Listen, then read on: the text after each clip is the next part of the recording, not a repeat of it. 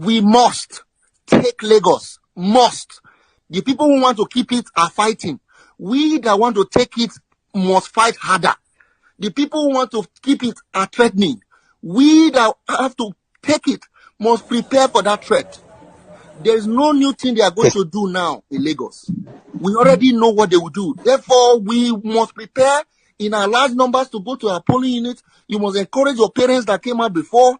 You must tell your friends that don't have PVC, come and help me protect my parents. We are going to vote so that you will live in Lagos, so that I will live in Lagos, so that we can protect ourselves. Because if we do not take Lagos, I do not know if you can still stay in Lagos. To stay in Lagos, you have to win Lagos. It is that straight. To remain there, we must win. To remain there, to do that your business, for your parents to go to that church, for you to stay in that estate, to enter that bus, that Marua, you must win. It has come to that. Tinubu has brought the country to precipice. The only way is to defeat them so we can lock them up and send them to jail. The only way is to defeat them so we can put them in prison where they belong. We must. It is not a matter of, what you must fear is fear itself. That fear you have is what you should be afraid of. Because these people do not care whether you voted or not. They will attack you in your shop, in your house, on your street. Yesterday, the chairman finally admitted that, yes, there were flaws, and his promises... Really? This one wants to run for Lagos State? This nigga is high as fuck. He's high.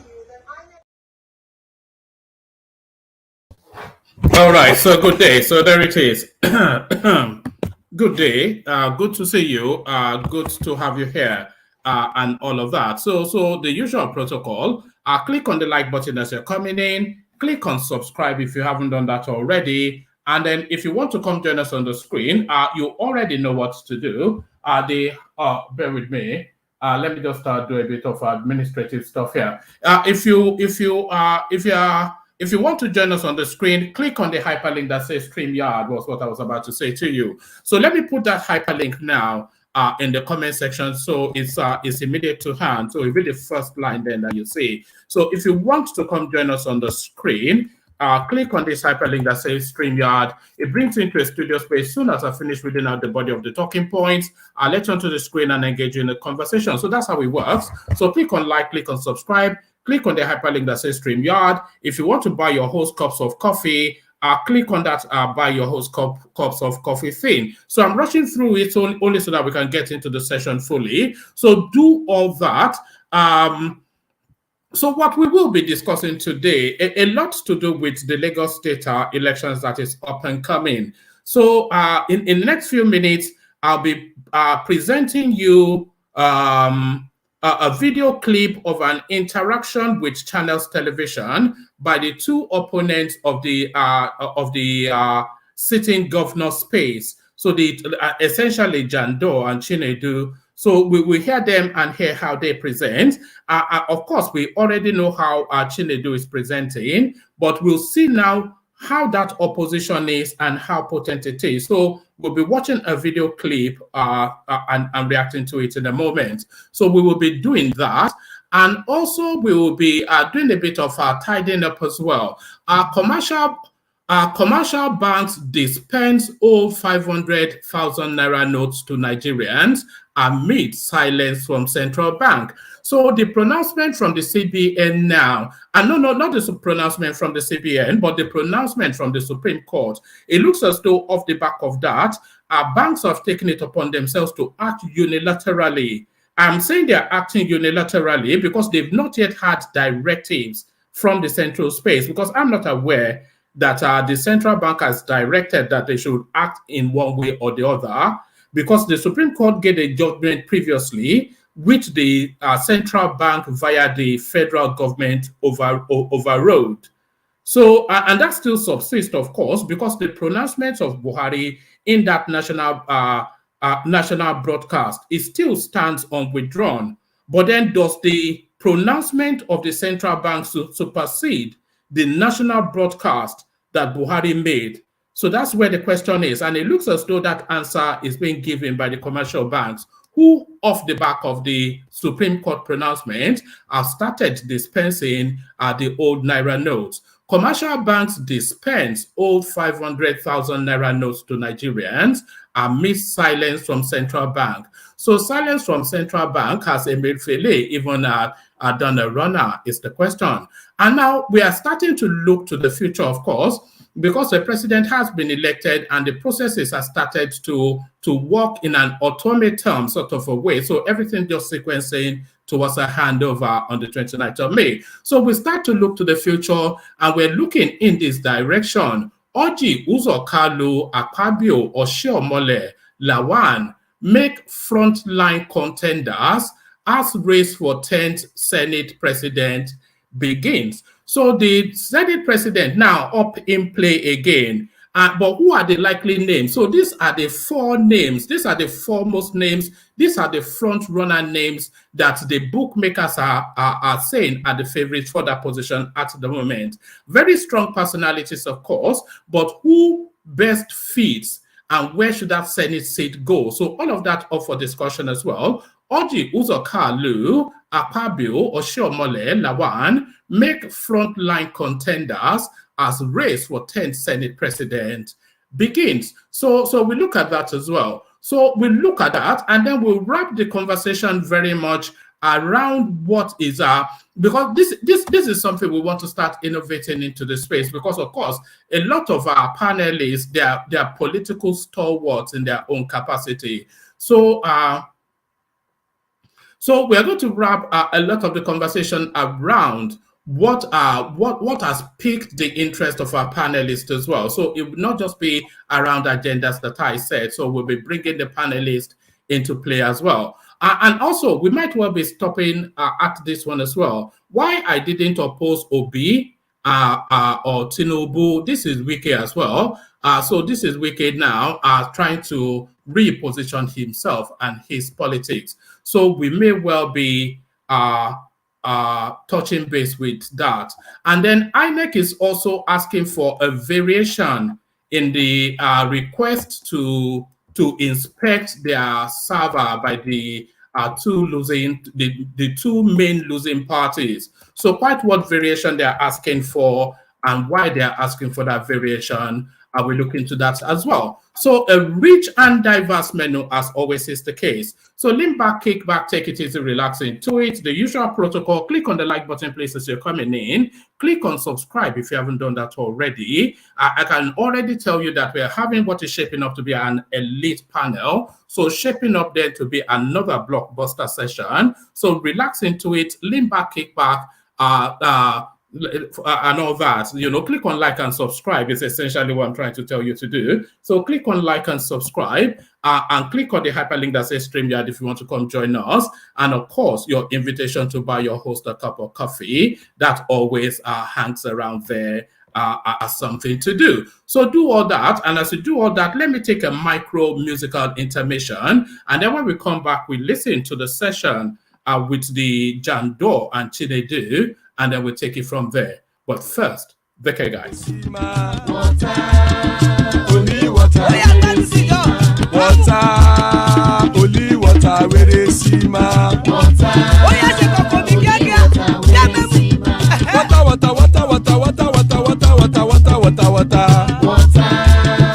only water, where they see ma. Hapa o naido.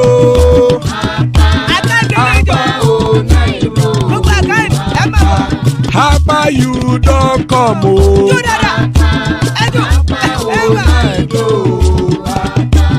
Hapa o naido.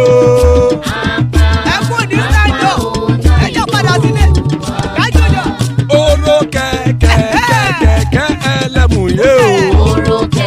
Ibe sodi kẹ̀kẹ́ ẹlẹ́mù re o. Bobby master kẹ̀kẹ́ ẹlẹ́mù re o. Chief Wela ti kẹ̀kẹ́ ẹlẹ́mù re o. Eruku lẹ̀lẹ̀ ẹlẹ́mù dé. Eruku lẹ̀lẹ̀ ẹgbẹ́ ẹlẹ́mù dòde ojàre o. Eruku lẹ̀lẹ̀ Ghana ti dé ẹgbẹ́ bọ́dì o. Ọmọ ẹlẹ́yẹ ẹyẹ o ó dilé o. Odúyẹ̀lá ẹyẹ o ó dilé o. Petrosonama ẹyẹ o ó dilé o. Petrosodúnkẹ́ ẹyẹ rẹ̀ ó dilé o. Ẹlẹ́kọ̀ ọ̀run mú ìní o.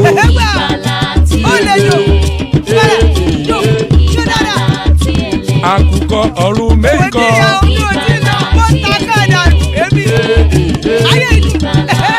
Ikú kò ní ríwà gbéṣe o.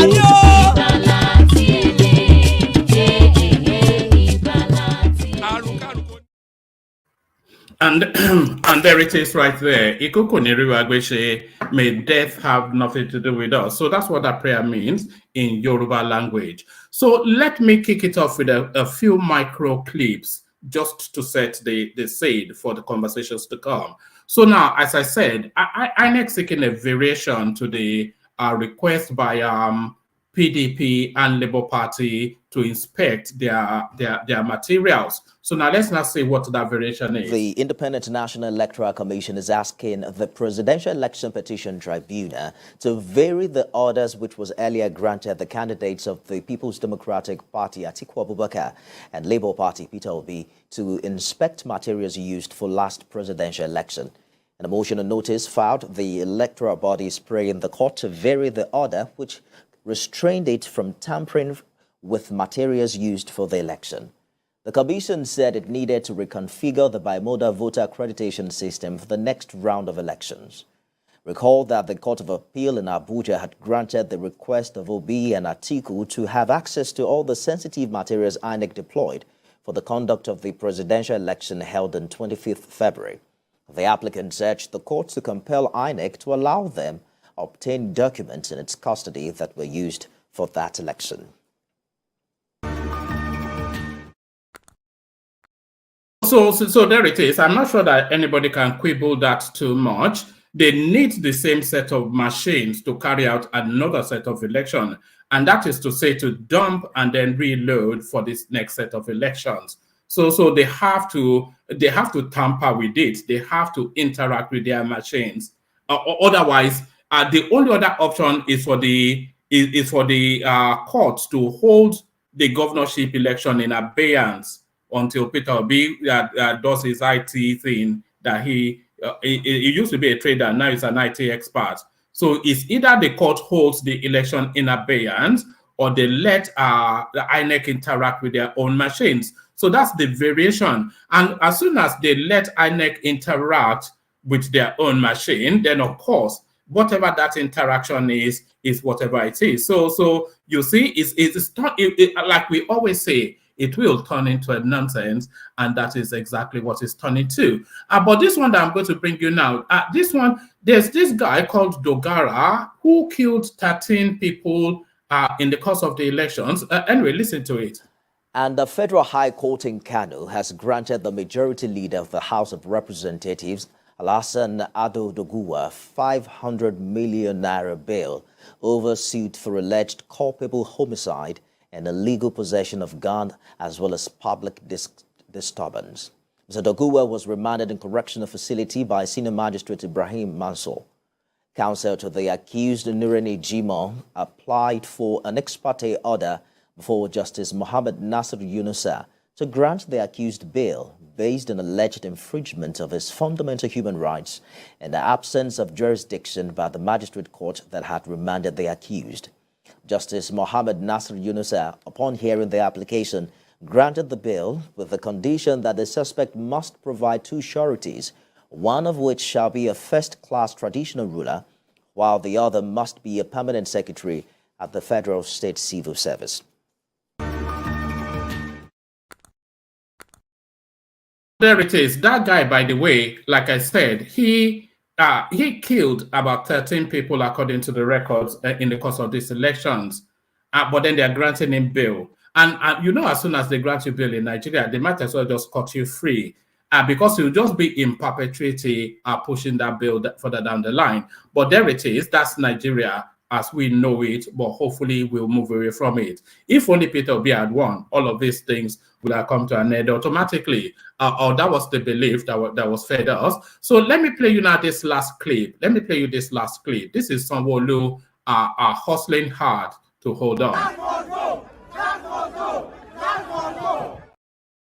Sorry, actually, that's out of sequence. I downloaded this yesterday when somebody was asking what Sanwo Olu did during NSAS. So that's that. So let me give you just a couple of readouts that I do have, and then we'll go into the politics of it. At some point, we'll interact with a clip that Ajan Lekoko sent in.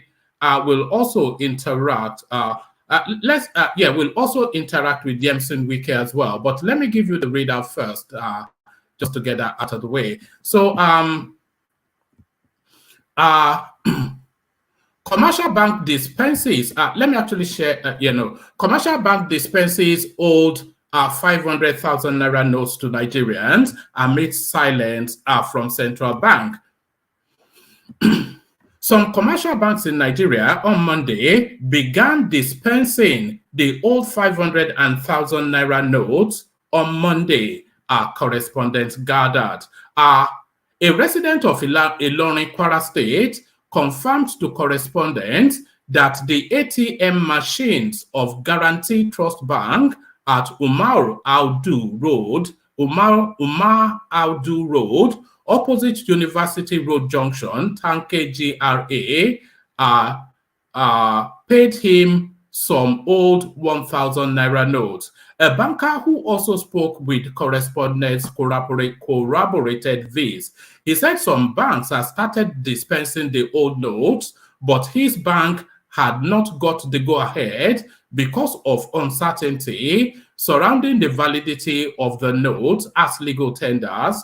in the country. So if I pause there for a moment, you remember that we've often insisted that those banknotes are still held in the vaults of commercial banks. So if you can imagine that 2 trillion naira has been wiped off the streets in Nigeria, I don't think the CBN has the capacity to store, just in terms of the quantity of it, the volume of it, 2 trillion naira. So they will be actually renting, because the commercial banks will not be storing those old monies pro bono. So the central bank would actually be renting the vaults of those commercial banks to hold those monies in situation until the processes of destruction can commence. So all of the old stocks of 1,500 naira notes largely still with commercial banks. But off the back now of this central, not central bank, but Supreme Court judgment, they've now started putting it back, some of them,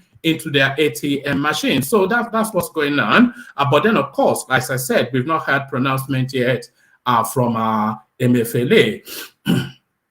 Correspondents also reported that no fewer than 3 banks in Abuja issued about 500. Correspondents also reported that no fewer than 3 banks in Abuja issued old 500 and 1,000 naira notes to customers in Abuja on Monday, while a bank in Kano also did same. Recall that the Nigerian Supreme Court had ordered that the old 500 and 1,000 naira notes phased out by the federal government be kept in circulation till December. But the Central Bank of Nigeria, CBN, has yet to react to the Apex Bank's decision on the policy, which has subjected Nigerians to hardship in recent weeks. A 7-member panel of justices presided over by Justice Iyang Okoro ruled unanimously that President Mohamed Buhari's directive to the Central Bank of Nigeria, CBN, to redesign and withdraw old notes of 200, 500, and 1,000 naira notes without consulting the states, the Federal Executive Council, the National Council of State, and other stakeholders was unconstitutional. The Supreme Court observed that no reasonable notice was provided prior to the implementation of the policy as required by the CBN Act. So I wonder, somebody should be jailed for that, of course, but then, of course, Emefiele, probably the most likely, the betting is that that guy might well do jail time or just as soon as Buhari leaves situation. So there it is. There is that one. And then we come on to this one. Let's come on to this one. So we make this the last reader for the moment, and then we go to the panelist. Oji Uzokalu, Akpabio, Oshiomhole, Lawan make frontline contenders as race for 10th Senate President begins. Ahead of the inauguration of the 10th National Assembly in June this year, the race for the Senate President has begun. Correspondents report that Senator Adams Oshiomhole, so very quickly now, that now seems to be his reference. He's now Senator, I suppose he is now. They've got their certificate of return. Correspondent, pardon me. Let me play you music. Let me play you music for a moment. I need to clear my nose. Just bear with me 1 second. Let me play you a bit of music. I need to. Yeah, let me play you this one.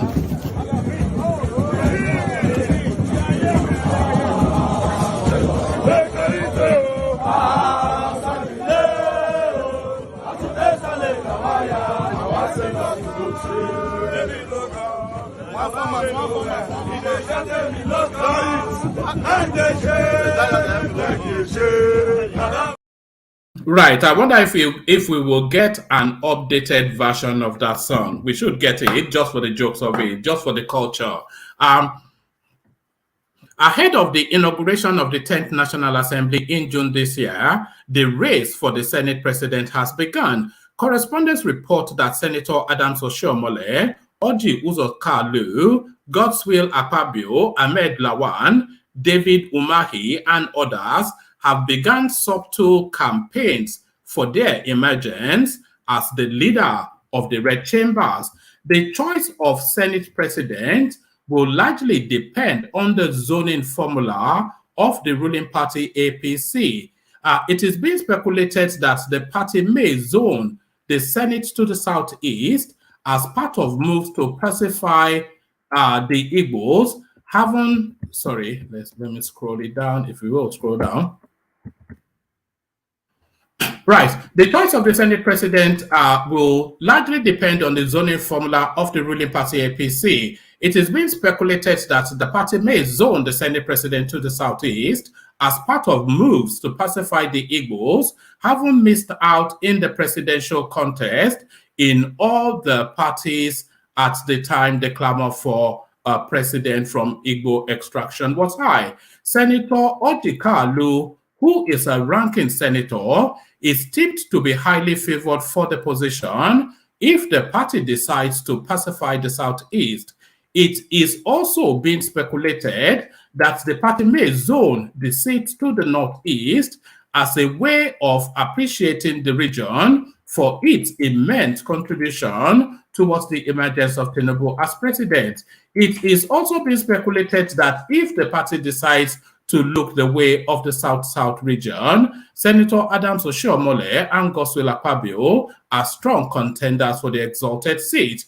It is also believed that the party may go for a Christian as Senate president. I think it's almost a certainty that a Christian must be, because in the hierarchy of things, the president, the first citizen, the vice president, the second citizen, the Senate president, the third citizen, and then the House of Rep, the fourth citizen. So you cannot now have president Muslim, vice Muslim, and then put a Muslim. I think religion already narrows the choice, I suspect. It is also believed that the party might go for a Christian as Senate president, since the chairman of the party, the president-elect and vice president are Muslims. The INEC chairman, Mahmoud Yakubu, over the weekend disclosed at a meeting with the resident electoral commissioners in Abuja that the senator-elects will receive their certificate of returns on Tuesday,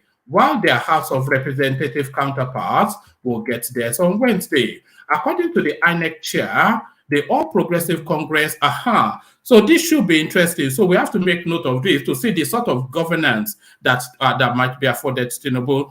According to the INEC chairman, the All Progressive Congress won 57 senatorial seats.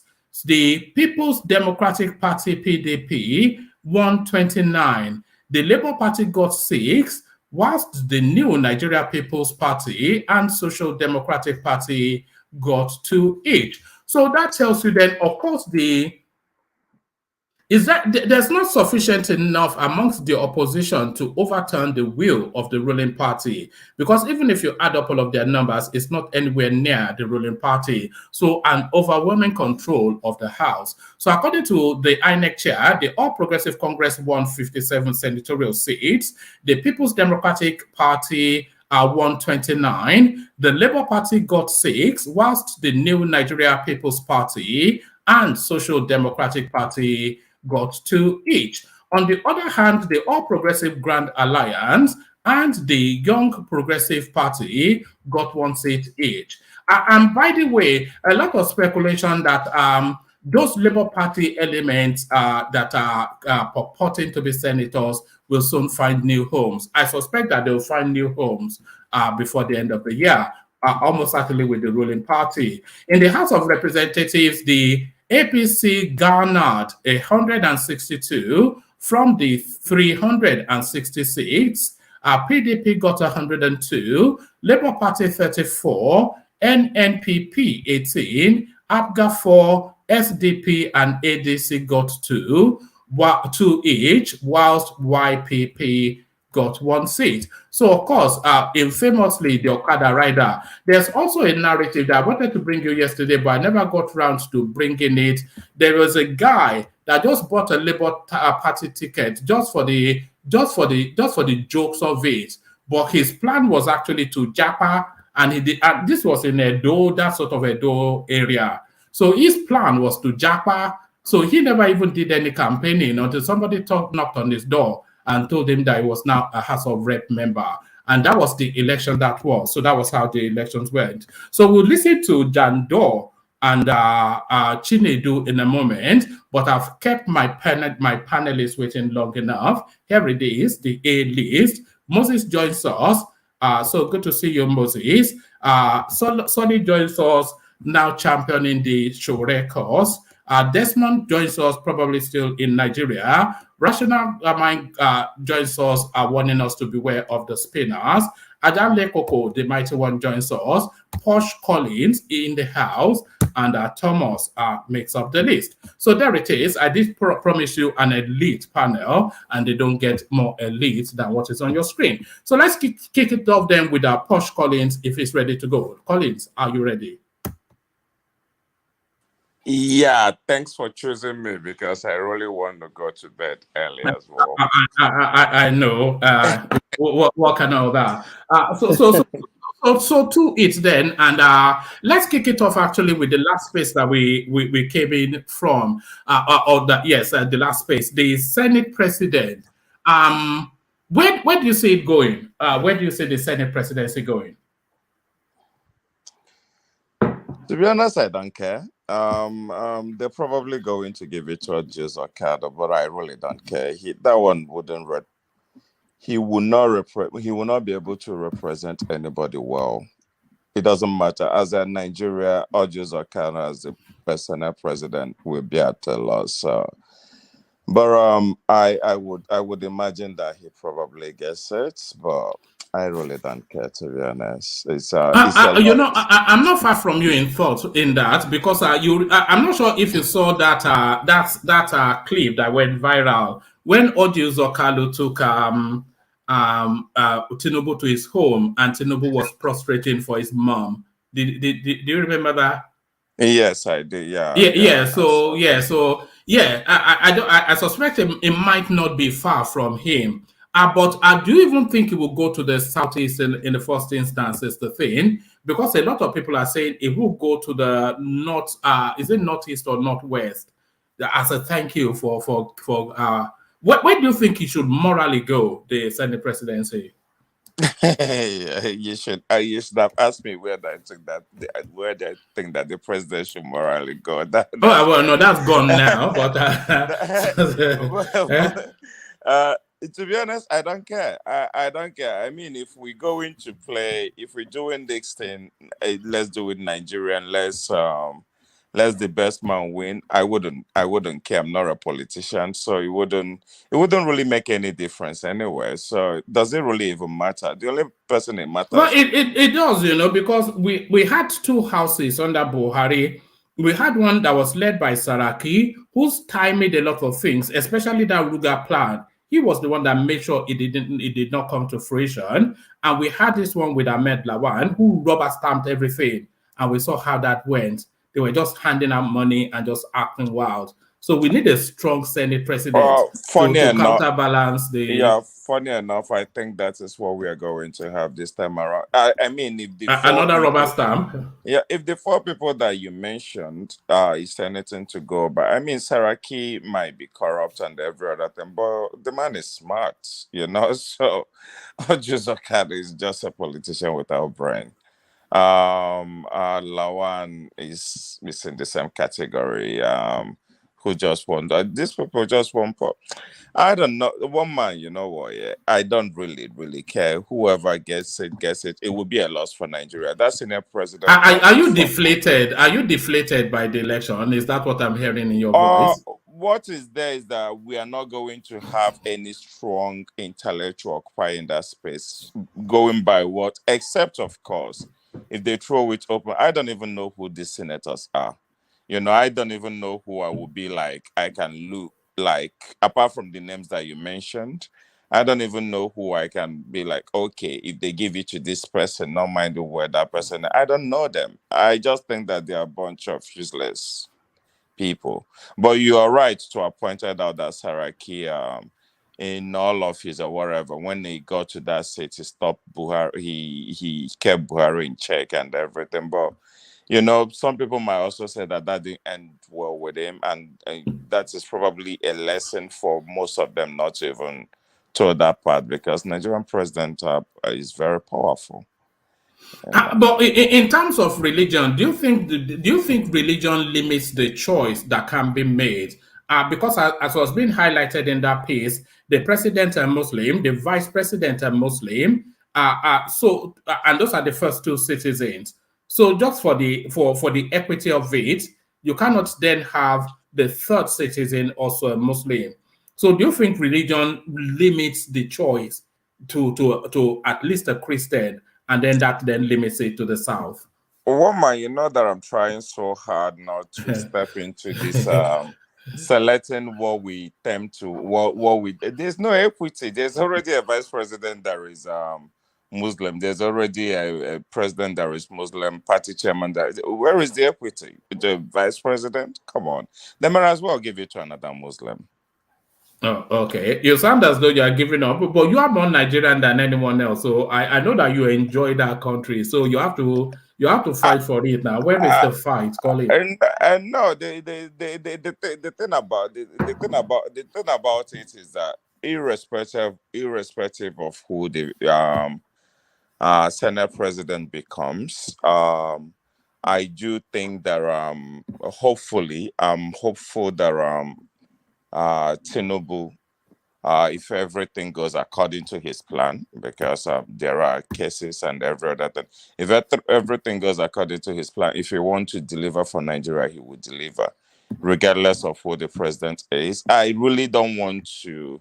I don't want to go into that space of he's a Muslim because the harm is already done. It was done from the beginning. So there's nothing that will balance it out. All this tokenism, I'm never really a fan of. You know, you do things and you just come and give But up. it's not tokenism though, it's balancing of power, isn't it? Is it really? How does that balance it though? I don't see the balancing in that. I just Because don't. in whatever unfortunate circumstances that leads to the demise of Shetima and Tinubu, then the Senate president becomes automatically the Shetima is president. that Shetima man is going nowhere, bro. Did you look at Yeah. his face? That man is You going know, I nowhere. enjoy that guy. You know, I don't know why people. I like the sharpness of his brain. I really like the guy. That man is going nowhere. His face scares me to bits. That You man is know, going nowhere. that's when you can see it. You know, he's always hiding behind dark glasses. A bit like Abacha, like Yeah, he's going nowhere. Nothing is killing him, not yet. I mean, I am not. Yeah, in terms of but yeah, who even wants to become for a third man to become president in Nigeria? I think that's really a long shot. If anybody is thinking that they will get to power through becoming a Senate president, that person is a dreamer. Really, 4 years is not such a long time. That two people, two of those people will just die like that. But I'm not saying that it's not possible, but it's not very, the probability is quite low. So yeah, Oh, I really oh, don't care. all right. I can see you don't want to be drawn on that. So let me take you to a different space then. The confusion that is the Naira policy. Commercial banks dispense 500,000 Naira notes to Nigerians amid silence from the central bank. So now, is this a case that the law retains its supremacy? Or should it be a case then that the banks should wait for the central bank to give the final directive? Because we had instructions from the Supreme Court previously, which was overridden by the federal government. And what guides the financial space was that overriding by the federal government. So we've now had a subsequent pronouncement by the Supreme Court, a further pronouncement, but we've not yet heard a directional announcement by the central space. But the banks are dispensing with the money. Are they moving too quickly? Who is breaking the law? Or are they just about unpick that space for us because it confuses me somewhat, Collins? Well, if the banks decide to be giving this money out now, they will be breaking the law because the Supreme Court is ruling out. They're not involved in charge of our monetary policy. I think Nigeria is the only country where we do things backwards. But I, to their defense though, My sister, I think the week of the weekend of that election, my sister in Enugu, she went to withdraw some money. Apparently, she saw an ATM machine that nobody was in, and she went and she put her card and she withdrew 20,000, and it was old naira. No, she couldn't forgive herself about that. So, because I remember having that conversation with her, I was like, why wouldn't they take those money off the system, knowing that people will collect it and not being able to spend it? So I'm saying this to say that it is possible that somebody just like my sister did went to an ATM machine that one person probably drew from and ran away from. A lot of people probably got a win that is old naira and ran away from. And this time around, they got it and they just feel like I feel like this money will come out from the politicians that are holding it. I really don't think that bank will just take the money and put back in there, except if CBN have already given them directive without making it public. But their boss is the MFLA. That's how it should be.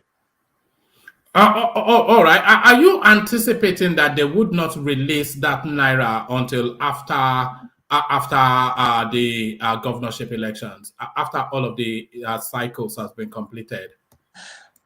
They might, because Nigeria is a country where they just do anything they want, but it doesn't look good for us though. Economically planning, I mean, if someone is looking into investing in Nigeria, it doesn't really speak well. It's a bit funny if I'm an investor looking into, because it's like, who actually makes certain policy, who can say, you see, but like, okay, let me borrow from the guys from Arise. Are they going to also step in someday and tell us about, how to put our interest rate and stuff like that?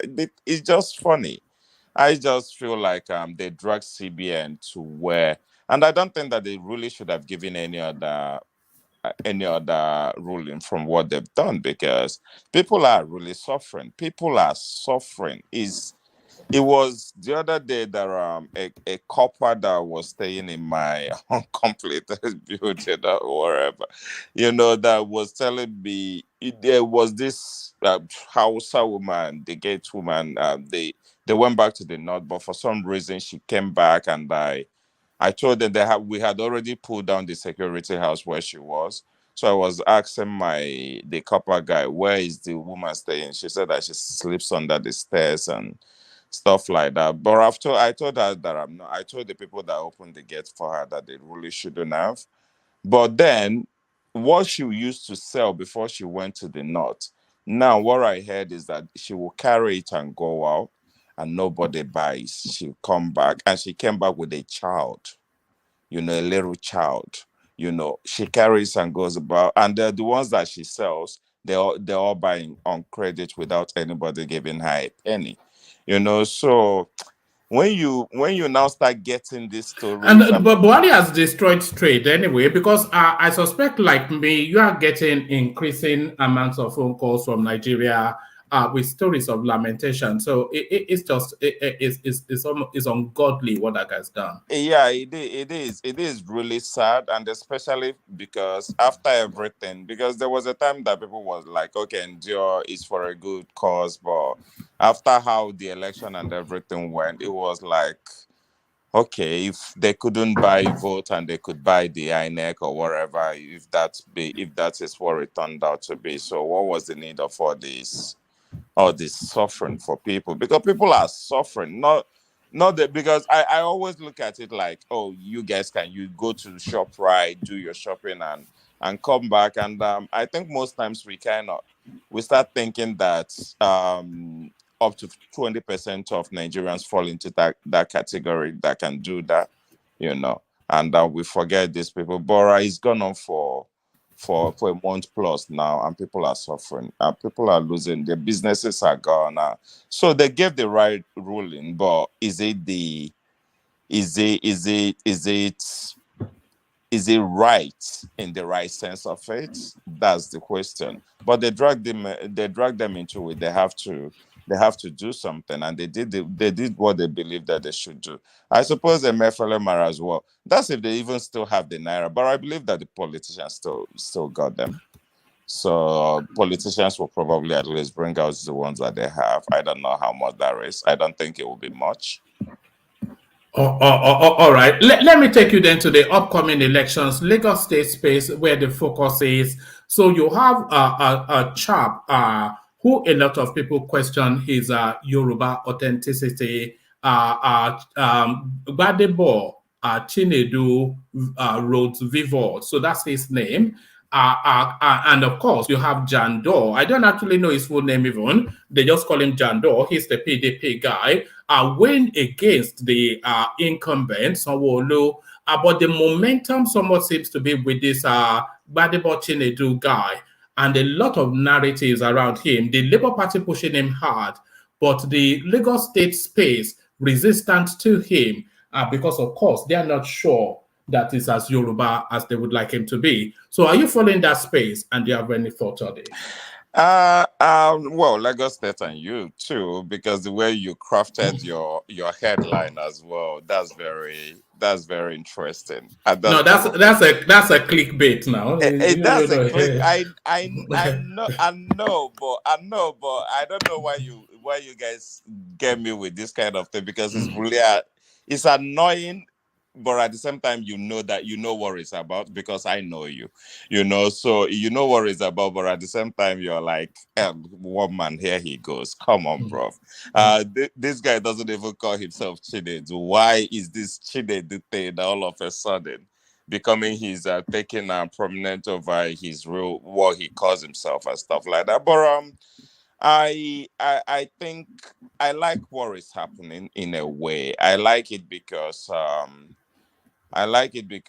sometimes we forget that we are just human, and we tend to class ourselves, we group ourselves based on our ethnic stock, his Igbo, his Yoruba, and everything, and we generalize that Igbo people are like that, Yoruba people are like that. I mean, Yoruba people are in my very before, using Nigerian slang now. Yes, that's Chief Zebudaya Okorigbe, and I Yeah, thought in that my very before, in my very their, before.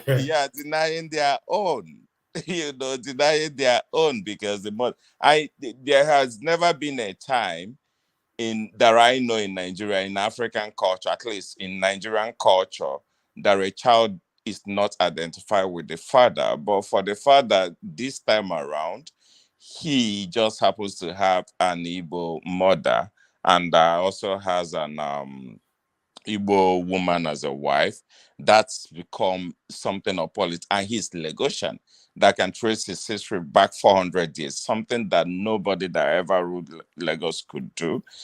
So I'm watching the whole space developing, and I'm finding it very interesting, because it kind of It's going to get dark, and it's going to get very ethnic. The Lagos State, it's going to be an ugliness. Ultimately, what happens in Lagos, it's going to get very ugly.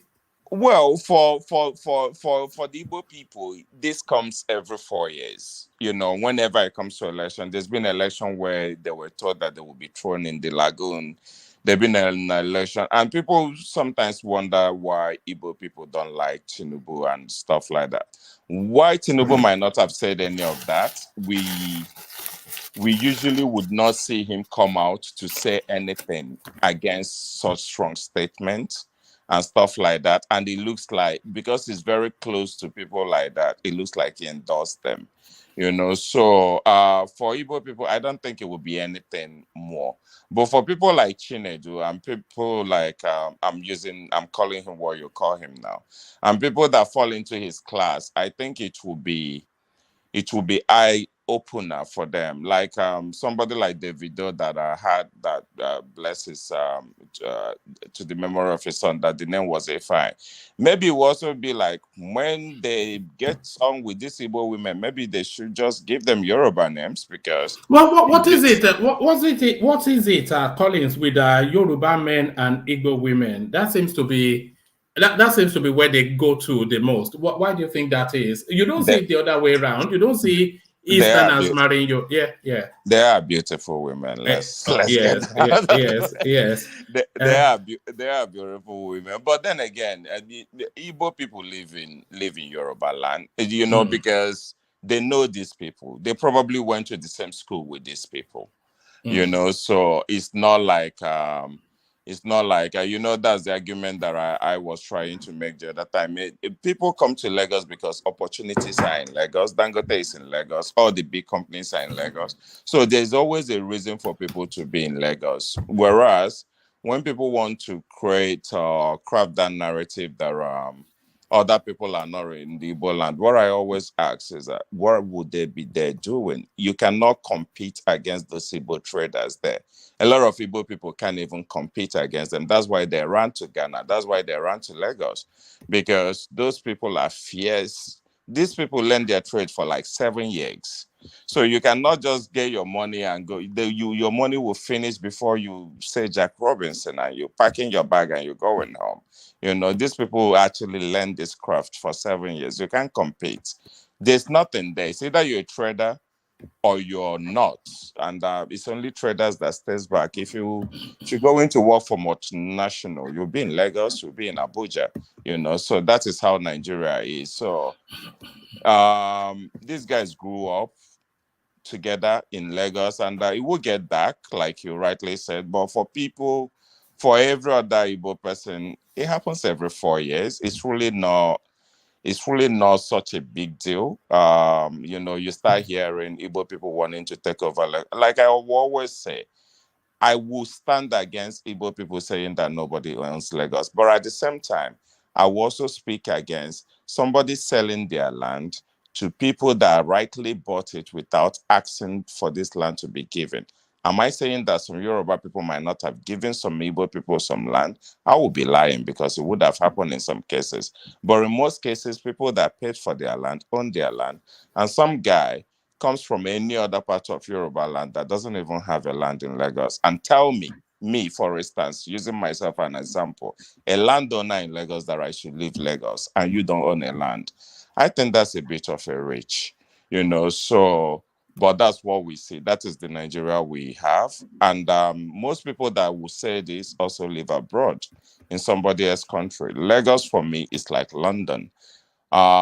It's not as sophisticated as London, but it is in that same capacity. It's like New York. It's like any other. Every country just happens to have that space, and any space like that, you will see people from different places that will go there, and some at some point will buy land. If people are willing to sell, people will be willing to buy. Do you think Lagos has attained that level that it should look beyond ethnicity in terms of who governs that space? Because, like you said, it stands almost like in isolation outside of everything else that is within Nigeria. It's a microcosm of the country. It's the most advanced space, just even from the politics we just saw. It's the most advanced space in the country. And it's certainly the wealthiest by a clear distance, and it's a convergence of everybody. So should Lagos, should they move beyond, even in legislature, should they move beyond just the parochialness of ethnicity? Is it too ethnic somewhat, Lagos, still, for what it should be? I think it has moved beyond that. The only people that are making all these noises because we have area boys. Those ones are loud, those ones are violent and everything. But in the real sense of it, I think Lagos have actually gone beyond that. I mean, like we already established, it wasn't just Igbo people that voted for Peter in Lagos. They were Yoruba, or but certain class of Yoruba people, obviously. So I think it has, but it's taking. There's a drag to it because it still is Africa. It still is Africa, but we feel this every other 4 years. I think this election of every 4 years is probably making our Nigerian grow, is probably slowing us down somewhat, because every other 4 years we see how different we are. After election and everything, people carry on doing their businesses and doing their stuff. Once it starts coming, everybody just starts clawing out from wherever they were hiding. And some people even have wherever they don't even know that they harbor, until election period, and all of a sudden, and this fear that somebody wants to take over Lagos. Stop selling the land. If you sell the land, somebody is going to buy, and there might not be a Yoruba person that will Can buy. I interject? Please go on. It is not about selling the land. It is about saying unprovoked Lagos belongs to the Igbos, because nobody was doing that competition. I don't feel anybody will be saying Igbos should leave Lagos if no one instigated anything. I don't think you would like it, or any Igbo person would like it, if because Yoruba people are buying land in the east, Yoruba people start shouting, oh, we own maybe Anambra or Enugu. No one pushed anyone. And it's clear every time that when they start this thing, you cry victim, you cry victim, you cry victim. But who instigates these things all the time? That's just what I want to say. Okay, thank you for saying that. But before somebody says that nobody owns Lagos, which I have categorically said that I do not support, you want to tell me that that might not also be a response to something that was said? Because But the wider question is, should anybody still own Lagos? Because the way Lagos is shaping up, in terms of the population, you cannot say that anybody actually owns Lagos in terms of the population mix anymore. There's no population, even the indigenous population, that outnumbers the greater mass. So what I'm saying is, let's say the greater mass of an ethnic city, let's say 34% Yorubas, but then let's say 20% Igbo. But the majority, they are, do you get what I mean? There is no ethnic like you go to the east, for instance, Imo State, you can say 80-90% Igbos, but you cannot say that, especially in Lagos, that the overwhelming majority is of one ethnic grouping. So is it really that no man's land that a lot of people, they don't like the language, but is that not really the lived experience that Lagos really is no man's land?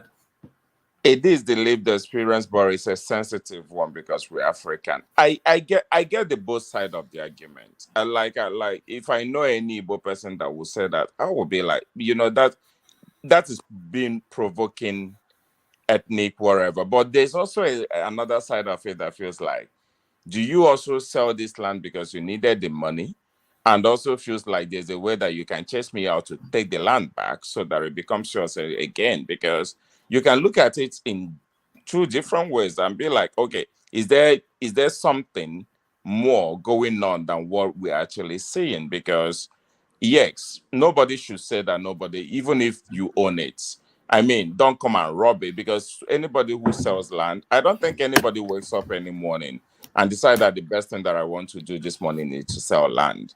If they had the money, they would develop it. They would rather rent it out to you than sell it. They're selling it because economy hasn't empowered them to develop it. Or they're selling it because for some, they sold it because they had an urgent need to want to sell the land, and they sold it, and they are not very happy. And you come back and you want to rub it on their face. I can understand how emotive that is, because you're not getting it back. You sold it. You're not getting it back. It's very emotive kind of thing for someone to come back and tell you, oh, I will own the land. Ha ha ha. You can get out. This is my land now. It's very distinct. But I can also look at it from the other angle and be like, did you sell the land with the intention that there will be a way or anyhow that you could start up something and get the land back? So what you're saying, one man, it is the reality, but it's not every reality that you have to vocalize. I don't know if what I'm saying makes sense. I get you. But now finally, Collins, so going back to Saturday, how do you see it playing out? Who do you think will emerge victorious? And how hard do you think the victor will be pushed?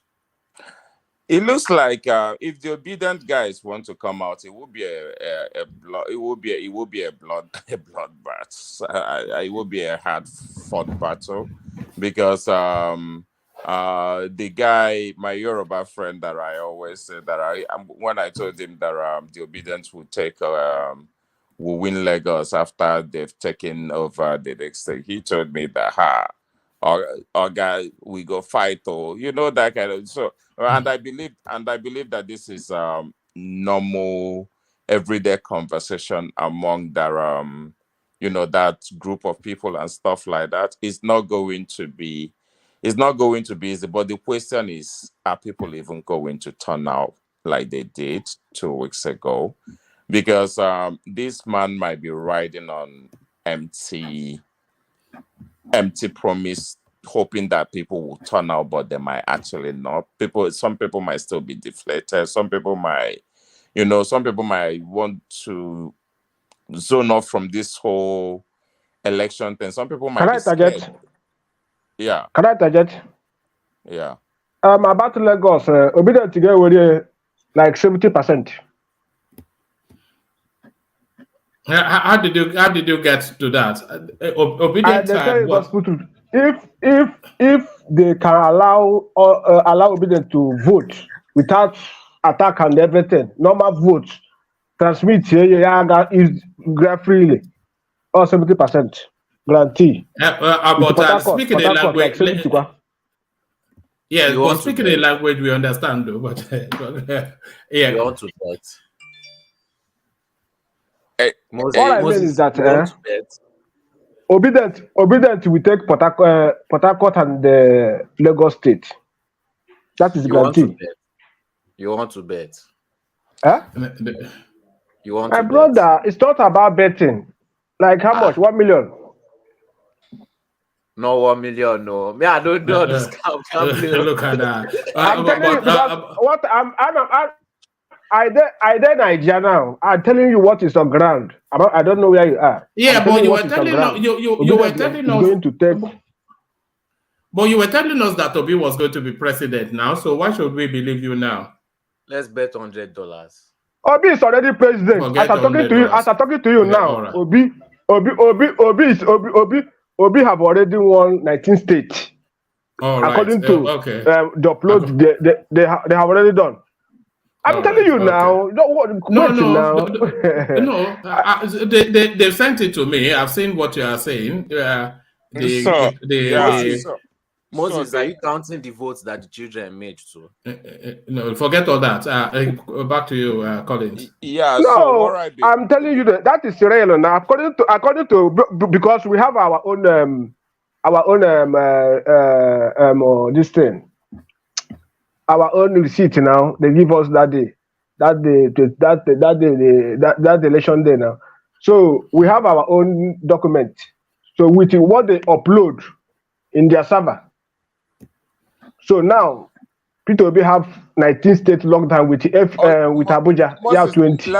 Let's not get into that now. I'm sure that you will get time to discuss more. But Yes. let me ask you a trick question. Yeah. What will you say if after the uploading, Tinubu doesn't win the election on the INEC photo? What? Don't worry about that. All of that, Moses. But I cannot see that happening. It's a short answer to that question. Just in a world where that happens, what would you? Well, if he didn't win, then they have to get the certificate of return of him and give it to the rightful winner. That is what has to happen. Yeah. One man, I beg. I want to say something. If it happens? Can you please Kolata is hold owing on? me. Is that right? Can you please hold on? Please, one man. Yeah. Let me do some housekeeping. Moses, please, what you did 3 days ago, disturbing the section, please. Don't big it on this section, please. Thank you. You know him? Do you know him? Yeah, he disrupted the last session, 3 sessions.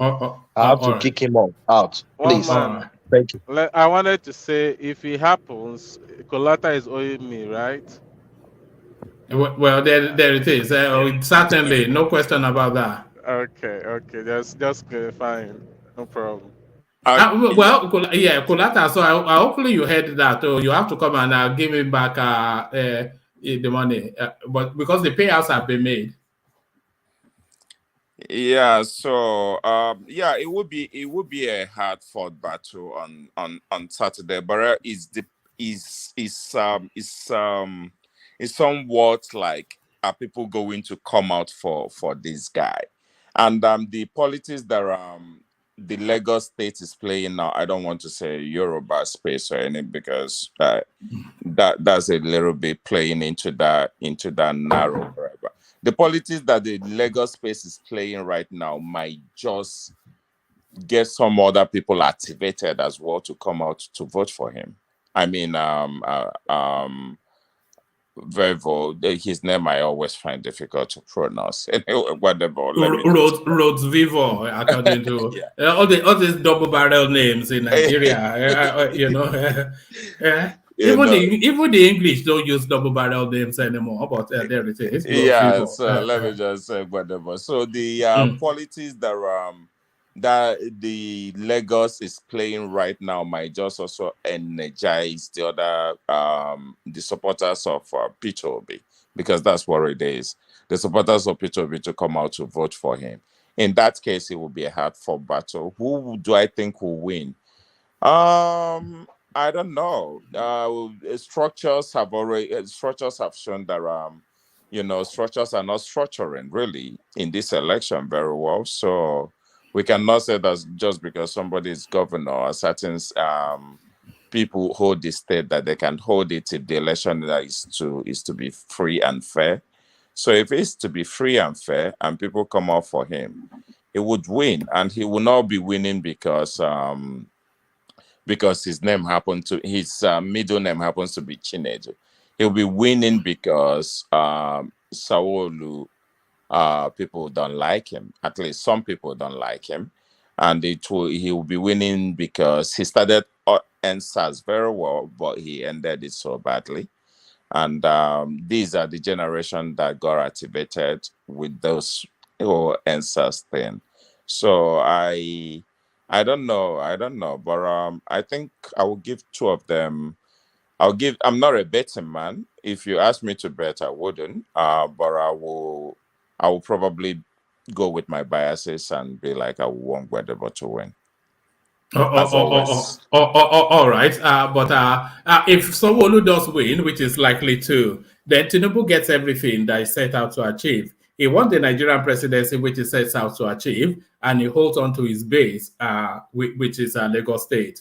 Which So, and I also think that Tinubu is likely going to be Lex. Uh, okay, because even the guy after the election, when they wanted to start trouble, my guy told me that Tinubu had spoken to them, told them to calm down, not to do anything, and so I'm kind of thinking that Tinubu just might tell his thugs to, to to not let be loose. yeah, not to be too Dixon, let him get into power, because they are not the APC are not exactly celebrating right now, until all this whole cloud, because they've been begging for this call that refused to come, this concession and every other thing. So that might just be holding him back a little bit. But if he was declared winner and he got all the congratulations and everything, I think the top, which could also work the other way. I mean, you tell these people one thing, they do what they want to do. So by the end of the day, you really can control young men like that with a little bit of drugs in their system, you can really not tell them what to do. Whether you tell them or not, they will do what they want to do. If they feel like this fight is between them and the Igbos, and for some of them that are getting funny ideas, that feels like there's anything that they can do in a Nigeria that is a country, to tell some people to pack up and go. I don't know how our people reason, but this is our reality. And those people will pack up and go. What are you making of Atiku's protest in Abuja with the black outfit protest where they went to picket the INEC building? Did you see it? Yes, I saw it, but I refused to watch it or listen to it. Atiku is a man having his. I never liked him or his politics, but I almost feel sorry for him, because this is a man that now knows that he will never. Who is laughing like that? Only Zeta can. Only Zeta. This about who now realize that he will never ever be Nigerian president. He will never ever, nor in this lifetime, will he be Nigerian president. And this is one thing that he wanted more than anything. He's done everything that he could do. He moved all the parties. He's done everything. The reason he stopped Obasanjo's third time bid was for this same reason. So this is a man who knows that he's just probably like doing his carrying out his last gesture, like okay, I think he was expecting Obi because the ones with the youth to have started that, so that they will all come, and I think that was what all the parley at the initial stage was about. But when Obi came and was like, we go to court and see what the court says, I think that kind of deflated him a little bit. I think he was expecting something a bit more forceful from Labour Party, but it wasn't coming. So do you think anybody is looking in the direction of Atiku, or is the focus just on Peter Obi for him just to get out of the way? Once Peter Obi folds, then the presidency is secured. Nobody is looking at Atiku, surely. Definitely nobody is looking at Atiku, because even if I like finish uploading from what people are seeing and everything, even if Obi doesn't win, Obi will be second. Atiku is not even in the equation. Even the APC people are not even talking about Atiku. The only person that they're busy talking about is Obi and stuff like that. So Atiku is just a placeholder for second position. After the upload, he will go and sit down and relax. Really, nobody is really paying him any attention. He played a really bad politics. All that money that he spent to got that ticket, all for nothing. I mean, all that money, he could have shared some with me. But that's look at that, as if you don't have enough. All your mansions in. Colin, can I ask a question? Yeah, yes, of course. Yeah. You said it again? Yeah, carry on. Please go on. Okay, all right. From what you said Obi is going to come second. Are you kind of skeptical about the result of what might come up from the legal case, that at the end of the day, Obi will come second, plus and minus? You're able to tally those votes that they said were wrongly taken away or whatever was done to it. That is going to come second. Is that what you're saying? I'm saying if it doesn't come first, I definitely don't believe that where the position he's occupying now. One thing I'm sure is that the position he's currently occupying is not his. You see, the worst case scenario, he will be second. That's what I'm saying. All right, brilliant. All right, brilliant. Thank you, Collins. So Collins kicks things off for us. You see now, when we say Posh Collins, who else has that elegance of delivery? Only Collins. But although he rations himself from us, but when he does come, that's how he delivers. So that's Collins. Stay with us. Let's see if Ajale Koko is ready. There's a story that I wanted him to have a go at if it's ready. Ajale Koko, are you there? Yeah, I'm here, woman. Oh, all right, brilliant. Ajale Koko, let me bring you this story. It's not one of the ones that we've lined up, but it's one that just came across as I was speaking with Collins just then. Peter Obi, Soludo's words have come to pass. This is Dave Umahi, and this is really what he's saying. He says, Governor Charles Soludo of Anambra harped on. Let me actually take it from the top. It says, David Umahi, governor of Ebonyi, says the words of his Anambra counterpart, Chukwuma Soludo, concerning Peter Obi's presidential election has come to pass. Soludo had, in an open letter, predicted Obi would lose the 2023 presidential election. Speaking on Monday, March the 6th, at the Ebonyi International Airport, Umahi said although the Labour Party candidate did well in the election, the Southeast needs to align with other geopolitical zones to win the presidency. And these are his words. Governor Charles Soludo of Anambra harped on this fact and was crucified, but his words have come to pass. The wise thing for the Igbos is to tell themselves the truth that we alone cannot make ourselves president. We have to work with other tribes as the Southwest did with the North and have succeeded. We must stop being parochial and clannish. As who could have believed that Obi was talking with me until the last minute? He was also talking with other governors, even those from the North. So I'm not quite sure what that latter half means, but what this guy is inviting is to that essay again that Soludo wrote, The Pathway of the Southeast to the Presidency. So now this Peter Obi, this cameo that was seen by Peter Obi, this now seems to be the best effort that we're likely to see from the Southeast, the most that can be achieved as a standalone. So are we going back then to the prescription of Charles Soludo that politics and power more to it in Nigeria is negotiated rather than won on any campaign's terms?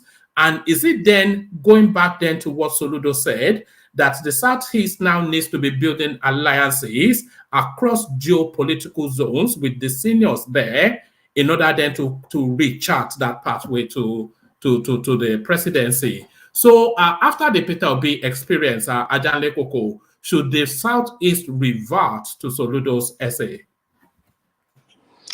Thank you, woman.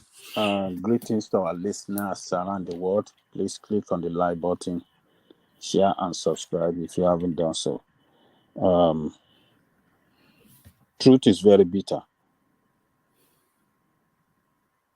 When Soludo was writing that essay, that article rather, people were criticizing him. People were saying he shouldn't have done so, which I align with anyway. I didn't support him writing that strong essay against Obi. I thought, being a brother, they should have talked behind the closed door without anybody knowing what they discuss about. So I align with people, and I was one of those that criticized Soludo then. But what he did was, today now come out to be the absolute truth, that they should have aligned back then with PDP, because PDP has been their traditional political party that the South... Can I interject? I want to interject. Okay. Sometimes, my brother, when I just go, I agree to you. There we. Please, our viewers, I want you to subscribe and like. What I want to interject here is that sometimes let's tell ourselves the truth. Peter Obi have performed very, very, very, very well, which nobody expects him to go this far. Peter Obi have entered, even has win from North, win Abuja, win Lagos, which other place? And now the case is in the court. Don't rule everything over. You cannot become a predict to see how the election goes. For now, Moses, the case is in the court, but yes. Anyway, carry on. Yeah, carry on. We've not yet known it. This thing now you are debating now. Not supposed to debate this kind of thing now, because the thing got very fresh. You can't debate such a thing and now say Peter Obi lose or Peter Obi no lose. So wait small. Let's everything goes, because I can remember as of last year. He said Peter Obi will not get like 600 votes, 600,000 votes. You said it here. Peter Obi gets 600,000 votes. Peter Obi try. So don't let's not depend this one now. Let's wait and see the outcome of the Moses, INEC has declared the result, a certificate of return has been issued, and the senior politicians, they've already It started can to... withdraw back. INEC now. INEC is saying, do you know that Yes. INEC want to review? Do you know that INEC want to review the results now? Moses, let me just Yes. quickly. I kind of align with Moses on this one man. I mean, Soludo was not speaking in the interest of Igbo people, and I even heard all these Igbo president. It's not going to change any Igbo's man's life anyway. If Peter Obi was to be president of the Igbo Nigeria, I don't even know how that would change Igbo's life. But Peter Obi needed to be out and contest election, and he did exceedingly well. Collins, do you believe that the Igbos, those are the Yorubas, they need the Northerners? The Northerners also need Yorubas or the Igbos to actualize anything to win any election. Let me ask the real question. Yeah, the real question. No. Let's not gloss about it. Hold on. No. I'm trying to get somewhere. The real question is... But he's just asked the question now. You want to layer... Let me answer the question. Let me answer the question. I do believe that. However, for 24 years, the Igbos have done that with the PDP, and they will still find another reason not to give it to them. Yeah, if any Igbo man thinks that aligned with PDP, that they will do this, people always say that power is not Igbos. There is, okay, let me just put this let me just put this like this. All of us, most of us lives abroad, yeah. There's fear of a Nigerian man. There's phobia for Nigerian man, which when it comes to Nigeria, all other Nigerians have that phobia for Igbo man. Peter Obi, in my opinion, is exceptional. It's an exceptional case. Any other person that will negotiate power with the Northerners in the future, there is an Igbo man, probably will not even get up to the vote that Peter Obi got. Because Peter Obi is an exceptional case that came to an exceptional period where youth are getting up and angry and they wanted to vote for him. So I don't buy into any of those things, to be honest. Collins, but the real question should be the kind of power that this oligarch are trying to insinuate, the power of trying to create an alliance. Would it ever work for the people? Or is it just alliance for them to be on top? Because the kind of alliance I feel is just for them to be on top, not for the people. That's what I think. No, but that is what politics is, though. The oligarchs always rule every country. There is no country that the people decided. Do you know a country where the people decide anything? Yeah. Or like where? United States. Right. Are you joking? They present you two candidates, and you say, choose from my best friend or choose from my best friend. They present you two candidates. See what I mean, one man. They present two, right? They are not going there and negotiating with maybe people in Kentucky or governors in this place, or you don't think the candidates in the United States elections negotiate themselves into they don't do tickets. that. I lived in the United States for a long time. Don't worry, you can live there forever. If you don't understand that they negotiate themselves into candidature, then maybe yes, they campaign for them, but forget campaign. A lot of them are sponsored. A lot of them speaks to power blocks within whichever party structure they want to run on, and it is those power blocks within those party structures that are aligned to present the. My goodness me, are you that far back? Let's hear from you, Zeta. Yeah. In the United States, what they call it is lobbying. You must. It's of a necessity. Not only that you are lying, they will even sponsor you to become. You just align. They bring out their money to back your campaign to win. Thank you, one man. Those are the Yes, Madam oligarchs now. Zita, no, calm down. We are not even getting where I'm coming from. The kind of We politics hardly ever do. Nigeria, no, the kind of politics Nigeria is doing is like go to the north, talk to the people in the north, and those people in the north convince their people, and mostly the conservative people in the north try to follow one person. Do you understand? But it's not the same United States. I can vote Okay, for let me whoever I ask you a want to. question. That's what I'm saying. Let me explain to you. I am in Yeah. Chicago now. On Tuesday, we kicked out our mayor.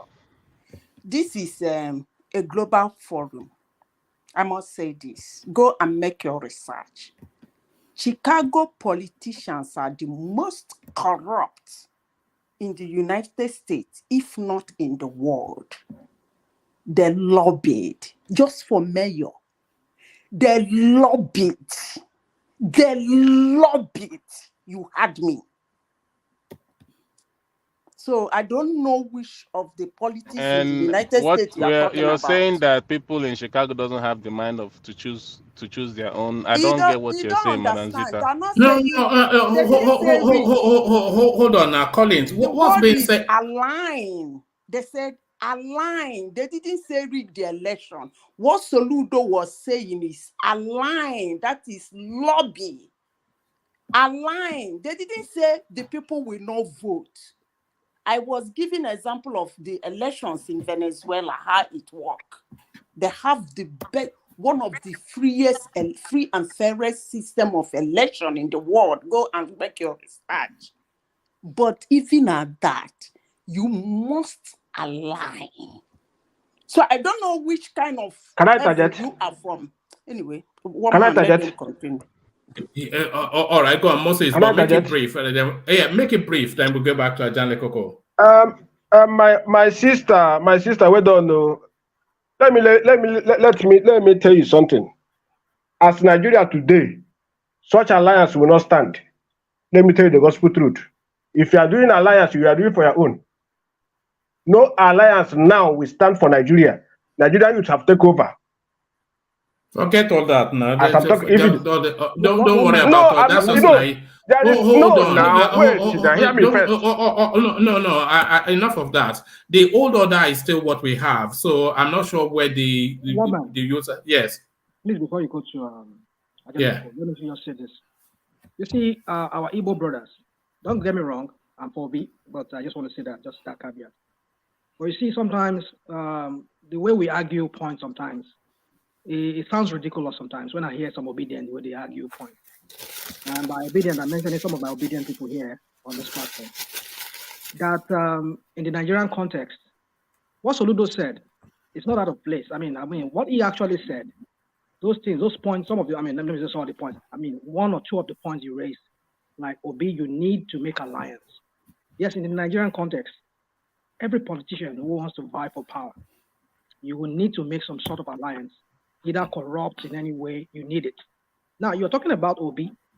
Are you saying that this, excuse me, the 6 million Obi had, was it all Igbos? Was it not from some Yorubas, some Middle Beltans, and some South people? That's the alliance we're talking about here. If Obi had gone at this thing by himself, without the support of, say, the Afenifere, this man's faction, or the Pandef, or the these Middle Beltans, do you think he would have won that election? He would have gotten up to that 6 million. That's the alliance we're talking about here. That's what I'm saying. This guy, but they're not understanding where I'm going to. The kind of alliance. You are the one putting it. Hold on, you are the one not putting it right. Because when we say alliance, people will say alliance. Well, I understand what you're saying. That the Nigerian alliance is a corruption. You go to the north, you go talk to those so-called hardcore Muslim people, and then but then the thing is this: in any way you look at it, you would need some sort of alliance to win election in Nigeria, especially when it comes to presidential election.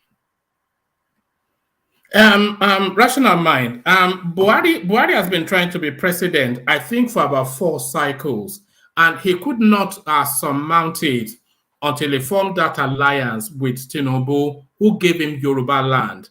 Tinubu would have never gone past the toll gate in Lagos Ibadan if he had not formed an alliance with power blocks in the north, and that was what landed in the presidency. Exactly. So you have to have that the power in Nigeria it always has been negotiated outside of military intervention. Always has been negotiated, and it looks as though it always will be. You see what Obi did now. I think what Obi did now it has tested that theory, which is to say that that theory holds. So by whatever means, the negotiated power is what rules Nigeria. So you cannot just some random from some place mountain storms are making noise, and Exactly. then And it will never happen. exactly. So forget all that. It's negotiated power in Nigeria. That's just it. One man. Des, One man. let me say something. Hold on, let's rational mind Sorry, that. Yeah. let me just have. I'm sorry, this other person wants to speak. Just Des, check the message. Okay. No, I have checked it. Don't worry. Des, Okay. you see this notion of the younger ones, the Gen Z, the younger voters. I mean, when you talk about these younger voters, you can see that in the South, but in the North, apart from the Middle Belt, and this Middle Belt you're talking about are largely the Christian part of the Middle Belt. Not all of them, though, but let's say the majority of them. So, but then how about the Northerners who are also Gen Zs? You don't really see the way people from the Gen Zs from the South see it. So you need to take that into cognizance that you need those young Gen Zs too from the North to be able to win this election. But the thing is this: why for me, why I think Obi won this election is that a lot of people did not vote for APC. They made that figure up. Also, these people they rigged the election at PDP. That's the only thing. But if we were to look at the spread, Obi did not really get that spread. In a sense that it would, which of the core north did they win? He didn't win any state from the core north. But maybe he won from the southwest, and one from the. So you need that spread. What do you say with that spread? He won Can I interject? Can I interject? He won Taraba. Can I He won interject? Taraba. Be Obi won. Can I interject? No, Can I interject, my brother? No, Moses, I'm going to have to. If you carry on like this, I might just have to remove you. Just settle yourself down, my brother. So what is you talk just to calm down, like what I said. My point is this: we need to understand that when it comes to this alliance, I understand what you're saying, but you also need these young ones from the north as part of this alliance to be able to have that spread. You get it? But then you said he won Taraba. I don't know how true that is, but I think they declare other person as the winner of that Taraba. I think PDP won Taraba, if I'm not mistaken. They have this. Let me show you something on the screen. The funky behavior that you get from that space. They've gone and cobbled together some rather ludicrous looking spreadsheets. And this is what they are banding around to say they've won the election. I'll show you. You might not be able to say it because it's quite grainy. But this is the ludicrous nonsense that this is the latest diet that they are. So this is why they've gone and coupled this together and then to tell themselves that will be 119 states and that's it. It's just which states they're saying he won Kogi, an Islamic Yoruba state, he won it. And all of this sort of anyway, I'm not even going there. He won Ogun State. Did they even give him Sokoto? I wonder. It's just and anyway, I can't deal with that now. But but anyway, that's where they are. That's where they are mentally. Yeah. One man, for the fear of taking Angelica Coston, he's been really quiet for a gentleman. But I think he's in the middle of because I think he's making his way back from work and settling back home. So it's not like Angelica to be quiet. But carry on. Okay, let me just say, rational mind. I totally understand what rational mind is saying as well. But what I'm also saying is that there is a heavy, because I was telling my friend who is heavily obedient, obviously in Nigeria, and I told him that I've tried to calculate and calculate and calculate and calculate. I could only come up, and that is me being very generous. I was only able to come up to maybe 21 states plus Abuja, as in 25% where he could get it. That Obi would never make the requirement. That he could get the popular vote, but he will never make the requirement. That at best, it will be a runoff. I get all of this. But what I'm also saying at the same time is that if any woman, after voting with PDP for 24 years, thinks that there is any more alliance that they needed to do, to be president, I'm telling that person right now that Obi's outing was the best that they were ever going to get, because he had that alliance. People liked him. People endorsed him. Afenifere, all these people, young people, ancestry, people endorsed him. That's the best that an Igbo man is ever going to get. There is a fear of an Igbo man becoming Nigerian president from the north. Forget the south. The southwest are not even. No. Why do you think that is? Is that still a throwback from the second? Is that civil war? That is what it Yeah. is. That civil war. There is this thing about everyone feeling like they will be, Biafra. They will. Even I was talking to a guy in my village. He said that their bookie man that lives in my village that sells meat told him as much that their people allergy for that. He told him that they all know that Igbo man may do well, but they have that fear that Igbo man will divide Nigeria, and they still hold that belief till today. And for some, it's resentment. Southwest, if they don't, for those that will not support, it's just competition. I mean, you're intelligent, you're smart, I'm smart, I know what you know, kind of thing. It's just what it is. The fear doesn't exist. But when it goes to the north, there is a fear of an Igbo man becoming president. This outing, an Igbo man will not do better than this. If Obi doesn't get it, let's just. Do we even need that? We don't even. Nobody even that. We are all suffering in Nigeria. It's not an Igbo thing. Igbo people should even stop all this cry, war me kind of thing. I mean, Nigerians are suffering. It's not an Igbo man suffering. That's just, at the end of the day, that's what it is. This is the best we are going to get. Soludo was delusional. I don't believe in what he was saying. After 24 years of giving PDP votes, come on. They don't need any more alliance. They've done enough. All right, you say that, but some of the seniors in the Southeast, they don't agree with you. Listen to this, and then we get back to Ajahn.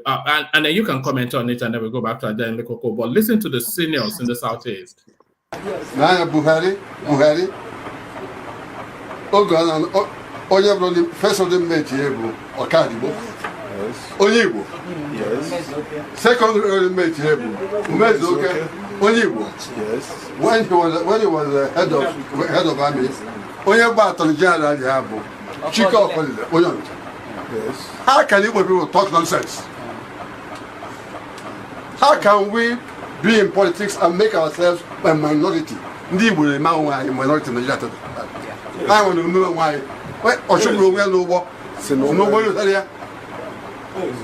The Yoruba very clever people. Very clever people. Makana Nigeria, you cannot be in power in this country without reckoning with the North. It is impossible. It is impossible to be in power in this country without reckoning with Northern Nigeria. Yorubas discovered it and went straight to Buhari and captured him. And today we are a minority. We can't find a space. Now we find us in here with hatred.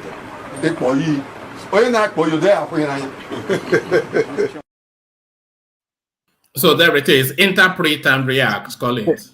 There's nothing really to it. He just said that I think you understand what he was saying without understanding it. And so basically what it is the same thing that we're saying. Buhari came all his previous outers, he picked an Igbo vice and it didn't work. And it was that same alliance with PDP that stopped any person from seeing Buhari, because from all we knew about Buhari prior to him becoming president is that he was a religious bigot and he didn't disappoint.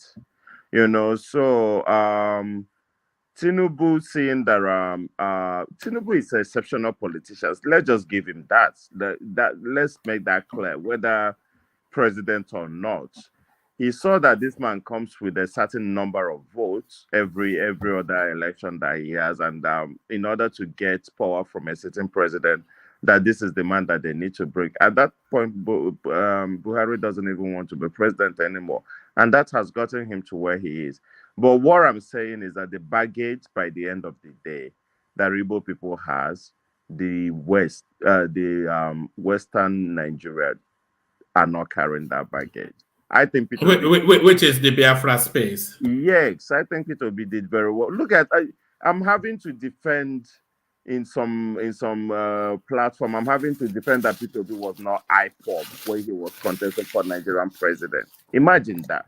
That was how low and how silly the whole thing was, you know. So it was always like once you throw that, this was the best out in an Igbo man. If we're talking about if we want to make Peter Obi an Igbo president, this was the best outing that he was ever going to get. But it is what it is. Nigerians are suffering. We are all suffering.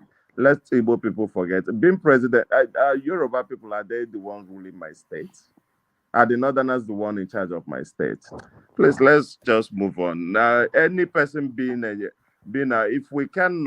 Nigerians will not come together and pick someone that they believe that will rule, we keep doing it, let's move it south, let's move it west, we will stay where we are. We're never growing.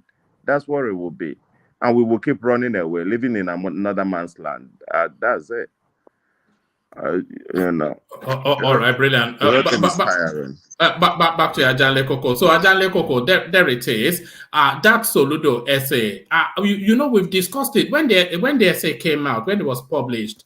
We discussed it at length on this platform, and we couldn't really see a pathway to power for the Southeast outside of the Soludo essay. But it looks as though the seniors in the Southeast, they cannot now see a pathway to power for the Southeast outside of the Soludo essay, Ajanle Koko.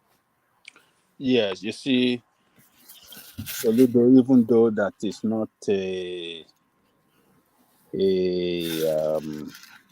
practical politician like Tinubu and Atiku and some of the politicians that we are well recognized.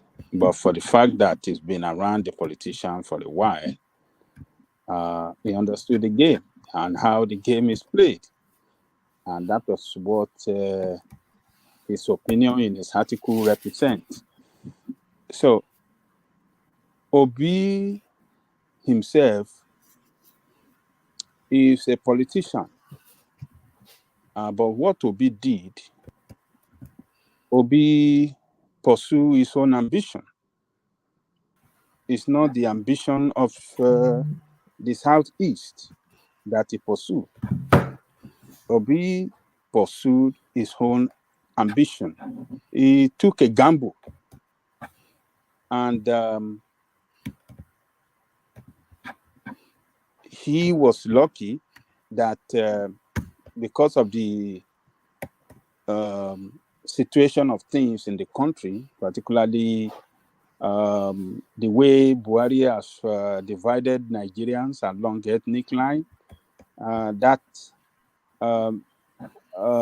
helped Obi to gain the momentum that he enjoyed throughout his the campaign period. So Obi was just gambled. He just gambled because he invested heavily in PDP. Hey, I'm sorry, Ajanle Koko, that gamble that Obi took, is that going to cost the Southeast power in perpetuity? Because I'm saying this, of course, the price at the moment is 16 years, but you can be sure that after the Northerners have had their turn, the Southwest will be back there again, looking to take it, and almost certainly will take it. So the price for Obi's little exercise, 32 years. Oh yeah, he played a gamble, a selfish gamble, and he has cost the Southeast the presidency this time around.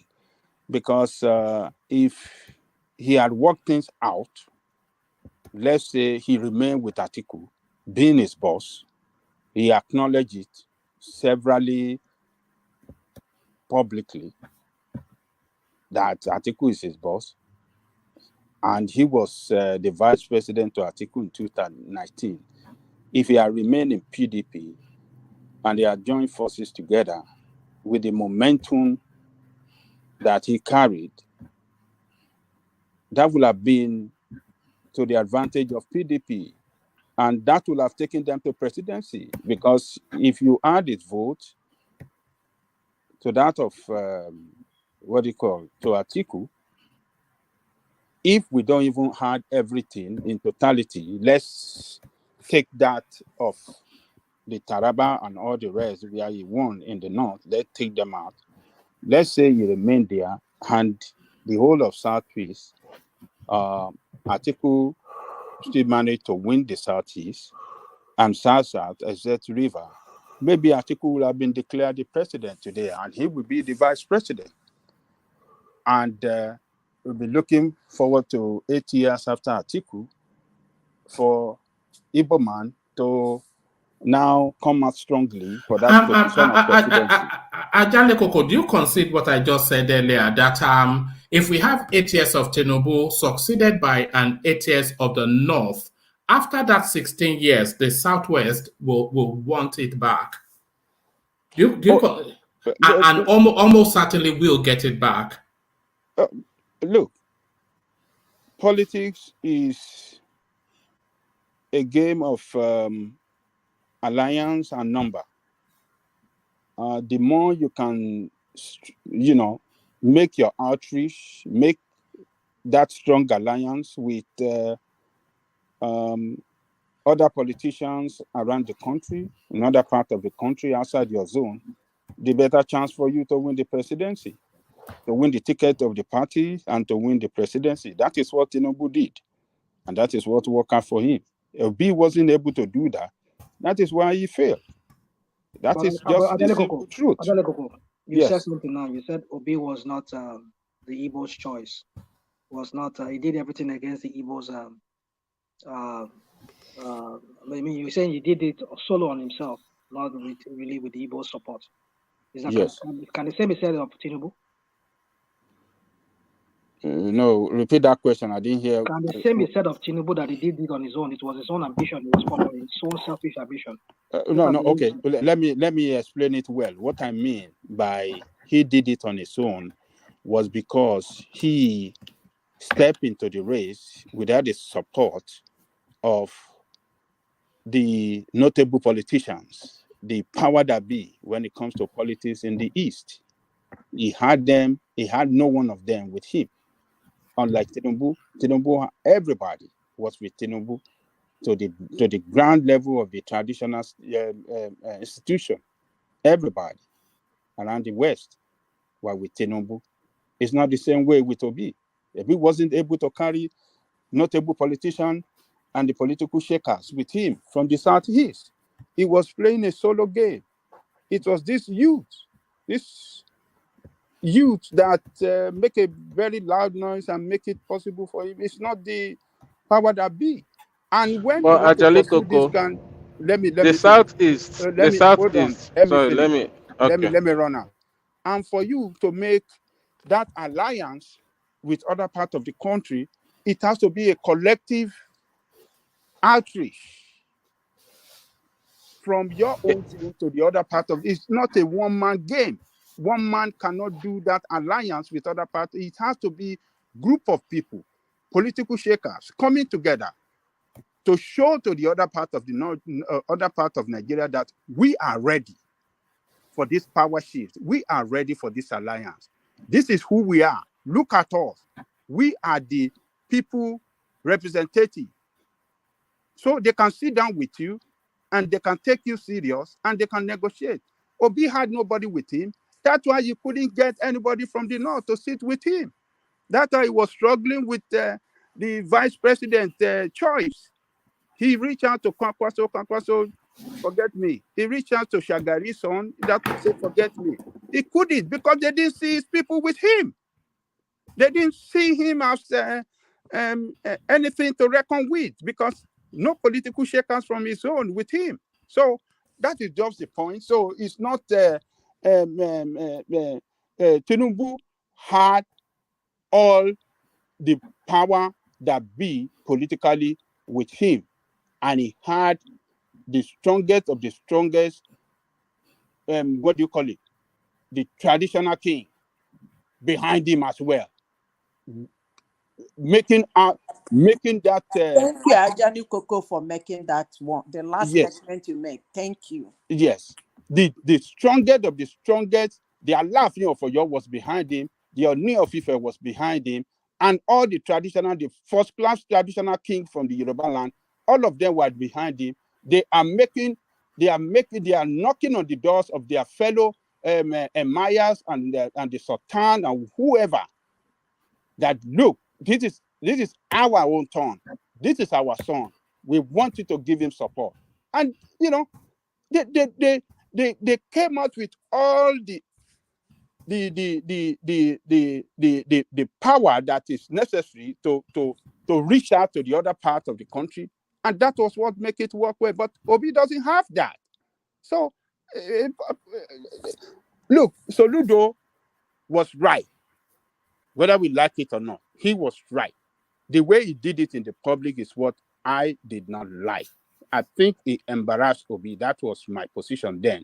But Soludo was right. Madali And now, can I interject there? Yeah.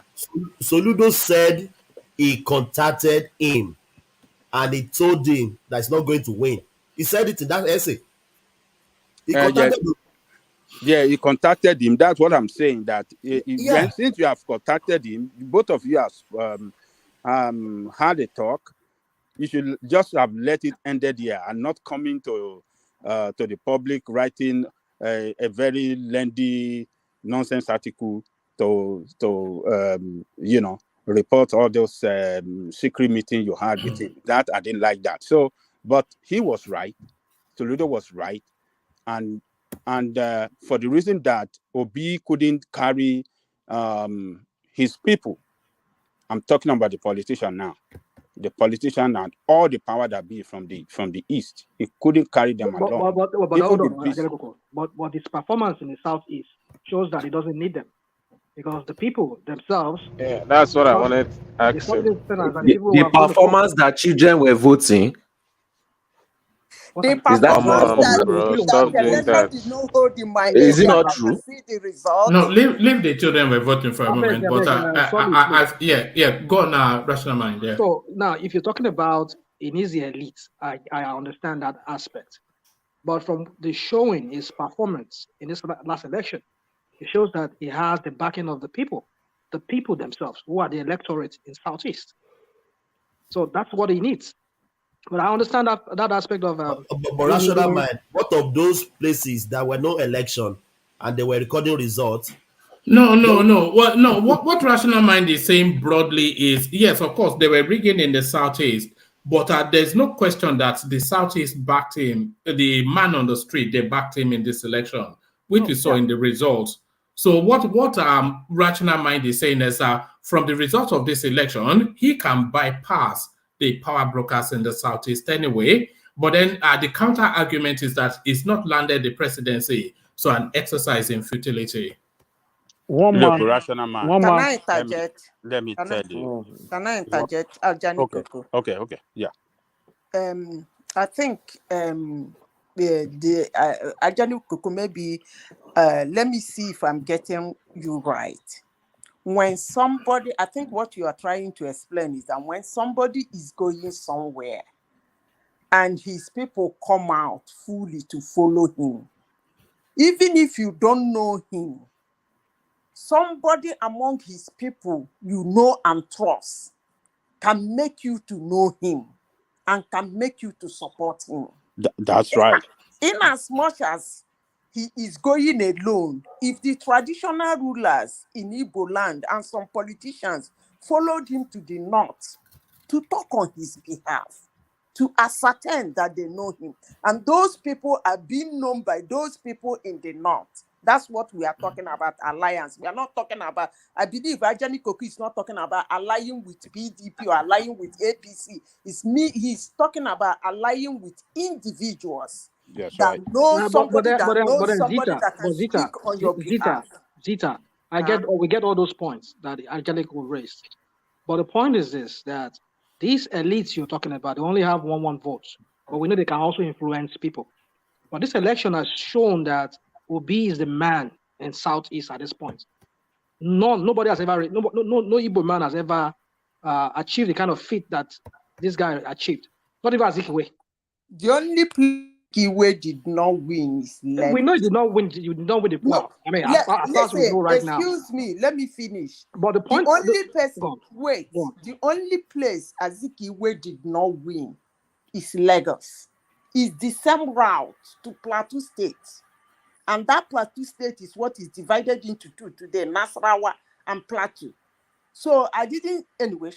Continue, Ajaniko. No, it's not entirely true that Azikiwe did not win Lagos. I can't remember he not winning Lagos, but that's another different debate. What I'm trying to say did not win Lagos. Okay, but I can't remember too well. Let me not argue that with you. Obi won Lagos. Azikiwe did not. I know win he won Lagos, but what I'm saying is this: that Obi is the only Igbo man so far, but maybe in modern history. Let's not talk about the founding fathers. The modern history right now, that nobody has ever, not even this guy that wrote that scathing article that he wrote. I don't think I ever do that. Maybe I don't know how he's going to do that, if ever he's going to do that. But my point is this: that the elites, the Igwes, the Obis did not go with it. Like somebody was saying here, you should go to the north and make alliance. Maybe that's true. That's a fact that they did not do that. But that the people, ordinary people on the street in Southeast, look at, I mean, he had like 90, 80 something % of the votes. Not even APC can even get like 25%, not even PDP in some of the states. That tells you that this is what they need. This is a man for them. But that he has yet to reach out to other parts of Nigeria, like in the north, core north, perhaps. That is another work he needs to work on, perhaps, if he doesn't get this ticket by through the Supreme Court.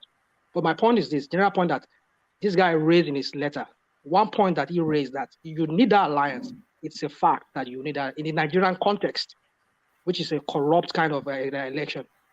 We know that's corrupt, but you would need that alliance. But I know he did some of this alliance with some of the Pandev, whatever, the Middle Belt, but you still need to do more, perhaps. I think that's my own point here. Well, I think if you are trying to score him high based on his performance in the South, I will still classify that performance as a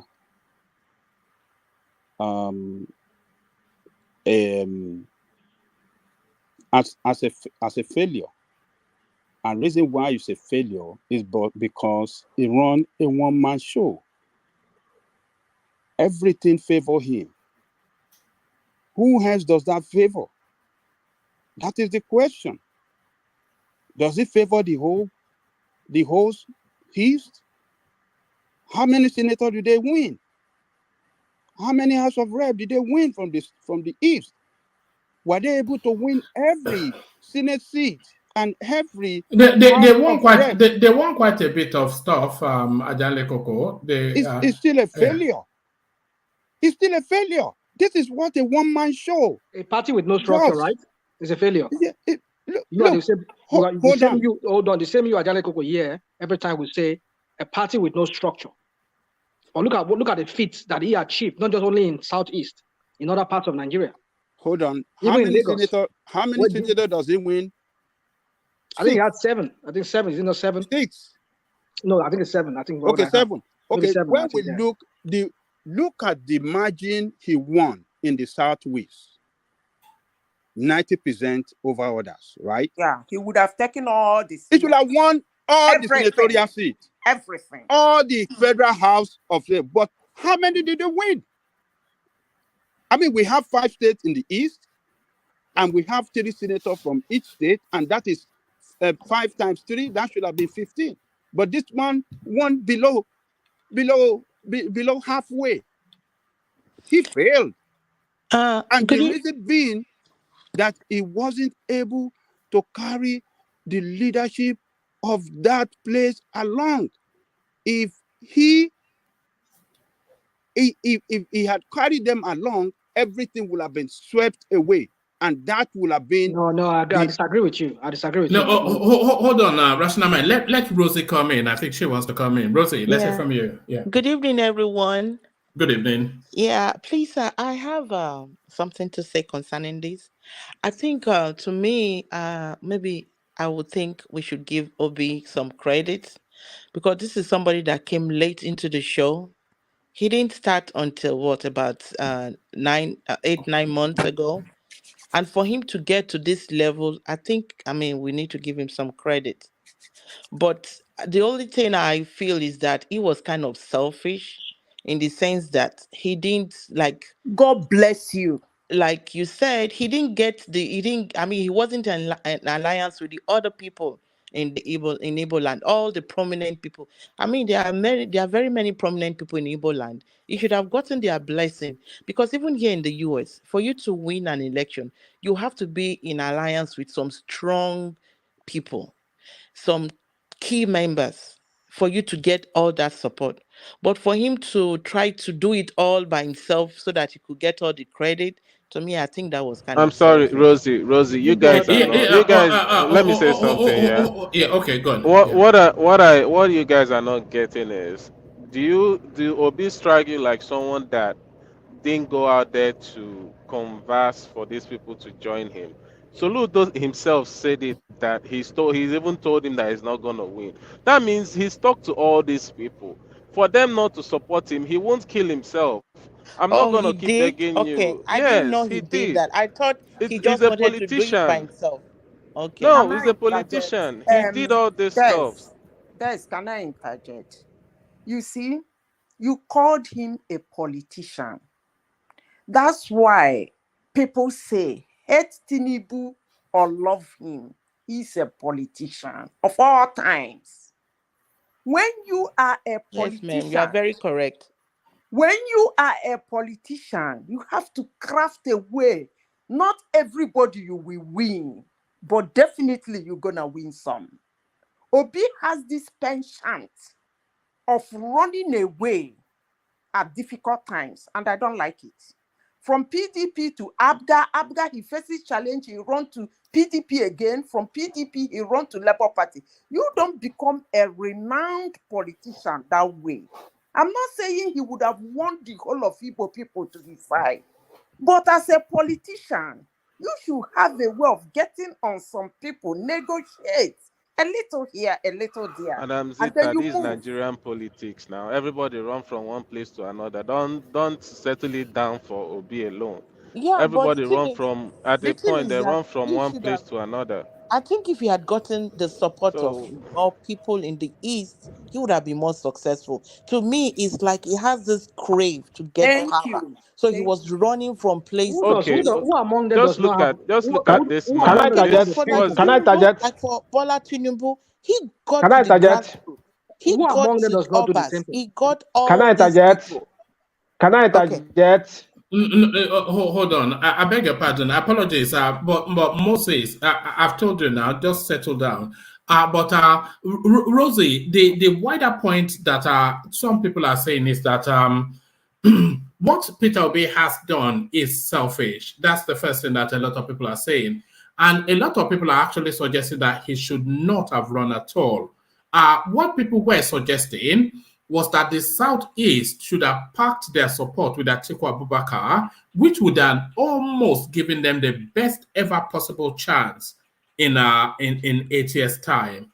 And Yes, sir. But this was not the window for the Southeast. yes, But sir. with this, What I heard. sorry, Okay, with sir. this obese exercise. No, don't say sir. Just call me one man. Okay. We don't stand on ceremony. But with this obese exercise, it could well cost the Southeast power in perpetuity.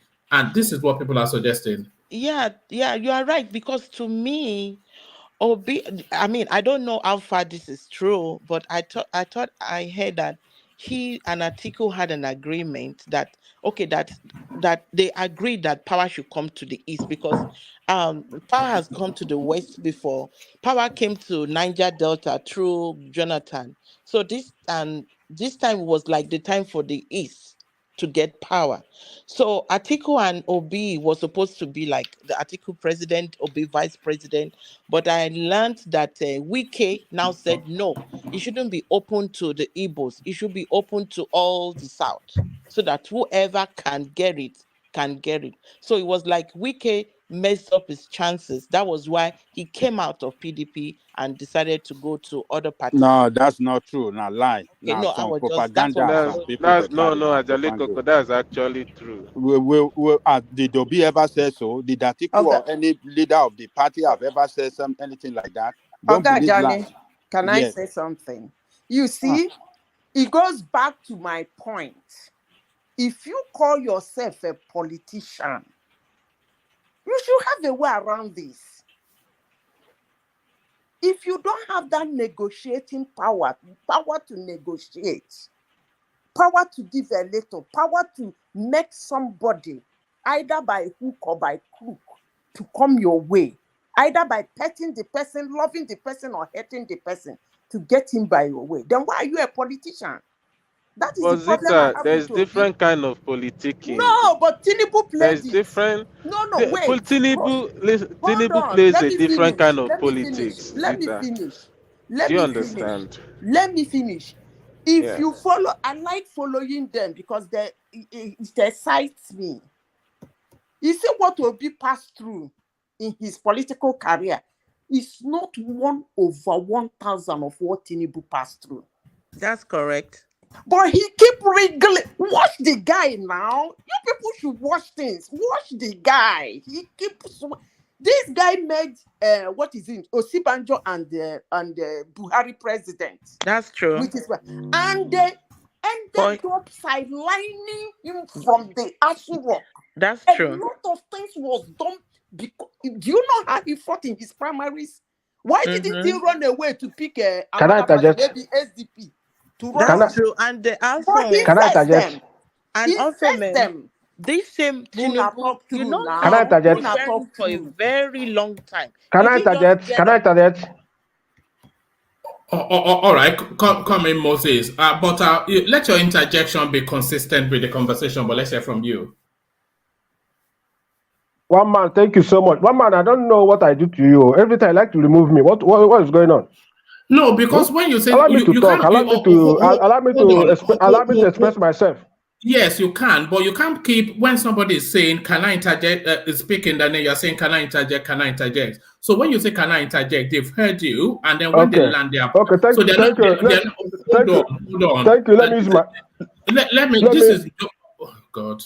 This is what I'm saying now. This is both for your benefit and benefit. If you say, "Can I interject?" the person heard you, but they're not going to then stop in the middle of a sentence. So when they land, then you take the floor. So now let's hear from you.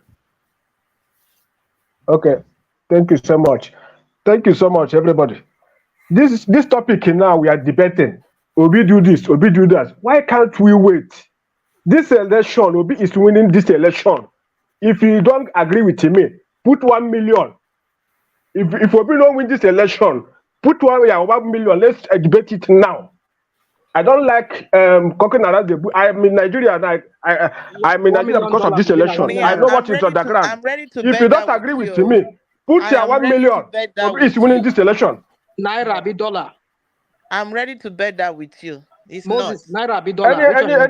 Any currency you want. Look at this guy. Look at this guy. Italian lira. Italian lira. $1 million. Wait, is it that Zimbabwean dollar? Do you know if you have $1 million? You're going to have your hopes dashed. One man, calm down. You don't know me. Do you know me? Calm down. Let me talk. Let me talk now.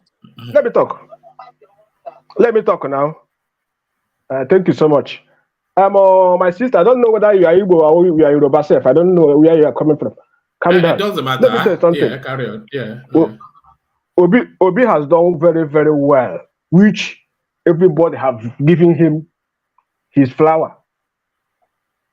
As it is now in Nigeria, Obi have break record. For now, every governors now they beg Obi. They beg Obi to come and vote for me. Come and vote for me. Even as today, Nasarawa. The governor of Nasarawa promised Igbo people where live around that place. He will give them 10 million, buy them bus, promise them heaven and earth for them to vote for him. So what I'm trying to say is that Obi have come to stay. I don't think before we debate Obi has failed. Obi has failed. Let's wait. These cases have not let's give Obi chance after the judge of this case. Yeah, then you can judge Obi say Obi fell, Obi did this, Obi did that. But as for now, as of today, Nigeria, Obi is leading. That is my point. Tinubu, Tinubu is not going anywhere. But sorry, Moses, the result of the election has been called. A winner has been identified, and a certificate of return has been handed to him. So that's the basis on which. Oh, can you hold on? That is false. That is falsehood. What is false? We all saw it happened. What is false in what I said? Can you hold on? Can you hold on? Can you hold on? The international community has accepted him. The Chinese president congratulated him today. Everybody's congratulating him. So that's what has happened. That does not mean that you can't reverse it. Well, what he's saying there. We understand what he's saying. We're not. Don't worry. It's irreversible. I understand where Moses is coming from. If the case is still in the courts, then I don't think. What case is in the court? I mean, the case is in the courts. I mean, which case? It's not in the court yet. What are you talking about? There's no case in the court. They have taken it to what's it called? The tribunal. What are you guys saying? The tribunal has not opened. What are you talking about? It's not in the court yet. So a winner. There's no case in court for now. It's not in the court. Who told you that? Who told that it's not in the court? Because we monitor. Which court is it in? What are you talking about? Where do you get your information? No. As I'm talking to you now, wait. As I'm talking to you now, Obi have 20 sons backing him for this case. Yeah, he said it's not in the court. Guy, Moses, there is no case in court yet. There is no case in court yet. It's not even a matter of yet. We don't know if they will go to court. Moses, they are preparing grant to go to court. They are preparing their lawyer, their documents. This is what obedient is not in the court yet. They don't even know what is going on. There's no case in court. Jumping around. You don't know what is going on. Do you know what is in court? They got an interlocutory injunction to inspect INEC materials. And INEC is asking for a variation of that injunction, and that is the totality of the judiciary's involvement so far. There's nothing in court. I know that one for sure. Mr. Moses, so what I'm trying to say is that don't judge Obi for now. You are getting. You say it's not in court, but I will verify it tomorrow. I will verify this thing tomorrow because as I'm talking to you now, based on the result INEC that they have uploaded to their server. No, don't worry. We've seen your little. Go on. Go on. I'll show people what you're talking about. But with this one now, I know they have not uploaded all of them. With the one they upload, with the one evidence we have, Obi is leading with 19 states, including Abuja, 20. Tinubu on 7 states, Atiku on 8. So calm down. After everything, don't say. You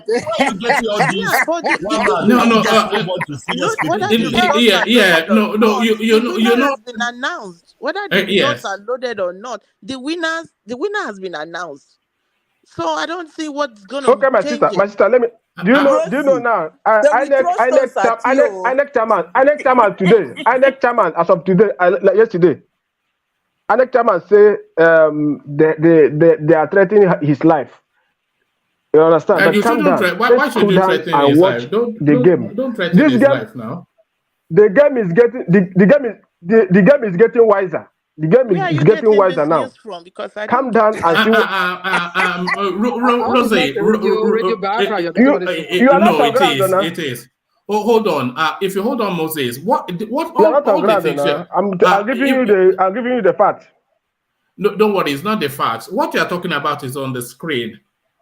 You remember that Igbo magazine daily that we used to go and get our things from? So along those lines, this is what you are looking at. So this is what they've cobbled together according to what they claim they've got from the INEC, whatever. So Obi wins Anambra, Akwa Ibom, Abia, Akwa Ibom, Anambra, all of it by 80-90%, of course. Bayelsa 60, 62, Benue 70, Cross River 72, Delta 50, Ebonyi 50, 74, Edo 74, Enugu 74, Imos 80 something, Kogi 40 something, Lagos 40 something, Nasarawa 40 something, Ogun State, they take it and they take everything. So according to them, that then lands them on 19 states and obeys president. So we know what they are talking about. But back in the real world is what we are talking about. Back in the real world, because we live in the real world. Is this information very reliable, or they are just coming up? No, yes, it's from Is the it you know the space now. You know But the one I verified on my own, the one I verified on my own, Jankara market. The one I verified, Ajaliko, the one I verified, I can say for sure, is the Cross River, whatever, one local government. I counted it, and APC was about, as if 14,000 or something, 15,000. But the total they gave them was 90,000. So it wasn't really, that's one I calculated on my own though.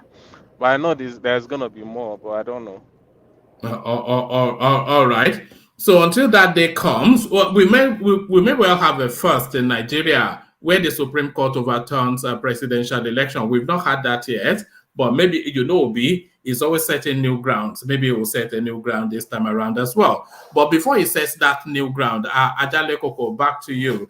Round off your thoughts on that space, and then let's go to the space of who becomes the next Senate president back in the real world, not in the world of make-believe. Please, I have a question. Maybe later, can I ask my question? Put it now so that Ajale Koko can go at it. I have two questions concerning Obi. Like one of somebody in the platform, I don't know if it's Moses, was asking where exactly am I from. I'm a Nigerian. I'm from Bayelsa. I'm married to somebody from Oyo, and so Oyole.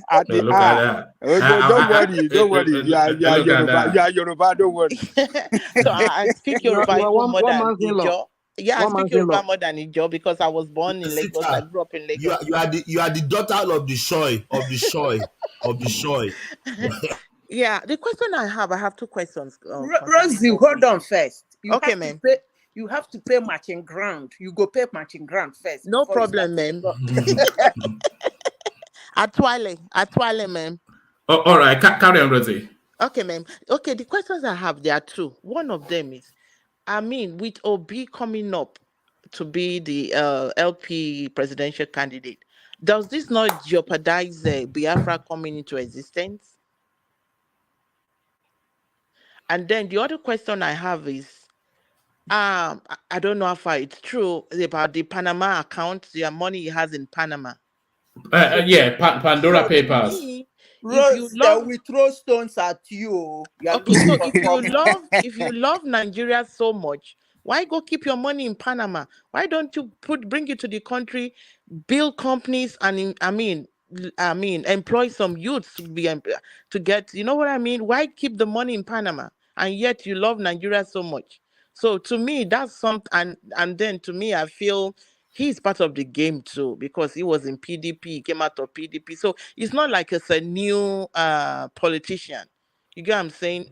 So that's the thing I'm really not too comfortable about him. This Panama account and he's coming up, did you really jeopardize Biafra state? And also, he's not like a new breed totally. He's part of them. So that's the thing I have. I don't know if I can be enlightened on this. Can you take on that, or do you want me to take on that? No, let Ajale Koko take it on. But I don't. The Biafra idea was never really an idea. It's just an expression of marginalization. The Southeast don't want anything called Biafra. They just want to be acknowledged within the Nigerian state. That's just it. But with Obi coming out now, if they go back to Biafra after Obi's failure, it will make a mockery of the whole thing. That's just my thoughts. But Ajale Koko, Rosie was asking you. Well, I think Biafra, agitation for Biafra will continue.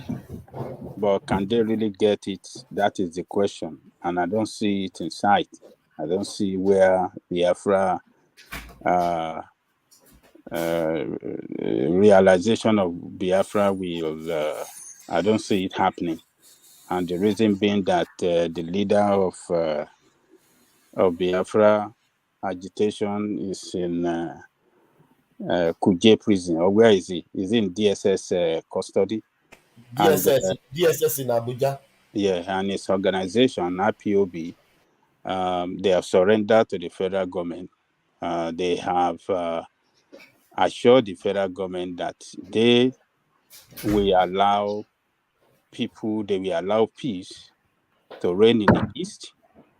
And they have promised not to disrupt political activities.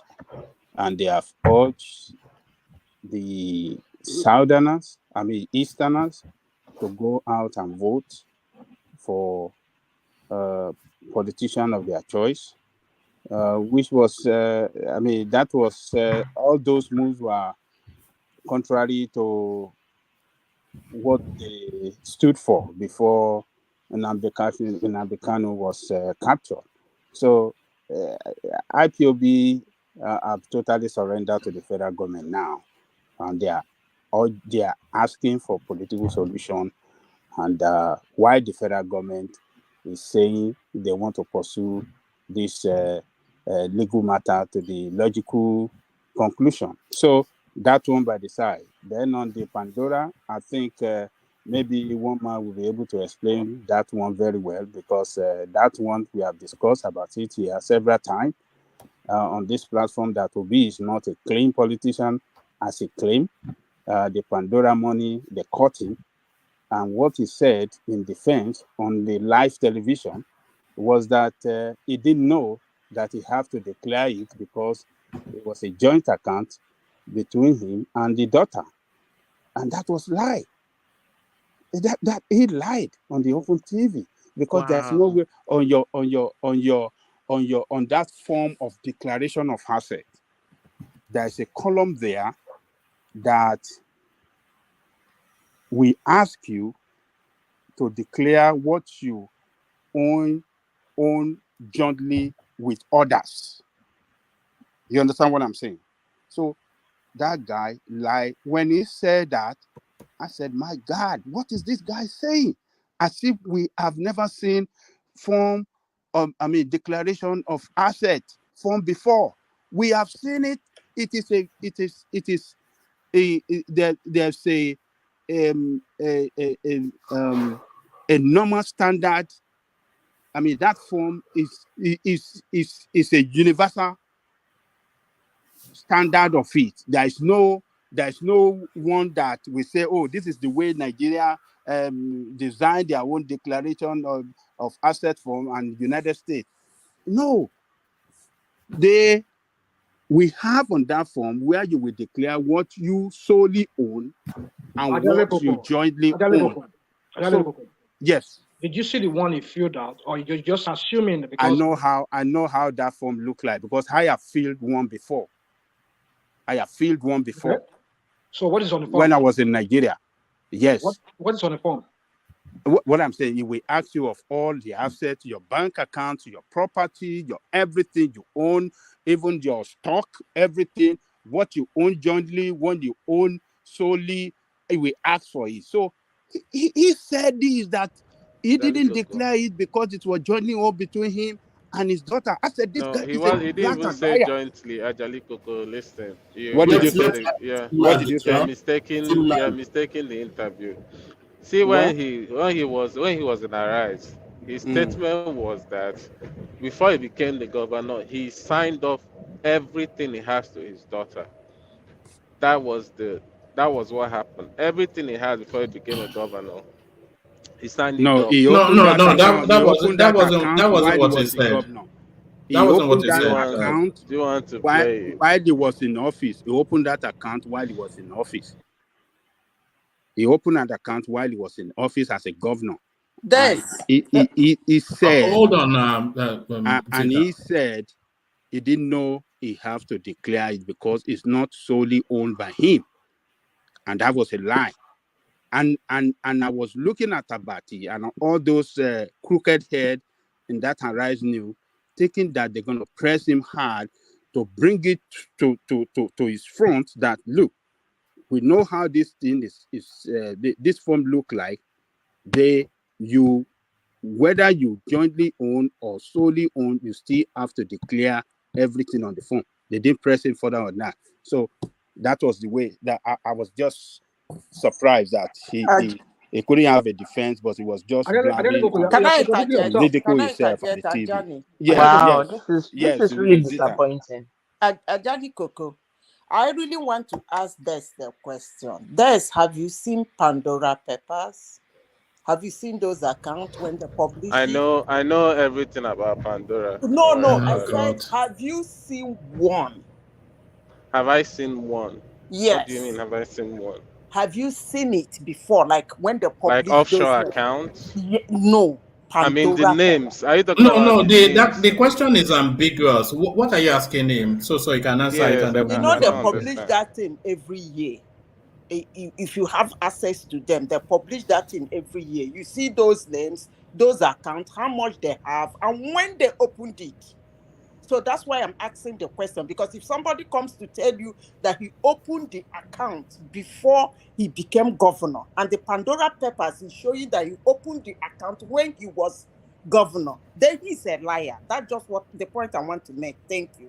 Yes, now he opened it when he was Yeah, governor. no, it doesn't know what he's talking about. This, he opened the accounts in question when it was already 4 years as a governor, so it's nothing to do with but carry on, Ajani Coco. I hope I satisfied my sister with. Yes, thank you so much. Yeah, you really answered my question because to me, I was even thinking that account he put offshore was like part of it. It was, he generated it from his private business. But if this money came up while he was still in government, that means his hands are not clean too. Yeah. So There why are is many this? things. Can I interject? Why is this stuff even We coming want to out move like it. as if we're still campaigning? We have talked about this so many times. So I'm just, kind of baffled that this question is coming out when election is already done and dusted. I feel like we're just, going through the past right now. All right. So let's not go to the past then. Let's go to the future. Ajale Koko, take us to that space then. We're speculating as to who will be the Senate president and which region should get it. So the names start to change as we enter a new phase of politicking. Oji, Uzokalu, they are still old names, but their relevance now coming to the fore. Oji, Uzokalu, one of the names being speculated, Akpabio, Oshiomhole, Lawan still gets a mention, but I cannot say how Lawan can hold on. But who and where do you think the Senate presidency will go to? Bearing in mind, of course, that the president a Muslim, the vice a Muslim as well. So is that factored in? So as we start to speculate to the new administration of Tinubu, where do you see the Senate president going to and to whom? Okay, let me first of all finish on the OB this thing. So he pursue his own selfish ambition as every politician does, and that was what ended him with the low score that he got. It shouldn't be all about you; it should be for the region, but he pursued it all about him, and he only got like 6 senators out of 15 that should have been gotten from the southeast. So I still, I still score him a failure because the interest of the people being projected by his follower that he's fighting for southern interest or for the eastern interest. The first time that easterner, it shouldn't be for him alone. It should be for the entire east. So it's called low, and everything ended. Ajale Koko, sorry, I don't want to. Yeah. I Ajani don't know Koko, if can you. I interject? Moses, I want to move the conversation away from there. So when Ajale Koko finishes Sure. his thought, I want him to go to the Senate space. Yeah, so everything ended the way we is. He lost the election, and because he couldn't work with, he couldn't form alliance as expected of him. He had remained in PDP. They have bargained well with PDP, PDP, maybe for vice president. I believe they would have won the election today because the momentum would have been stronger. As a very big party, they would have been able to punch the APC to the ground, and maybe the celebration will be on their side now. But look at them, what they're supposed to have done at the early stage, is what they are trying to do together now. They're working together, pursuing that position. Now that they fail, you see the two parties now trying to form alliance. So what does that mean to you? That's a friendship of failure. PDP and LP, they already failed. So the total number of Senate seats they got, put them together, they cannot. It's not even halfway. Maybe it's not. I mean PDP. I mean APC still, dominate them. With large margins. So what have they achieved? They failed woefully. So let me leave that by the side. So one man, if we really want to do it, I believe that APC, with the current leadership they have there, this is not Buhari leadership anymore. This is Tinubu leadership, and the new team, a new team of ESCO, I believe they will concede the Senate seat to the Southeast and the House of Rep. Ajale Koko, can I interject? All right, I'm going to have to shuffle you because this is getting a bit wearing. But sorry, Ajale Koko, carry on.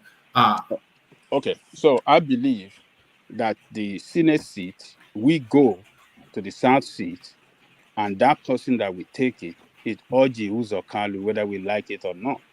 That is the ranking senator from the East among the rest of them. Abaribe is not an APC man. Maybe I will have opted for Abaribe, but it's not an APC man. It's an Abga man. And who else from there? And what do you call this guy from the South? Oshiomole is not a ranking. He's just getting into Senate for the first time, so they're not going to give him. And what about the argument that it should go to the southeast, to the northeast? It says it is also being speculated that the party may zone the seat to the northeast as a way of appreciating the region for its immense contribution towards the emergence of Tinubu as president-elect. It could not go to the northeast. The BP is from the northeast. Yeah, you cannot go to the northeast because the BP is from the northeast. So what they are going to do is possibly the Senate will come to the southeast, and then the what do you call the number 4 position will go to the northwest. That is how you balance. You balance the most, the fourth position, political position in the country. So you have the president from the southwest, and you have the vice president from the northeast, and then you have the Senate president from the southeast, and then you see the speaker from the northwest. That is what is going to happen.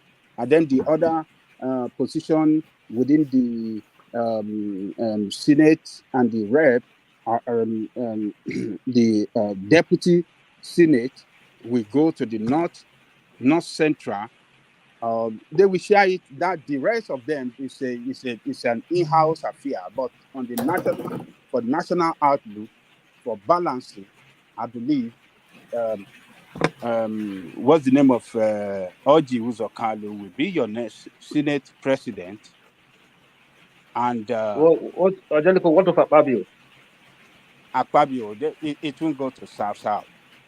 That cannot go to South at the moment because Akpabio might have another principal position, maybe deputy senate or maybe deputy something. They will get something from him, but for rebalancing and particularly with this marginalization cry of the East for a long time, I think they would like to do something to carry them along and to give them that sense of belonging. So the Senate president, I believe, will come from the north, from the southeast, and the speaker will come. It looks almost certain that it will be Akpabio, doesn't it? Really? Akpabio from South. It's not going to be from. They're not going to be Akpabio. No. So sorry, Oju Uzokalo, I should say. Uzokalo. Not Akpabio. No, Yeah, Akpabio is a crook now. Even amongst crooks, is a crook. Oju Uzokalo is. What are you talking about? Oju Uzokalo just got out from prison last 2 years here. Yes, that's true. Yeah. Is he not a senator? He's still a current senator. So what I know it's still a current senator. No, when one man was saying Akpabio is a crook, I'm just saying it was even that Oju Uzokalo case. It was not even like he was acquitted. He was supposed to go for a retrial. That one is already cleared, you know. Baba Buhari don't clear them, and so Tinubu we put his own signature on it that okay, let everything go. He's my Senate president now. Ajale Koko, are we expecting any marked directional change under Tinubu administration? Are we expecting any marked directional change, especially in terms of the draconian sort of leadership style of Buhari? Are we expecting a more liberalized space, greater freedom of speech, and all of that? Are we expecting a more relaxed sort of a governance under Tinubu? Well, Tinubu has been described by his political associates as a Democrat, as a this, as a that. This is a time when Nigerians will really know whether it's a Democrat or not. If he cannot meet that standard of Jonathan when it comes to, what do you call this, human rights, the standard that Jonathan maintained during this time on human rights issue. If Tinubu cannot have that same, cannot practice his leadership with respect for human rights, then he's going to be a failure. I know that Tinubu is a politician that came to limelight through military mentality, military political mentality. So, and I believe it still exists with him today, though he have a way of maneuvering his own agenda. How he's going to do it now is we will all wait and see how he will manage the human rights issue during his own terms of office. But Nigeria should not expect too much from Tinubu for the first 2 years in government. It's going to be very, very tough because Buhari have destroyed a lot of things in that country. Economically, we are in bad shape, and financially, we are in bad shape. So for Tinubu to get the country back on track in such a way that we give that confidence to international investors to start coming into Nigeria, it will take some time. minimum of 2 years. The one thing that I expect and I believe that Tinubu will do, I believe he knows how the oil and gas sector, which is the major foreign foreign exchange revenue for the country. He knows how that sector works very well, because that was where that was the sector that he was. That was the sector that That he worked in the he private worked. sector. Yes, when he was in private sector before he came into public. That was the sector that he managed very well. He knows how that sector worked very well. And his recent interview with the Nigerian Economic Forum, or what do they call them, he was able to answer clearly every question put to him regarding that sector, the problem that Nigeria as a country is facing right now. And that sector, all right. he was able to answer those questions clearly, to tell us that, yes, he knows how that sector works. He has a clear understanding of the problem and he has solution to them. So first 2 years is going to be very tough for us. But after that, I believe if we can get our revenue right, which I believe he will be able to do, considering what he did in Lagos from when he came into office as a governor, increasing the revenue generation of Lagos from 600 million to is it 5 billion or how many by the time he was leaving. So I believe that this guy will be able to do well when it comes to revenue generation for Nigeria. And once we can get that right, our oil sector right, oil and gas sector right, to generate revenue and expand that sector in such a way that will make it attractive for foreign investors. Come on, man. The economy will get back on track and things will start rolling well for that country again. So that's my take on that. All right. Hold on. Jafar actually has a question that I wanted Ajanle Koko to address. It says, that's going back to the Senate president, and what Jafar is saying is a key political point. Because what you were saying and what we were all thinking is that the Senate presidency should go to the Southeast to assuage nerves there and to soothe them a little bit. But politics doesn't often work like that. It's you scratch my back, I scratch yours.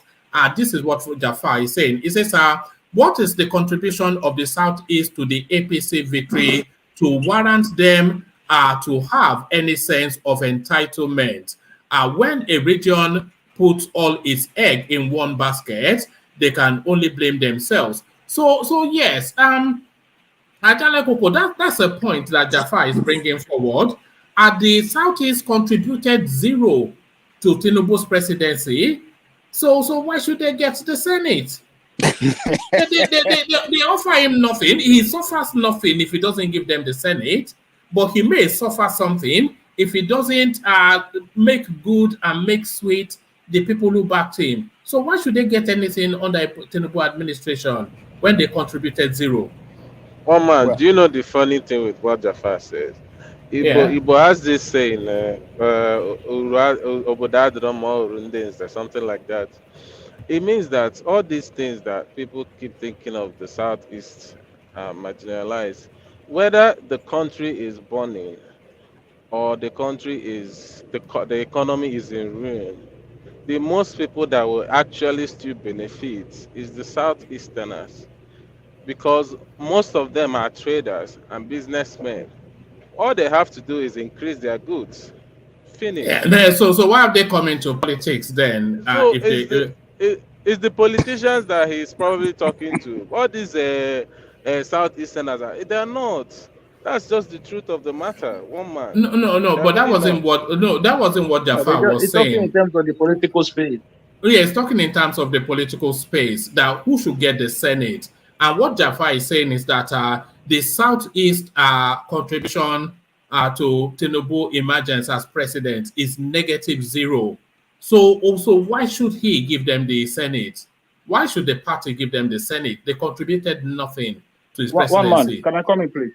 Yeah, go on. Yeah, thank you. Yeah, I understand that question, and part of that question is the reason why I was talking about Akpabio, which is the South, right? So, but I think we have come to that stage now where we have to, for once, just take political calculation out of everything and just try to mend fences, Yeah, but they over can the give them and they can know now to mend those fences, but not an important political. They give them and they can know to assuage their nerves.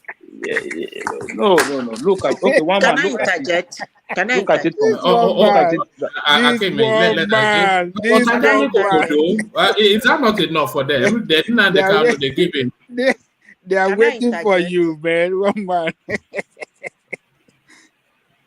Can I interject? Hold on, Zeta. I think yeah, go on. Okay, yeah, one man, I was waiting for you to finish. So, like I was saying, Yeah. I understand that you're just being you're just kind of joking with the OTP. I wasn't joking, no, but because but I carry on.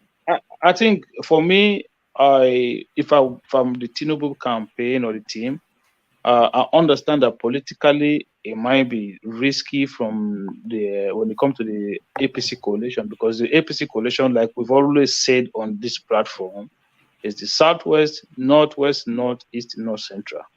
And we've seen it now, 3 elections in a row. The only time they have not won the Northeast is this one. They've had 3 out of that 4, and they still had good number from the Northeast, considering that Atiku Abubakar is a Northeasterner who was running against a Southwestern. So that is the APC coalition, and whenever they are sharing everything, these are the people that mostly come out with the highest number of positions.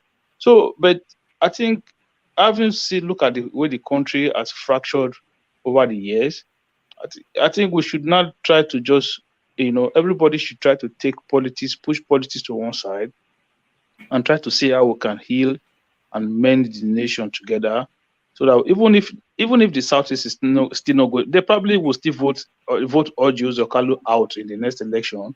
But it doesn't matter. Just let's do it once and for all, and just say, you know what, show to the people that, look, we are trying to go in the right direction, by just say, okay, you know what, here's the Senate president. You haven't had it since 1999, or I don't know, I'm not too sure. But we are giving it to your region. So even if you're going to appreciate it, it doesn't matter. But we want to show to you that we are willing to heal this country. That's all. No, that's too big a price. Let me just say this.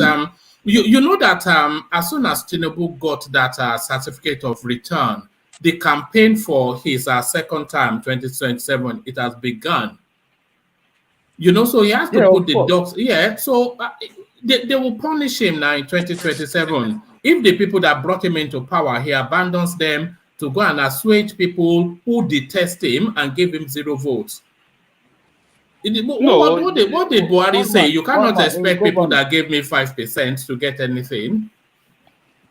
Yeah, but in government, there are a lot to go around. There are a lot of positions to go around. The SGF is there, the AGF is there. There are lots of positions to go. It's not going to give them any. It's going to give them the rep and Nandekano. But let's hear from you, Zita. On that Senate issue, I don't really think it's safe for Tinubu to give a Southeasterner the Senate president. When I say this type of thing, my Igbo brothers and sisters would throw stones at me. You see, you don't show somebody extreme hatred, that person will be scared of you. I don't know if I'm making sense. You cannot just show somebody that level of hatred and you are not apologetic about it. You still stand your ground and you are still fuming about Lagos. Igbos are not the only people in Labour Party. According to them, Labour Party is made up of all other tribes, and not only Igbos that voted for P2B, according to them. What is these voices of the Igbos? Any studio I took in, Igbos are vibrating about Lagos. When somebody show you that kind of extreme hatred, I don't really think there is something you will do to pacify him. But if you guys and Tinubu think I'm joking, give them the Senate president and let's see. After all, they've been Senate presidents for a long time. Since 1999, Igbos has been Senate president and it's been a charade. Stories fight upon fight whenever they are Senate president. But if you people doubt me, give it to them again. I rest my Madam case. Bye. Zita, to be honest with you, sometimes I just can't. I've never seen anything since I've been talking to you or since you have been talking. I've never, even if anybody can bear me witness here, one thing positive about these people you call your brothers and your sister. Not even one. And it gets me wondering what is going Oh, I on. have a lot of nice things No, to let me say about finish. them. Let me But when finish. it No, comes let to me finish. politics, Madam Zita, let me finish. okay. It doesn't matter nice. It's quite sometimes I like one man you have to worry. Like this have to give you some worry. Like not even one positive thing about your people where you're from. It gives me a lot of worry, my dear. It really does. I don't know what happened, but I mean it's sad. I'm just gonna leave it like that. It's sad. No, are you asking her not to speak as she thinks? Is that what No, you? one man. There is what we call I don't know what I don't know how to express it. If you're from a place, yeah, and everything about you, talking about yourself or your people, where you're from, is negative. There's no single positive. It Negative or begs realistic? no one man is there's nothing Thank you, one realistic man. about Thank there's you. nothing realistic about what she's saying. If everything you say is negative, that means the whole people are just I mean that means your people you shouldn't even be proud to be an Igbo person. No, That's I have just what it said a shows. lot of No, positive things about the Igbos. you haven't, But not even when it comes to once. politics, I am really, really, really not happy the way they play their politics. And I must Not even continue once. saying that. You cannot hate Madam Zita. somebody so much and Madam still Zita, expect no, it's something not from about that hate. person. It's not about hate. If I may come When in, maybe Tinubu will give the Minister of Petroleum Resources to somebody from the East. No, That will never happen. That will never happen. lie. Okay. He will give the Senate president of that one. Never. But what I'm saying is, yeah, you jump on any negative things. It's just like the last statement about Pandora paper. You jumped on it. But I have to ask this question: if anybody know anything about offshore accounts, I don't think this should be even be brought up here every single time about P2B. Having an offshore account is I'm nothing sorry, I'm illegal. the one that brought it up because I wanted Yeah, to be enlightened about it. I'm okay, sorry, I okay. just Having an wanted to be offshore account, enlightened. my sister, is nothing illegal. There's nothing illegal about having an offshore account. That's number one. So when they keep bringing this up, it makes me wonder: does people even know what is offshore account? Why people jump on it every time? Please, Madam Zita, let's stop doing the, not everything negative. You wanna jump on top of Igbo people. It doesn't suit well. And when you No, say I you didn't call say the everything brothers, One man, sister, negative. please one don't do Please. one that. man, please. One man, can I please make a comment? I think now one man, I'm now moderating now. I think I don't even have a say now anymore. I'm just joking. But there's with due respect, you can't tell people what they will talk about. Uh if the I'm not obedience telling is, you. I'm let not me telling her finish what to now. say. I'm Let me just finish. an observation, Thomas. Let It's an me Des, finish. observation. Des, Let Des. me I'm finish. from Ekiti. I've never said anything positive about Ekiti before. Why have you never brought it up?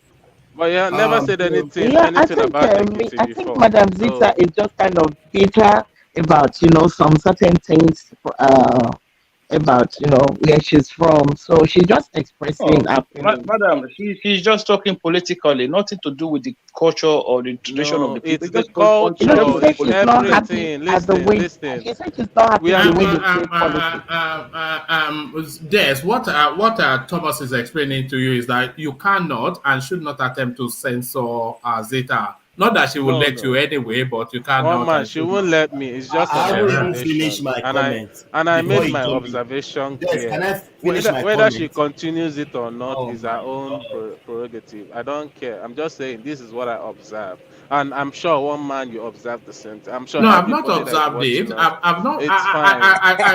I think It's Zita. fine. One I man. think no. You've asked me. I think Zita is a refreshing voice of honesty on this platform. And if you look at If the you say comment so. section, that's what people think as well. They delight it because she doesn't sugarcoat it.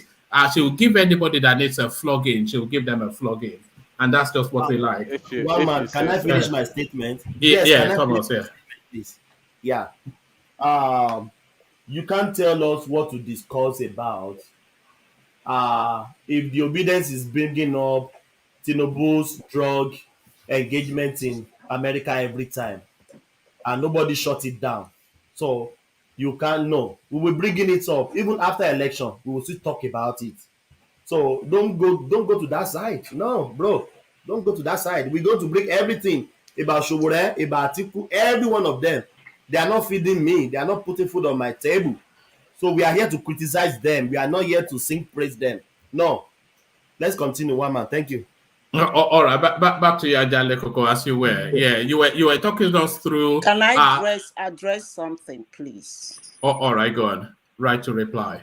I want to make this categorically clear to my fellow Igbos on this platform. Maybe you don't know me. Even my friends will tell you this is the way Zita will say it. You are looking for a contrary opinion in anything, you can ask Zita. That's me. I am for justice. I don't care who it is for or against. That's me. So, as I said before, you don't show somebody extreme hatred and expect that person not to be scared of you. That's just what I said. The way we play our politics sometimes. I remember somebody on this platform saying that Igbos are like, people don't want to, there is this thing about the Igbos they are not accepting. But I have said it some months ago in this platform, and rocks were thrown at me. Biafran war, you hold on to it. You scare other people. I've said that, but what did I get? That I'm not an Igbo girl. I don't know, but that's me. Sorry. I can't change because of you or because of this platform. I'll say it the way it is. If you think I hate the Igbos, I am Igbo. But you can't silence me. You don't even have the power. You can't even. Thank you, woman. All right, Madam thank you. Zita, I'm sorry. Madam Zita, you also promised you were going to enlighten us about the war that happened. You said you're going to give us your own version of it. Which one? I didn't get that. No, you promised us that you were going to give us your perspective on the Biafran war. You did say that, yeah. Actually, I said after the election, it is good we speak on things like that, because from my observation, I noticed that most people have a different notions, pain, hurt about that Biafran war. The better we put together everything we know about the Nigerian Biafran war, the honest ones among us will be able to pick the truth out of it. And that way, maybe we can start calming down. But as I said before, as long as Igbo people keep agitating because of that Biafra, they scare other regions away. And I will continue maintaining that. If they want to be the president of Nigeria, I'm all for it. If they want to leave Nigeria, I'm all for it. But You should choose one. But as long as you are keeping that Biafra, you are killing yourself because of it, you scare others. And I repeat, the last time I said it here, I said, they said that that they are not allowing, Nigeria is not allowing them to go. That was the last time I mentioned about Nigerian Biafran war here. I told him that Nigeria, now personifying Nigeria as a person, never said that Igbos should not go.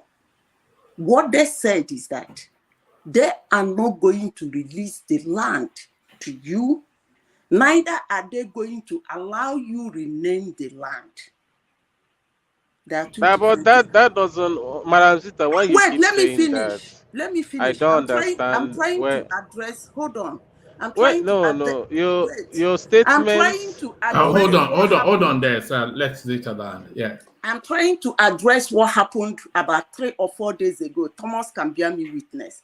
I didn't know that as I said that, somebody on the platform said, are they going to stay in the air or how? Then when I got home, people that were listening on this platform called my attention to that. I did not hear it. And they said, next time I come to the platform, I should address it. Now, I want to address it since you people have mentioned Nigerian Biafran War. Des, you said you are a student, you are a historian. There are It's several not. ways of It's reading a not. I'm platform. actually a student of history. Oh my. Look at that. Yeah, you're everything. Don't worry. Carry on. No, Okay. when you brought Oh, about hold on. slavery, Let me I'm the one that finish. still told you about it. Remember? You said, all right. are they going to stay in the air or are they going to stay in the air? Now, I want to take you reference to how Israel are, where they are today, how they got there. You can go and make research on it. Then the second one, yes, when I said In that, the you might tell Bible, me, let me finish. When I said that, you might tell me it happened in the olden days. I quite agree with you. I believe your submission. So what I'm going to do now, I'm going to bring you to the one that is happening now. I don't know if you know a country called Burma. I used to call them Burma because I made a research on them. I still call them Burma, but today they're being called Myanmar. They have boundary with China, with India, with Bangladesh and Thailand, and then the ocean. There is a tribe among them that is called the Rohingyas. Yes, the Rohingya Muslims. Yeah, yeah. Some of them are living a little outside of their land in Thailand. They have no land, you know. They They have no land. Yeah, no, sorry, carry on. Yeah. So I'm just trying to tell you, when you told me that are you going to stay in the air, people, my friends that was listening said, next time I come, I should address it. That's just what I'm doing. Now, again, if you know the Nigerian Biafran War very well, as you say, you're a history student, you will know that countries like Finland, Norway, where I work, some part of Spain, and some part of Portugal, they supported the Biafra. So what Simeon Ekpe is doing in Finland, he's not doing the right thing. He would have got them to help them to do either what is done for the Israelis or what is being done for the Rohingyas. I think I've addressed that. One man, thank you. Yes, thank you. Yes, that Rohingya space, they are actually a nationless state. Who removed this? They're actually a nationless state at the moment. They don't have a nation. I think they actually live on the water somewhere. But can I just respond? hold on. There is even no such thing as Biafra, by the way. It was just a coinage that I think Frank Opigo or something like that and Ojoko came up with in 1967. So when people are telling us that they want to restore Biafra, then you start to imagine how can you restore something that it's just it's Sakama J. The word Biafra never Can I used to respond? exist. But one man, One hold on, this. But one man, Nigeria, does it ever exist? Does there anything like Nigeria? Yes, but what they are saying they want to restore Biafra. This is where my gripe is because it never existed. So they want to create a Well, nation called it Biafra. Yes. existed, but temporarily. It existed, but temporarily. You That mean was during the Civil War? yes, during the Civil War. There's a bite of Biafra. Or under which recognition? We know there's a bite of Biafra, but then that goes all the way through several countries. Yeah, but then Oh man, part of it is within Nigeria territory, Nigerian sea coast, sea area. I mean, ocean area. But then the point I'm trying to make is that some countries did recognize Biafra. Gabon was one of them. The Ivory Coast is one of them. I think some countries in Europe did, but maybe generally there was not recognized because there was a civil war. Temporarily, it lived, but never see. So if they use the word restore, I can understand that. But maybe in the sense that maybe it never really existed. It never really got that independence eventually from the Nigeria Republic. Maybe you can say that. But that, I can understand you say they want to restore Biafra. Yeah.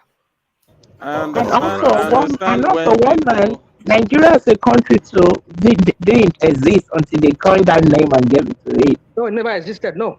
Yeah, it didn't exist before they coined the name and gave it to it. I understand how Nigerians want to still have this notion that Biafran country was just a rebel. Basically, that's what the word they used for it during the whole war and everything. But the thing is, this country on its own managed to transact, do everything that a country should be able to do within that space of 3 years. And, the whole political system was functioning, school was functioning, everything a country needed was there. So it wasn't just a rebel, whatever what they call it. It was actually a country that, that we didn't get to actualize, which is sad. But if someone is telling us to become like Israel, Pharaoh, let my people go and travel through the desert and, for 40 days and whatever nights they did and finally find the promised land. I don't think that is going to happen. And if you're saying that, I don't know which state or country you call that is living in, whatever they are living in, Myanmar, the Rohingya Muslims. Wherever they are living on is still someone's land. No matter where it is, it's still someone that owns that land, except the place is not a territory to no one. So don't say that we should leave the land that God gave us because we want to, the Biafrans, the people that want to have their own country, want to leave Nigeria. Don't say they should leave the land and start walking around the desert looking for, maybe go to Sahara Desert and relocate there. No, please. That's why I said sometimes stuff that come out in your mouth, I don't understand it. I really don't, Zita. But no. one day, sorry. Hold on. Des, I will invite you not to personalize. Just speak to the topic. I've already said. Yes. Let anybody speak as they will. If they cross the line, talk about the Biafran war. I mean, if that is what people want to hear now, I can go from details to details and talk about everything that happened, with the Biafran war, if that's what people want to hear. If it's not what you want to hear, then we go. You cannot talk everything now because you were not there now. Were you there? Like I said, I've read books and I've talked to older people. My grandfather, God bless his soul, when he was alive, I tend to ask him some questions. So I know some stuff, what happened.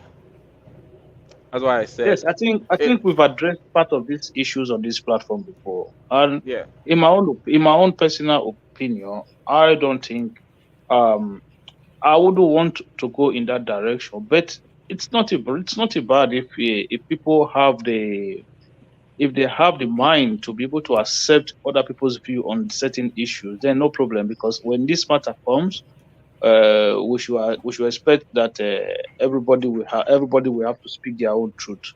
And speaking your own truth, that is where the problem is.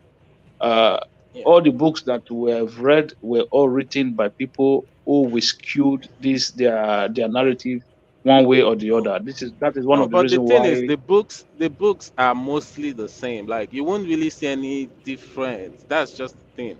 I mean, you Yeah, but won't come across this is why Can I'm I saying any. that. interject? One There This is man. is why like I'm trying to a say that lot for of me, One differ. man. Can I for interject? there's for Hold me on, Zeta. 1 second, please. Yeah. For me, yeah, I still prefer to listen to people who were alive then, because this is not like 100 years ago. There are people who True. experienced that war, who are still True. alive Who is today. still alive? So Actually, exactly. So for one I is would still rather alive. So exactly. So a lot of those guys are still alive today. So we've heard a lot from these people. So for me, I would rather listen to these guys and get yeah. the right information from them. And from I think they are, when some people want to discuss these issues of Biafra war or the civil war, sometimes they will narrate it as if it's a football game of 90 minutes, right?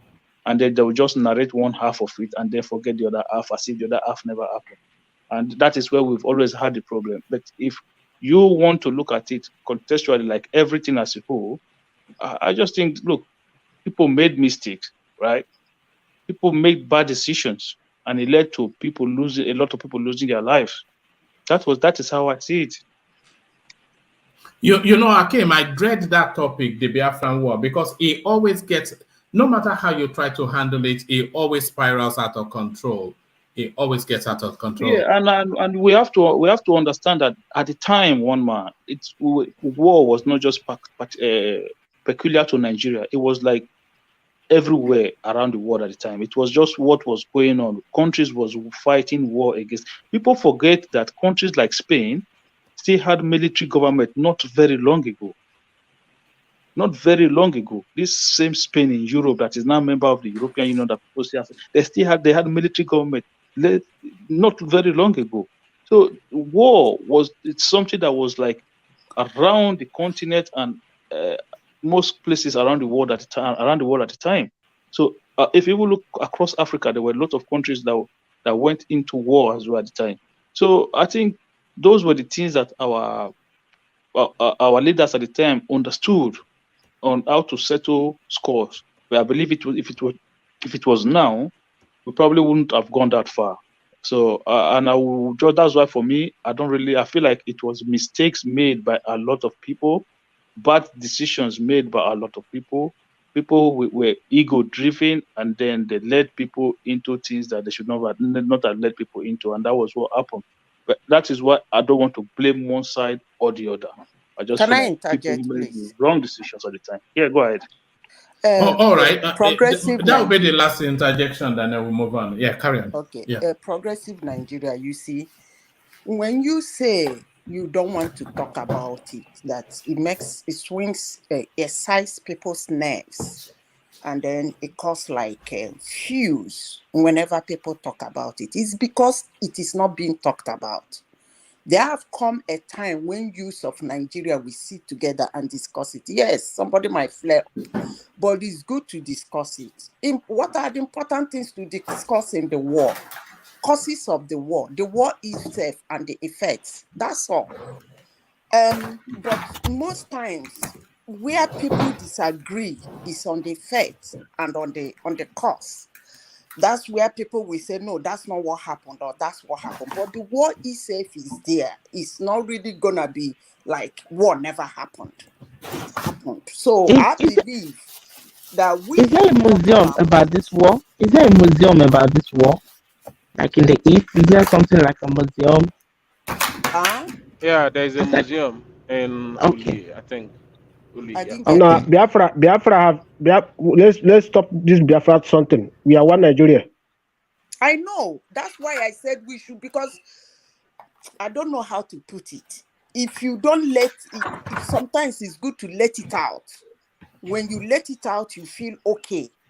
Do you understand? When we say it, the way we feel. We have heard this story for a long time ago. We are not a child. We have been hearing this story for a long time ago now.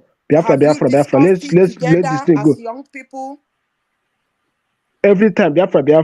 the Yorubas have their own agitation. Everybody have their own agitation. Is it only Biafra that are agitating? It's bad governance. If P2B enter there, everything will be okay. Oh my God. Okay. Fine. We're back to One we're back man. to Peter Obi. Peter Obi must give you a ministerial position once he gets in there because he has We're back to Peter Obi. Straight. One man. I sent one man. I sent you the document. P2B filed for the tribunal for because of the check the documents. I told you that P2B have filed the document. Third, Peter Obi check the is not documents. I coming sent it to you. anywhere, my brother. Confirm You it. better start adjusting yourself My now. brother, Peter Obi is not going anywhere. calm down. Calm down. Mr. Moses, are you going to Lagos to vote for Badejo? All right, gentlemen, please. I want to bring it back in order. But I'm just going to show you the document that Moses sent in, and then you see just where. Anyway, let me just show it to you, and then Ajande Koko can react to it as he takes back the floor. So this is what he's saying. This is the document. Is this a document?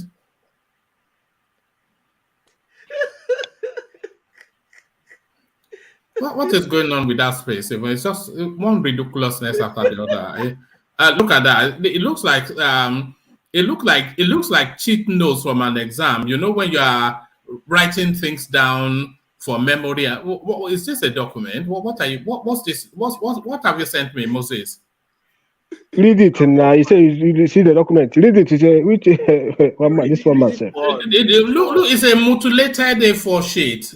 A mutilated Bring A4 it up sheet. now. Bring it up now. It's on this. It's on the screen now. Everybody can see it. Read it for us. Now read it now. It says in the presidential election petition court held at Abuja, and then it gives us what it purports to be a petition number. It doesn't give a proper date though, and then it says Peter Obi, Labour Party, between Peter Obi, Labour Party 1, Peter Obi 1, Labour Party 2, INEC, Senator Ahmed Bola Tinubu, and All Progressive Congress. And then it says, in the matter of the application to obtain documents in the custody of the first respondent used for the presidential election held on the 25th of February 2023. It says, but is this what is this what we already said, that they got an injunction to examine INEC materials? Is this what it is? This is not for my INEC materials. This is for the here now. For hearing of the election.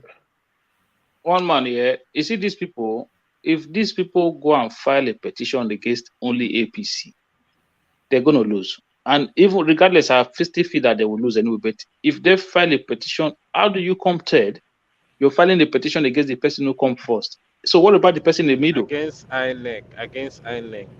Yeah, but this is to access INEC materials. This is no. I'm just saying the tribunal proper. They cannot go against only APC. You have to go against APC and PDP. Yes, and INEC, yeah. And INEC, yes. Because all I've heard in the obedience space is APC, but there's still somebody in front of you. The reason behind that is because APC is declared winner, not PDP. Yeah, but there's still somebody in front of. If APC was to be, okay, go ahead. The contention here is that INEC, why did you announce APC as the winner? We are disputing that, so they won't dispute it with PDP. They said they have the numbers. They have their own fact that shows that they won the election. So that's what they want to prove in court. Yeah, but what Moses is presenting, it says in the matter of application to obtain documents in the custody of the first respondent are used for the presidential election held on the 25th of February 2023. So what this ex parte, if this is real, and it doesn't look real because it's so mutilated, but it's still just to access INEC materials, which we already said they had an ex parte So what are you asking us to make of this, Moses? Read it down now. Read it down now. It just the read I've up. already read Read it it down. now. It's to inspect materials, leave reading down. All right. All right. So let's carry on back to Ajane Koko. Okay. Okay. Let us look, Mama, in response to the question that Jafar, the issue that Jafar was raising, I think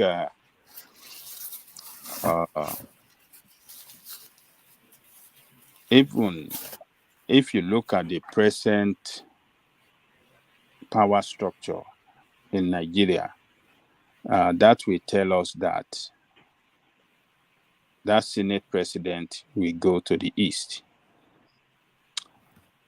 Look at the present power structure: presidency from the northwest, vice president from the southwest, and the Senate from the northeast,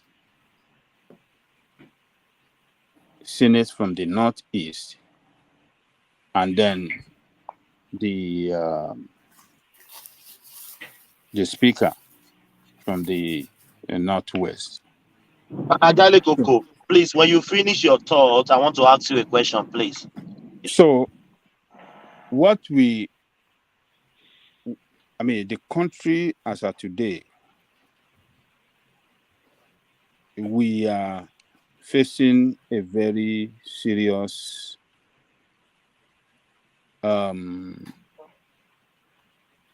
very serious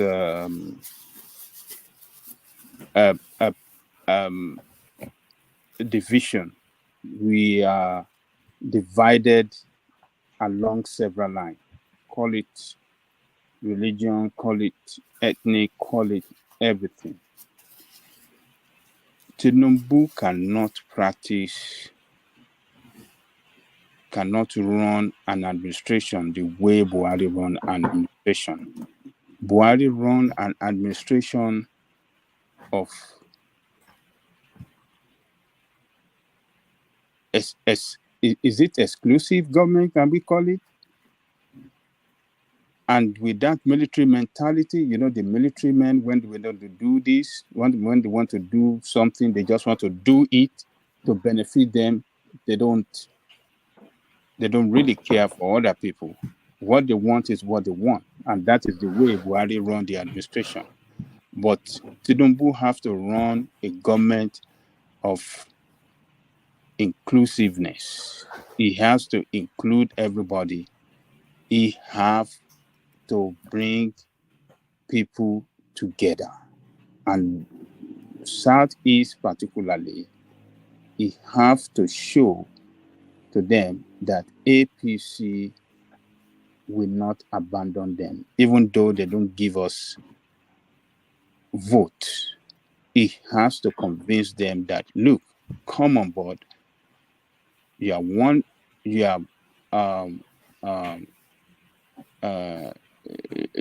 of the geopolitical zone of this country.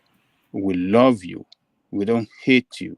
My administration will not treat you the way that, Buhari, what Buhari did, the way he described you, he called you dot in the circle, or what did they call it? And he said in an open, at international stage, Buhari said that I am not going to give people that give me 5% vote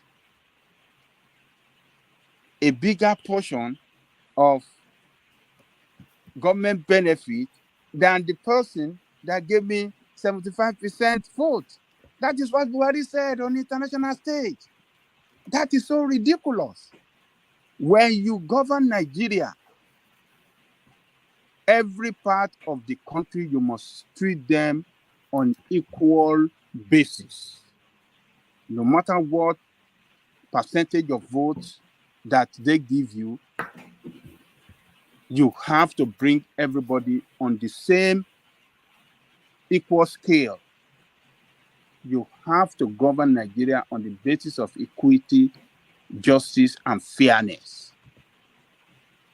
You understand what I'm saying? So giving them the position But Senate, Ajahn Koko, you know, the politics has to come into play as well as national unity, and it can assuage them in other ways. But the people that have invested their political stock to make him president, they have expectations from his administration, and if he doesn't meet those expectations, they will punish him. He knows that. And the people that have zero investment in his administration, in his bringing him into government, they cannot have any real expectation. And national unity or not, you cannot say that the whole of the Northeast, they've moved themselves to bring him into power. And then they would then say, okay, you have Kashim Shettima. If they want more, then they will give them more. And they cannot give the Southeast anything if they gave him nothing. look, Ajale we Koko, have Hold on, my Thomas. question. Hold on, Thomas. Yeah. we have plenty of other position at the federal level where those that gave him vote, larger vote, can be compensated. We have ministerial appointment, very juicy minister, very powerful ministerial appointment. Among them is the position of minister for oil, or what do you call it? Oil and gas, minister for finance. There are several other ministerial of appointment that are even bigger than Senate president. Senate president is just to show the political the just to show that the hierarchy of power at the federal level, just to show how it is balanced. That is what it just represents. It doesn't mean that there are not other big positions. Even within the Senate, there are some committees. There are some committees, very powerful committees within the Senate, within the Senate, that they can still shuffle with each other and compensate those that gave more votes than other parts of Nigeria that gave lesser votes. So we know, look, if we really, really want to be fair, and we have to practice fairness now, we have to start to solve problem and not to add more to the problem. We must bring ourselves closer to each other and not alienate some part of the country, all for the reason that, they didn't give us more votes, so they don't deserve it. No, a country must not be run like that. And Tinubu, this is the time to show leadership. This is the time to show that, yes, he is a leader that has been described as a Democrat. He should put it into practice and show love to every part of the country. Obasanjo did it during his time. Yoruba did not vote for Obasanjo. But do you know how many big ministerial appointments that Obasanjo gave Yoruba people? He made, what did they call this man? The Bola Ige. He made him a super minister. He was the minister of Minister of Justice.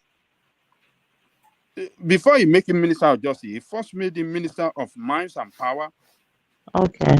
And minister of mines. On AGF. Attorney General of the Federation. It was, that one was later. It was later, yeah. Minister of Technology and Mines of Power. That was a very huge position. Was a super minister. And Jeremy Banwan, he created a police service commission. He gave Jeremy Banwan the minister of police service commission. What did they call it?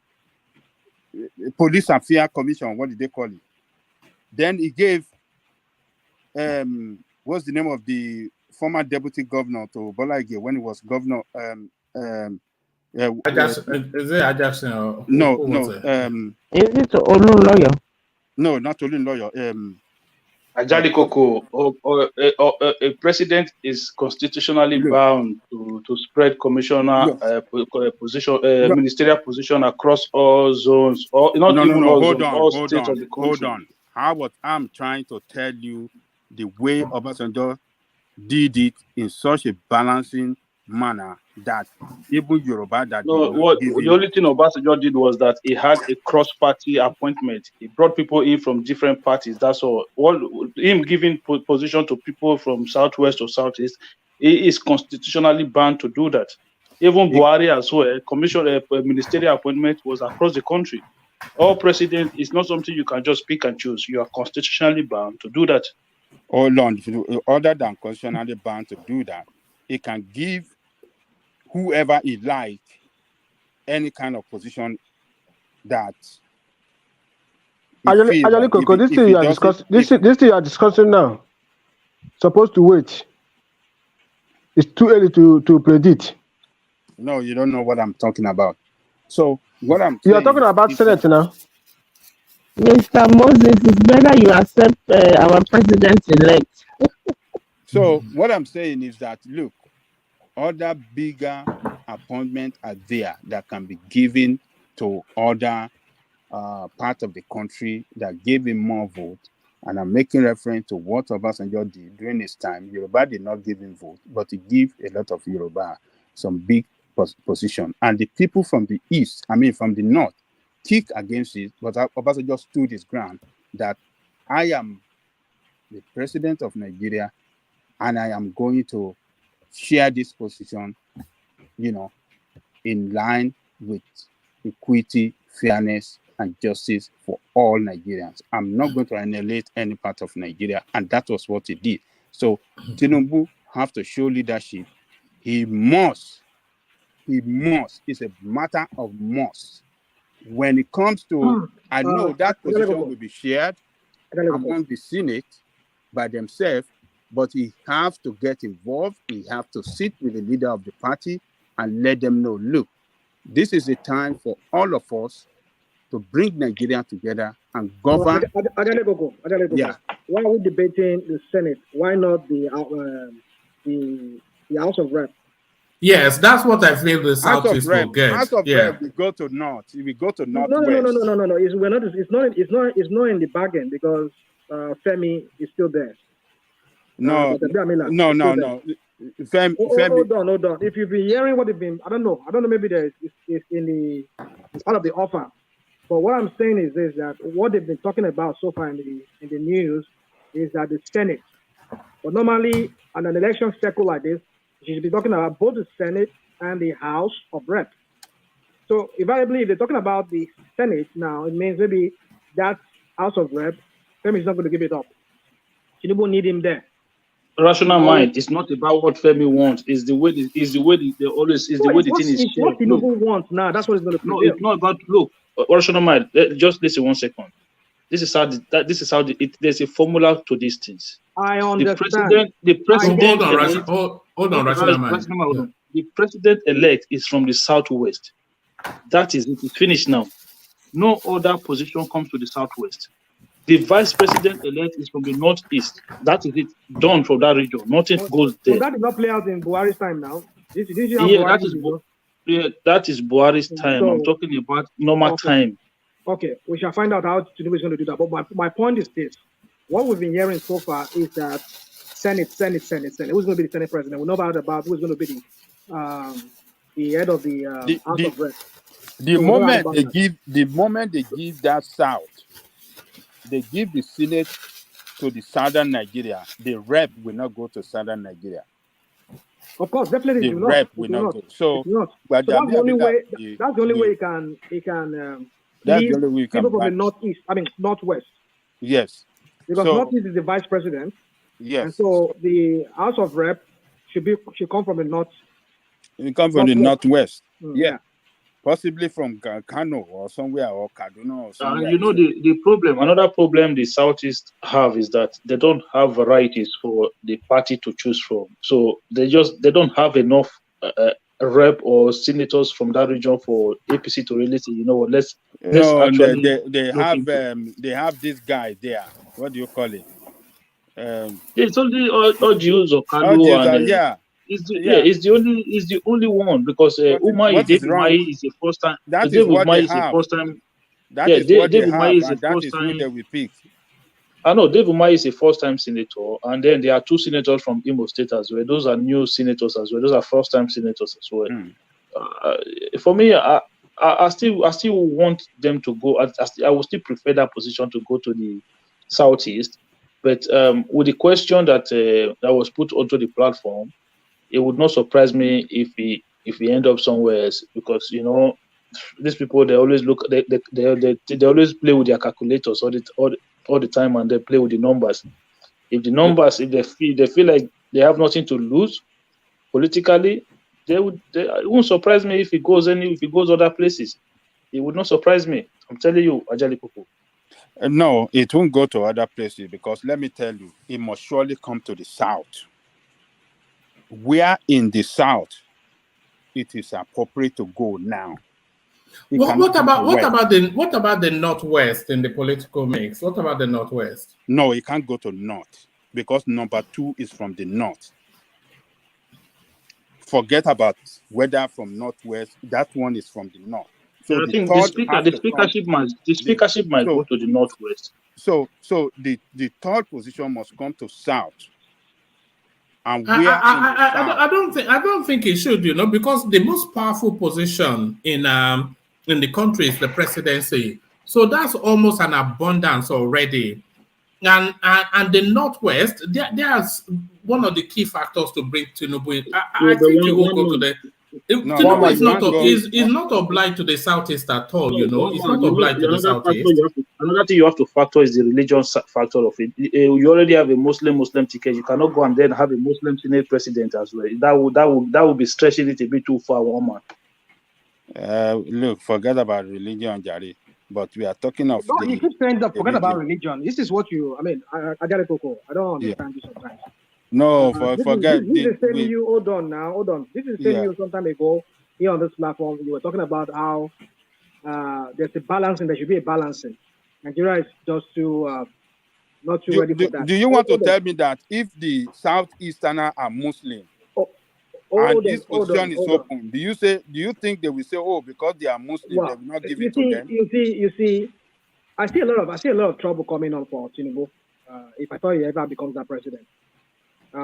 One of the things I see is that at the end of the day, if Femi Gbadagbiamila give up that seat, that speakership position, the House of Rep, what I see playing out is that it's going to be invariably at the end of the day, 3 key positions: vice president, president, and either the senator or the speaker will be Muslim. There's going to be one Christian among them.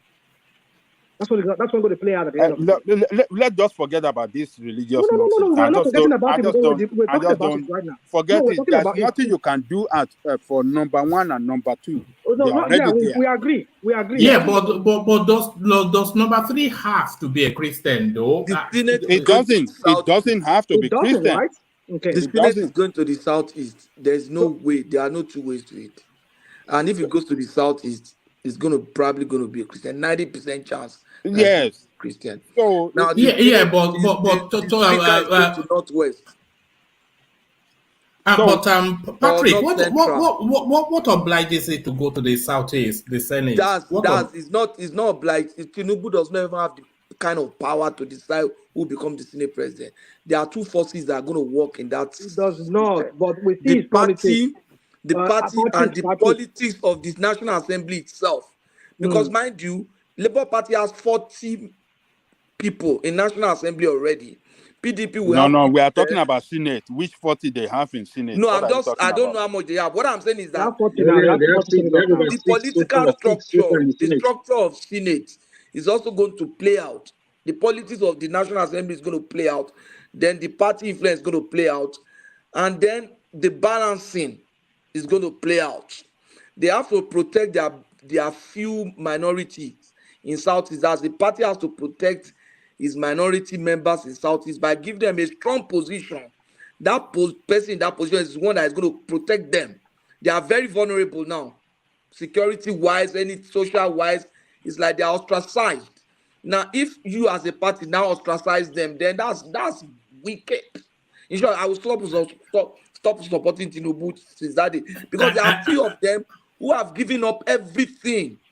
Some of them have been killed, some of them are, and then you say it doesn't owe them.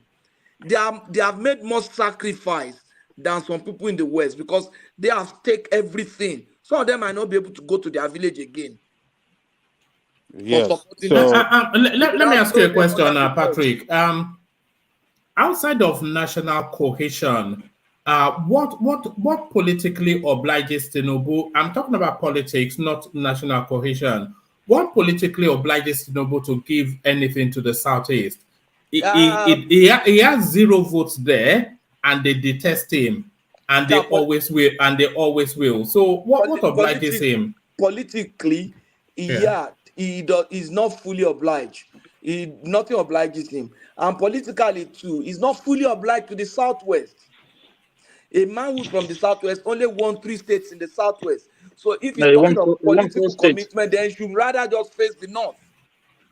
No, he won 4 states. No, you are wrong there. He's politically obliged. Not as politically obliged to the Southwest as it should be to the North. No, my brother. Yeah, then the Senate president should go to the North. Let me tell you, this is the time for politics is over. It's the time to govern. And to govern, you have to create. Balance. Yes, you have to balance things so that everybody will have that sense of belonging, and then you can govern well, and every Nigerian can be part of the game. So, Tinubu, I believe he will give that Senate seat. He will influence it. Tinubu is a politician. He will not sit back. He will let them do their own, but he will influence it. And he's very close to Kanu. I mean, what's the name? What's the name of that guy? Kanu. They started together as governor, if you can remember. They started in 1999 together when Uzo Kanu was the youngest governor in Nigeria back then. Yeah. So they've been friends since then. And you saw him when he went to Kanu's mama house. Yeah, Kanu's mama house, as Tinubu was prostrating for the mom. So they have that long-time relationship and friendship. So yes. Do you know another thing that might happen is they might give that Senate presidency to Northwest and then give the speaker to Southeast. That's also possible. That's more pragmatic. Yeah. When they are doing that, then you are not showing that balancing right there. What's not balanced? Okay, the number one now is from the west, from the southwest. And number one from the south. Let's say the executive is in the south. Look, number 2 is the executive in the north. So number 2 is from the north. So number 3 must come to the south. If they declare Peter to be president, what happened? Huh? What if they declare Peter to be president tomorrow? What happened? How can they declare Peter to be president? What is going to make Nigeria? I'm telling you the fact now. They have taken that one away. They've already declared the president now. They've already declared the president. Let me answer him. Whether they declare Peter to be president or not, APC, as we speak, already have 57 senators elect. So they're still going to the politics is still going to be between APC when it comes to the House of Assembly anyway. So regardless of whether Peter Obi is elect president, one man for the documentary. One fake news over here.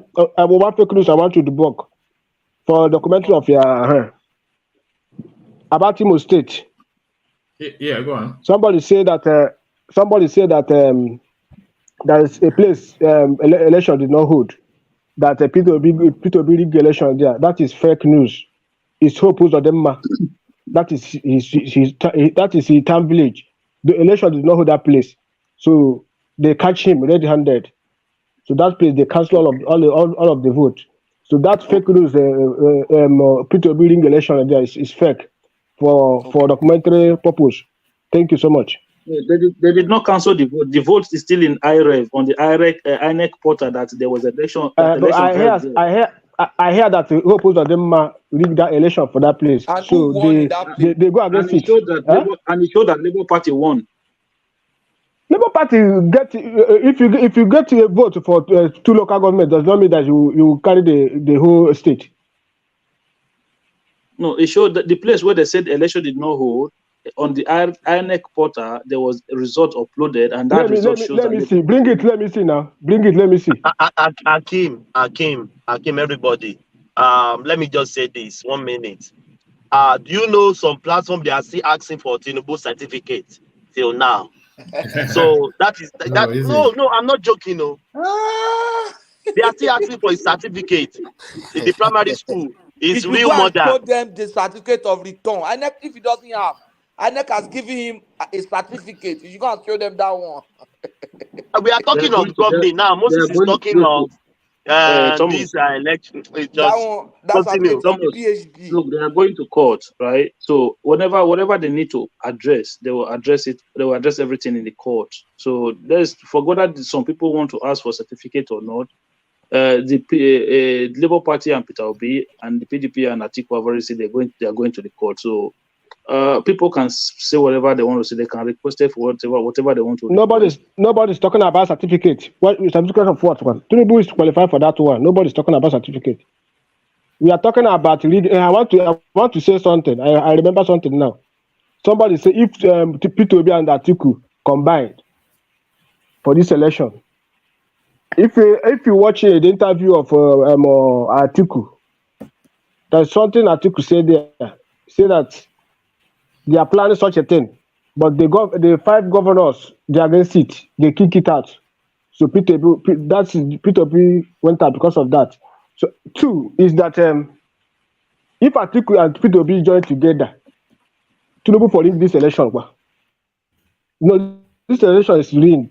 Tinubu rigged the election. So if the both of them join together, the Tinubu for rig it. So there's no 2 ways about it. No, it would not have rigged it. So the election So you believe that Tinubu has rigged it? Tinubu would not have rigged the election. We have the fact. We have the fact now. We have the fact now. Do you know why they will not rig the election? Do you know what they will not rig? You see all those pastors that were telling people to vote for somebody who their name is in the Bible. They probably would not have said that because Atiku Abubakar would not be in the Bible. Those pastors, my brother, because stop fake news. Stop fake news. I don't like fake news. They click my head. Don't stop fake news. Did you know? Pastor Chris is saying. Pastor Chris says wait now. Did you listen to Chris? Let me let you now. Yes, I read. I watch it. Pastor Chris is saying those three main candidates. He described them. He said the other one, the third one, his name is in the Bible. He's not saying anybody to go and vote for him. You understand? I watch it. He said the third one, his name is in the Bible. The whole crowd, the congregation. All right. Let Rosie come in. But as you are coming in, Rosie, you can see the result from Onitsha North. So just see if you can spot it. This is a heavily mutilated document, starting from the figures. Look at that. You can see just where all of the changes have been made. Look at the Peter Obi figure. Look at that number 2. Who writes 2 like that? So heavily changed. It's unbelievable.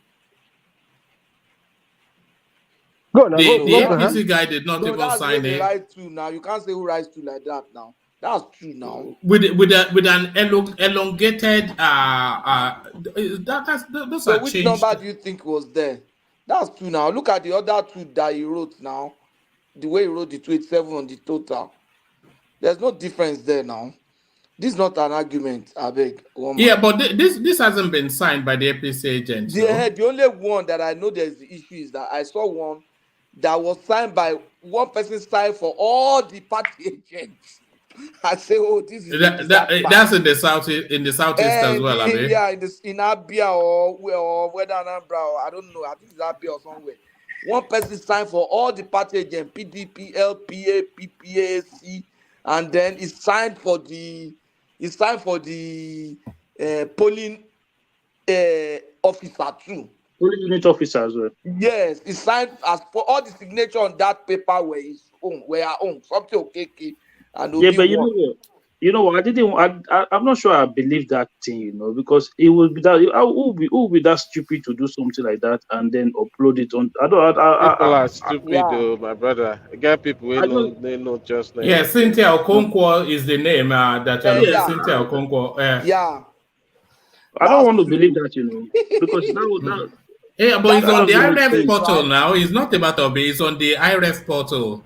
If you go that IRF portal, you'll be wondering what kind of election, as in what's happening to Nigeria. If And you that go person there is and start supposed to be a clicking, copper. it's Can I sad. see it? Somebody Can that I went see to it in also? university. All of them rigged. All of them rigged. All That of was No, what no, Prince no, no. Adebayo told us yeah, now. All all of of them them rigged. rigged, No, man. All of them no, no, actually. no. That one, everybody know Peter cannot put in hands for such a thing. You Oh, What understand? is Peter Obi not a human when being? Leave that one. Peter Peter cannot. Obi Peter Peter Obi, Why are you Peter cannot. talking about? Do Obi, you know Peter B is people Jesus were Christ? sharing dollar at I did Adebayo's not say polling station. no. That is fake news. Why can't you believe? Why can't you believe such a thing? look at Peter Obi crying. Was that not a fake cry? I beg, He cried because of Look he at this is cried the wait, did because he of second cry time. when they were killing No, everybody? he cried because Did this is they the cry? second he time. cried. One This is man, the My I brother, second sent cool you a down. time. video. He I sent you a cried because video. of a girl Let cannot me say afford this. 75,000. During Let me That is the say way. did he this. cry? Let me say this. Let me Because of say a girl this. cannot afford You 75,000. you That is why So he can't. cried. all the Let me girls in say this. Anambra could afford Let me 75,000 when he say was this. governor. Let me Why say didn't this. he cry? For someone to cry, it doesn't mean it's fake or whatever. You can have your own opinion about it. That's fine. But don't regard, just like if I come here and I see something that makes me want to cry and I cry because I'm a very emotional person and you're saying it's a fake cry. No, don't say that, my That brother. cry is just If to you whoop have up your reservation, sentiment. if you have your reservation for P2B, that is fine. That But cry to me was to whip not up when sentiment. when Dati was talking and suddenly started crying. You say that Oh is a my No, fake God. cry. that was No, a now. genuine cry. The Daxi one Uriaka Thank was a Ribu. you. genuine cry. Thank you. Do you understand? That is how Which was a genuine some cry? people are emotional. Which Do you was a understand genuine me? cry? One man. That's it when it broke Okay, down on about his Yes. father. Yes. yeah. Some people are I beg, just leave that one. emotional. You can't Leave just that say one. because he's faking it or whatever. Leave that No. one. If All you of have them your said they are reservation for whipping P2B, sentiment. They are whipping come sentiment. on, bro. Whipping Listen, sentiment. There'll be more things. So Wait. He said 75,000. A girl cannot afford 75,000. He cry. Is he telling you that all the girls in Anambra could afford 75,000? My brother, Do you know how many people cannot afford you 75,000 in saw Anambra him cry when this he time was a around? Ask governor? them, oh, if I When he was talk a now, they governor, throw do you know how many people could not afford 75,000 when he was the governor in Anambra? Did he cry? He Is had it money appropriated in the because bank. you saw him cry now? That Which is why cry? you're When talking. they were killing people in NSAS, Is did it? he cry? Do you know if he NSAS cried? killing, did he Did you see cry? the camera? Come on, my Did guy. he brother, Did you see cry? the stop the camera? hate. Stop Did the you hate. bring the Stop camera the hate. on It's not When good him? for when you. they were when they Ah, were killing Brother, people, did he see, cry? see. When Igbo were they were If burning Tinubu Igbo comes market, out did and he cry cry? right now, I wouldn't even have this reservation they're having for him. I don't know why it's just so, I No, don't I'm know. just telling you that Let's end it, when you brother. say If Peter someone Obi can never cries, put his hand in anything, you are if talking as if he's not a human being. no, I never my As said if brother, he's that. my brother, working. See, No, my the other brother, listen up. brother, my the brother. other brother. As Believe if it or Peter not, Obi is walking on water. believe it or not. Peter B will be your president. Do you hear me? Nah, he can't even be my president because I'm not in Nigeria. So All right, we already said that. Now Amen, amen. the Rotary Club in Oka, Southwest. They will be the president of the Rotary One Club. man, I sent you a video. One pastor delivering hate sermon against Tinubu in the church. Is that is it the female Yeah, one pastor? female lady like this. come on, Angelico, come Yes. on, man. Play, play, Come on, hold on, Angelico. play it. Let us watch it. Farabale, no, don't. I mean, you can play it, one man, but come on. Angelico don't change you. Angelico Angelico don't change overnight. Angelico don't change overnight because before Angelico know they support bad thing, but this time around he they support he they against Peter Obi 100%. Okay. All right, we'll play it. One man. Yeah. One man, there's a breaking news though. I don't know if you've heard. I just saw it. Right. APC Presidential Campaign Council in Rivers are supporting Wike's governorship candidates. Of course, that's it may be breaking, but it's not surprising. That's what. That's not APC surprising Presidential news. Campaign Council in Rivers are now. It shouldn't even be a breaking news. No. You scratch my back, I scratch your back now. Can we understand what is going on? What did he say happened, please? APC Presidential Campaign Council in Rivers, they granted a press conference that they are supporting the candidate of PDP for governorship election. So it's going to be between APC, they have partners there. That's the problem. PDP, APC versus Labour Party. That's what's gonna happen. No, Labour Party is gone now. Labour Party can't get it. No. No. Let me play this video, and then I want to move the conversation on after this video to Zeta, just to manage the time. So here is the video. I've not even watched it, so we'll be experiencing it together. Thank you all for coming out en masse to vote on the 25th of February, especially for those of you who voted for the very first time. Congratulations and well done. I'd like to congratulate the youth of Nigeria for coming out to take back your country. And yes, you took back your country. Clap for yourselves.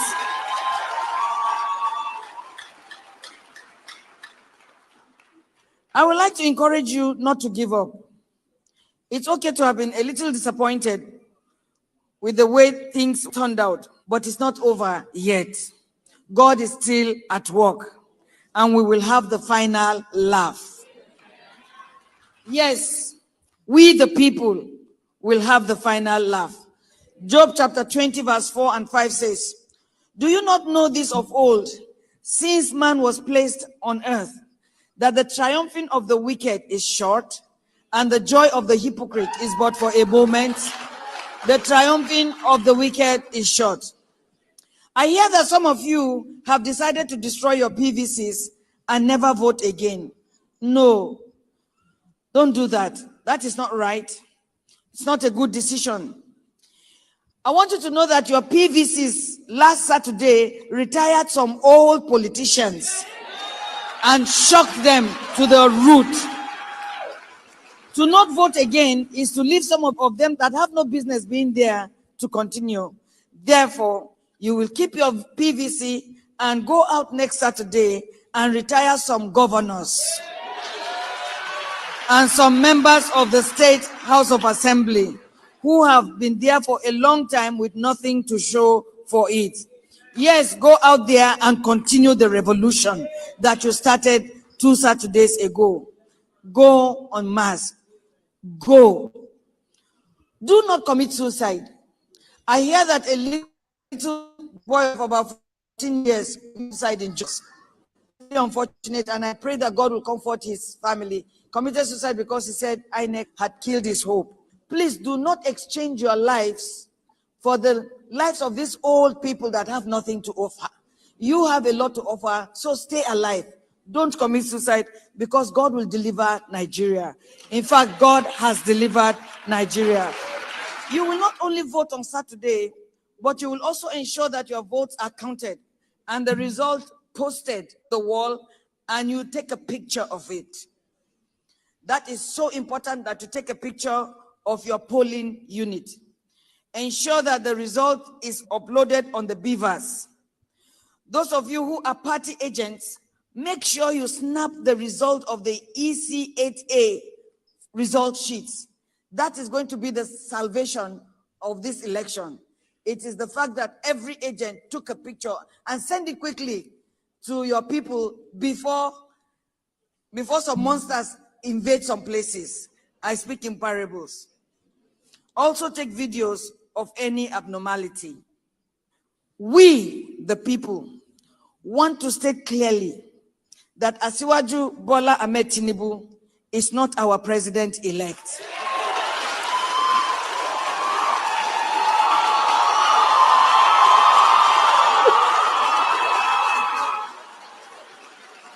He is the president-elect of Professor Mahmoud Yakub, of INEC, and of APC.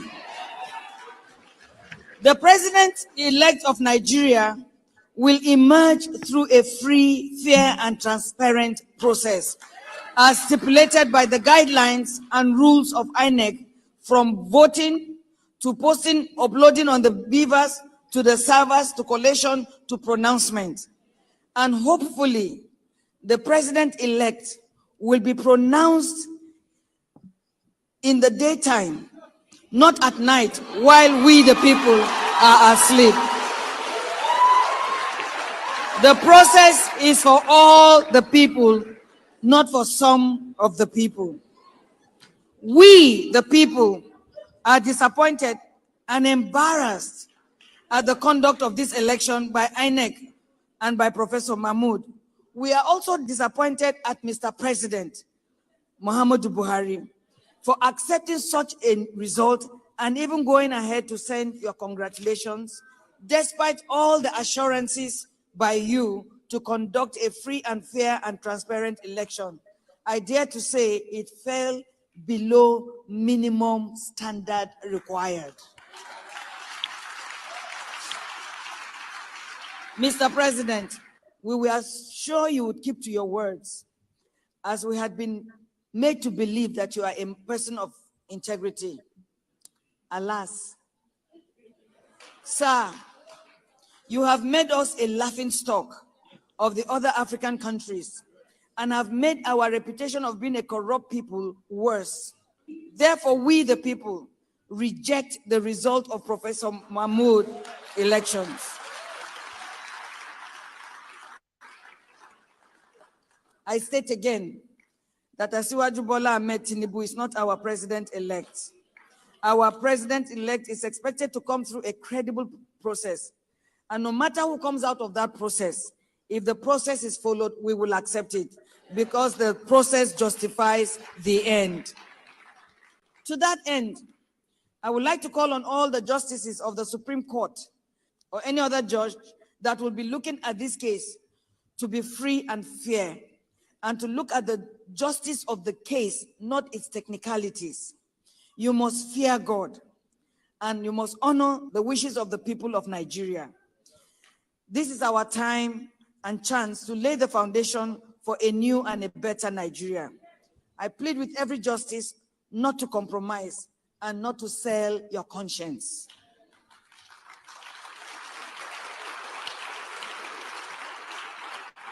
Remember,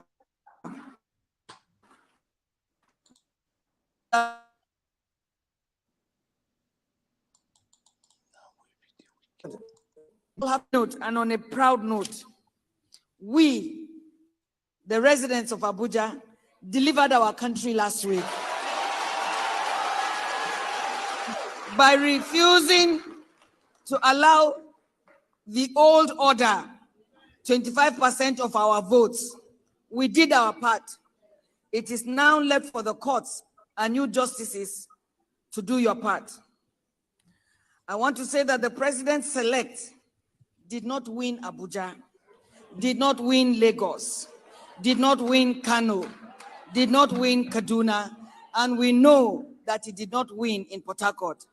Let justice reign, and God bless the Federal Republic of Nigeria.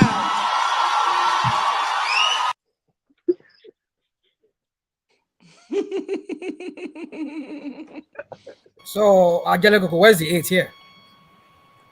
That President Tinubu is not their president. I mean, so what's the 8? What's the 8? What man is it my turn to speak? Sure. You You speak. in church. You see, come on, in a Ajale Koko. I don't church. know when you Hold started on, becoming this. hold on. No. He said we are He the said, wicked. I mean, what do you go to do in the church? Is the Hold church on. a place for politics, Thank or you you very much. What like worship you, God? it's like you just want to hear. You say I refrain from wanting to say certain things. Okay, It's like you want me to say it this night. just Say Now, it now. when the imams in the north are saying all this crap, when they say we have to have a Muslim ticket, when they were calling Christians infidel, calling people who are non-Muslim infidel. We don't hear you bring that on this platform. which imam? Which imam did you see? Oh, you want me to bring a lot of them? Yeah, You want me to start bringing you videos? There's yeah. been a Which, lot. I'm not that kind of Don't a worry person. about that. which imam? Which imam? A lot of There's been a lot. Hold on, you are going. Look, don't rattle. You're going to rattle me up to start bringing up hold stuff. on. Hold on, rational mind. Rational mind, No. bring it We are now. trying to move forward. We are moving. We are talking about No, Muslim. we're not moving forward when you're about bringing this kind of things. election You're results. skewing it. The way We you're are skewing talking. it. Hold on. Okay, We go are on. talking about election results now. Okay. And this woman went to church, calling on the congregation not to accept the results, and trying to instigate them against. I mean, is instigation? Am I trying to? Instigate them against INEC. Against Ajali Koko, look, hold theoretically, on now. In a Let me very finish now. Christ-like manner. Why can't we talk one after the other? Please, I'll speak after Ajale Boko. It's trying to instigate the congregation against what INEC has done. It's painting a picture that this president is not our president, and it's saying all sorts of things in the church. Church is not the place of politics, and we should focus on how we can unite and not to divide ourselves. So what this woman is doing more damage to that country than good. It's not trying to unite. It's painting a picture that don't like them. So because of Tinubu, it's not uniting Nigeria, look, right? Okay, let me talk. Hold on. Look, You've talked now. Is it because he's a Christian? No. Is it because he's a Christian like you? Hold Is on. it because Ajali Koko, this woman speak for the can. This woman speak up for the can. Is it because he's painting a picture that fits your narrative? Is that why you are seeing No, this woman is a spoke for can. This was a speech written by. It's not even. She was just saying a speech from Khan.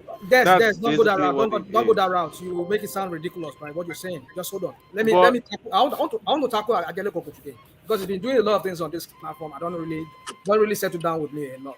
You see, you brought this up. I mean, I had Kulata say, see, I mean, maybe I need to start digging because I'm busy here, working at the same time, trying to talk here. I will send you some links, woman. Maybe after this something you have to play it.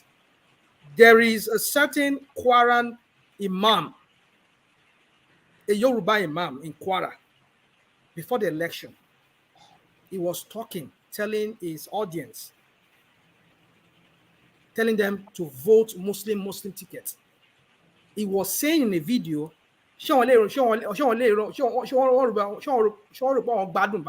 I totally condemn that. That's equally bad now. That is I totally condemn it too. Hold on. That is just one example. I can bring you another example. I totally condemn them. Hold on. Now, let us go back to what this lady says. Let us analyze what she said. As somebody who voted, I mean, don't get me wrong, using that pulpit, that place she did it, that was wrong for me. That is a wrong thing to do. Okay. That is why I brought that video. I'm not talking about. Hold on. This. Oh, you spoke now. Let me speak now. Okay. I'm not arguing the point that he used that part. If it's that part where you use it, the church, that is wrong. But what he said is not wrong. What she said, as somebody who voted, and possibly we assume that his audience too, they all voted. She was expressing her own view, or whatever she expressed there, that we did not vote for Chinedu. Chinedu is not. I've said it here on this platform that Chinedu is not my president. Rational mind. Do you think if that woman was? Do you think if that woman was saying that thing in a sitting room that Ajali Koko will complain about it? Well, Never. How would Ajali Koko have even know if he said it in his privacy? Exactly. So not that's in the church because he brought it to the church. That is what hold on. I'm You did not say in church. You said what the woman said. Oh, what are you saying? Why did I bring it? I said, look at what he brought in the church. He said she was trying to instigate. So if he's trying to instigate a congregation against the constituted authority. Please, after that is what I want to tell you. Woman, please, I would like to speak after rational mind. He's not instigating any audience. There's something he has said in that thing. He has not said go and burn INEC down. One man said that. Okay. Let me tell you a double standard. Let me tell you. Okay, hold on right there. Hold on. Let me tell you a double standard. Okay. She's condemning the election victory of Tinubu, and at the same time, she is congratulating them for winning in Abuja. That we won. So the same INEC that declare you the winner in Abuja because it favor you in Abuja. That INEC is good. But that INEC that declared Tinubu as the winner, that INEC, look, this religious foolish people. This religious foolish people. Okay. Rational man, it's your turn now. You counter that now. It's your turn. Please, I need to talk. Can I say something? Yeah, say. Now, the point I'm making is this. This should be maybe the fourth time I'm listening to that speech you just showed now. I have not seen anything wrong with that speech. There's nothing wrong with it. With what I just said, now. Hold on. Even though he's talking to an audience of religious audience, what she has said is that Tinubu is not the person they voted for. So therefore, he's not their president. And she went ahead and saying INEC did not do what they were supposed to do. Is that appropriate in the church? Well, it's up to you if you want to debate that. That's up to you. No. You answer it. Is it an appropriate? My point is church the right place to be discussing politics and antagonize, political issue? The pulpit is not meant for that. Okay. The pulpit is not meant for that. So you don't condemn her for that, for bringing that. That's what I said. I condemn her for that. That's what I said. Woman, can I talk now?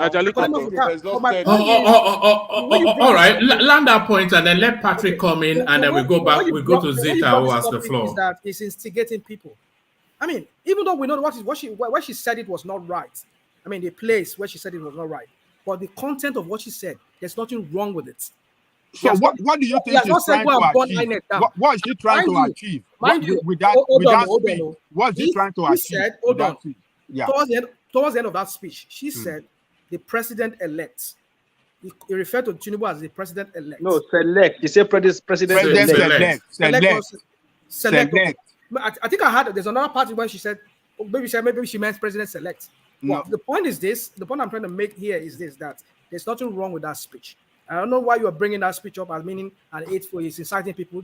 He has not said go and burn INEC down or go and start the civil disobedience. Simply saying that Tinubu was not the person they voted for.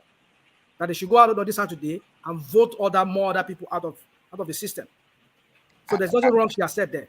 Yeah. I don't know why you are always. You are talking from both sides of your mouth. You are condemning her for bringing to talk about this thing in the church, and at the same time, you are saying that there's nothing wrong in what she said. I mean, there's nothing wrong in what she said. Where is your position here? No, my position is that this woman came to the church to deliver this kind of nonsensical and idiotic speech and try to instigate people against the constituted authority, against the... Who is the constituted authority here? Who is the constituted authority here? You're talking about who is the constituted authority? She's trying to... INEC, yes. Haven't we seen when INEC declares somebody and somebody's being given another certificate? No. What are you talking about? Obi is already going to court. This man is already going to court. Is that what she said? Is that not what she said? Look. Did she not say it in a... Hold on, did she not say that let us wait for the result? I mean, the judges. And it was advising the judges that please fear God and do what is right. I mean, why are you twisting those up? Did he say go and burn INEC down? Look, for the fact that she brought... Is that why you were just flaying up like this? My point is this. Can I come in? Get my point clear. My point is that church is not the right place to come and talk politics. Church is a place of worship, and coming to church to discuss politics or to talk politics is has totally defeated what church represents. And that is why I brought the video. And this is the I agree nonsense. with you. Yes. And that rational mind. Let Patrick come in. Yes. So that is the nonsense that they've been running with this OB campaign, using churches to promote political agenda, and that will not help the peace There you go again. There and you go again. tranquility There of you go that again. country. Yes. Hold on, rational mind. Let Patrick come in. Patrick. Yeah, he said, "My house shall be called of all nations a house of prayers." That was what Christ said, and that was what he did when he drove thieves out of the temple. The church is simply a place of prayer to God. It's not a place to campaign for political parties. What that woman did, we don't have example of it in the Bible. We don't have example of it in the tradition of the church. We don't have example of it in other countries. It is not encouraged in civilized countries.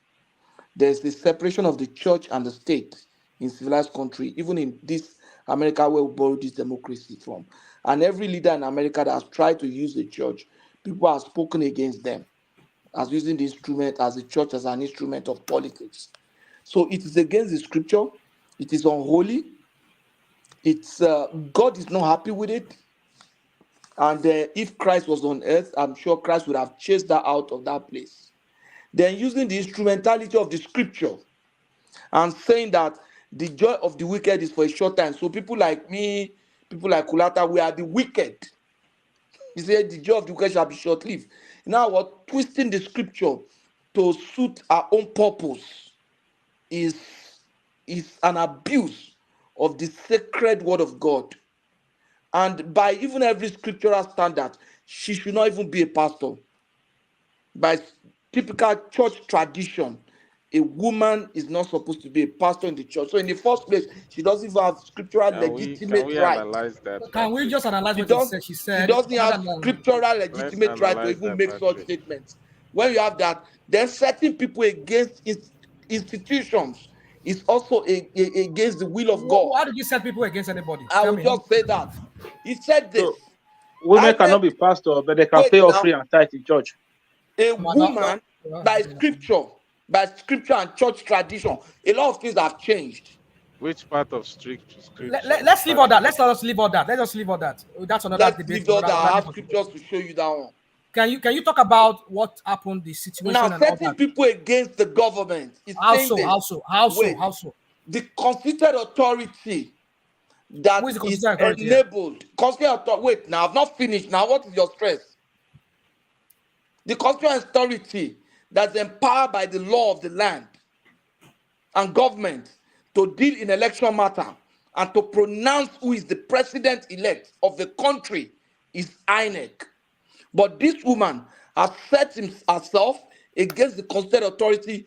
And even when Paul, in his letter to the Christian church, said, "Let us obey constituted authority, for those who are put in authority are put there by God, and they bear not the sword in vain." This woman has gone against the scripture, has gone against what Christ represented. She has misrepresented Christ. And for those who are not Christian, my brethren, please, I take an apology on behalf of this woman. This, what she has done, is not Christianity. Please don't say the Christians are doing this. She's not a representative of Christ. Please don't call her such. She's an instrument of politician. And Are you getting carried away a bit? It's getting carried away. Are you getting carried away a bit, Patrick? No, I feel very, very, very sad when I see people use the church. You know why? These people collect money from members. They feed them all kind of things. They teach them how to govern their family, how to rule their job. You're going off tangent here. Can you go straight to the and point then here? they now teach them who to vote for. They teach them everything. They make them dumb. They are sheep. Sheep does not mean they don't have brain. That's what they are doing. Sheep is supposed to be, listen, what the analogy of sheep and shepherd It's That's basically who the is the shepherd. shepherd. No, The let's shepherd not go into is that That's supposed to Christ. analogy. lead That's Christ, the not the woman. sheep. The woman, Christ is the shepherd of the church. What she has done is setting the people against the will of Christ. People should have What's the listened will to of that Christ? man All several right. times. Let's not get What's too the deep will of, into. yes. No, I don't want to get into the scriptures because it's a space where we might not be able to get out of. But let's go on to Zeta, who has been patient enough. So to you then, Zeta. So this seditious funky preacher, should she be jailed? This woman, this Woman, preacher, yeah. um, Should is she be jailed for sedition or whatever? Yeah. is freedom of speech, but the problem is where she's saying it. But one thing I notice is that most times when people speak, I don't know, maybe they just become pastors. They don't know the power of public speaking. When you speak, you monitor your crowd. I am here watching her speaking. She wasn't able to arouse the magnitude of crowd that is facing her. That being said, Zita, it was a bad audio. If you listen to the main one, it was crazy. yeah, interesting. Yeah. Anyway, that's by the way. Secondly, woman, I am not this. When I say now, people will say I hate them. I'm not part of them. You see, this if I win is good. If I no win is bad. I am not part of it. Ajane Koko was quite right to point out that she was happy with the Abuja, but unhappy with the rest. So that is the problem. That is actually the problem I have with people contesting this election. You are proud to say you beat Tinubu in Abuja. You are proud to say you beat Tinubu in Lagos. You are proud to say that you did not even give anybody even 1% of your vote in your land. You don't care. You are happy with that. In fact, you are even saying that even if they get 1 vote, that's a lie. But you will never admit where they won. That's the issue. Is it not the same INEC? I don't get it. I think it's the same INEC, if I may say. They declared you a winner in Abuja, Lagos, and other places. They are okay. That area, they are fine. But the area they didn't declare you, they are not your president. Anyway, one man, she has the freedom of speech, and she has spoken to her congregation. Fine. But one thing I want to say, I still keep saying it. They told me that Peter Obi is not the president of Igbo land. That he is generally accepted by everybody. And it's not only the Igbos that voted him. That being said, why is Igbo people the ones that are getting mad? Why is it all this? I'm not Igbo now. I'm getting mad. What do you mean? What do you mean, Madam Zita? That woman is she Igbo? Let me tell you something. No, she is. We saw the what name. I am talking No, about. she's not. I don't think she's Igbo. Wow. She's not Igbo. She's not Igbo. No, carry on. The wider point. She's from South Zaria. She's yeah. All right, that's fine. But the wider point that Zita is saying is a point that we've all observed. 80% of the people still pushing that narrative, they are from the southeast. That's just it. And then you have the old straggler, the yoppie Yoruba guy that wants to be part of it, and the intellectual northerner that wants to be. But the abundance of it is the push is from the southeast. One man, let's tell ourselves the truth. For us, every time we keep going back and forth, let's tell ourselves the truth. Peter Obi is accepted all over the Nigeria. Hold on. But sorry, Zeta. Where are you from, Moses? I'm from Imo State. Of course. So there it is. But carry on, Zita.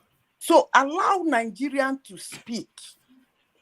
Allow, people are already complaining. He's a campaign manager in Sokoto, an Igbo man, campaign manager in this place, an Igbo man, campaign manager in this place, an Igbo man. Allow other people to talk too. That's what I'm saying. When you push it too much, it becomes as if it's an Igbo agenda, which you have told everybody is not. So let's leave it. Let others fight for us too. It's My becoming sister, too my sister, pushy. let me adjust small. Can I come in? Oh, sure. See, you see this P2B movement. You know, this journey is a tough journey. People did not give P2B chance to everybody's against P2B. You don't have structure. You don't have structure. Some people was afraid. Some people say, I don't think this guy is going to make a move. Oh. Some people following P2B. That's why P2B did not have senators, because even some that day, that's the election, that 25th election day, you will see some P2B it's not in the ballot. Even at some Lagos, even some states. So many places we don't have senator and the House of. Some people are backing out. Nah, I don't think this thing will work. Oh. This man love, but I don't think this thing will reflect on ballot that day. You know, people was using like, but people will have strong minds. I will succeed. You understand? If this election was free and fair and credible, Tinubu will not get 5 million votes. I'm telling the gospel truth. Everybody, they know it. That's why they rigged the election. Plan everything, plan everything, sharp. Give certificate. Why can't they review? The INEC chairman said they will review it. The time Dino complain about it, say this thing is not good. The INEC chairman, you are not going the direct way. As what you promised Nigeria, that you are going to everything will be transparent, free and fair and credible. INEC chairman rush everything, give certificate immediately. No, it's not how things done. The whole world is watching. No, that's how they've always done it. After the elections, they announce a winner. No, INEC chairman said he will review it before he will announce the result, but he did not. He go ahead. If he announced the by around 3 o'clock or 4 in the morning, he announced the winner. So the man rush the thing fast. People are complaining that this thing you are announcing is not corresponding the way the result agent is carrying. What you announce is different. You continue to rush some APC members say, if you don't like it, go to court. If you don't like, go to court. You know, that is the plan deal. They plan everything. Why Senate and the House of Assembly, these two are uploaded? Why presidential one is not uploaded? You know, this is plan deal. They plan. Yeah, so let Rosie come in. Rosie, come in. Yeah, to me, that's my own opinion. I think this election, they are rigging it everywhere. In the East, there was some underage voting that went on there. In some parts of the North, like in Kano, underage voting went in there. So, for me, why is it that those places Peter Obi won, there was no rigging, but the places that he lost, there was rigging? So the same INEC that says Obi won some states, that one is acceptable. But then when INEC said he lost some states, it's not acceptable. So to me, it's just kind of very confusing. My sister, hold on. But Rosie, is it not annoying that it's very confusing? Yeah, because it's just annoying, INEC, isn't it? You accept INEC results in some area and then you reject it in some area. So what do we actually want? Rosie, the issue is not Labour winning one part and the other didn't win another part. The issue is that the way the election was conducted, it wasn't transparent. Like somebody just said now, which I've always thought about, the House of Reps, Senate, the portal was open. They could transfer the results easily. But why presidential? Why did they hack the presidential portal or whatever they said? They said they were doing was about whatever the glitches they said was about. Up to this very day, they've not even addressed that part. what was that glitch or what was it? Just a glitch. Use some vague language just to cover it up. So it tells you that there's a lot more than what we understand. So if somebody says he wants to challenge it, or he feels that I have been cheated out of this thing. I mean, don't get me wrong, I'm not saying anybody did not cheat, but I've yet to see any evidence, even the one that people are providing. For me, I just don't see them as evidence. But well, if that's you don't see the we did something a couple of you showed me the underage kids that were no, it's not that we showed a video clip from a Rice TV of INEC agents telling us that voting did not take place in 2 localities, and then we went on that on the INEC portal on those localities, and we saw Ajale Koko was here. Were you here, Zita, when we did it as well? Yes, I was here. Yeah, and then we went on the INEC portal to check those localities, and it was Peter Obi all the way through. And then we went to that video again to double check, and then you were here as well, Des. So yeah, one man, that place I checked it thoroughly. That is where they see what they did there. They had to like make it not to be so obvious. That's what they did. But Tinubu that's where he was getting most of the votes. If you check all the wards, you're going to notice it. But if they want to cancel that would you know, it doesn't really matter if they want to cancel the It doesn't matter. When we establish so even on this little platform, Rational Mind, we established that Peter will be cheated. Well, no problem. I mean, I heard that this SDP guy said they were paying dollars, and at the end of the day, in those states, they only had about 40,000 something. I mean, not up to 50,000 votes. That's why they were paying dollars and all of that. So you see, when I had all these things together, it doesn't even really make sense to me. But for me, the thing is this. My only thing is that let us stop this. Oh, why they announce the result? You won here, you won here. Should that not be enough for you? No, it's not enough for us. It's not enough for the electorate of Nigerians. If you feel like you're cheated, because can I continue? Hold on, you will continue. All right, land the point, and then because you cannot move the goalpost. You cannot move the goalpost during a game. You cannot move the goalpost. I mean, during a football match. You see that you follow the rule through, or you just scrap, or you just cancel that match. I said we are going to review this match. That is what INEC was told to do, and that is why these people say they want to take them to court. Why people always saying that they should go what we do know, Rational Mind, and as we've told you all the way through, so everything we've told you has come to pass. So we tell you now this only for it to come to pass as well. Tinubu will be sworn in on the 29th of May. And they will govern that country for 8 years. Don't worry. Let's put money. No. So sorry. You've been doing We Shall See for a long time now, and all of these events have been coming and going. But back to you, Zita. So as I said before, I don't know why I shouldn't have issue with that woman because she has been saying a lot even before the campaign. But all I say is that when we do this too pushy from my side, as I said before, you scare people away. Everybody that supported Obi told us that Obi is wholly accepted by Nigerians. So if he lost the election, Igbo people should calm down a little. Let other people speak on his behalf too, if they need to. But if you keep pushing it by yourself, it's as if is an Igbo president, which he is not.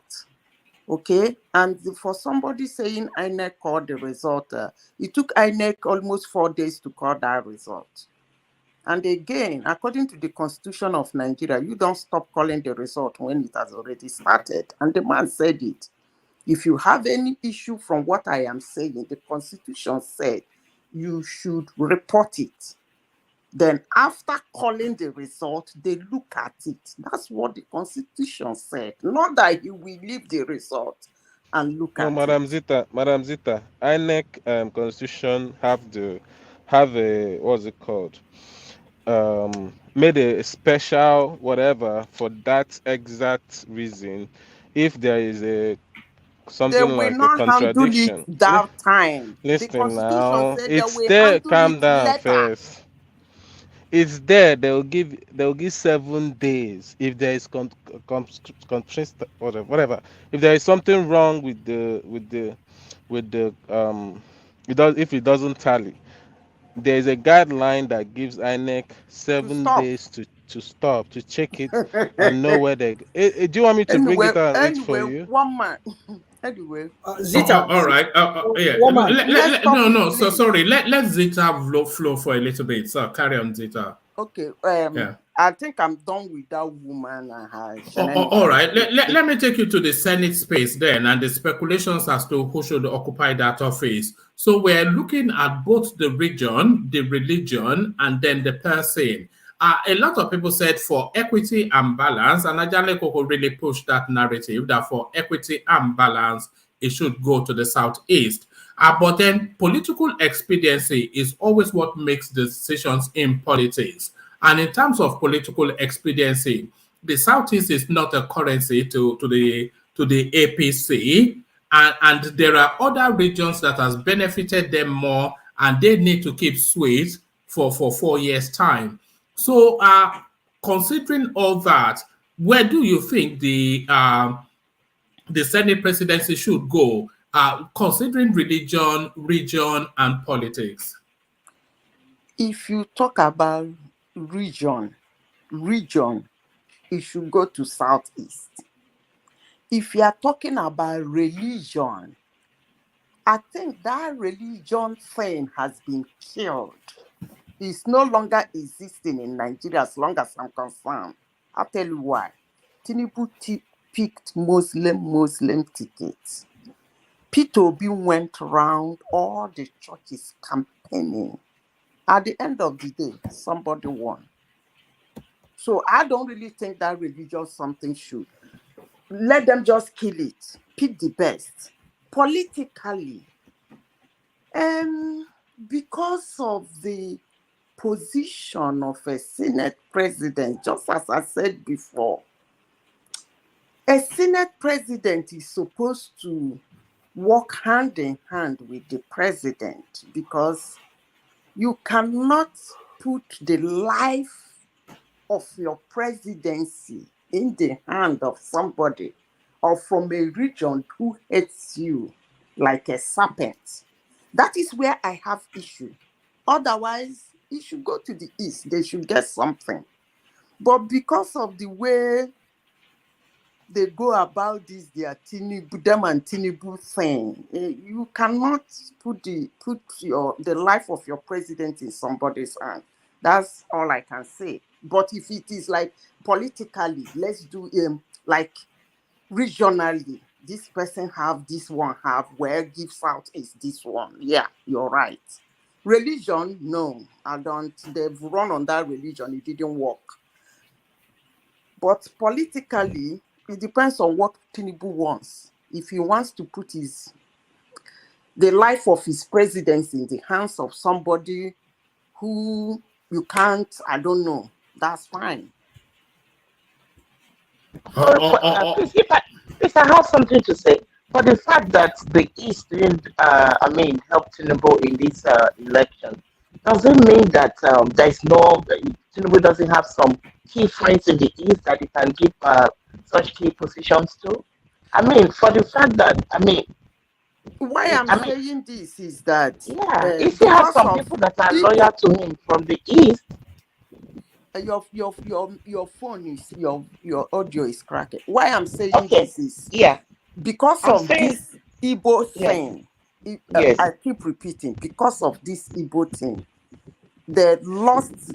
When it comes to Senate, it's a party thing.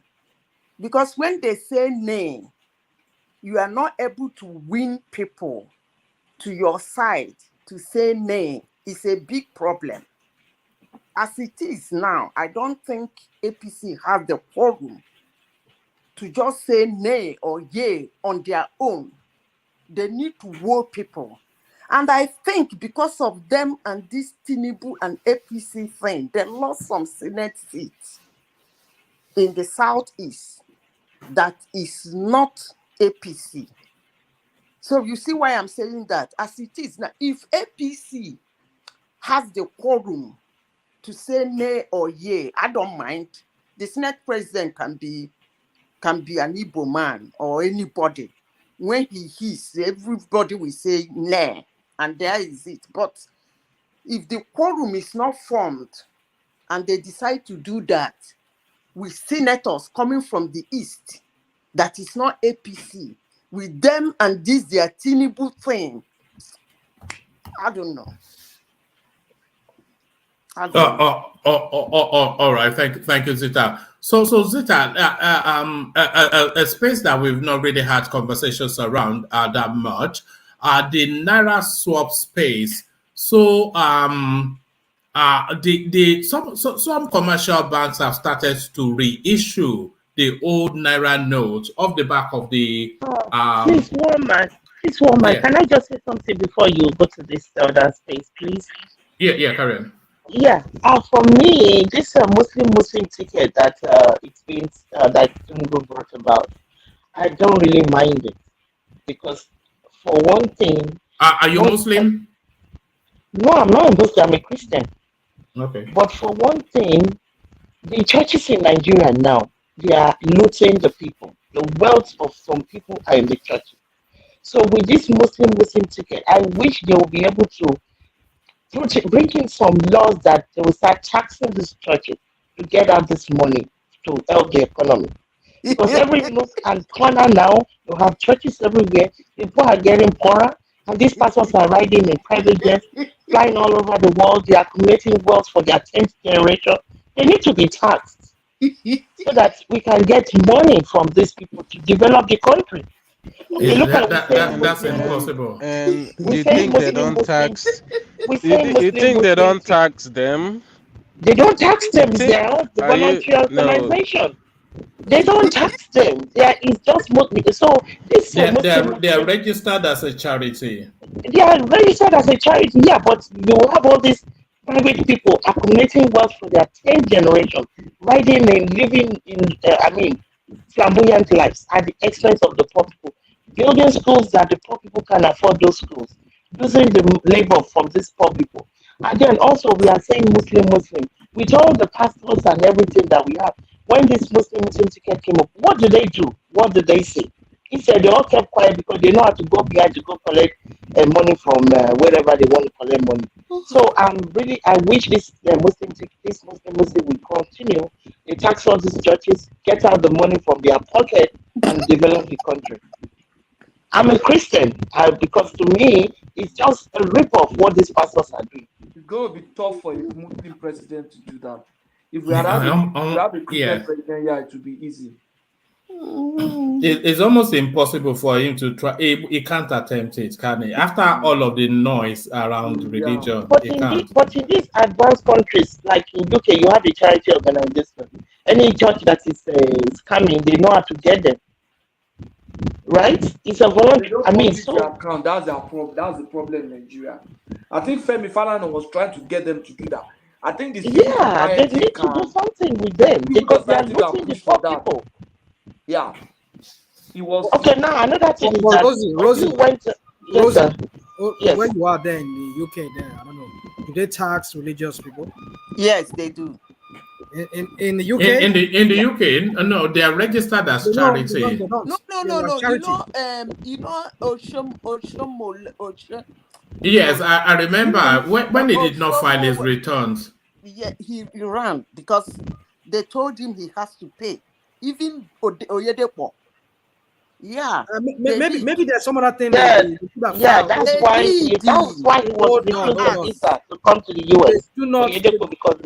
They found that he had some irregularities with money too. Religious body that are registered as a charity, they don't tax them. That's why you forget that they have a tax amount for a religion. Anyway, never mind. Let's leave that space and leave it for you people to go and do research. What man you said about Naira? In Canada, here, I'm actually in a church council. We don't necessarily get money directly from the church, from the government, but there is tax incentive for money given to the church. So indirectly, it's like those tax receipts that goes back to the people giving to the church.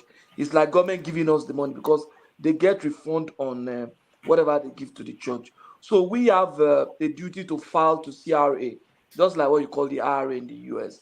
We have a duty to file to CRA what we got and how it is spent in a very, very transparent manner.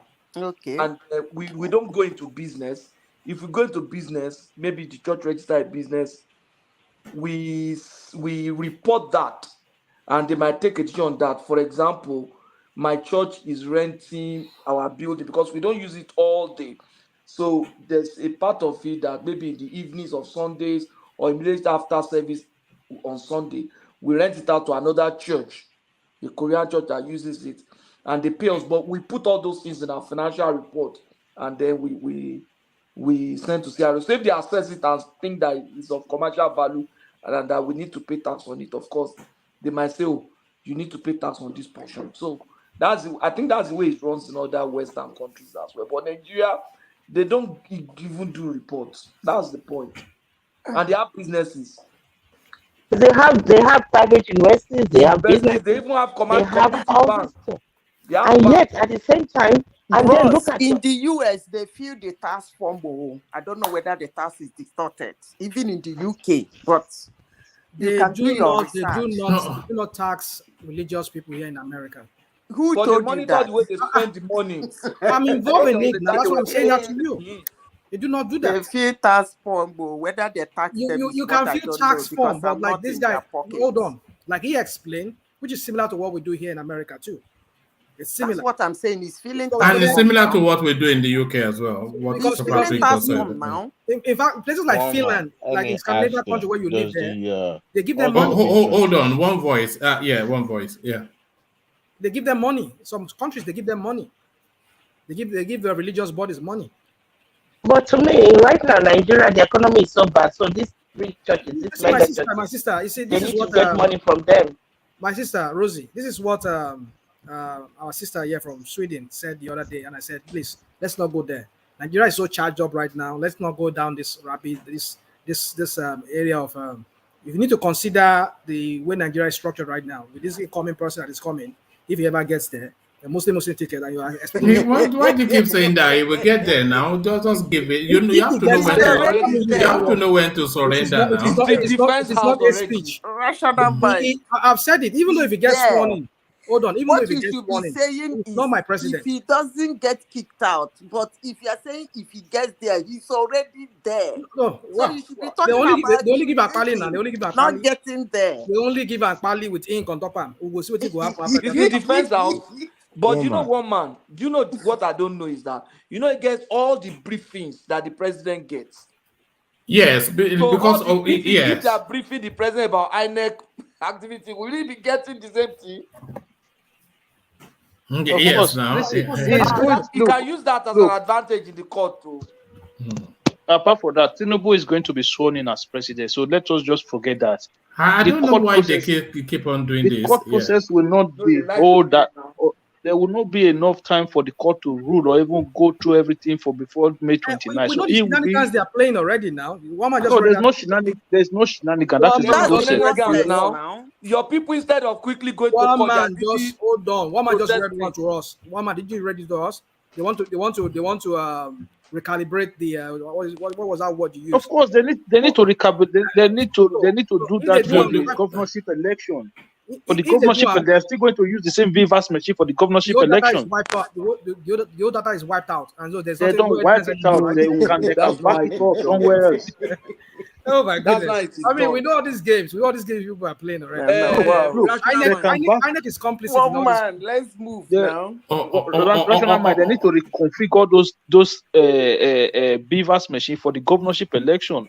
So because of Peter Obi now, they should not hold governorship Oh, election. so they should not do that. All right. Let's get back to Zeta. Who was going to talk us through the Naira swap space? So to that Naira swap space, Zeta, the Supreme Court rather has made a pronouncement, and some commercial banks are now off the bank of that pronouncement. They are now starting to load up their ATMs with the old Naira notes. Even Collins gave us an example just earlier on, but we've not heard yet from the from the federal space via the central bank. So where is the position of the currency? Because people are still confused. Do you think we will hear anything before Saturday, or are they going to hold out for the whole elections to clear? One man, there is new sheriff in town, and the new sheriff is for the old currency. Again, if the Supreme Court have power over the decision or on the regime of the Nigerian currency, and they have said something about it, that holds. As I said before, if the Supreme Court have authority to decide on the regime of the currency in Nigeria, and they have done that, it holds. Again, no matter what they say now, the Supreme Court has ruled. There is new sheriff in town. And that new sheriff is for the old Naira to run pari passu with the new one. So it's just 2 months away. All right, brilliant. And a brief commentary on the Lagos State space is still a space that are still generating a lot of controversy. So now, as we huddle towards now that date, who do you think will hold sway? In fact, do you want to give us a running order of 1 to 3 that you think will come from Lagos State, the governorship? You see, one man, I will say it too. You know, I'm a very objective person. When civility turns to stupidity, you lose big time. And as much as I appreciate the Yorubas by trying to be free and open to accept everybody, I still believe there should be a limit to it. Okay? The way things are going, actually wish they lose Lagos to teach them a lesson. Maybe if they survive it, maybe probably they will put some certain laws in place. It's not only one people or one tribe that are in Lagos. I used to tell my friends down here that just as US is to the world, so is Lagos to Nigerians. But when I listen to my people, the way they ginger about that Lagos, I'm not comfortable. When I say it, they will say they don't like the way I talk. There are Benis, there are Hausans, there are Rivers, there are even foreigners living in Lagos, buying land, doing their business. But this ginger, when you listen to them, you took from one studio to the other, you see them angry, vibrating, we take authority. And this is what I said from time immemorial. There's one day he has said, even before now, that I think Abubakar Tafawa Balewa was granted an interview, and he said Igbo people are domineering, even before the Nigerian Biafran War. When you exhibit this kind of character, how do you want people to see you? There are a lot of people living in Lagos now. Leave this thing, let it flow. On that day, go and vote somebody you want to vote and go home. Why this hot air everywhere? Why? If I say, they will say, Zita, I don't like the way you don't like us, you are not from us. But you think I am happy that my people are behaving that way? Is that what you people think? Igbos are not the only one in Lagos. So why is it that every studio you tune, we take it, tomorrow we take it? Somebody was saying yesterday that if Sanwo Olu is in Labour Party, they will vote him. Is Labour Party now an Igbo party?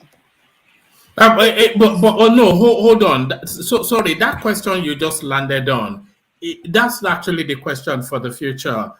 Is Labour Party now an Igbo party? A lot of people will say yes. I am one of them. I think Labour Party is now the Igbo party. It will is this supposed to be? Well, that's what it has turned into, and it will consume APGA in some alliance before the end of the year. But certainly, Labour Party is now Igbo Party. You are wrong, woman. You are wrong. You think so? Yes, you are. So yeah, carry on. It's just, is it just you are wrong? You know the reason why I say you're wrong? Yeah. The folks that voted in Bedouin, in Plateau State, are they Igbos?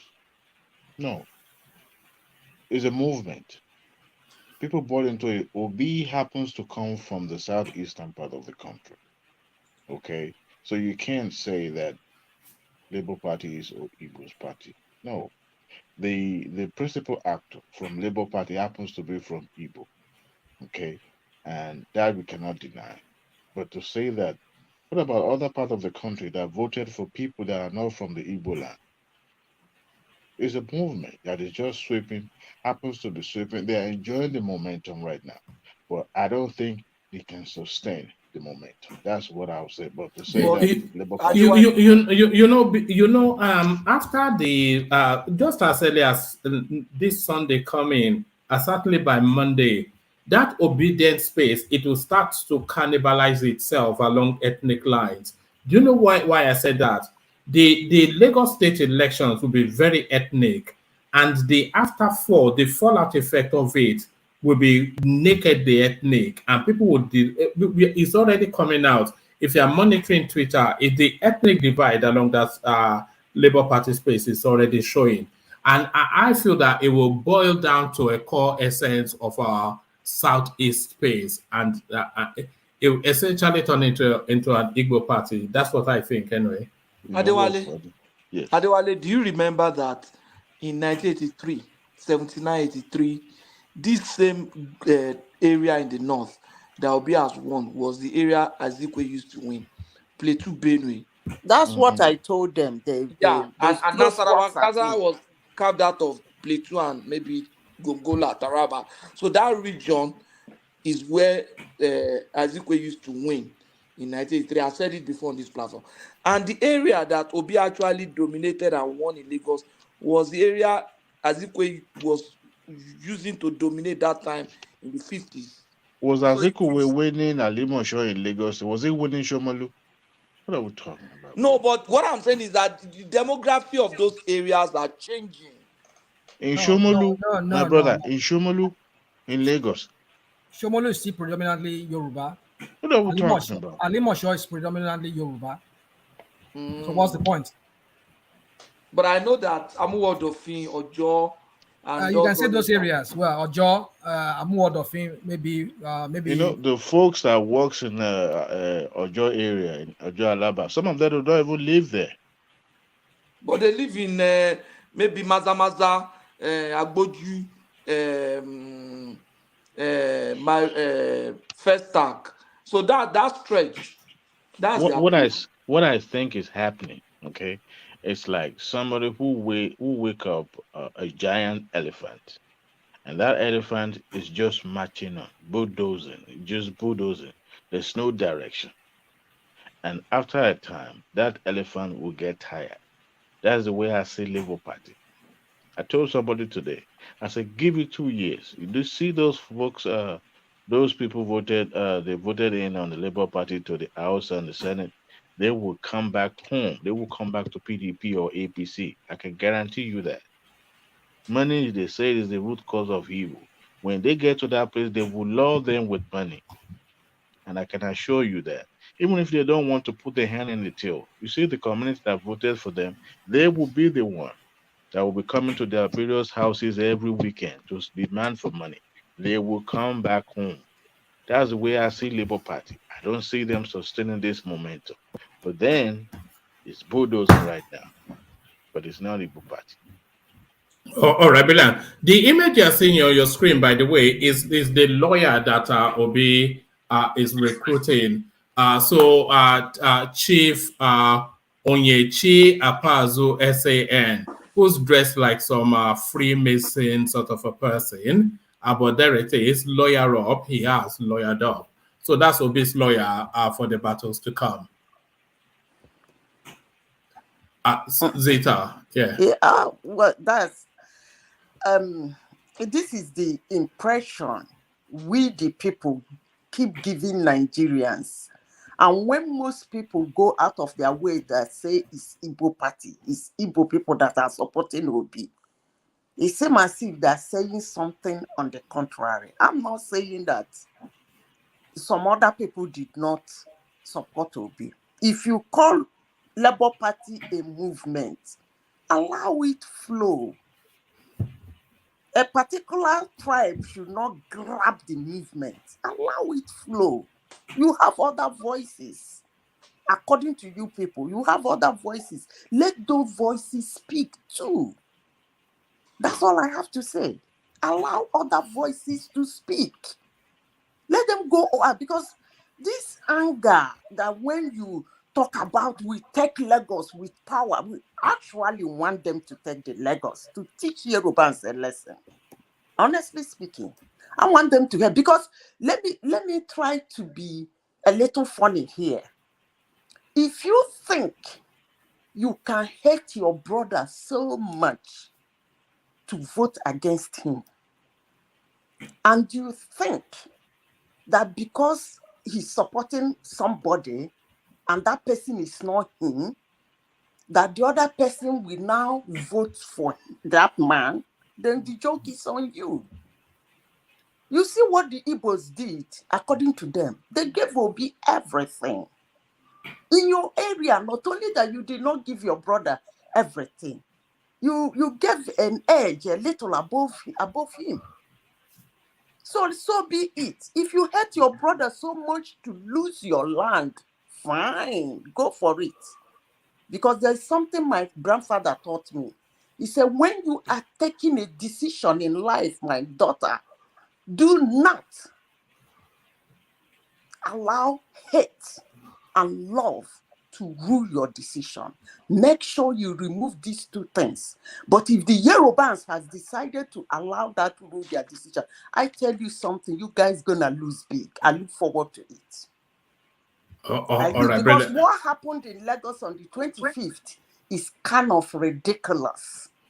But since it has happened, and if you people believe that the hate for Tinubu will not be transferred to Shomolu because it's Tinubu that sponsors Shomolu or whatever, then I think the joke. But that being said, so would that be something? It's a what? Because people did not vote for you, and then you transfer the aggression. All right. Take on that. Take on what Rational Mind is asking you. But let me use this window. I'm going to swap myself out because we've hit this 5-hour mark. So Thomas will take over from here. So let me ease myself off and bring Ola in as you continue with the conversation. So back. Rational Mind, you asked me a question. I mean, I've been listening to you. Some of the things you're just saying here, to me, sometimes it just sound ridiculous. Sometimes. Okay. With all respect, with all due respect, you say what? Calm down now.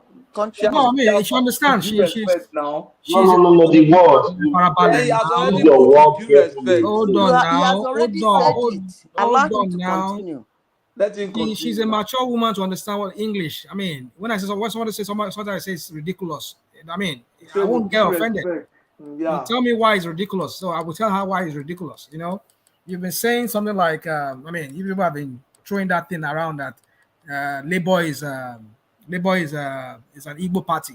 I don't even know where you people are getting all this information from. The simple reason why so now. Well, maybe I heard you when you said that in passing, or maybe did you hear me say that? You said that the Igbos, they like to dominate. There's an inference from what you said. Did you say that? Listen to me. Listen to me again. Did you say that? Listen to me. Oh God. Listen to me.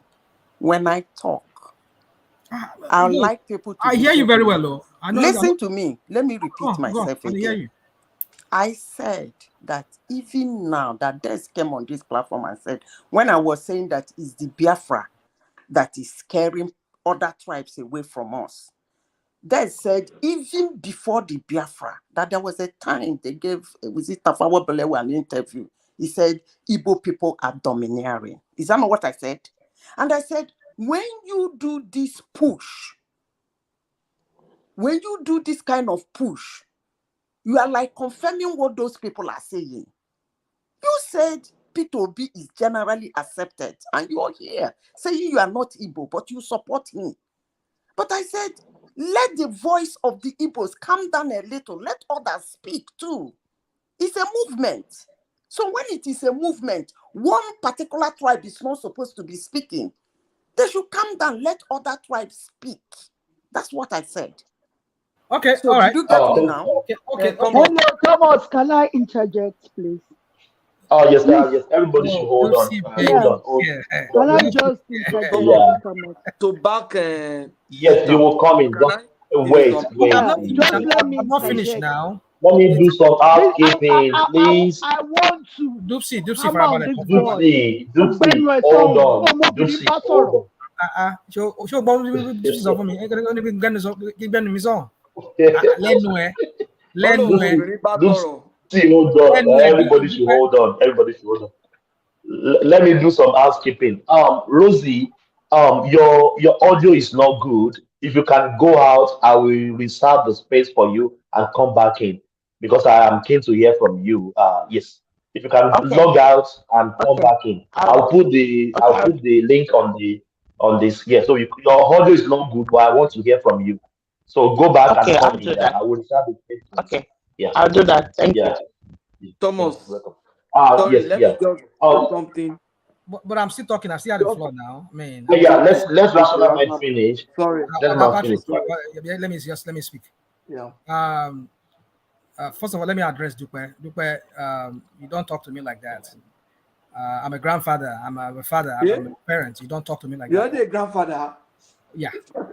My youngest is she's 19. Until Gbadun, grandfather. I don't want to be too. Thomas. Let me just hold on back to what I was saying. Please, let's rationalize it. So now let me Bring it down. Can we try and restrict the language to English, please? Okay, sorry. I'm sorry, Oga Akim. Madam AI. The point I'm trying to make here is this: that I inferred from what you said when you said Igbos, they are too boisterous, they're too loud-mouthed, and you were talking about. Okay, let me not go. I mean, Rationale. Wait. Are you Igbo? I'm not. Well, like I've said it before, I'm not Igbo. You are not Igbo now, but the Igbos are telling you what they are. Has the right. It's because you. I mean, I don't say it doesn't have the right. Did I say it doesn't have the right? Thomas. Because maybe you came later at the time whereby I don't know how long you've been on this platform, but I'm listening in the background. Okay, so if you know me very well, I criticize everybody. I criticize our Igbo people. I criticize everybody. I don't have any. So I have to criticize. So my point is this. You see, I inferred from that you say, okay, let me just leave the other parts about you saying Labour parties. But the point I'm trying to make is that Tinubu is just a person. He doesn't stand for the Yoruba race. He's only fighting for his own pocket, for his own political ambition. But I understand, I get it. If all of you here, some of you are Batify, who are Yorubas, or who are non-Yorubas, you tout him as your champion or whatever. Fine, it's good. But when we make it sound like, okay, can you mention some names? No, I won't mention names because you are being stereotyped now. Dupe is one of them. Come on. You are being stereotyped now. We are not being stereotyping now. And he mentioned it, you say come on again. Come on again. So anyway, don't mind Thomas here now. Anyway, so the point I'm trying to make here is that you see, Tinubu will not be, if he loses Lagos, heaven will not fall. Of course. Heaven will not fall. But then one will make it look like, the Igbos, this and that. Why would they sell their place? Why would they not vote their own person? My goodness. Have you forgotten what this election is all about from the beginning? The Igbos have been saying that they've been marginalized. I, for one, that is one of the reasons why apart from other reasons, that is one of the reasons why I look at Obi as, okay, let him take that. But rational mind, Is it only Igbo that are marginalized in Nigeria? Are they only the one? Hold on. They're not the only people marginalized. But I'm saying when it comes to this issue of presidency, Yorubas had their part in the person of Obasanjo. Even though I disputed that in the past, that no, Obasanjo was not a favorite candidate of the Yorubas, but at least he's a Yoruba man. We go by that. The Hausas, even the Fulanis, they've had it twice. In the person of Yadu and this idiot that is there right now, the Bubu that is there. Oh my God, you don't use that kind of language. No, I mean, idiot is a political language. I could use idiot. Idiot is not a political language. It is. Go and look at the meaning of idiot. You understand what it is in political sense. Somebody who is selfish, who is, let me not go into lecturing and. Hello, Moroso. Talk correct him and go Moroso. Take it easy. Eh?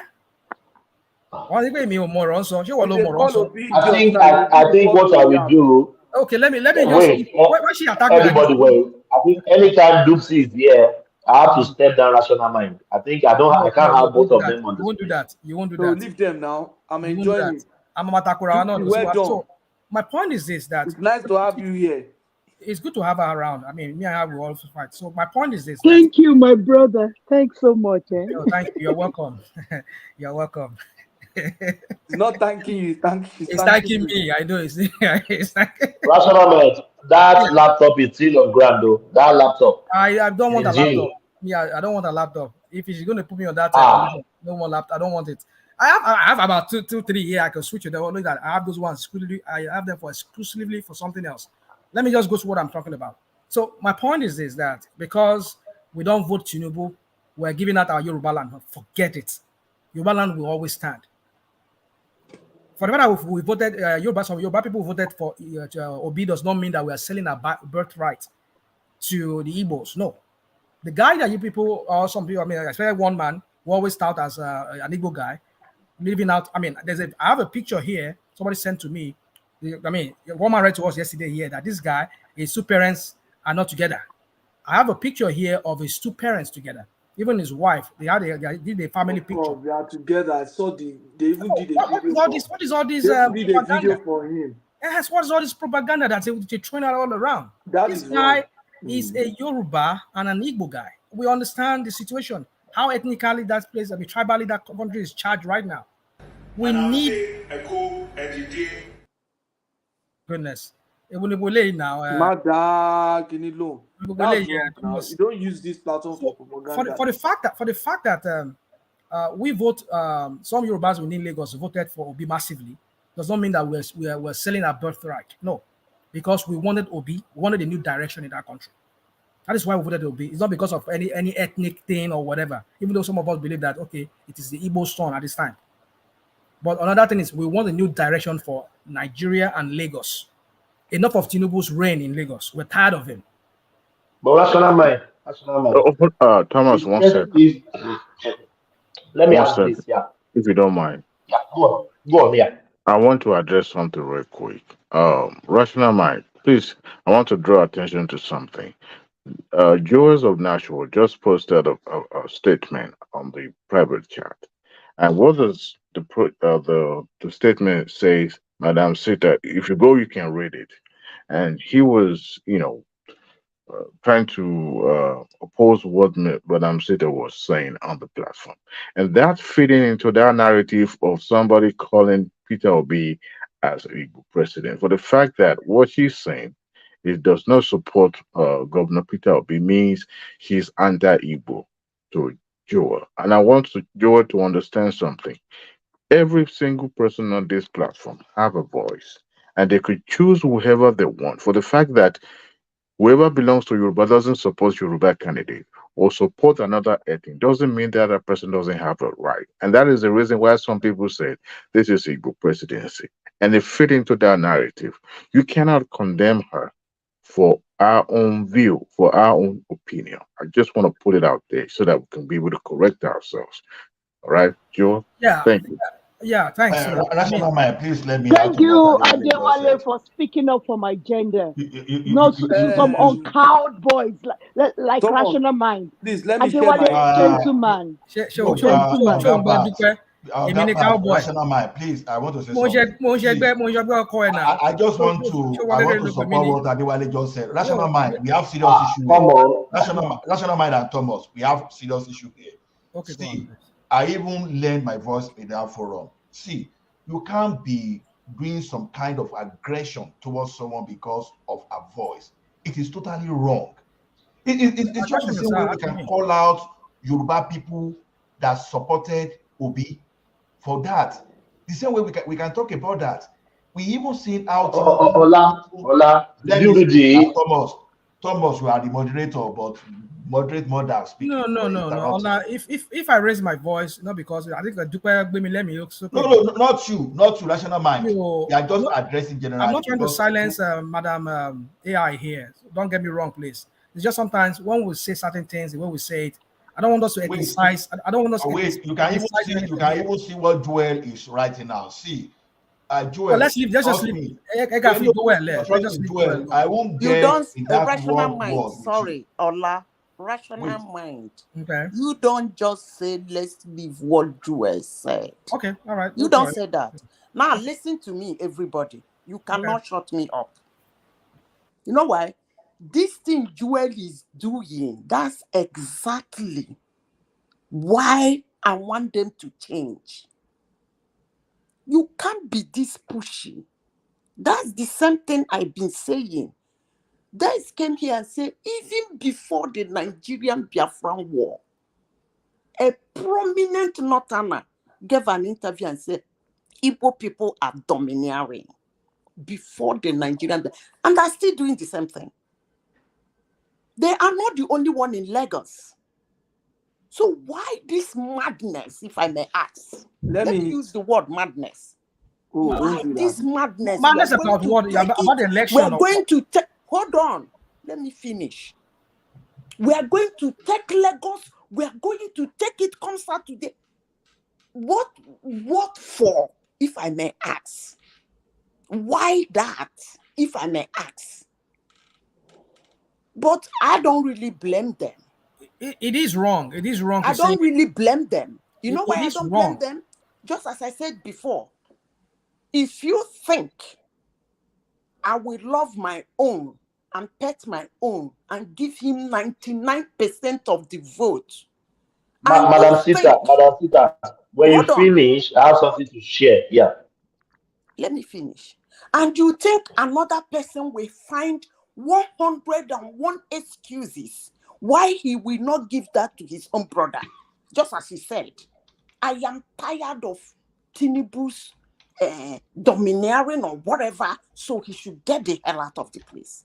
Fine. You just gave them the green light to do what they want to do. And they're doing exactly that. No apologies. And I will not apologize for canceling them. You don't do, I don't care what Joel of Nashville or whatever he calls himself is writing. But I still maintain my ground. Igbo people should subpedal. I beg them in the name of God. You should subpedal now. What is all this? You see their voices. Tune on to the studios. It's not only in this platform. Tune on to other channels and see what they are vomiting about Lagos. Take the land for what? Does it really matter who rules? Whether it's Chinedu or Somolu, what is Somolu doing to them? He has been performing very well. So why do they want to take him out? If it is not that Igbo thing, the person has Igbo. Is the present governor of Lagos, is he not doing well? So why would you want to replace him with somebody who has not even had any experience? But it is what it is. Because of that same thing. What is going on? Madam Zita, let me suggest 1 minute. Let everybody to hold on, please. Let me, Baba, I just share a link, then you will come in. Let me share this thing, then you come in, please. We must take Lagos. Must. The people who want to keep it are fighting. We that want to take it must fight harder. The people who want to keep it are threatening. We that have to take it must prepare for that threat. There is no new thing they are going to do now in Lagos.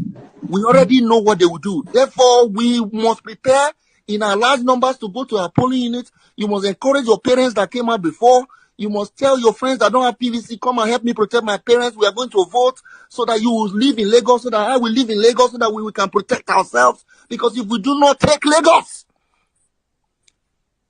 I do not know if you can still stay in Lagos. To stay in Lagos, you have to win Lagos. It is that straight. To remain there, we must win. To remain there, to do that your business, for your parents to go to that church, for you to stay in that estate, to enter that bus, that Marua, you must win. It has come to that. Tinubu has brought the country to precipice. The only way is to defeat them so we can lock them up and send them to jail. The only way is to defeat them so we can put them in prison where they belong. We must. It is not a matter of, am I afraid? What you must fear is fear itself. That fear you have is what you should be afraid of. Because these people do not care whether you voted or not. They will attack you in your shop, in your house, on your street. But this is the Labour Party now, not necessarily me. Everybody should hold on, please. Let me make comment, please. Please, don't tell me how to moderate this section. I am the one in charge. Please, please. Ajali Kuku coming. Then party can come in after that. Ajali Kuku. So, Madam Zita, I mean the statement you made to end your speech the other time is what I'm trying to second. You said, "What is Sanwo Olu not performing, or what is the experience that guy have that is bringing on the table now?" These people that are promoting and pushing this guy now, this Labour guy in Lagos, these are the same people that were saying that Showore does not have experience to be the president of Nigeria.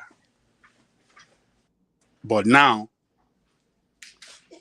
another person that does not have experience, they are pushing for that person to be governor in Lagos. What a contradictory position are they? What kind of contradictory position they are playing? I hope you guys got what I mean. Yeah, Ajali Kuku, I understand you because we have the narration of what do you call it, Showore, that doesn't have the experience. He should go and run for local government chairman. Go and run for local government, go and go this and that, and this and that. So this, Ajali Kuku, this road Vivo now, which position has he taken government? What the experience is bringing on the table now for the even position? from in life, not even government, in life. Does he have as much experience in life as you? A person that was pushing for destruction of Lagos State in 2020.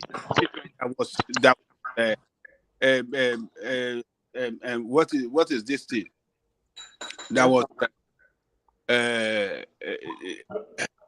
what was that thing? What is that thing called? NSAS. Yeah, during the NSAS, he was I was telling the high pop to go and burn down.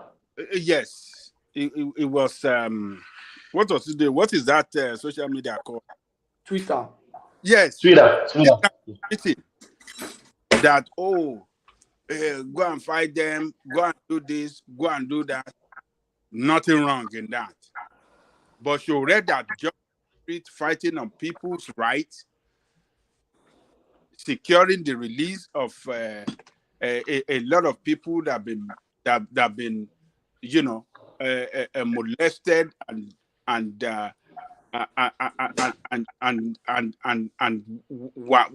were jailed on the basis of nothing in Nigeria. Fighting for them, that one does not matter. But this one, yes, he should be governor of Lagos State with no experience. So this. Ajali Kuku, what do you see about this say if I just play now, what can you digest from it? What can you digest from it? Well, it's just telling us again that people that are promoting these guys are purely not lover of, they don't love Lagos State. They have their own agenda they are pushing, and they're trying to use that guy. What is his name? Gbadebo Rose Bebo. So they are trying to, ride on his back so that they can push him to that position of God. But Ajali Koko, you are not getting something. He The might not guy even know make they a are using comment. him. Oh. Huh? He might not even know they are using him. He might not even know. So that's what they are. Ajali Koko, wait. Yeah. He make a comment that for you to work in Lagos, for you to do your business in Lagos, you have to take Lagos. Oh yeah. He say. Can't you see that comment? Yes. I don't. They also feel threatened too because the feedback we are getting from Yorubas in Lagos is that don't worry, after this election, we'll show you, we'll chase you. So I think it's both sides. It's You not. understand? It is It's not, it not. is. It It is. is I'm not. calling my friends in Lagos. They're responding to your domineering attitude. I must Exactly. say. They So are exactly. responding. So the leaders have to step in now because the communication on both sides is somehow. So the Igbo guys are also responding. The Yoruba guys. So but let me give you my experience. Okay, hold on a second. Can I ask a question? What is an Igbo man's concern on who rules Lagos? Let me answer you. And I'll answer you with my experience. That's why I'm saying my experience. You see, this thing you have said that the tendency to, they are not domineering. I think by nature, they are extravagant, they are elegant. That's just the truth. They are elegant. When I was growing up, I see an Igbo man invest so much in his wife. The wife dresses well. He wants to show off something, which they can use to an advantage. But at times it goes to the extreme. No, that narrative you are giving is I'll different. show you my experience. Sorry, let me just finish my experience. Hold So on. back to Zita, please let me finish. Let me finish. Sorry, That please. is one of their attributes. You're right. Yeah. They You are know, let me elegant. tell you my experience.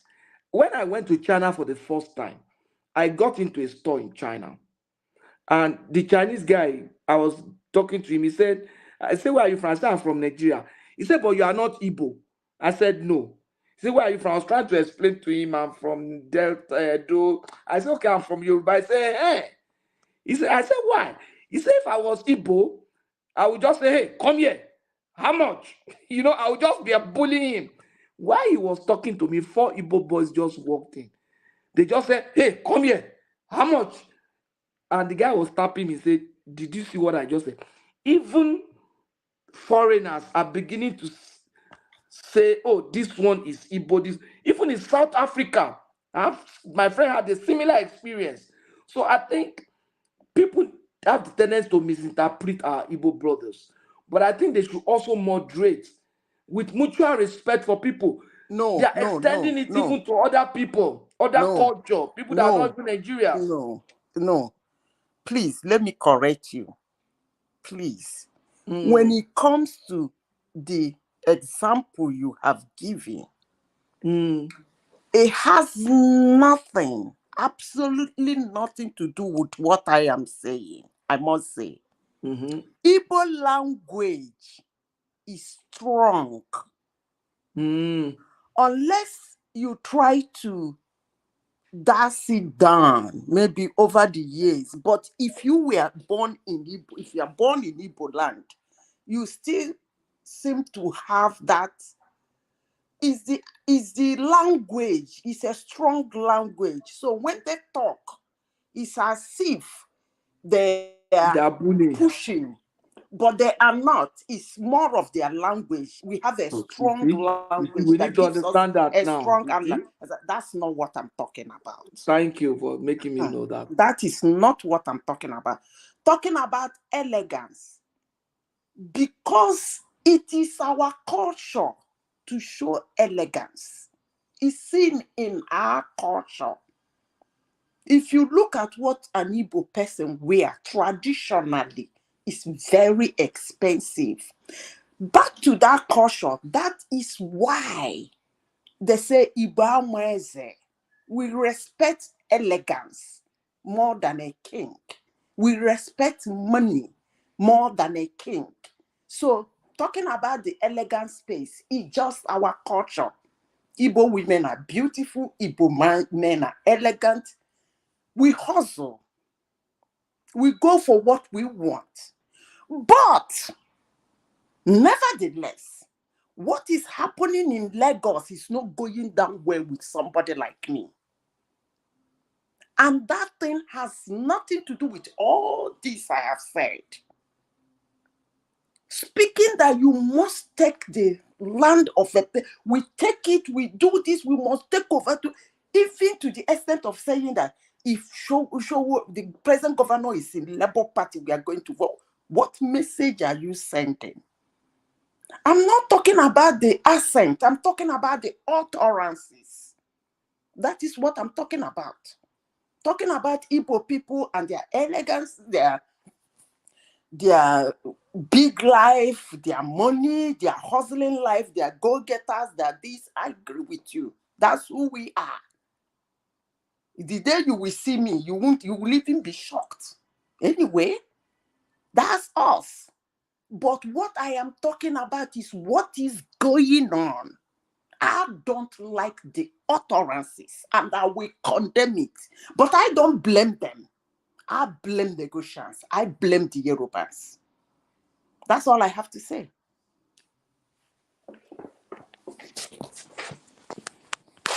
Okay. Can I speak? Madam Zita, please, can I say something? Go For ahead. me, those people that are pushing in Lagos, it's not only Igbos that are pushing. I think other tribes too are about not wanting Sanwo Olu to be the governor, about wanting a change. I don't think it's only the Igbos that are very vocal about this.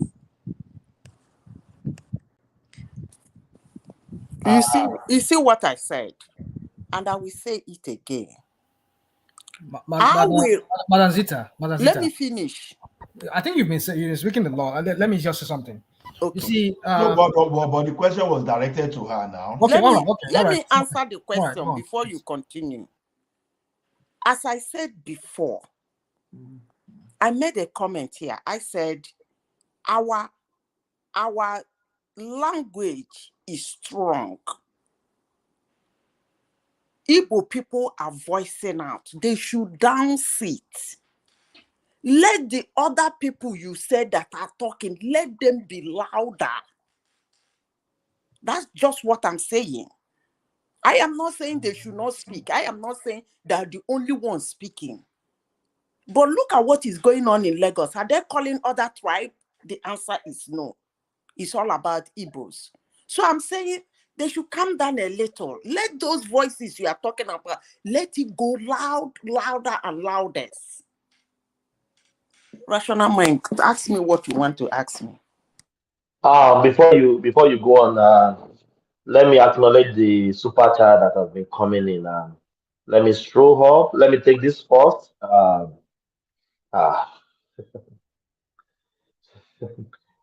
Yeah, rational mind, go on. I'll read it later. Rational mind, go on.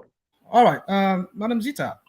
You see, I don't think I need to be saying this to you, being a mature woman yourself. You should know your own people very well. You know, one of the first few times I came on a one-man show here, I was always criticizing the Igbos too for their boisterousness, and their seeming domineering attitude and all of that. But at some point, I just come to realize that sometimes when people, people for who they are, sometimes just let them be. I mean, sometimes you can always remind them of those of that attitude, and but then sometimes when you continue hammering on it, and you make it sound like maybe you are being anti their kind of tribe, because that's how some people will understand it, and I think I can understand why people like Jewel of Nashville. I'm not saying I'm not sanctioning his attack of you or the way he said things about you, the way she said it. But I can understand because I, for one, even not being an Igbo, when I hear it, sometimes I get infuriated. That is this woman not, is this woman not an Igbo woman? Why are you infuriated? Because she's just speaking her mind. What are you an Igbo man? Are you an Igbo man? Ṣọbọ lọ́jọ́kẹ́. Ṣe bó sọ pé mo ṣe Igbo, jẹ́ kí n jẹ́ Igbo lady now. You said wàá jẹ́ Igbo, wàá jẹ́ Fúlàní, wàá jẹ́ gbogbo ẹ̀. Ṣọbọ lọ́jọ́kẹ́. My kids are here. Don't I mean my grandkids are around here, so please. Yeah. Anyway, so the point I'm trying to say is this: when I hear you make comments, I just get infuriated. Like, I mean, is this woman not Igbo? Somebody was calling you Onye Fulani. He was calling you a Fulani person. Say you are. I mean, but then what I'm trying to say is that maybe you should just. I know definitely you are pained. You want to see that that attitude change in them. But one thing that you need to understand that it's not just one person. It seems like that tribe, the Igbos, being that like Nnamdi Kanu will say, he says they are whatever that even means. Say they are Republicans, meaning like you people will say, Igbo doesn't have you don't have king, you don't have Eze, you don't have kings, you don't have Igwes, you don't have it. So everybody seems to be like that. They don't respect them. Well, anyway, so maybe that's it. So, but my point is this: you say that I'm quoting them. Oh, well, so, but then when you keep hammering, being that you're from the Igbo extraction, and then you keep hammering like this, some people just think like, "What is wrong with this woman?" I'm telling you for truth. I mean, I get infuriated sometimes when you make some comments here. Rational mind. But I understand you want to see that attitude let me come in a little. Let me Okay. come in a little. I know why I'm screaming. I'm not just saying it. I am screaming it. This is a global platform. I'm screaming it. Did you follow the riot in 2001 in the north? You know how many Igbos were killed? I know a lot of them lost their lives. Do you follow the one in Mamoswak in Port Harcourt? Do you know how many Igbos were killed? No, I have no idea. That means if you don't know, you don't know why I'm screaming. If you don't know, that means you don't even know why I'm screaming. So I know why I'm screaming. I know how many people I have lost doing their business just because of utterances and pushiness in another person's life. They get killed. Do you know how many Igbos we had killed in South Africa and in Ghana? Do you know? No, you don't. You don't need to tell me. Hold on. I've lived in countries where Igbos were. Hold on. I just want to give you I want to give you a background. Hold on. I'm not done yet. I am not done yet. I hear people here say I am not Igbo. Yes, because I condemn some of the things they do that take their lives. If you know where I am coming from, and if you know why I am saying this, you will not sit there and be telling me that why should I say it the way I am saying it? How else would I have said it? Tell me. That people go to a particular place to do business, and all the people could see them to be is that they want to take their land. What are the causes? What brought about that? What happened? And what is the effect of that? You don't have a clue. If you do, you will understand what I'm talking about. That this thing that is gingering in Lagos, come Saturday, come Sunday, 3, 4, 5 productive age of Igbos will be gone. And you think I'm happy about it? But then why would they be targeted because they didn't vote for Sanwo Olu or APC? Is that why they should be? Because of their utterances now. That's why okay, hold on. Let me put this. Hold on, let me be done. Let me finish. Because you just touched me.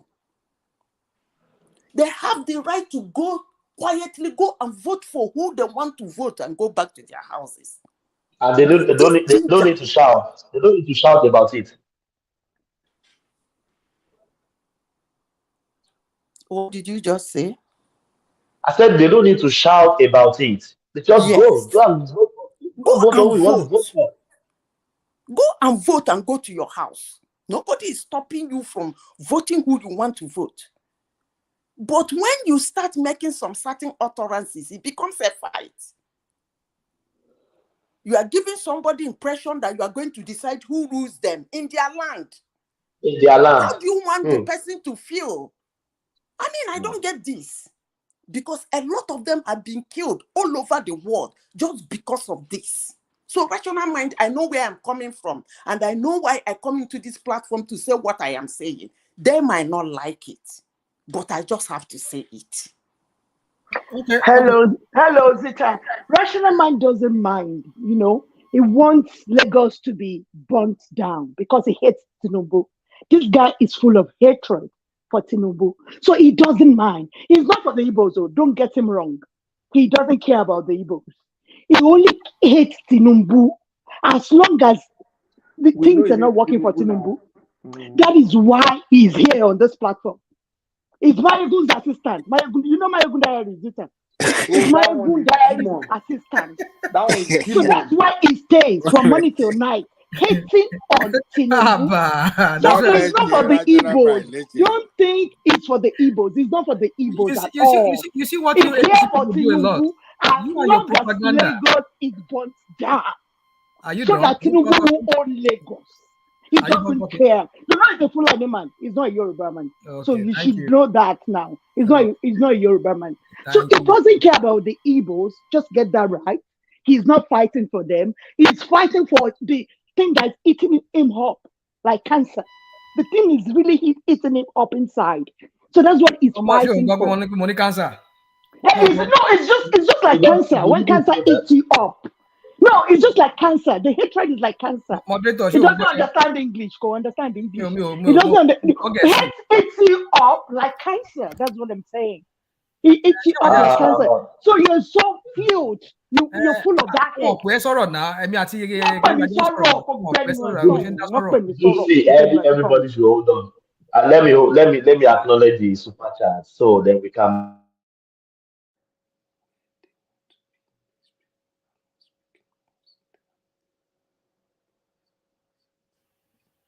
Boy, we're not hearing you. We're not hearing you. I said, let's acknowledge the super chat that has been coming in. Ola came in earlier on saying pastors should speak louder like Luther King Jr. Then Sonny Ota came as well. He said, yes, that is it. He said, rational mind and Mayegu are wrong. So that's buttress what Dupsy just said now. I think rational mind spent all his time in Mayegu Diary. He works for him, actually. That's where he stays from morning till night. All of you just, I mean, you APC and Batified people, you just come and just label people anyhow you want to label people. No problem if you associate me with the why you go. Can I finish the super chat? Okay, go on. Can I finish the super chat? Yeah. And the last one, he said, Madam Sida, you are a genius, very objective, factual, and very thoughtful. Cheers you. Cherish you. You say it the way it is. Love and peace, Madam Sita. So this is shout out to Madam Sita. Your fan base are really hailing you in the comment section. So Rational Mind, just say that in one minute. I want to go to new voices that we haven't heard from. So we'll be only hearing from Madam Sita. I just been interjecting all this one because I'm waiting for me. No. You have heard your voice 1,000 times. I know you've heard it because I interject a lot. That is good. That interjection is even the aroma. Is the aroma of the platform. Yeah. The interjection is enough. Thomas, let him go, then I'll go too. As long as this boy is there, I'm going to stay. So if you let him go, I'll leave the platform. Yeah. Mini boy. Boy. Rational mind. To be candid, we call ourselves boys here. 80-year-old, 90-year-old. The voice is just it's not offensive. Yeah, let's just go on to just say it there. Yeah. So Madam AI, that your other name, I always forget to mention them. I don't know. So anyway, I've lived with Igbos I would say I live with Igbos a lot. I believe in countries whereby I live with them together, and there was this country where I was, where they had to send immigration, and there was a robbery that happened at that time, and they were coming for the Igbos. Everybody's Igbo, Igbo, Igbo, Igbo. That's how they refer to everybody. Everybody's Igbo. Even you are Yoruba, you are other. Everybody's Igbo. So because the Igbos they dominated that country in commerce and all of that, and so when they were sending their immigration to come and be arresting people, checking for papers, control for papers and all of that, immigration papers, and Igbos were targets. It was one African country. Let me not mention. It's one African country where we were. So everybody's, even when the police they come, immigration come, everybody's Igbo. So I understand what it is, and I know why the Igbos are hated for why they are hated. I know that. Yeah. But you see, my point is, let's just tone down the sort rhetorics. And I know how you feel about it. People, you want to see them change. But one thing I just want to say before I just hand it here, because of what's his name, Thomas said, is that you see this narrative which Dupe was even painting herself of Igbos wanted to take over Lagos. Igbos cannot take over Lagos. Lagos has their indigenes. It can never happen. Marco Bamio, I didn't say that too. Marco Bamio. It was Zika that said that. I didn't say that. Okay, I said you are not fighting for the Igbos. That's what I said. You said I'm not going to say I don't care about the Igbos. Yeah, that's what you said. You're not fighting for them. I'm just addressing everybody one by one. I mean, everybody's names together. But my point is this: that you see, Igbos will never. Let me not say they will never rule Lagos, but they will never get to that point whereby in this our lifetime, perhaps, but very likely, whereby they would dominate over the Yorubas in Lagos. Lagos will always be a Yoruba place. And one thing I want to understand is that when you hear people say, oh, Lagos is no man's land, I know maybe some Igbos, they say that a lot. But also you should understand that this Labour Party, like that one that what's his name played to us, Thomas played to us, that guy sounded like a Yoruba guy. Doesn't sound like an Igbo person. So let's not generalize everybody in Labour Party as being they are all Igbos. It could be a Yoruba guy saying that yeah, let us kick Chinedu out, let us kick Sanwo Olu out. We need a new change. We need a paradigm shift in that Lagos. We're tired of this Chinedu's dynasty and hold on Lagos. Let us kick off alphabet out. All those things. It could be a Yoruba person saying that. And likely from that voice, that tonality of that voice, I could tell that person is not a Igbo person, likely a Yoruba person. So we should understand that Yoruba people are also championing this cause. People like myself who want an end to Chinedu's dynasty in Lagos. We are sick and tired of it. Okay, Grandpa National.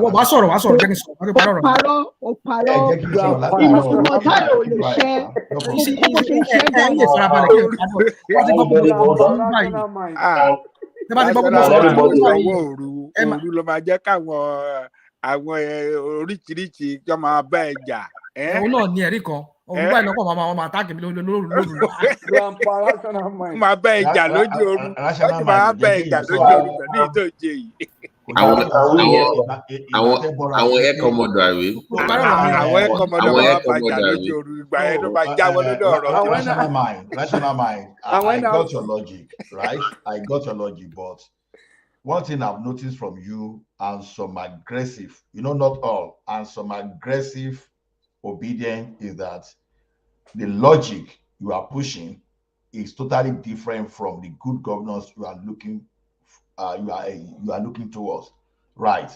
So your logic is based on in quotes, so that you won't take it strongly, hatred for Tinubu. You are not even looking at all those values. Why would you continue saying I hate Tinubu? Dude. I don't want to fight. That's why I put it in this guy. Perhaps if I see him here in front of me, I would love to. I put this in the so that I won't make it strong. So, but you're saying I hate it. That's why I don't let me use that word. I hate Tinubu like I hate Tinubu. No, but you said so now. I hate his politics. It's politics. No, you said I hate Tinubu in an argument with me on this platform, and I picked you up on maybe out of context. Maybe you took me out of context. You said it. You said I hate him. Oga Patrick, okay. Rational mind. You love Tinubu with all your heart, okay? Because you are saying it because you love Tinubu, right? So, see, we get to a stage we have to be objective. I keep saying this thing. it is out of hatred for Jonathan that we pushed Jonathan out of that seat in 2015. And what we got in replacement is nowhere near Jonathan, although it's arguable because some will not want to agree. Because when you look at our economy in 2015, most people that could even do better with their 30,000 per month today, they are poorer than even a petty trader that could not even afford, like say, 1,000 there because of our sentiment. That's where our sentiment has led us to. See, you may not like someone's politics because in life, even two enemies can even do business together as long as you play by the rules. But I won't say because you're my friend and I think you can ruin me, and I will see someone that maybe I'm thinking is my enemy, but is playing according to the rule of business. You that you are my friend, we are friends. That's separate. But this guy that's pretend to be my enemy, I mean my rival, when it comes to business, I will go with him because this is purely business and we are going to play according to the rules.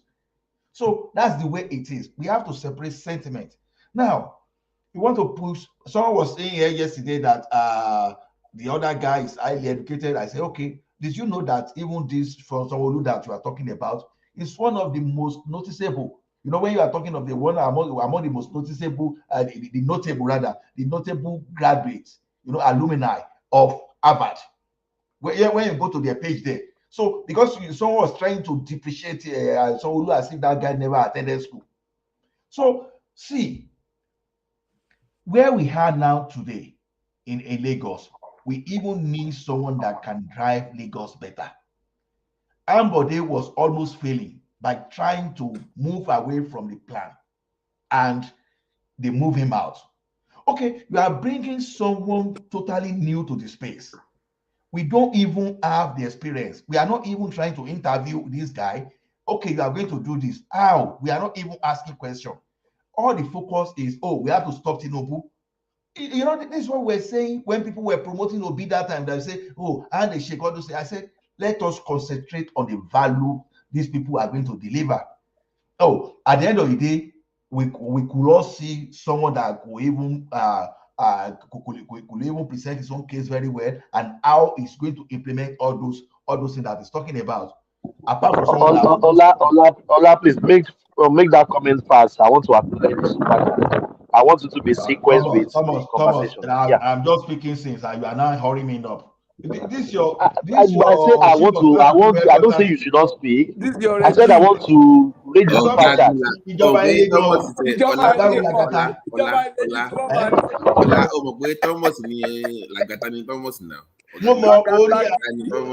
You know, Idi Agbo was the last chief of staff Supreme headquarters we have. So this Thomas, if you say he did that during Idi Agbo, we don't go past. You know, all of us we can't run. One man is a little bit. Me and I'm just joking. Just continue. Finish off. Don't take it too hard. So that's the thing. We should not use sentiment to decide. We use values. So even if you don't like someone, can this one give you values? So if you push Tinubu, if you push because of Tinubu, you now vote someone that cannot guarantee your security, that cannot guarantee your economy, that cannot even make your business to flow freely in Lagos, you are losing more than Tinubu you are gagging against. That's exactly what I'm telling you. Can I say something to Ola? You've been saying something. Let me just give me a minute so that I keep quiet so that you can talk for the next 10 minutes. Now, what I'm saying is this: take sentiment apart. Hello, I can't allow this boy to talk again today. I'm on his neck. Because he has been talking since. He's not going to talk here anymore. Just know that Ola continue. So that I can drop, so that these people can enjoy their session. Drop. You are not going to talk again. Rational man is truly a grandpa. Rational man is truly a grandpa.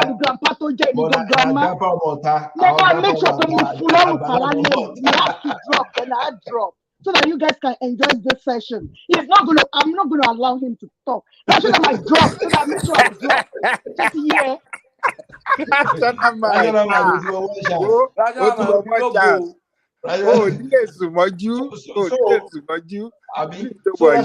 man, that's the way I want us to see the We can't be playing. We can't one be of playing fún ní Ludo. laptop pé kó mẹ́nu kúrò lọ́rọ̀ Tinubu ó sọ pé òun ò gbà. Àwọn airport Ó bá gbà. àwọn airport tí wàá dá sí ẹ báyìí. Àwọn air commoders. Can we please avoid this Yoruba? Please. Can you speak in English, please? We are not Yoruba station, please. So, rational mind, we have to look beyond Ote. We have to look at the values. We have to look at the implication of the actions we want to take. You see, Yoruba will say, if you have to fly on your squadron, you don't go and carry sledgehammer and beat it. Even if you want to use your palm, you have to be very careful.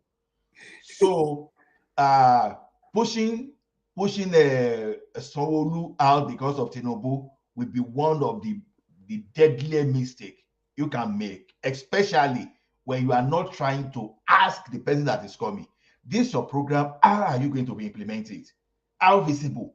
Try to create some kind of political lab environment. That's the point. That's what we should be talking. Hold on. That's what we should be talking about, rather than this issue of Yoruba. Let us. Let us debate. Hold on now. Let us debate his policy. We were talking about experience now. Experience when Tinubu when he come in 1999. Besides being a senator or a senator that they kicked was a treasurer and don't even say that again.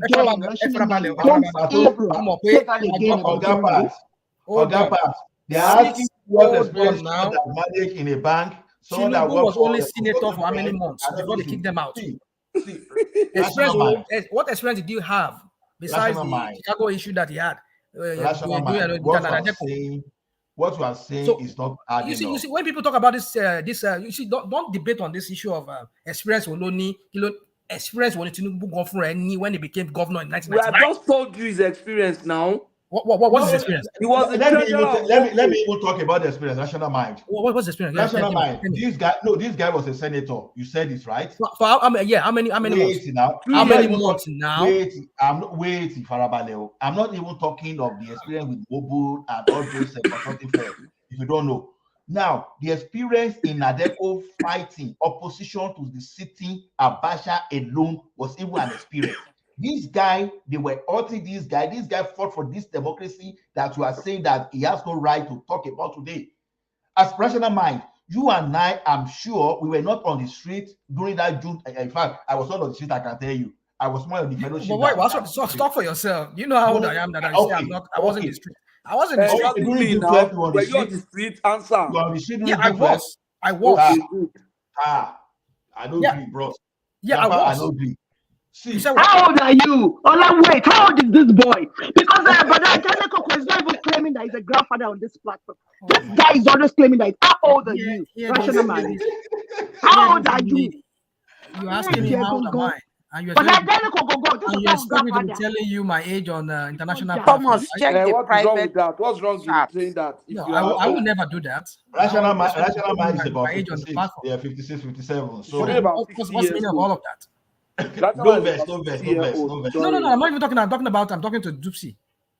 I'm talking to Dupe. Kí ló sọ pé ṣe? Rational mind is about 60 years old. No, kí ló sọ pé ṣe gangan sọ̀rọ̀ jáde. Can you two get it? No, wait. Can you two get it? Everybody. See, tell him to drop and I'll go. Everybody, please let us calm it down. Everybody should hold on, please. Everybody should hold on. No. Hello, I have something to tell you. Please. Let's calm down. So give Thomas. Thomas is the are you operator or Commander in Chief? Is the moderator. Thomas is the moderator. Please let us give him that. Let us respect his position and let him direct the affairs well, please. But Janeko, please tell Thomas to step both of us down, because I won't allow him to talk. So they should step both of us down so that you guys can enjoy the session. Please,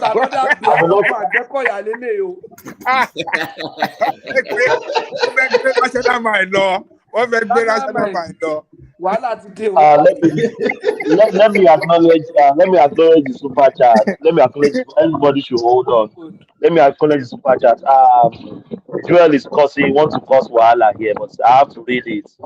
Um, that you allowed doesn't mean it is right, Madam Sita. I don't know. It's just Joel now. If Joel wants to poke at you, then Sunday Uta came as well. Said rational mind is Mayego 4.0. So I think rational mind is working for Mayego. I think everybody is saying that now. I don't know. Rational mind, maybe you clear yourself. Maybe you are working for Mayego Diary. I mean, why would you be saying that? I mean, like I said, I mean, before I even know Michael's platform, I've always had my own views here. It's just that it's just coincidental. I mean, we happen to share similar view, which I think any And rational is that person. Yoruba Hold on nation? now. No, hold on.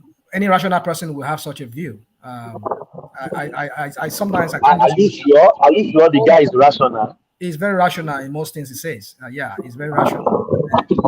It's not rational to me. Hello, Thomas. Can I talk for a second, please? Now. Nisuru, I don't want. Everybody should hold on. Everybody should hold on, please. If I say hold on, it's everybody, please. I don't want any interjection. I want to hear from Dupsy. Dupsy has been here. We haven't heard fully from him.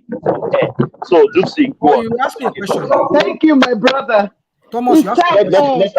Let me You'll be talk speaking all through. Rational man. You'll be speaking all through. Yeah, let's do it. Thomas, I don't even have any problem with Mayego. The guy is cashing out.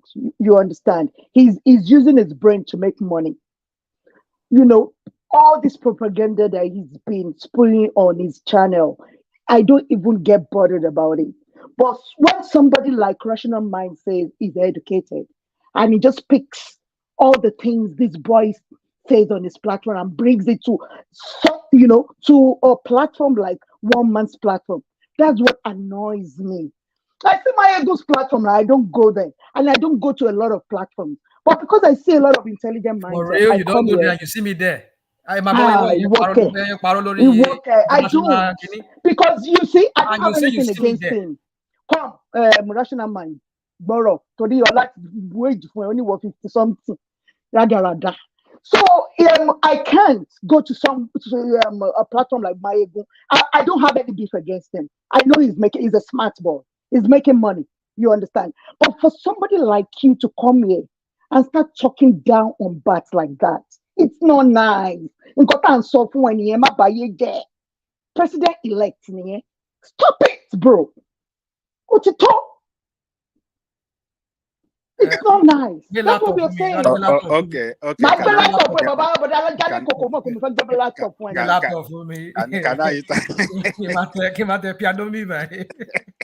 Can I interject 1 minute, please? Dupsy, I want you to get it very clear that you see, Rational Mind, it looks like a lot of people doesn't understand the position of Rational Mind on Tinubu. Rational Mind does not hate Tinubu. It just doesn't like Tinubu politics. It feels that Tinubu politics is all and all for himself alone and not for Yoruba people. And I share the same sentiment with Rational Mind. That's my own position too. But sometimes Tinubu, when particularly in this race, the way he punched Buhari, I like it. And I give credit to him that he was able to punch his way through, punch Buhari, even though that he's pursuing his own presidential ambition, which look like, interest of Yoruba people, but for himself. So, but Rational Mind doesn't hate Tinubu. It just doesn't like his politics that is all and all for himself alone. But Yoruba people, a lot of us doesn't see it like that. We look at Lagos State, development in Lagos, attaching with that development and calling him that, oh, he's the only one responsible. So that is what Rashomon doesn't want. It doesn't want every credit given to this guy as if he's the one that built Lagos. You see, that narrative that Tinubu built Lagos, National Mind sees it as false and untrue.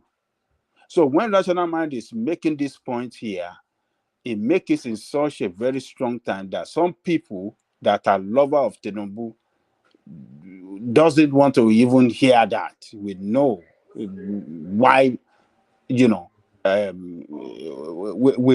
we know the psychology of, you know, of us. When we love somebody, we don't want people to say anything wrong about that person, and that's what plays out here. So I would like to, you know, we've been coming a long way with Rational Mind on this platform. We've been here for, you know, many years. We've been doing with Ola and everything. Ajale Ogo, tẹ́ bá ti ń pe Rational Mind, ẹ máa fi title ẹ̀ síwájú ẹ̀ o. Kí ni title? Grandpa. No. Ẹ máa fún title ẹ̀. Kò lè máa So we know each other. We know each other here. Yeah. So we know each other here. So I don't want Ducey to think that he hates. No, he doesn't hate Tinubu. He just feel that Tinubu politics is all for himself. Tinubu have not done enough, has been described by a lot of people in Lagos. Tinubu have not built Lagos, you know, as expected, with a lot of resources available to him that he should have used to better Lagos and make Lagos look better than the way Lagos look. That is what National Man says here. So, but if we, you know, closes our mind against what he is saying and just concentrate on our 100% love for Tinubu, we don't want to hear criticism. I think we are not doing good to ourselves. So I want us to understand the position of Rational Mind. It doesn't hate Tinubu, but it just feels Tinubu have not done enough for the people of Lagos State, has been projected by his people that he built Lagos is the best, is this and that. We cannot say that he has not done. We cannot say that he have not done something good, but when we put it on, you know, when we really want to give him that scorecard, the way people, our Yoruba people, for reason of sentiment, Yoruba sentiment for Tinubu, the way we score him so high, Rational Mind doesn't see it like that. And I share the same with Rational Mind. I don't think he has done better as I expected. No. He underachieved. He underachieved. Thank you. Okay, sir. And I agree with you, sir. And I've heard you a lot of because times. When we were growing up, we used to have pipe-borne water running all over Lagos State. When I was growing up, it's disappeared now. So what has it done for 23 years that we could have pipe-borne water anywhere? I agree with you, sir. And people want to say, "Oh, he's doing." What are we talking about? What has let me reply to what has happened to public education? It was during his own time that the private school increases every year in and out. No, it's a national phenomenon. It's a national phenomenon. No, don't say national. Look, this is what we private school. It's a national thing. Forget about national. When we were growing up, public school, the way the Jaconde and the rest, when they came in and brought this Jaconde education, they killed a lot of public school, private education in Lagos. They all died. A lot of people took their children out from private schools and brought them to public school. in Lagos State. That's why I prefer speaking about what they've done compared to their resources. You see, sometimes because these politicians are corrupt, I understand that they are corrupt. I understand, but at the same time, we can still be fair to them. The fact they are not fair to us doesn't mean we should not be fair to them at all. See, look at the way I see. Yesterday, I started an example. My city made over $4 billion annually. We are just less than 1.4 million. Me and Oga Patrick, we live in the same city. Now, Lagos, even up to now, as we speak today, they are not even making up to $1 billion in revenue per annum. Now, look at the population of less than 1.4 million to about 20 million in Lagos. So there's a little it can do. Just because they are stealing is why we are looking at this. I can tell you that Tinubu tried what they call Millennium School that time, but we are talking of a state that was making a revenue of 600 million in a month. And his payroll was going to 1.2 billion until he brought Oracle to normalize those things. I think as at the time Tinubu was leaving power, was leaving in 2007, I think the revenue of Lagos was around 5 billion. So there's a little it could do that time. At the same time, we should not forget that the federal government at the point was holding on to the fund meant for Lagos State.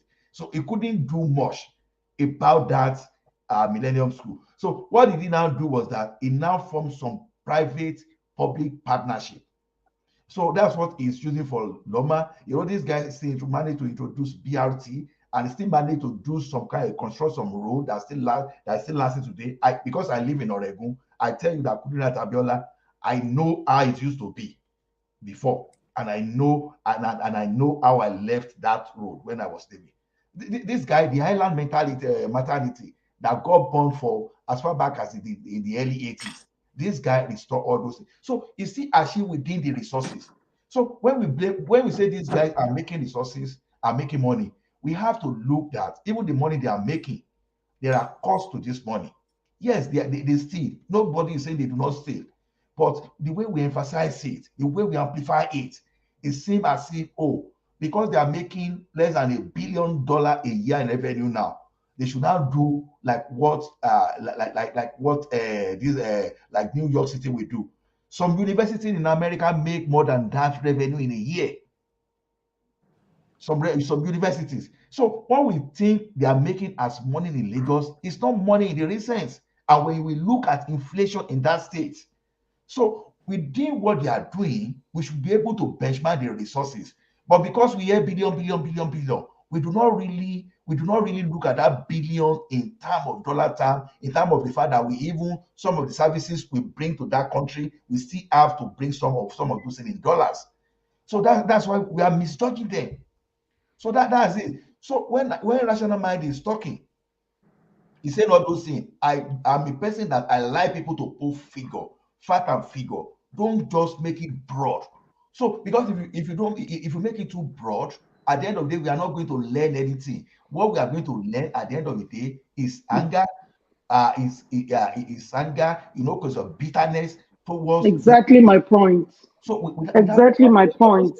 You see, Ola, we talk about the fact and figures you're talking about. Let me talk. Mind is talking about Badebo now. We talk about fact and figures. Tell me let me respond to Boda Jale Koko now. Everybody, hold on. Till the next 20 minutes, I don't want to hear Rational Mind's voice. Let other people speak, please. Rational Mind, please. Thank you, Thomas. Thank you. Please. Thank you. Thank you very much. I don't relate to you. Thank you very much, Thomas. Boda Jale Koko just spoke about bats now in a very mature tone, in a constructive manner, no hatred at all.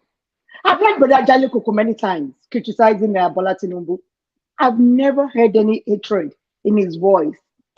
But you see this boy called Rational Mind. He's always... Okay, Grandpa Rational Mind. He's always spewing hatred. I don't know. I'm sure his face will be wrinkled because of Bola Tinubu. What is the problem, Rational Mind? It's always But Thomas, you say you don't want to hear me for 20 minutes, but people are calling me now and they're inciting me to want to talk. That's what I'm saying now. The man is very angry. But Ajale Koko talks a lot about Bola Tinubu. He's always criticizing him, saying the things that he has done wrong. And I understand him perfectly where he's coming from. I understand him. That's the kind of person that can correct me because I'm an Ondo girl. I'm a very stubborn girl. You can't. Somebody like Rational Man can correct me, but somebody like Bodajale Koko can correct me. I will obey him. But somebody like Rational Man, he can't correct me because you are not toning your voice down. Take it easy. Bola Tinubu is our president. So we have to know how to reach him. After said they haven't swearing him. They haven't swearing You just leave him alone. The boy is full of hate. The grandpa is full of hate. Thomas. Grandpa Rational Man is full of hate. There's nothing we can do. But not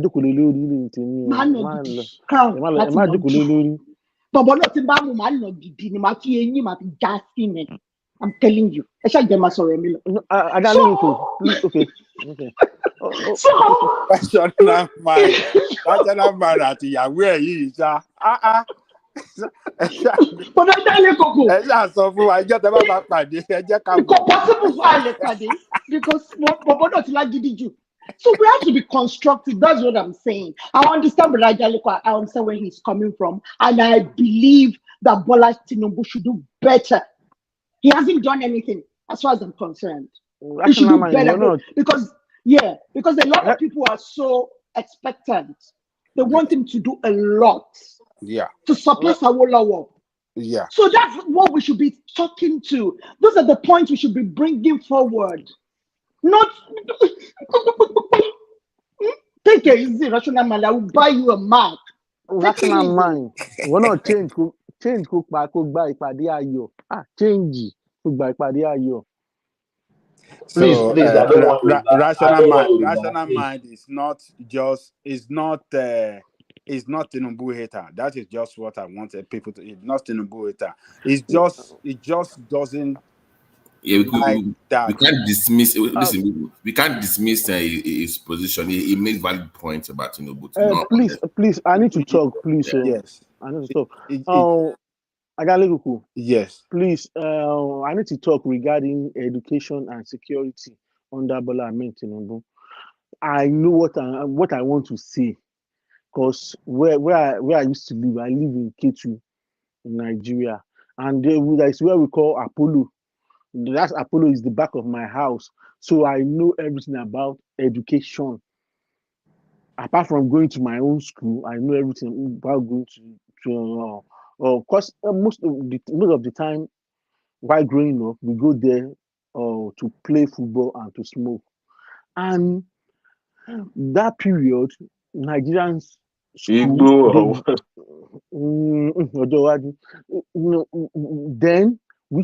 then what really happened in the Nigerian education sector? They go to strike every now and then, and you see them come to Maryland, because I went to Maryland. You see all the secondary school, they come for meeting at LED and SMC in Maryland. That's why I know what I'm saying. They're always on strike. Not until Bola Tinubu came into power. That's when it reduces. And the strike stop, and they started refurbishing all those schools. This is what I know. It's not about light at all. Before Tinubu, all those teachers, they bring, what's it called? Egusi. That's what they bring to school. They don't do anything, because I see them from my kitchen. I see what they do. I see the level of the infrastructure of the schools. I know what I'm saying. Bola Ahmed really tried. What's it called? Latif Jackson, they really tried, but we never focused on the neglect made by all those military administrators after Jackson Day. They neglected many of our infrastructure, but we don't care because it's under military. Nobody can talk. And on that security again, before Bola Tinubu, then armed robber, they used to write us letter. We are coming to your house, and they will come. When they come, they first kill the security in that street. We had all sorts of shooting. Then we have people, I don't want to stay here. I'm going to, I'm going to stay somewhere else. They've written us letter. And the first thing Tinubu did when he came, he introduced RRS. And he did one thing again. He created a financial opportunity for them that will be, make them to function. And it is making them, that's why they're still functioning today in Lagos. And that's why you never hear armed robbers coming to your area and you see them coming. Then I still remember how many people died, like when armed robbers come visiting them. Tinubu tried in terms of security and education. What I'm telling you is what I know. It's not maybe somebody told me. In the terms of education, he really tried. We can remember the level of if we tried in education, as you are saying now, why do we still have a lot of people not allowing their children to go to public school but to private school? If you have done good, as you are saying. Yeah, there's no way you can compare. Number of private school increase under his watch, increases by maybe 1,000%. It's not only Lagos. No, forget about it. Hold on. This is what I don't like. When you are saying can I respond to Ajaleko on that? You are saying it's the best state in the whole federation, but when it comes to the own failure, you want to give preference to that. You can about another thing, but security and education. This is what I know. First, can you please let me respond to Ajaleko? Okay. Go ahead. See, there was a challenge in that education that time in the educational sector. And I think both the federal government and the state government agreed that the public school available that time were not enough to cater for the need for the need of the citizen. So that was why we have that proliferation of the private school. Even if you look at the entire public school in Lagos now, if you take away the public school away, there is no way the public school, if you take the private school away, there's no way the public school will contain those people that they need. Because the population of Lagos, it grew more than they expected. Now, when you now look at the resources available and the population, a lot of mismatch. That is why they brought private people into that sector. So you don't get my point. My point is that people lost confidence in public school. Yeah, because of what has happened. Children to go to why? It's because public school is not functioning well. Yeah, it's because of what has happened over time.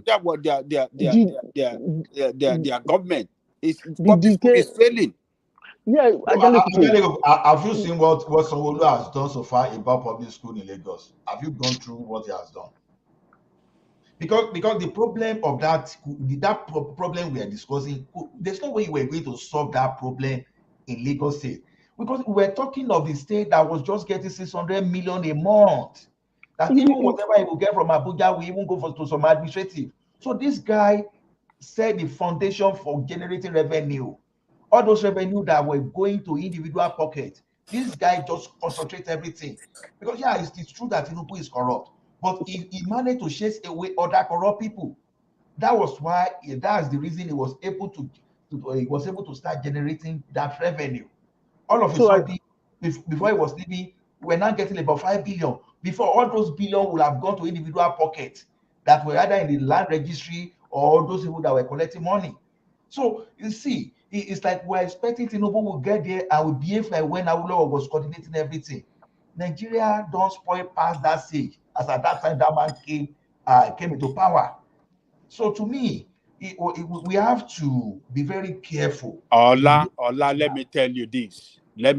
This is what we are. This is the way we are not helping ourselves. When you want to praise failure, or when you still want to give them chance that, don't let us blame them. No. When they are campaigning, they said, I will give you good education, I will give you good health services, I will do this. And when these people fail, You want to give them excuses for their failure that enough resources was not available for him or this or that or this. No. So you don't acknowledge what I've just said. All I've narrated there, I narrated it with facts. This is what I know, And then I I ask could remember. question: why do we still have a lot of people doesn't have confidence in public education?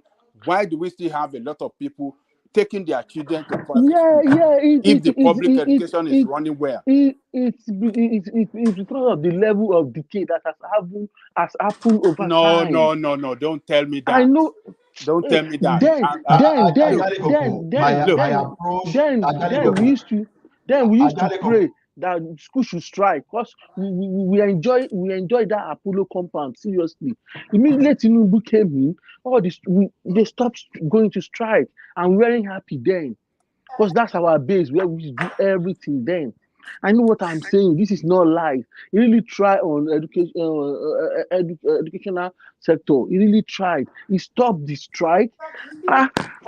For me to have mentioned LED and SMC, if we know about public school, you know the meaning of LED and SMC. They are always there every day, sleeping there for their money. Immediately Tinubu came in, he stopped everything. And that's when he started all these millennium schools, started building all these millennium schools, because the level of decay is just too much. But we can't say anything then. I mean, listen, what I want to say is one go do.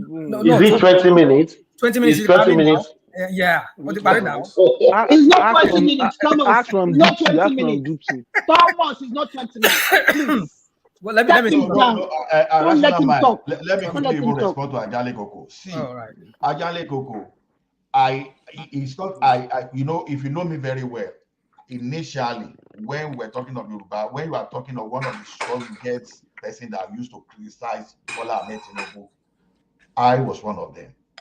I criticized him based on the topic, based on what he was doing, the way he was going against Yoruba nation people.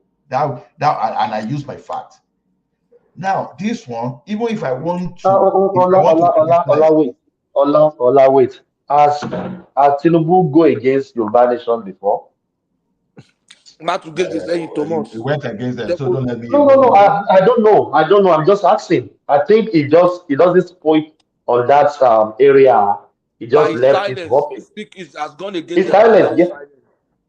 And so why are you criticizing him for silence? It's possible to do that when you expect a leader to speak and he keep quiet. Then he's not obliged to speak. Does he expect a leader to speak and he keep quiet? Then he has spoken. Does he obliged to speak on Yoruba nation?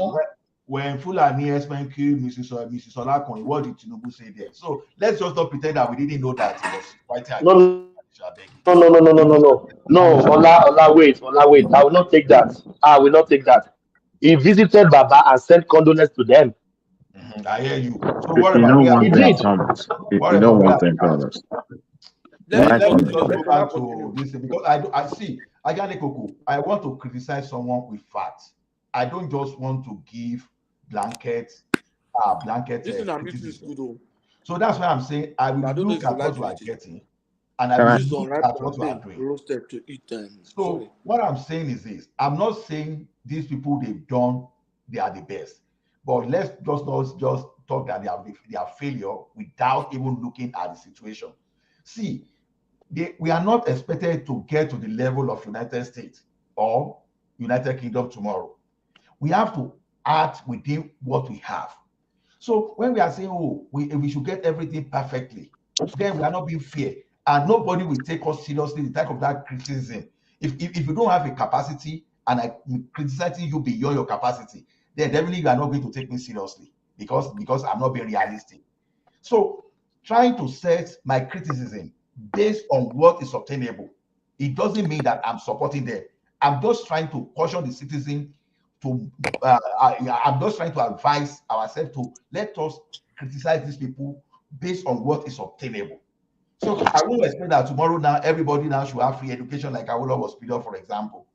I won't expect everybody should just go to Lagos State University, Lagos State public school tomorrow and start using computer in the classroom. No, when you cannot even make more than $1 billion in a year.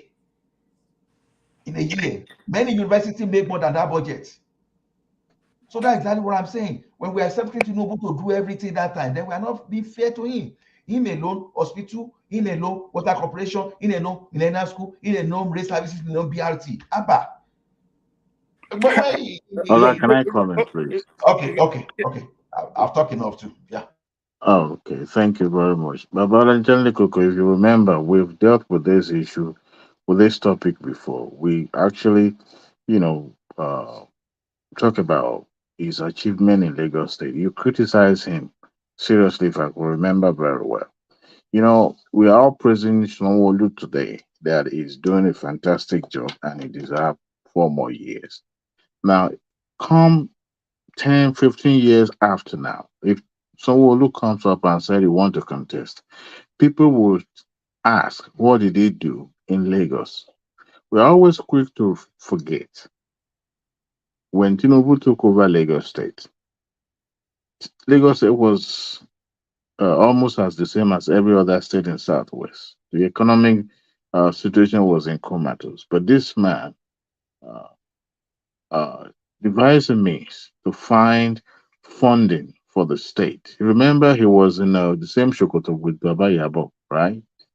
But we may despise him and hate his politics. Even when Awolowo was alive, those who did not belong to UPN criticized him to high heaven. Between him and his deputy, that was the reason why Akintola left. One of the reasons because of he was accused of high-handedness. But sometimes you have to be a little bit strong-willed, and that was what Tinubu did. Look, we may not give him his credit today, but come in the future, I guess that was one of the reasons why he chose to become the king himself, because he said in Abeokuta, "Mi ò fẹ́ kán pa mí nítàn," because his name will not be written in the history book. People will just be mentioning it. Probably the future will, the generations to come will forget who Bola Tinubu is. So he decided to seek for that office. Now, what do I want to bring out is this. The Lagos of when we left Nigeria, it's not the same Lagos. It may not look like Dubai, but it's not the same Lagos that we left behind. We are all attesting to all the successor what they've done. Ambode, all of them, to us have performed. There's some states you cannot hide, such as Lagos State. You can't hide. River State, you cannot hide. Kaduna State, you can't hide. But if you're governor of Ekiti State, governor of Osun State, you can hide. Nobody sees what you're doing. That's why they could elect some set of, some concrete brain people. Because you can't imagine how you file shit governing Lagos State or the dancing senator governing Lagos State. That would be the highest level of ridiculousness. But what I want to bring out is this. People don't get praised when they are alive. When they are gone, that's when people begins to bring out the best of what they've done in their lifetime. I wouldn't expect, people saying praising him now because he's still very much alive and he's still very much active. But after he's gone, the future generation will remember what he did. And I'm praying that when he get inaugurated on May 29th and he put this Nigeria on the right path, I hope and I pray history will be kind to him. In 1984, when 82, 83, I believe, when Shagari left and the military took over, and this guy, this same Buhari, destabilized everything. Economy was upside down, right? We didn't get it right until 99 when we started getting our democratic system in place. But one thing I know for a fact, you cannot praise somebody who is very much active after they've gone. that's when we'll start giving them the credit. And it's unfortunate. It's unfortunate. I haven't seen anyone as of today in Nigeria, be it even the president of Nigeria, that his name is on the lips of every single individual in Nigeria. I haven't. The second person is Buhari because it's the incumbent, is the president. But up to today, everybody knows who Tinubu is. So that tells you something that if he hasn't done well in Lagos, he will not be able to. We criticize his politics. See, politics is not business. For those who are looking for, even when Awolowo was alive, sleep. Adewale, These when you folks are finish not your sane. assertion, These folks are Adewale, not. when you finish Yes. your assertion, I have a video for you to react to. Just finish. Okay. Yeah. You know, these folks that we reverse to today, and we bow at the mention of their names, such as Awolowo and the six likes. These folks, when they were alive, they were well criticized to the point that some even hate them. They believe that for Awolowo to have ruled the western, region, and even his deputy was against him. They turned him against him, and the federal was hostile to Awolowo, right? So, but when they were gone, we are making reference to what they've done today. As at the time Tinubu took over Lagos State, there was no other state then that practiced giving free WAEC to every secondary school student. But he did it. And to me, that man has a vision. But sometimes politics and governance usually clash. And when people can't separate the two, that's when you have conflict. Yes, his party has dominated Lagos State for a very long time, and people are yearning for something different. I just hope that that change that they're seeking for will not be the downfall of the state. And if the person, get voted for, bring the new change, a positive change, I mean, people in Lagos State, somebody was saying yesterday that Lagos is not, is no man's land, and we shouldn't call ourselves Yoruba. And I said, well, that's fine. But the thing is this, if you have a property somewhere, you are a stakeholder. So you want the best because if the state started, saying you have to pay taxes, pay this and all that, now you will realize that the decision you take for not speaking up is coming to bite you. So yes, we are all stakeholders, not just Yoruba alone. But the bottom line is that let's give him the credit that is due. He has done well for Lagos State. We may be expecting more because other states we are not criticizing their former governors or former administrators simply because they are able to hide. But there's no way you can hide in Lagos. It's either you're a failure, or you are good or you are good. And so far, every successful governor that have governed that state have done their best. Even somebody that did just one time perform, and that tells you the what do they call it? The master plan. Look, in 1999, Ibejuleki was just like we all know this Abraham Adesanya up to Ekpe area. I mean, it was just nobody goes there, Lakwe and the likes. But gradually, Lekki phase one, phase two started springing up. That tells you it's just that I say something. our town planning was just not as the way they plan it in this kind of side of the a part of the world, but that's when those areas started growing rapidly.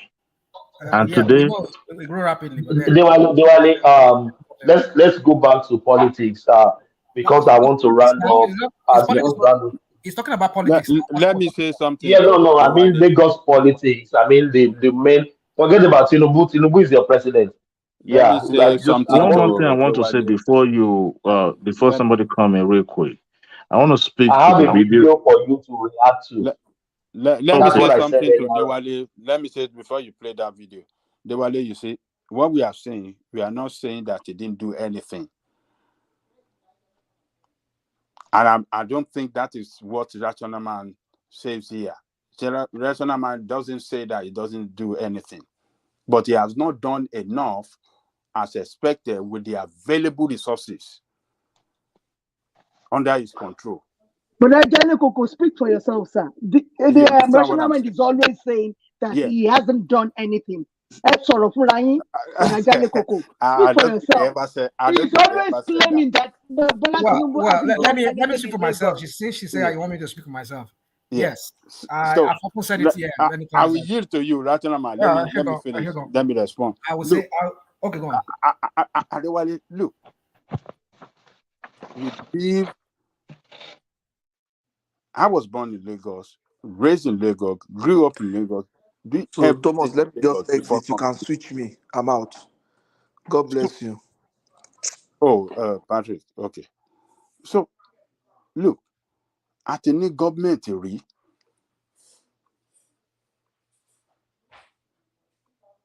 London Jakande within 4 years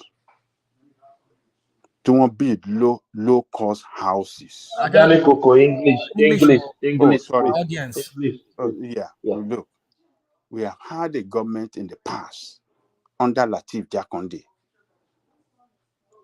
Within 4 years, was able to build like 400,000 low cost housing unit within 4 years. How many have they built? Listen to me, low cost housing estate for poor people. These are poor people, not middle class. People at the bottom. Houses for them within 4 years. 40,000 houses within 4 years. Tell me how many houses that these people that you people are giving credit to, how many houses have they built for poor people, for lower level people in that state within 4 years?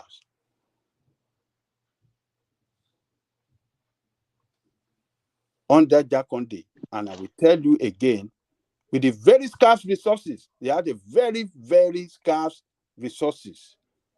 But No, with the little Ajale Koko resources, Baba resources were Angelico not they had, scarce. can I they can were. I No, Let me Ajale finish Koko now. resources were not scarce under Let Jakande. us say Odua investments. so. Odua investments were performing then. You know, we have textiles that were functioning. We have cocoa. But things were moving. The Western region were generating. No. Development bank, all those things were functioning. you know I want another thing I want to Look, correct one impression real quick about John look. Lekoko. You know, Jakonde was doing that because he believes in socialism.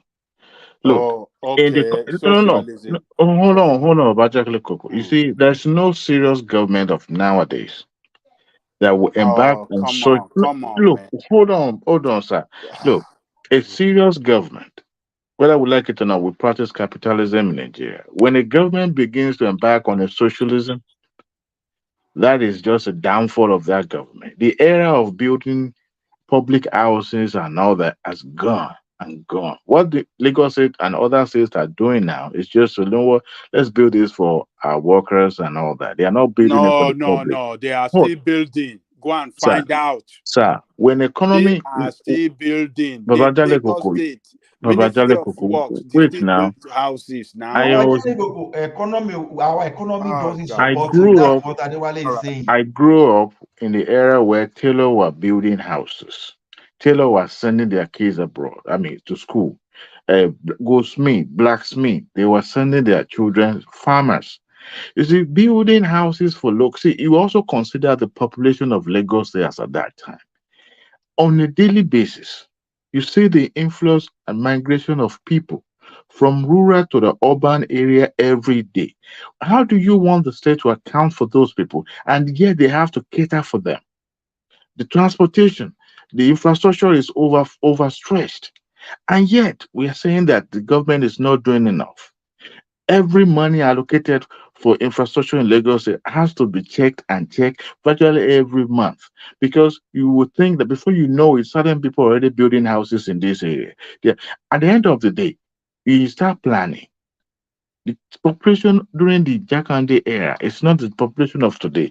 Those places like Aja area, those places going to even up to going to what do you call this area in Ojodubaga area and other, they were not in place at that time. And here we are in 2023. No, let's even dial it back in 1999.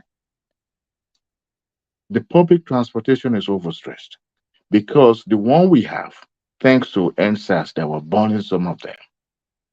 Now the government has to go back. The money that's supposed to have gone for overhead costs is now being diverted to be purchasing another buses. You see, we should be putting these things side by side when we're trying to compare and contrast.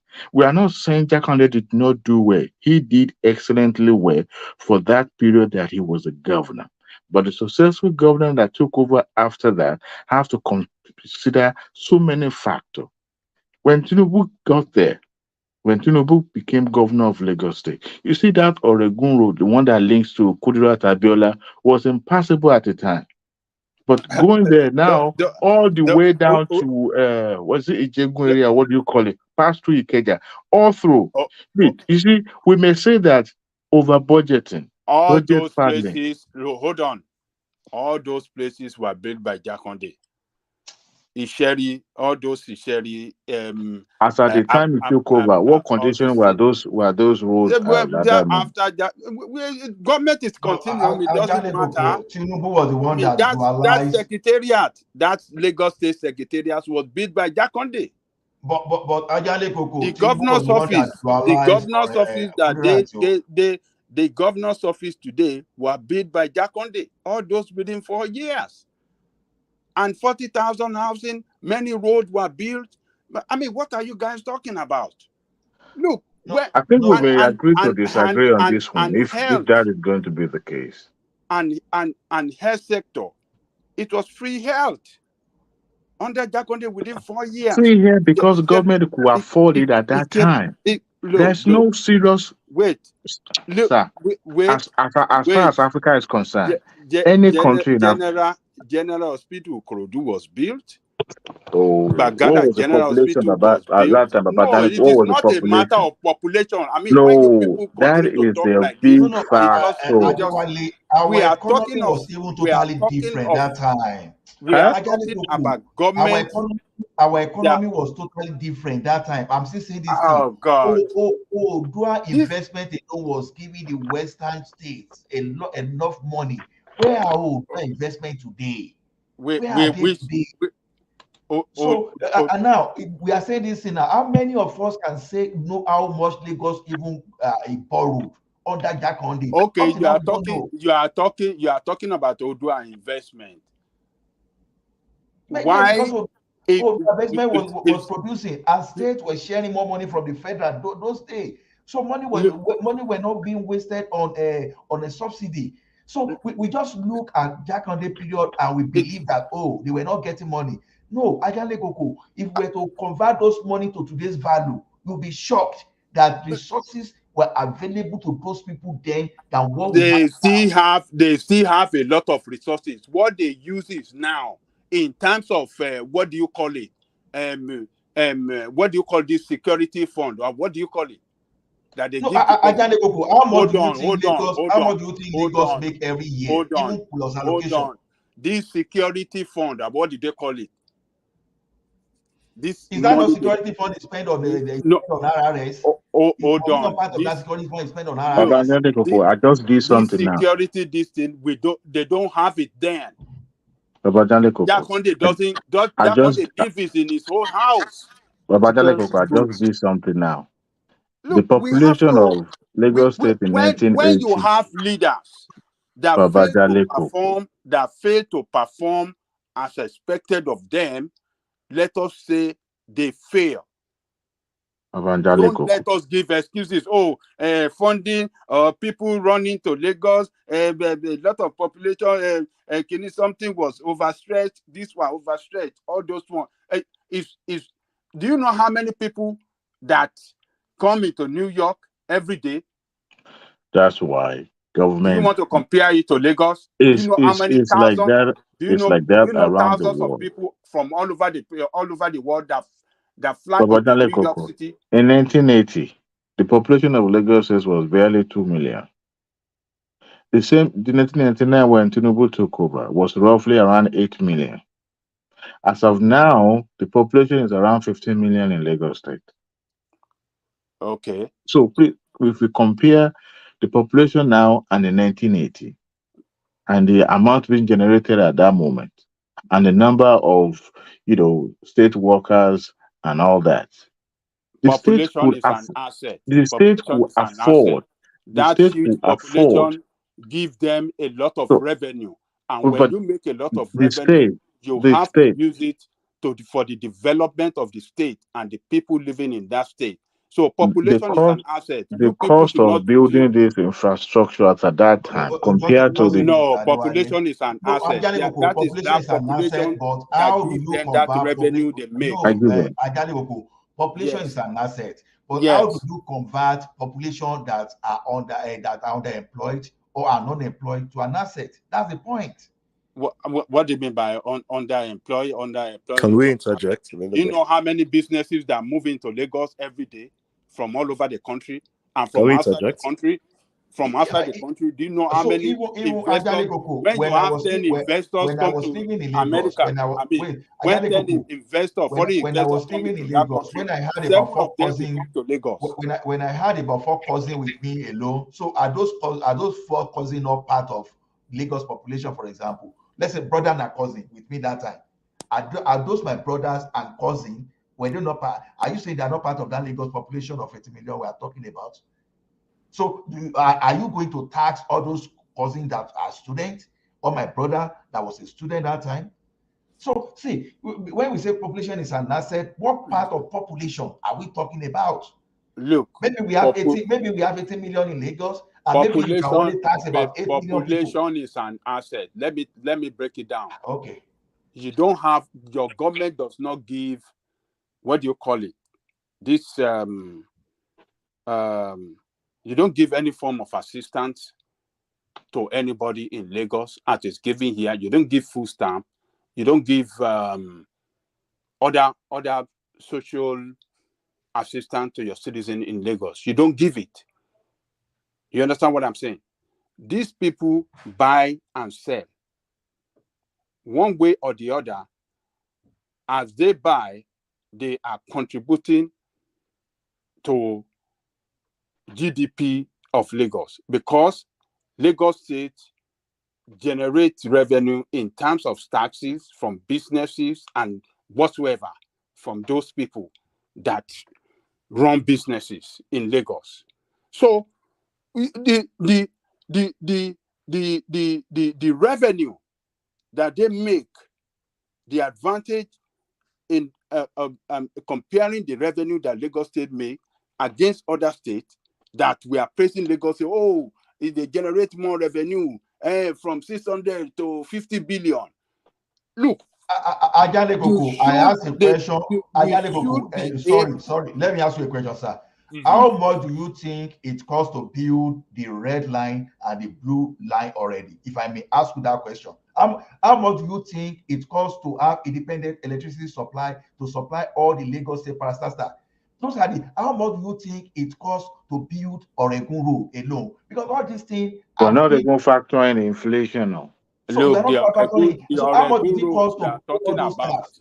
How much does it take? the See. Oregun road you are talking Now, about, Jakonde was the one that opened that road, that built that road. So Baba, it's forget just about that continuum. on the When they refill road. it, I live in Oregun. I can tell you how that road was before Tinubu reconstructed that road.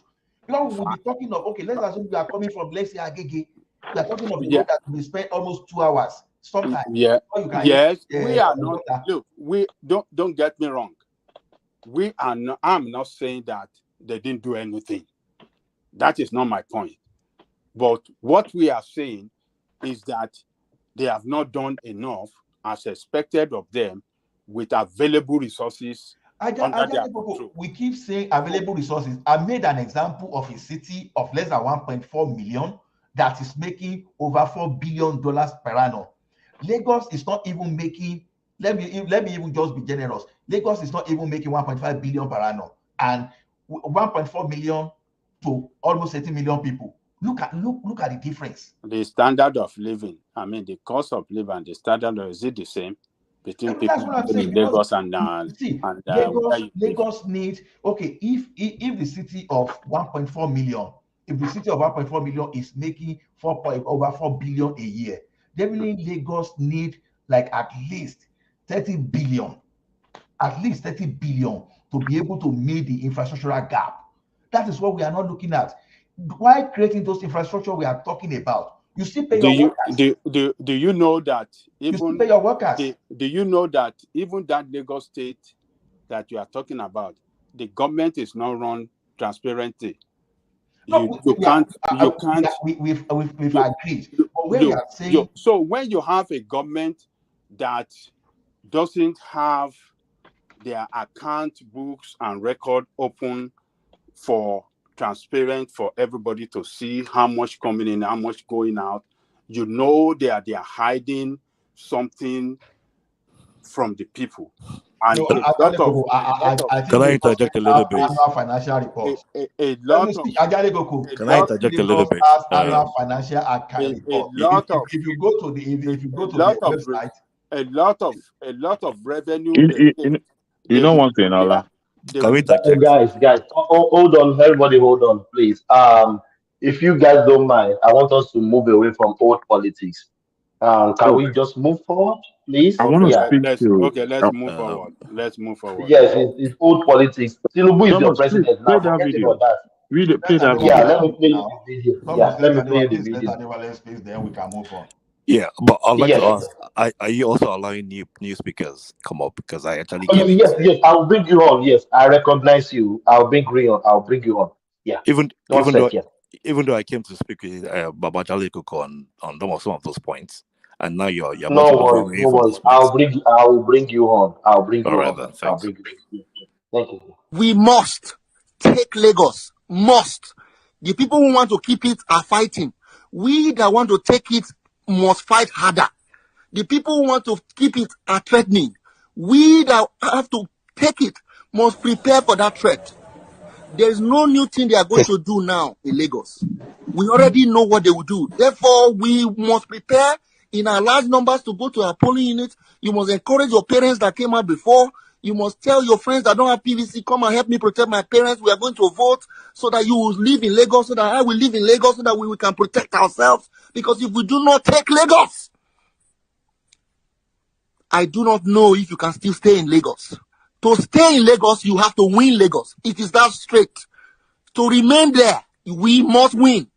To remain there, to do that your business, for your parents to go to that church, for you to stay in that estate, to enter that bus, that Marua, you must win. It has come to that. Tinubu has brought the country to precipice. The only way is to defeat them so we can lock them up and send them to jail. The only way is to defeat them so we can put them in prison where they belong. We must. It is not a matter of, what you must fear is fear itself.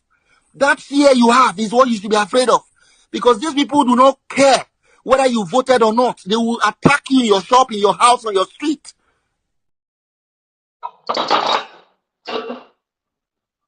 Can I have response from Adewale and Harudi? Thank you.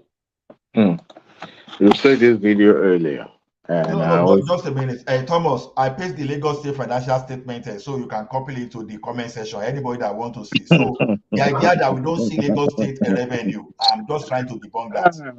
Yes, I will copy it. Yes. You know one thing, Allah, we should do the same to all these commercial places called churches and mosques. They should be publishing their own financial statements so that everybody can see how generous they've been over the year. No, legally in America here, the donations. You are bringing America. Well, come on, bro. You're bringing America to this. Let's raise our standards. I hate. No. Wait, I'm trying to we're talking about the sane society. You're talking about Nigeria, where anybody can come up tomorrow and say that I'm ordained to be a pastor and start 419 everybody. I know. I'm saying, but we can do of better.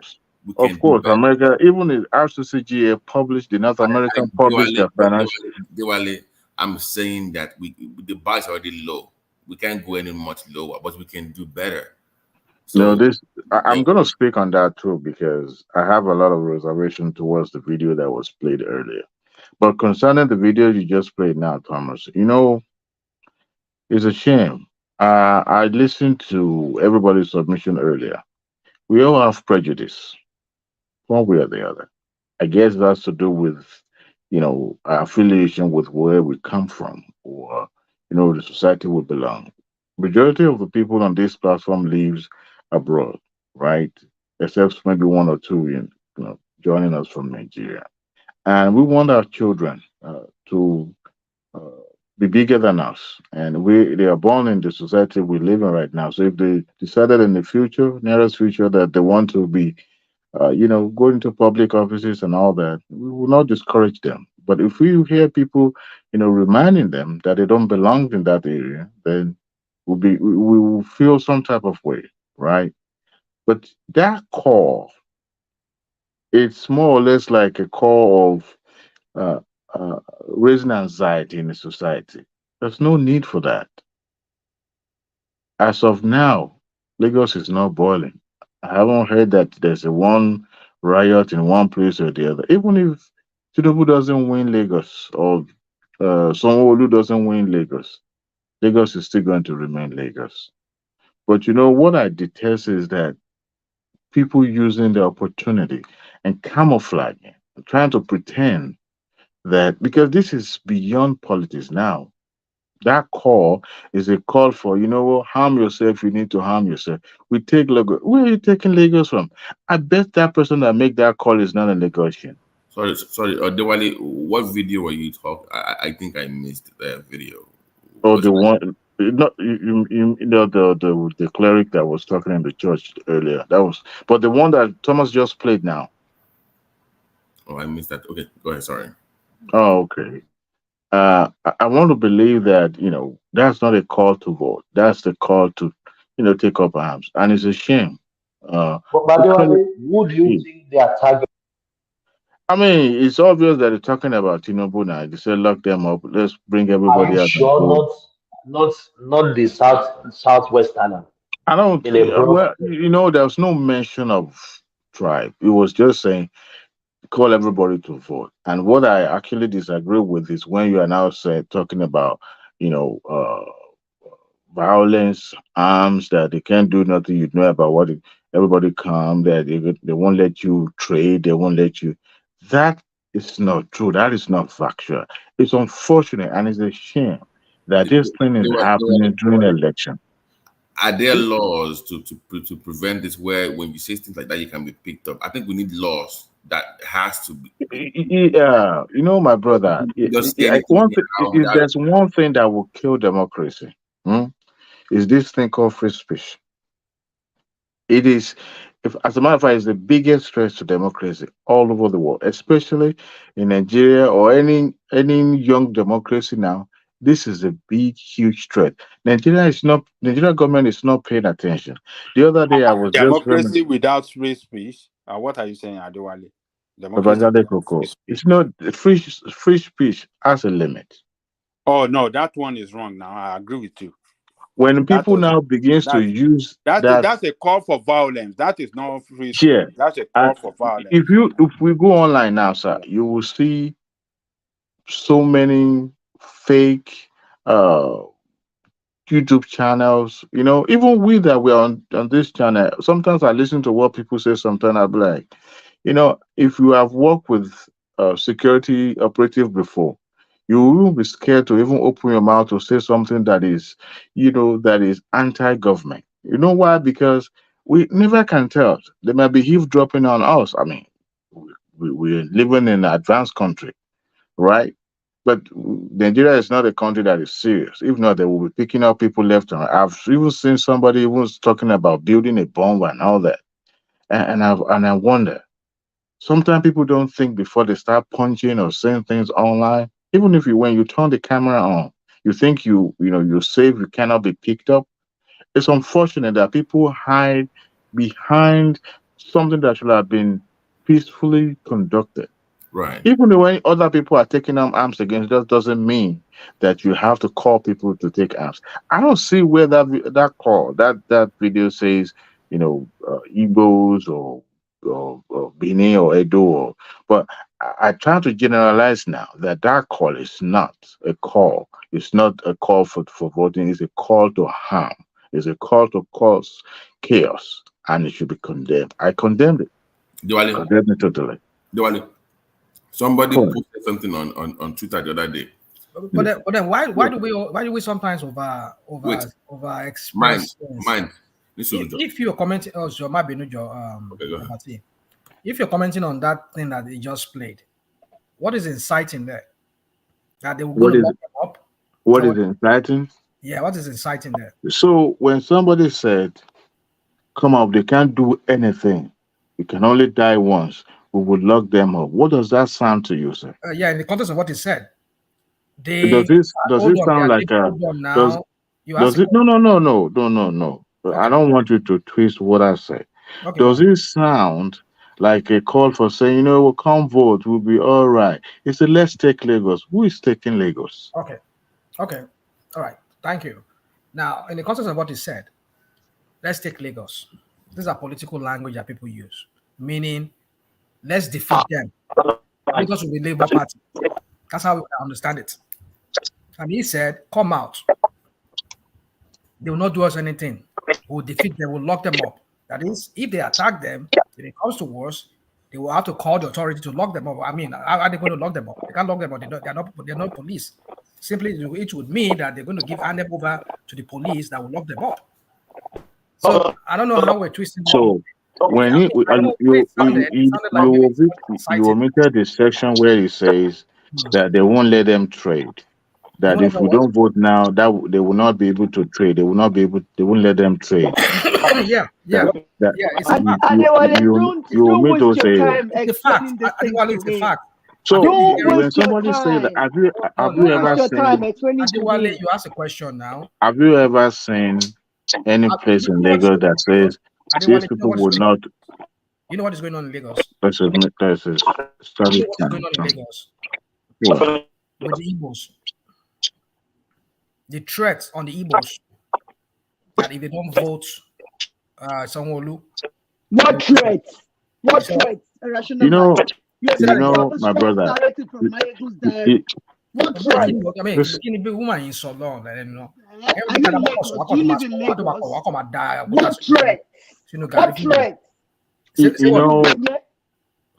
Guys, let me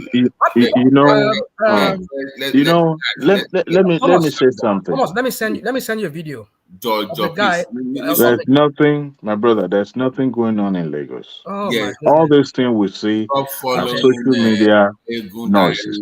The guy comes down. Social media noises. I'm telling you videos that I have here of APC people. I have it here on my phone. APC people, because I'm in one of their groups here. No, I'm not saying all of them. What did you say? Dupsy, calm down, please. Please.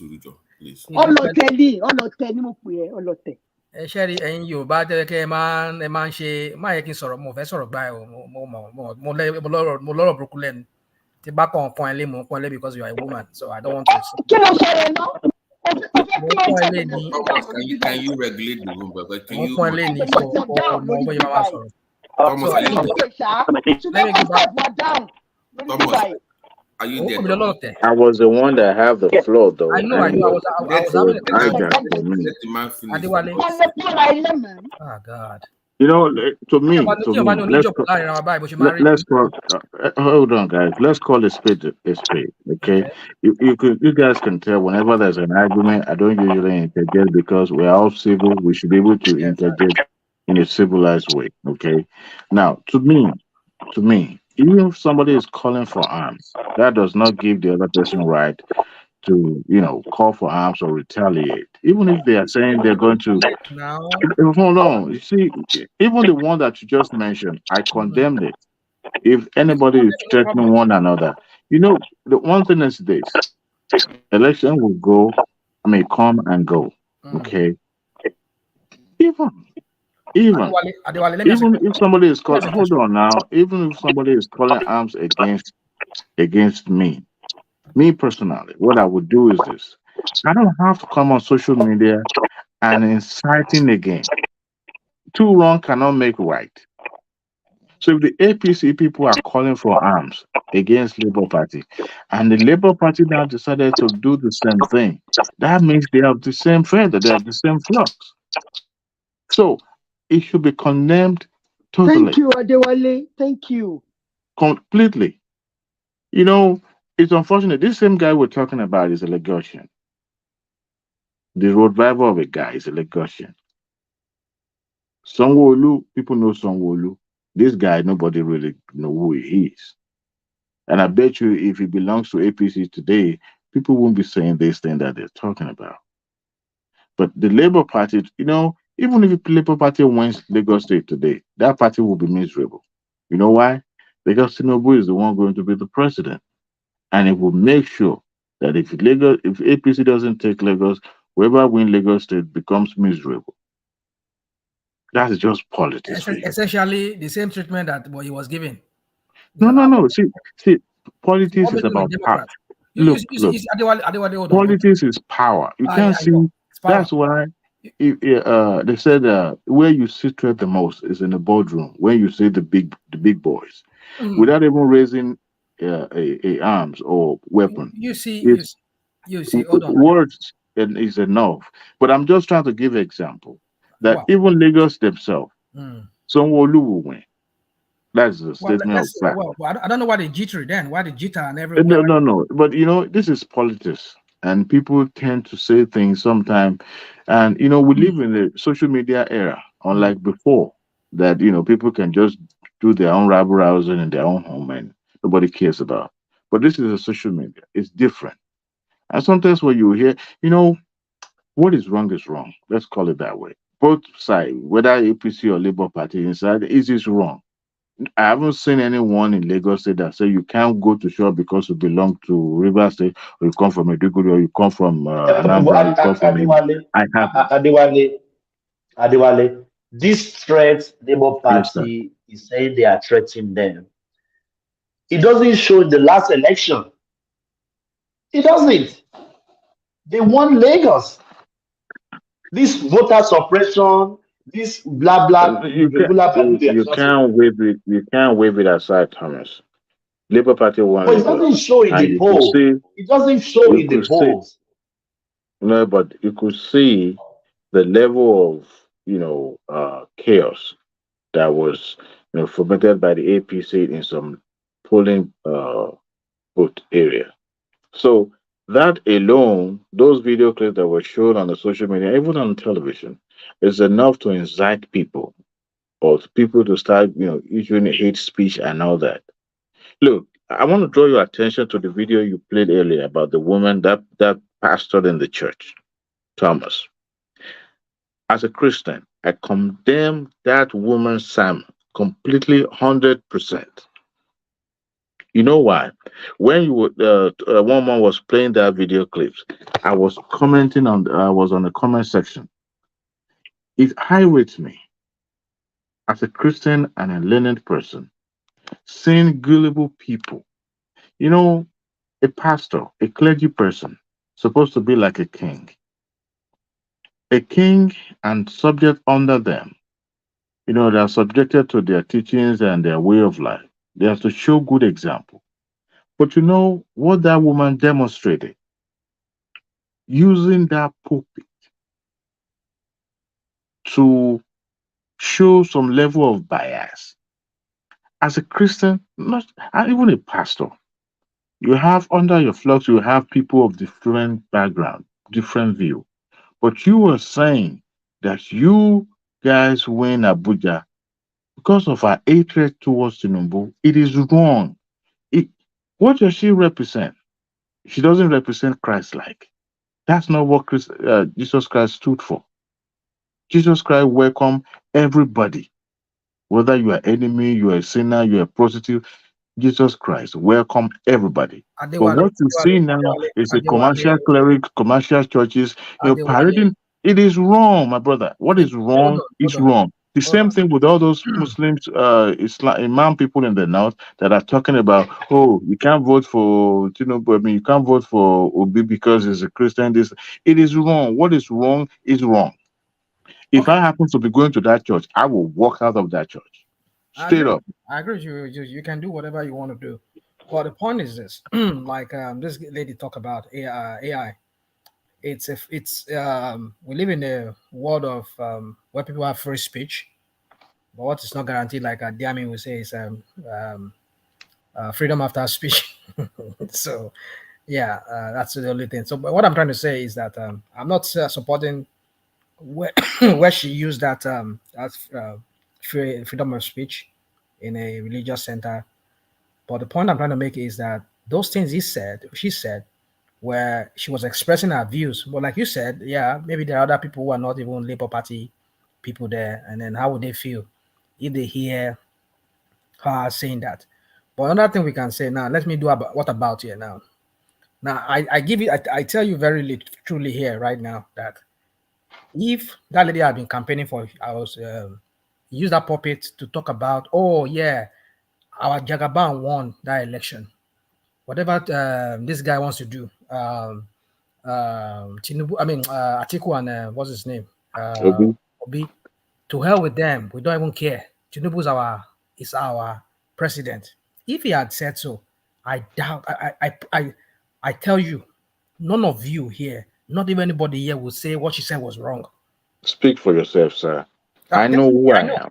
I know Oh, what the yes. party would Thank do. you. Thank you, Adewale. I Thank know what you. the party fight would do.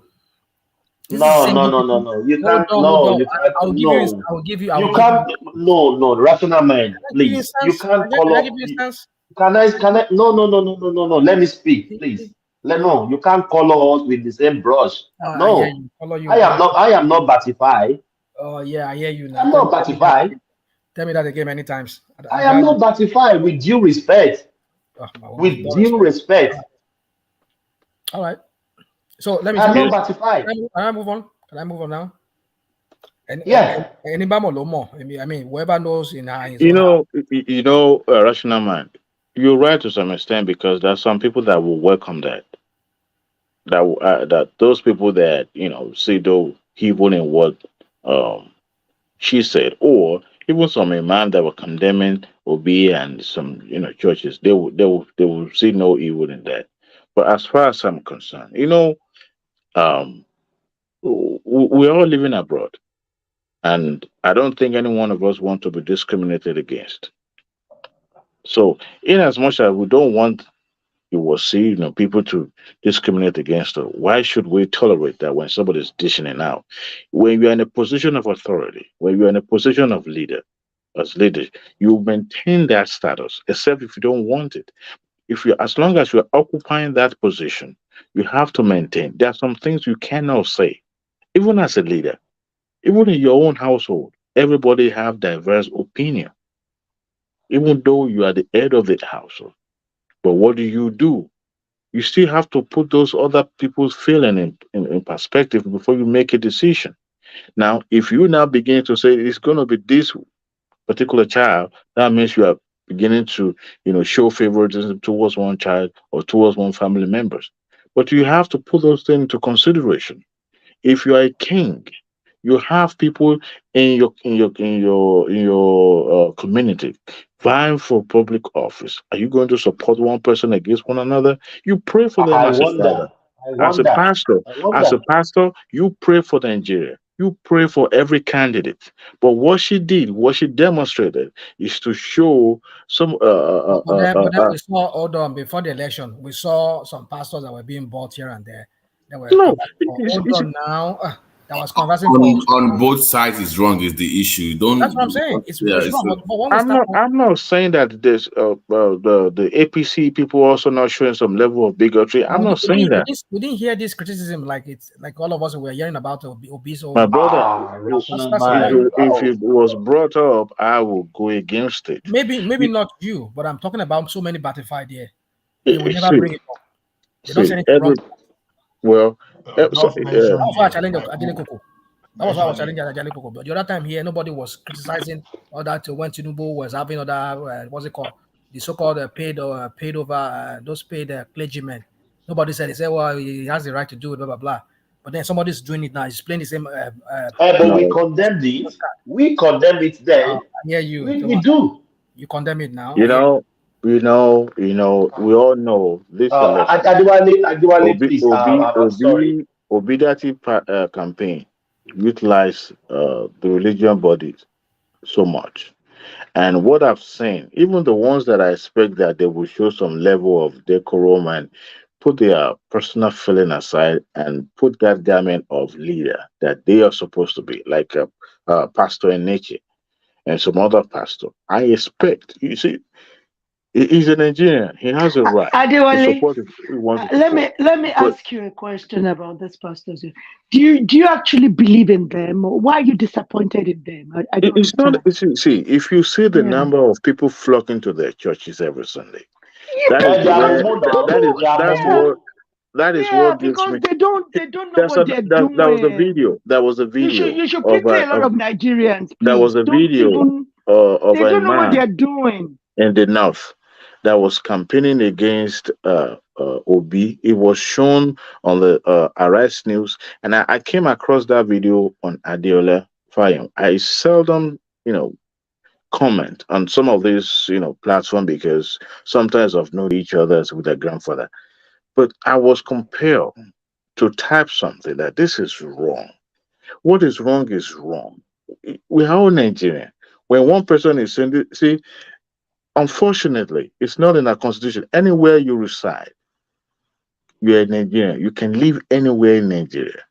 This issue of, oh, but our constitution never address a pertinent issue like this, where we are still claiming about, you know, state of origin. You are from this place, you are from that place. Our constitution never addressed that. It left it wide open. And till today, I can go to Adamawa and say I want to contest for governors, even after living there for 40 years. I can't do that because those people would not welcome me. But I'm a Nigerian. I should be able to say, you know what, I want to contest for a public office in this because I was born here, I was raised here, my kids grew up here. So, but the Constitution never addressed that. And that is why today we are now, because this thing has been in us. The discriminations about this person is Igbo, this person is Yoruba, and yet we want to coexist, but we are sorting our differences. Oh, you can't come here. Adewale, I beg your pardon, please. Let me bring the new. I'll come back to you. Let me bring new voices into the conversation. Do we have RD? Yeah. Yes, RD. Yeah. Thank you. Thank you for your patience. So, what is the conversation that attracts you to log in? Is this your first time? Yes, it is. It's my first This, time coming yes. coming up to You're speak. you're Yeah. welcome to the Okay. fold. So, what's your intake? Oh yeah. I wanted to speak around the Ajahn Likaku's submission on the Lagos State Primary School and the water But issue. Alali Kuku is not Exactly. here. Yeah. Yeah. So I'll Yeah, just but you jump can on. still speak. Yeah, of course, you can still speak. Okay. I mean, I'll just jump on the issue of the video first. Yeah. So I think there's something that I say in my own littles, maybe amongst my friends, or or when I'm speaking to people in Nigeria, and I will say to them that what this video you shared to me is a political dog whistle, and it depends on the people who are listening, and then they'll interpret those things to mean differently. So maybe someone like a rational mind will hear it and say, "Oh, it just from the surface, it sounds like a normal conversation to him." But then the other people will listen to that same thing, and then it means something else to them, and then we will see from their actions. And it might seem like it's nothing, but then there's always an undertone in such kind of rhetorics. And to me, I'll say to people that what this obedience movement, I think somebody has analyzed this before, but what the obedient movement means to the Gen Zs and maybe some millennials and some people in Nigeria are different. And I'm sure we've heard this before. They are the Sorosoke NSAS movement. They are the people who just want good governance. And then they are the people who feel disenfranchised and they feel like it's about time for them to get their own fair share of Nigeria. And these categories react to this. They are under the same umbrella, but then their reaction differs. So those ones who want good governance will probably ask you, suffer no they tire you. The ones who want Soros okay will say, no, we want to take change. We want to change the We want to the take back our country. take back our country. And then the disenfranchised ones will call you bigot, and those are probably the ones who share the most tribal rhetorics. And that dog whistle is targeted towards them. I think Adewale tried to carefully break it down, talking about you won't be able to take your business, talking about your parents won't be able to go to church, talking You about can't you can't you can't drive Marwa. You can't be able to drive exactly, Marwa. you won't be able to join Mara, meaning that they are going to clamp you for being free. So for such, we need to take back Lagos and do as we want to do. And again, these are rhetorics that we've heard over time. It is no man's land, and for that But Audi, don't you think those words are anarchious yes, they are. statements that Yes. can Well, cause anarchy in the well, state? yes. Well, my name is Rotimin, so you can, in case Oh RD yeah, is yeah, a mouthful for you. Yeah. So yeah. yes, That's all. yeah, they are, and it's quite sad. I think the last place I saw something like this were in two places. It was in England during the Brexit movement, and of course in America during the Trump Hillary campaign and Trump Biden, where we started having extreme far right movements. Started having fascist movement, even in France, when Marine Le Pen ran as well too, where people are beginning to now do some sort of ethnic resentment and some sort of xenophobic attacks. And if you're not careful, if we take it with light hands, things will get deeper. I mean, I'm sure we all grew up in Nigeria. There've always been those subtle internal bashes that's been happening, but we overlook them, because we, But Rotimi, yeah, I don't think if you saw this video before, yeah, obedient in Lagos, campaigning and saying where is MT Oluomo? Where is MT Oluomo? yes, Have you yeah, saw that? yeah, Have you? So yeah, I did. what are they trying to do in that aspect? You are doing your rally. Nobody came for you, but you are asking for where is MT Oluomo? Where is MT Oluomo? So what are they trying? What are they trying to set Lagos on fire again? Yeah, I mean, it's a case of if you can't have it, we'll burn it, And maybe for some of us who grew up in Lagos and probably much adults in the 90s, we will remember that we've always had this fracas, this tribal fracas within the Lagos space. They were not so broad, but we always had those Yoruba Igbo fights, maybe in Lagos Island, in places like Ojolegba, Yaba, Ikeja. They've always been those fights for territory. Eventually things, died down, but then this is it coming back again, And then there's also some soft videos or soft fights we heard during the market. So in Ladipo, you will see some of those fights in places like Itere, where they sell car parts. Some of those fights will also brawl, where you say, oh, you bought a Yoruba Lunja, area boys and spare part dealers. And those things have always been happening, but then the unions we have ways of clamping them down. But right now, it's the dog whistle is getting louder, and now it's more like we are then I be more audacious. So who are your MC Lomo? Come out, we want to face you. Now go and take it by force, otherwise they won't allow us get the freedom. It's scary. We might seem like, oh, it's nothing, it's just social media, just campaign. But people are actually expressing how they feel deep within towards each other. And it's just unfortunately that it's happening. I really hope that we'll look back years after and be able to have a more detailed story to tell our children. And the things that we did, as little as picking up, is enough. I think that's probably one of the concerns that I have in rational mind. That even whilst we are being irrational, a little bit irrational, let's speak through to power. When we see what is wrong, let's say it's wrong from either side, from both sides, either it's from the batified or the articulate or the obedience. When we see something like this, we should speak it up. Again, the last time this happened was in the 70s. This is the first time in a new generation we're going to have the very bold, the big three, that's the big three regions, North, West, and East, fighting over political agenda. So even when, Rotimi, it scared me. It scared me to the bone. It scared me to the bone. Because this can cause chaos, fight, unrest. It can cause anything in the Thomas, land. It's already causing chaos. Thomas, Yeah. Thomas, do you know what's funny? Go and look at the council for each party. Obi got an Igbo san, Tinubu got a Yoruba san. Yoruba san. That tells you that this is no longer this is tribal fight now. Everybody's coming with their own advocate now. So let's stop pretending like it's one discussion beyond. It is about tribe. But then, did you see the hypocrisy here now? Because a while ago, one man himself showed us a picture of the Obi's what's it called? Obi's attorney that he was going to use, and he was even describing him. He was wearing something like the mainstream or whatever. And then, we're hearing now that Tinubu himself has also acquired it for himself. Yoruba san. Yeah. I mean, you see. Maybe one man hasn't seen that video. No, that is new. Let me address you real quick. Wait, that was just new. That just came to the wires. The Yoruba that they hired. So, for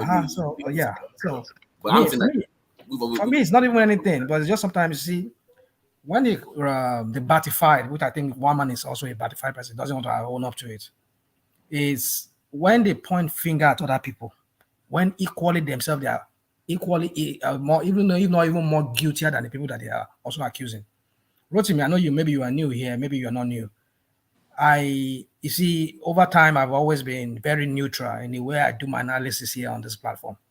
But I can say in recent months now, I've been more like really aggressive, leaning towards like wanting to like give them tit for tat, because I'm getting sick and tired of when people are hypocrites and they are hypocritical in the way they say things and the way they talk and the way they carry themselves on this platform. That is why I say, okay, it's like I have to give it to these people. It's like they don't understand. It's like if you're trying to be neutral, try to be like, I don't want to be neither here or there, but then this kind of like make it look like, okay, you people are dumb for not asserting yourself. That is why in the recent months now, I've been more like a little bit assertive. I'm trying to be more leaning towards the labor and not wanting to like even going against all rational thinking and just but you never like APC now. You are enemy of APC. You my son on that. But I've been always not to getting like the way I've been lately. What is why I think Rotimi is talking about. I condemn everybody.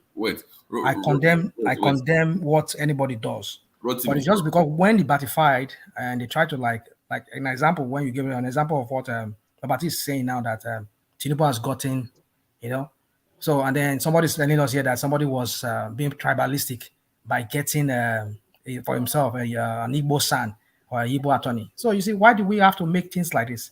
Things like this, it gets me infuriated. I get so mad when people do something like this. So that somebody they're trying to protect or they're trying to argue for is equally doing the same thing, if not even more guilty than the person that is trying to do. So that's just my point. Yes, rational mind. All of them are guilty of this, so we are not exonerating anyone. We are not exonerating anyone. Rotimi, you are new here, and we have been discussing some. Let's just forget about all those ones. This is new Lagos politics now. What do you see about this? Gbadebo, Rose Vivo, half Igbo, half Yoruba is vying for governorship in Lagos State. I will play you this. You are a Yoruba man, so let me see. Maybe you can see this guy can speak Yoruba fluently. Yes, I'll play you this, then you can react to it. And I'll say Echo Ejide. Yeah, sure. I will take it again. I'll say Echo Ejide. So, what is your reaction on this guy? I mean, it's oh yes, he we know he can't speak Yoruba. He can speak it fluently, and even though, but Rotimi, hold on. Let me say this. Uptown, if you are listening to us, you came day before yesterday. You said you have the video of this guy that he speak Yoruba fluently for 15 minutes. And you said you're going to send me that video. I'm still expecting that video. 15 minutes fluently. He speaks Yoruba. So Rotimi, go on, please. Yeah. But I mean, but to that, I wouldn't like to overflog it because I know, people have spoken about it. Well, I think he speaks his Yoruba like my daughter. And I think one thing that just struck to me was I told my wife that, look, it's about time we started allowing these children use their speak Yoruba more, because I just felt guilty immediately, knowing fully well that, imagine my kids starting to go back to Nigeria and they want to run for office, and then someone says it's So not. Rotimi, you are guilty Yeah. as well. You are guilty Yes. as well.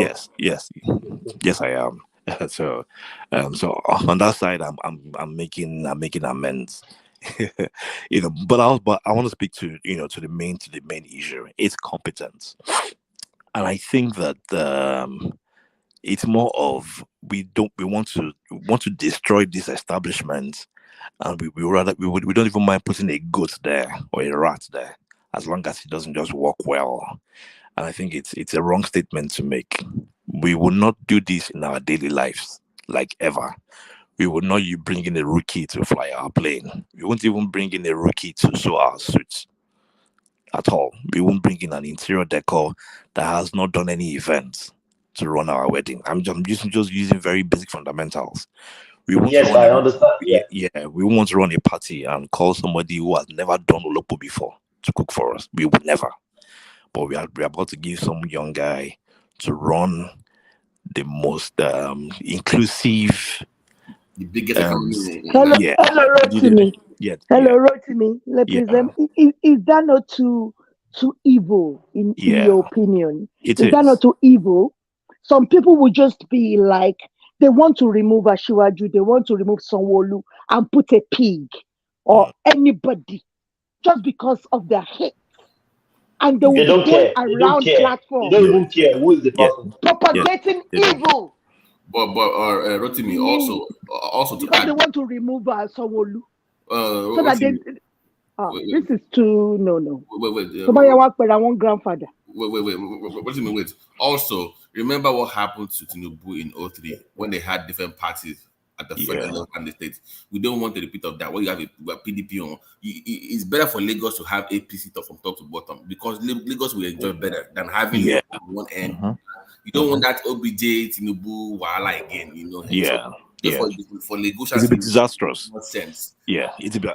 I mean, we all know that the only reason Tinubu was able to survive that was because he was Tinubu. He was a smart man, was a senator. He already had that experience. So those things that a Gbadebo would need in this kind of situation. Now he will be fighting against a vastly experienced Tinubu who has gone through wars in that area.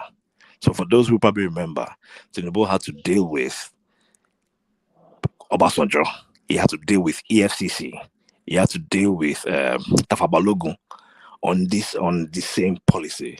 There was no money and it was chaos. We saw what Ambode did in his first year when he was trying to change the establishment. Lagos that already had traffic had the worst traffic ever. Lagos that was already clean became extremely dirty in 2 weeks because I was in Nigeria then under Ambode. Like my office on the island, on the mainland, people were literally throwing. So my office shared the same building with a GT Bank, and in less than 3-4 weeks, they were already throwing. We were waking up to see trash, like heavy refuse dump in Lagos. It came back, so just because somebody wanted to, change and bring in. Rotimi, what is this guy antecedent that you can point to? Nothing. Thank you. Nothing. Thank you. People will say the most ridiculous things of he's an architect. Nothing. Nothing. Absolutely. Rotimi, Tinubu, they have a blueprint for Lagos already that all of them are following. So this guy they're propagating hate around now because they hate Tinubu. They're just saying, people should vote for this guy. I don't have anything against the guy. I don't know him. The guy is 40 years old, right? and it's been running. I don't even know He's him. 39. I don't. Wait, yeah, You for the past 10 years, he's been running for office. Remember, it was in Kowa. Oh, really? Yes, it was. Okay. Yes, the man ran for Senate 4 years ago, and before that, Okay. he also. So, how much of work experience does he really have? Does he have? They don't mind. Yeah, They don't mind. All the haters, they don't mind. In fact, I think in the last 2-3 years, he's just been probably freelancing, so working by his company. I mean, it's ridiculous to think that politics is the point. Yeah, so for the past 7-8 years. Yeah. So let's say you finish school at 25 or 24, so you only work for like 10 years, and that's even the way he speaks. So you sense the naivety. Have you noticed that the guy can't make eye contact? I'm worried. He's Have you clumsy. noticed that, Rotimi? He He's can't make clumsy, eye contact. Yeah. I think he's on drugs or people something. are- I'm sorry. I was don't gonna know say him that much. People No, are. I'm sorry. I don't Can I know him. contribute, So please? Hold on. Yeah. Hold on. Dupsy, if you remember, just hold on, please. Dupsy, if you remember, I said the guy's face is scaring me. Somehow. He doesn't He look. can't I'm make sorry. eye contact. I don't know. No, Olojuole. I don't know. Olojuole. Oh yes. If you look at that his is it. if you look That at is it. what did they say Can in medicine can I again, contribute? Babati, that his eyes are all dilating, his pupil. You know, when you want to know somebody that is on drugs or something. Nobody should come for me, because I'm just saying, I'm suggesting to Babati to look at him very well so that Babati can educate us more next time we're here. I'm not saying somebody should come for me. I say, Mama, boo anybody. Let's bring Fash. I don't have time for that. Fash, come in here. Yeah, come in here. What we didn't realize about this guy is the continuation of Body George is. The guy is one of Body George's friend's son. So Body George is trying to retire now. Because Body George has been after Tinubu for years and wasn't able to achieve anything. Fash, before you move on, Fash, hold on. As Body George left Lagos because he said if Tinubu win the election, he's going to relocate. He said he's packing his load and making arrangement that he'll be leaving soon. He's lying. He's lying. I know him very well. I know. So what I'm from Ondo State, so I know Body George. I know his history. I know him very well. I'm from Ondo State. My history. So I know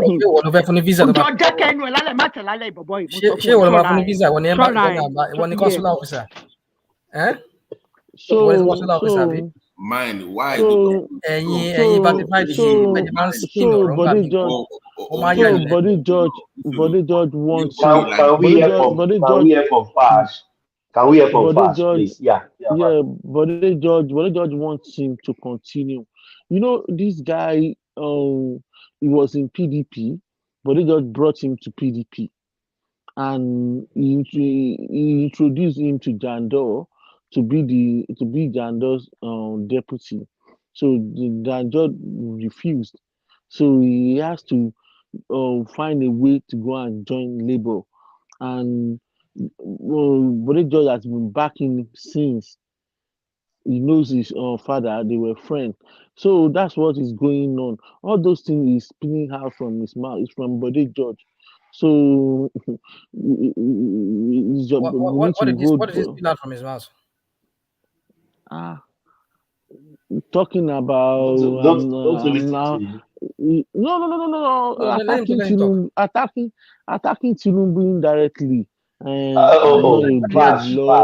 How did he attack directly? Wait, rational mind. Let's listen to him in his own words. Yeah. The APC government have come again to be talking about how Yorubas should run, making the Labour Party victory in Lagos State seemingly a tribal affair. But I'm here to say a big thank you to the mainly Yoruba people that voted for His Excellency Peter Obi. For the first time, Alimosho fell to another party. And many Yoruba people live in these local governments. We know, all across Lagos, it was not a tribal victory. It was a victory of hope. It was a victory of people wanting a new Lagos. It was a victory of people saying enough is enough. It's time for us to move forward. And that is what we saw on Saturday. It was not a tribal thing. The fact of the matter is that Lagos State is a state that is welcoming. If Lagos State was not welcoming, a man from Iragbiji or Osun State would not have found himself so blessed by Lagos State. Neither would a man from Kwara, Lai Mohammed, or a man from Ogun State, Osibajo, or a man from Kogi, Faleke. Lagos State is welcoming. And that is the culture that we have. Not just for the people that speak the Yoruba tongue, but for all Nigerians. And we must restrain ourselves from getting choked up by these tribalistic cards that APC is trying to bring forward. Because that's the only thing they have to offer. Hatred, blood, sweat, and tears. When Yoruba people were, when the order came to shoot at our children at the toll gate, did they discriminate between Igbo or Yoruba children? When they've turned all our sons to agberos and touts, wasting their lives away on a daily basis, did they discriminate between the Yoruba children that are on the streets? When all those monies they've taken that could have been put into our healthcare, our education, they put it for only their family and their friends, did they discriminate on the roads that people are lacking all across Lagos State? So let us vote competence, let us vote character, let us vote capacity, let us vote a people that will move Lagos forward. Vote Labour Party up to bottom. Thank you. Vote for Gbadebo Rhodes Viver of the Labour Party for Lagos State Governor.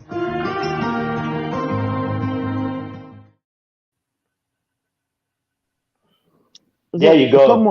Thomas, there is one that where he was saying, "I'm not a drug lord, I'm not this, I'm not that." You know, he was referring to Chinedu. I was like, "What?" Yes, yes. Thomas, I could remember he said that. Let me ask Fash a question. Yeah, go on. Yes, go on. Fash, I mean, you see, when I usually come on this platform here, I come in the name of beware of spinners. And when I use that word, don't patronize him. Don't patronize him. Now, what is patronizing? I don't patronize him, but I'm patronizing him. But I'm trying to make you understand the reason why I come on this on the name with that name, beware of spinners. That word is directed mostly to the partified, because the partified are very good at spinning propaganda. You know, was it not yesterday here? One man was reading to us that the guy was born out of wedlock, and we're seeing pictures and images coming out today.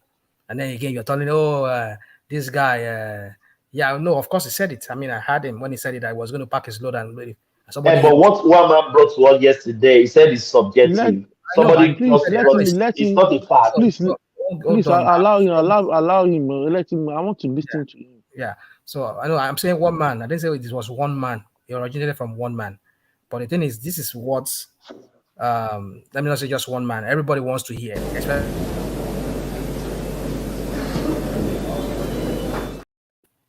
Sorry, go on. Sorry. Go on, rational mind. Sorry.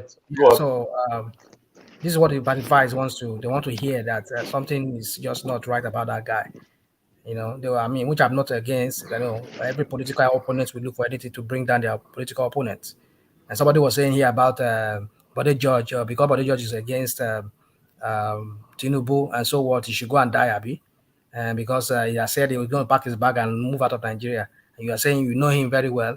He was probably Ondo State governor. I know him very well. He won't leave. How do you know he won't leave? Are you the consular officer? No, don't from me after Dupsy. I won't take that from you. I won't take that from you. Stop talking about after Dupsy. Don't worry.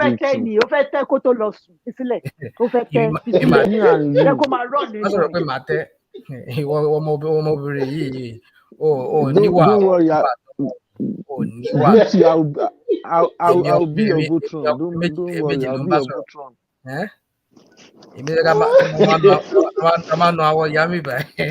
Mine close now. Father Ballet now. Very, very rude guy. Very, very rude. Yeah. Come on. Don't let us go so low. Anyway, so and then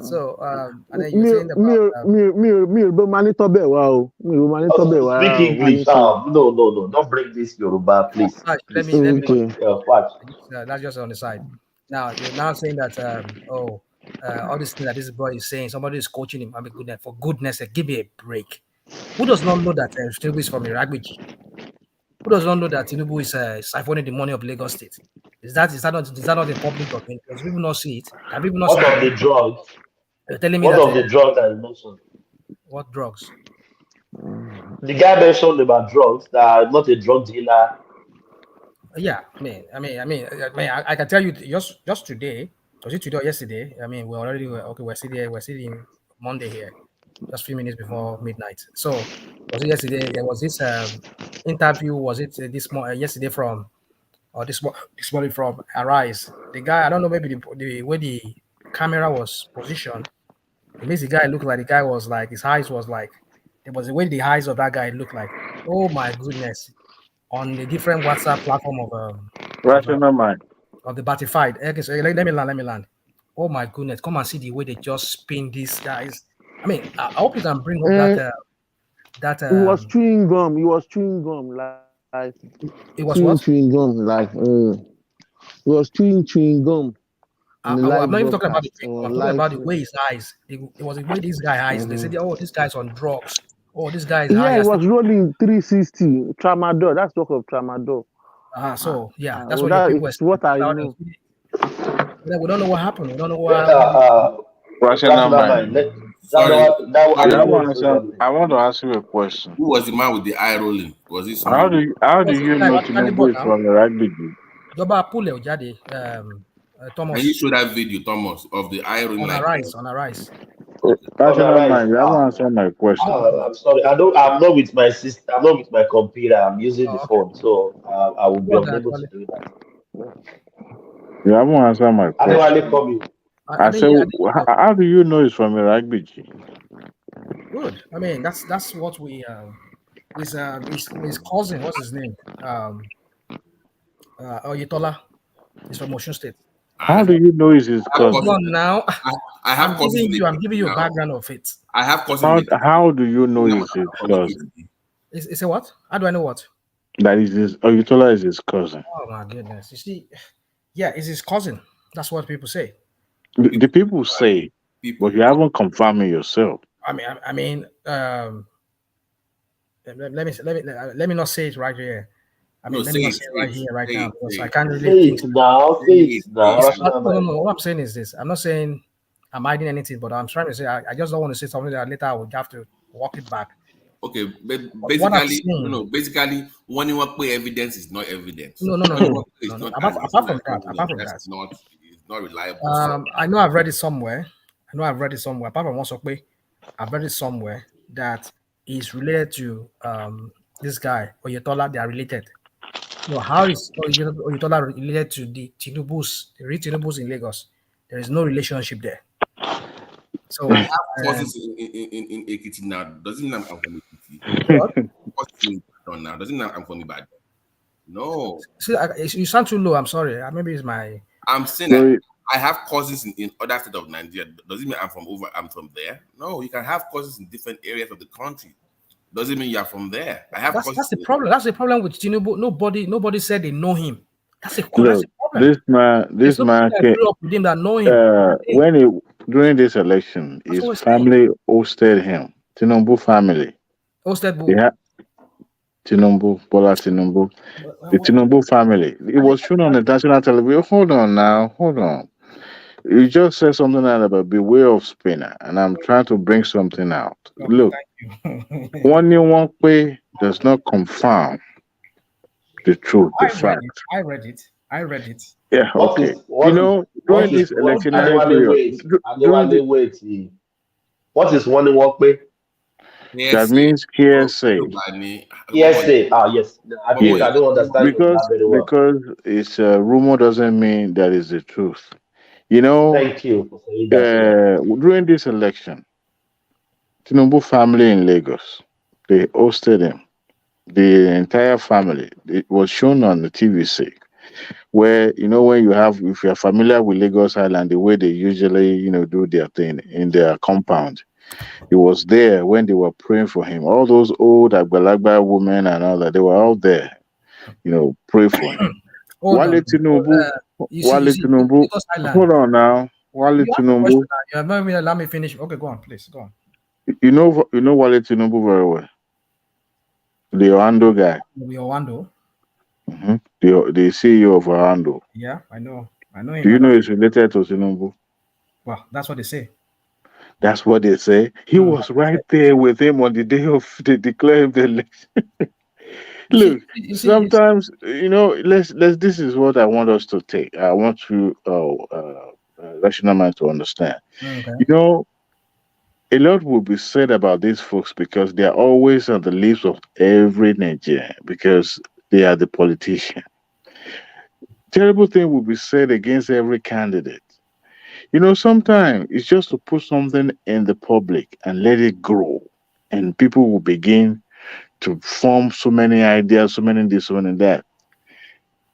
For a very long time, in fact, hardly you will see a Lagosian that will say Tinubu is from Ilagbiji or from Ogun State or Osun State.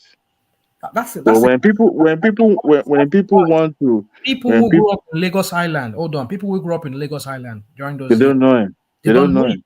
They don't know him. Lagos Island is not that too populated that people don't know I him. rest my case. Good night, guys. They do. Like, even if Gomez does. I mean, what are you? Wait. Everybody, wait. Are you sure Tinubu doesn't fall from heaven? No, Angelini. No, please. Let's not do this. Like, until you can show me evidence of Are you sure of proof that you from Ilagbiji and no, wait, Thomas, Rational mind. I want to ask you a question, please. because that is Rational going mind. too far. Like, if you stick to facts, I will back you up. Like I've always done on this platform. my But when you start going God, what do you need? because he was Rational mind. pissed. Because if you don't, at some point when you start spinning stuff, I've always defended mine on this platform. If he's right, if you give me evidence, I will back you up. You know that. But when we start doing this one way allegedly, no, show me something that I can defend you on, and it's not enough. Rational mind. Can I ask you a question, please? Yeah, I'm here. Oh,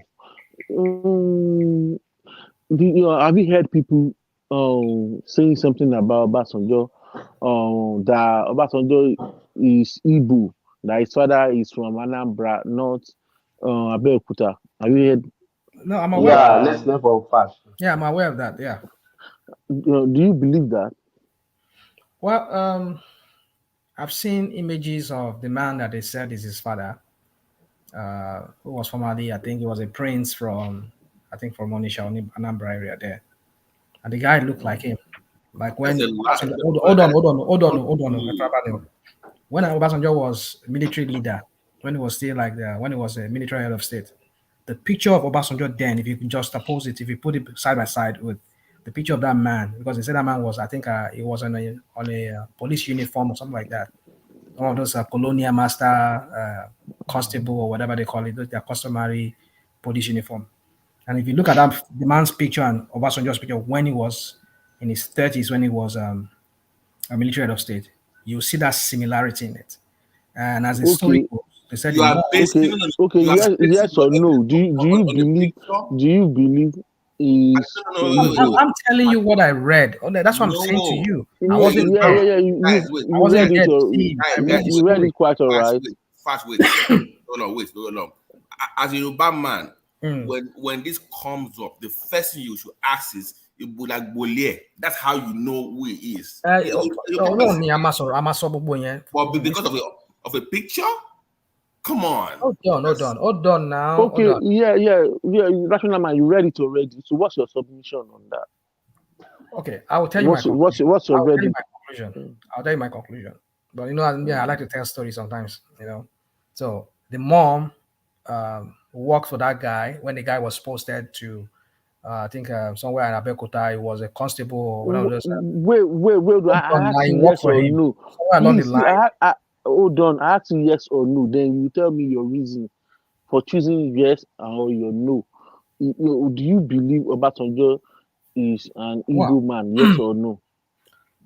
Well, if I were to tell you how I feel about that something, I take that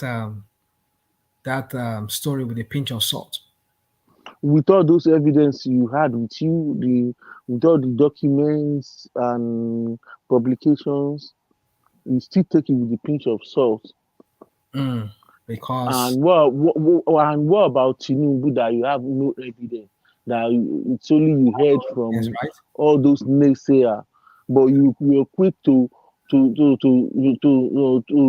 assume it's true that Because Tinubu is from there is so Ilagiji. many things to Because Flash. the way Hello, he's Flash. speaking now, yeah, Hello, yeah. Flash. Is this Crown as well? Because you used Crown on Saturday, right? Is this Crown? Crown. That's speaking.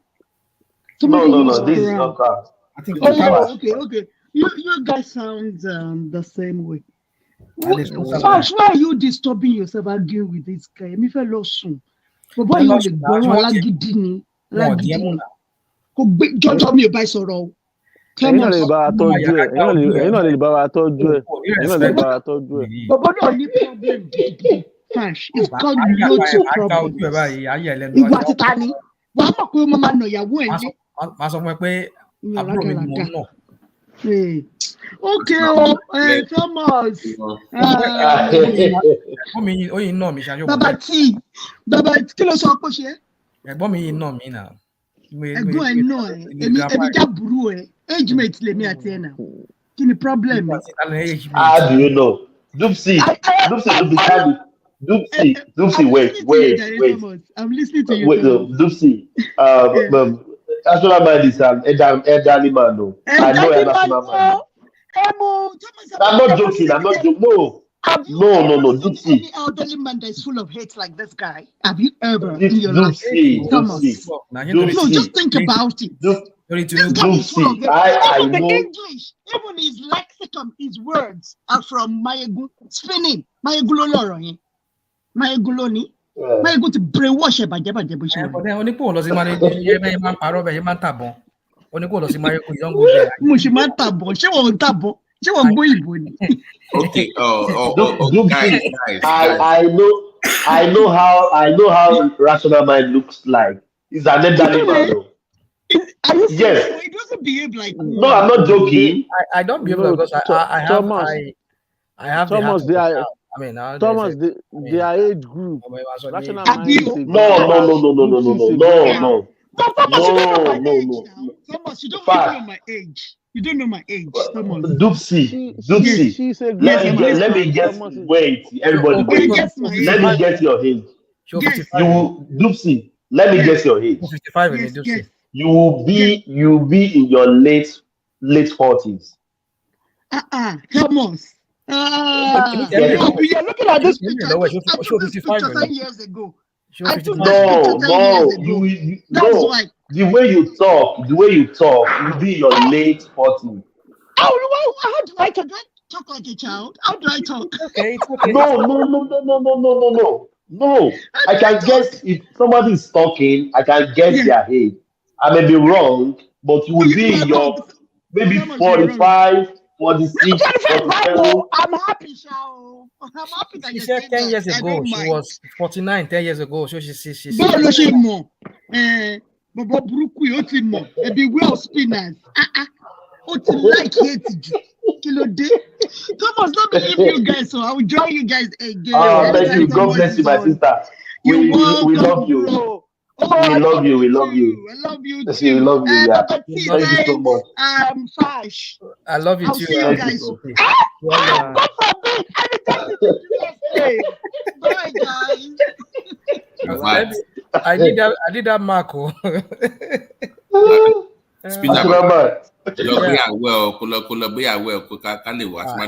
I'm a married man now. Mo kàn tagi lórí íńtánẹ́ẹ̀tì ni. Èmi ìyàwó mẹ́ta ẹ̀ẹ̀kan tí mo gbé gan wàhálà ní fún mi ká má ní pé lẹ́kẹ̀jì. Wàhálà ní. So do we have Midwest? Yeah, we used to have Midwest. but no more. Good evening. But no more. Oh, Midwest, my brother. How are you? I do. Long time. Brother.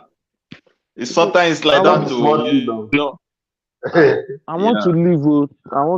Everybody, Yeah, before you come on now, maybe you're way small. Man, I still put my own contribution. I deal with you since fresh. Yes, sir. You have to. Yeah. The thing can we is, hear from you? What brought you today? I just want to go straight to the topic. Personally, Yeah, that's good. I campaigned for Peter Obi and I voted for him. But when I look at yeah, he went to Nigeria. Yeah, I voted for him. But I no. What I mean by this is that I campaigned for him and I was able to convince my family to vote for him, supporting them financially and with my money. So, but nevertheless, I come down to this topic today. The topic of today, this is not governorship election. Hello. Midwest. Can you hear me? Can you hear me? Yes. I can hear you. I'm hearing you. Yes. Are you sure you don't coerce your family? No. See, the thing is this. That is on the federal level. But let me quickly go straight to this issue that is on ground. Yeah.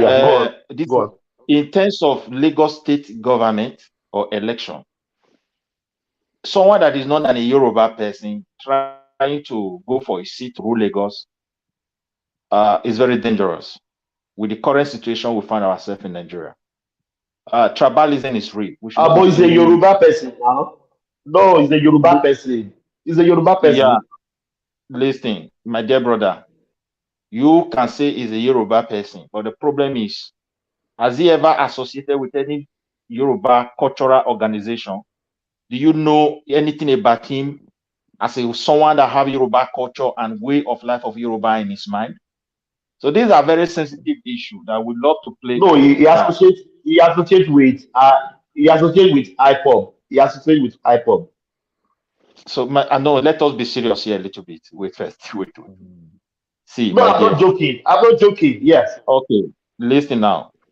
The thing is this. I said tribalism is real, and we should respect each tribal people, no matter how small or big they are. And that will help us to unite as a people. Then territorial issue is also there. And that's why states were created. Now, when people are trying to go beyond society boundary, they should understand that if it doesn't go the way they plan, it may backfire and it will lead to crisis. So, for example, now, someone who cannot really affiliate himself with that Yorubaness, not coming out to say, I want to be a governor of Lagos. My dear, they should be very, very careful. They should not play with people's emotion. And if they made mistake to play with it, whatever that comes out of it, they have nobody to blame for it. I see no reason why someone will just rise up and we name Lagos as no man's land. You mentioned IPOB here. What has IPOB been campaigning for many years? Is it not that Fulani want to take their land? Then when someone from that connected to that extraction is not trying to campaign another state, what is he trying to do? So we should not be playing with something that is very sensitive. Now, so all these little things that we consider that they are minor, these are things that always lead to bigger problems if it's not properly addressed from the foundation. It's easy to say it, but I'm just saying it from my own point that there is no need.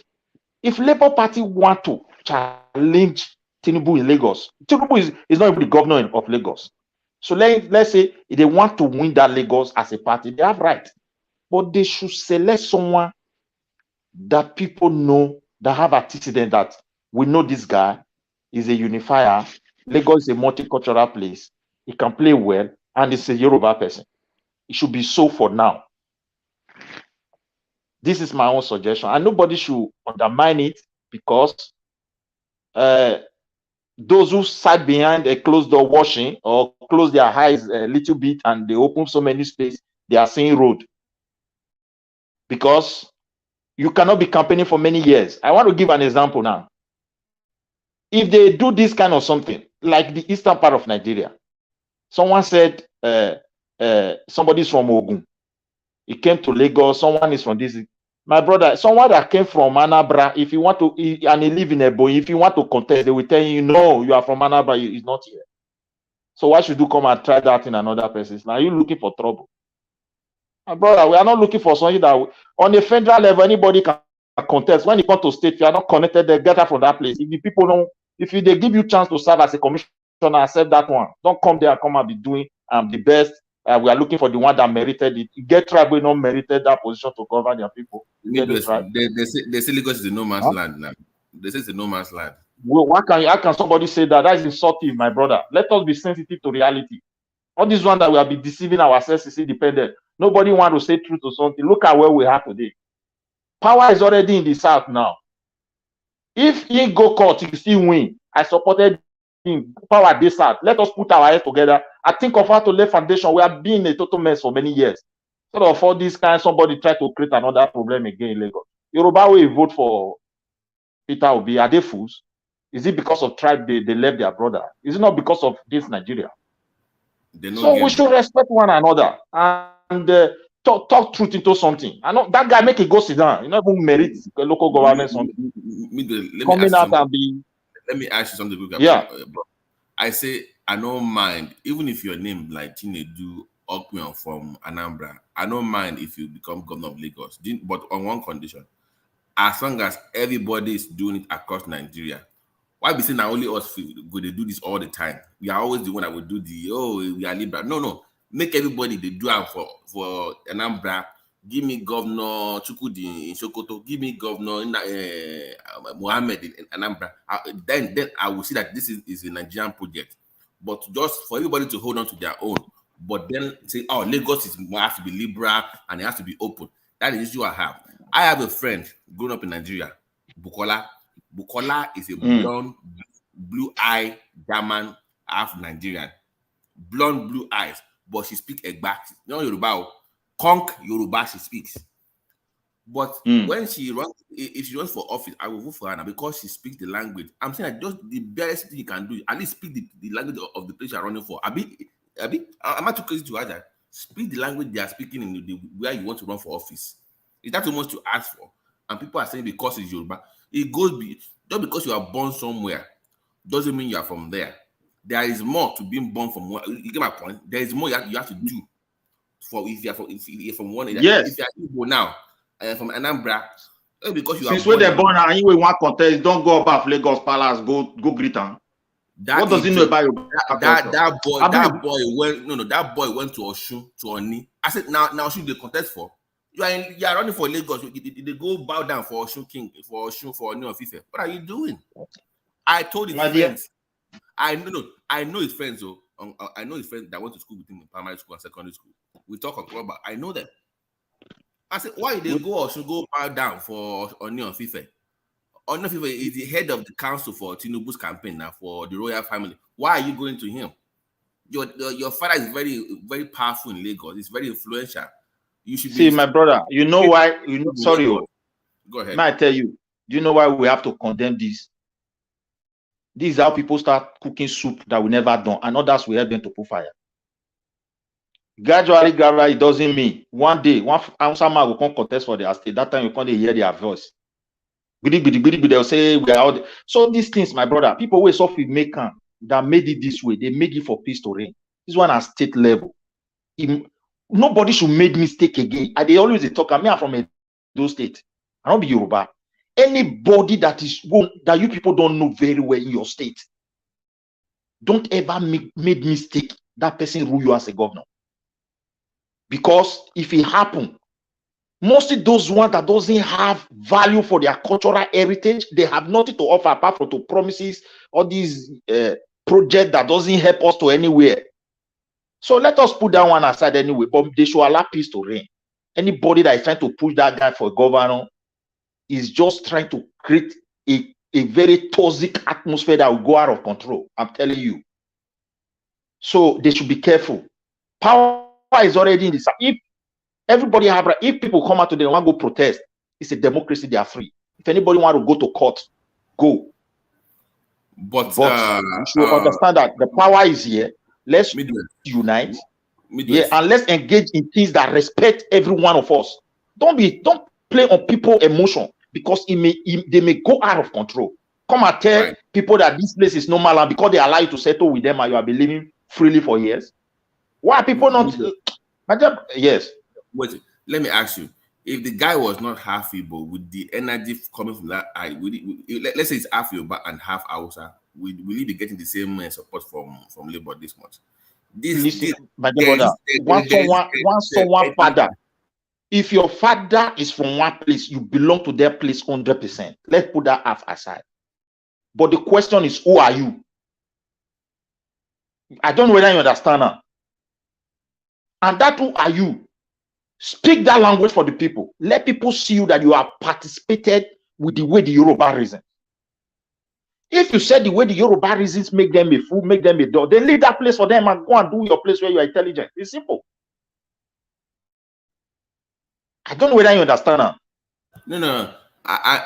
This is a very sensitive issue. If they don't address it, it's small today, but I am seeing a very big crisis looming. So I pray for you not to go to that level before they should understand that they are trying to temper with the lion's tail if they do this. They should not address Lagos as no man's land. It will cause problem, eh?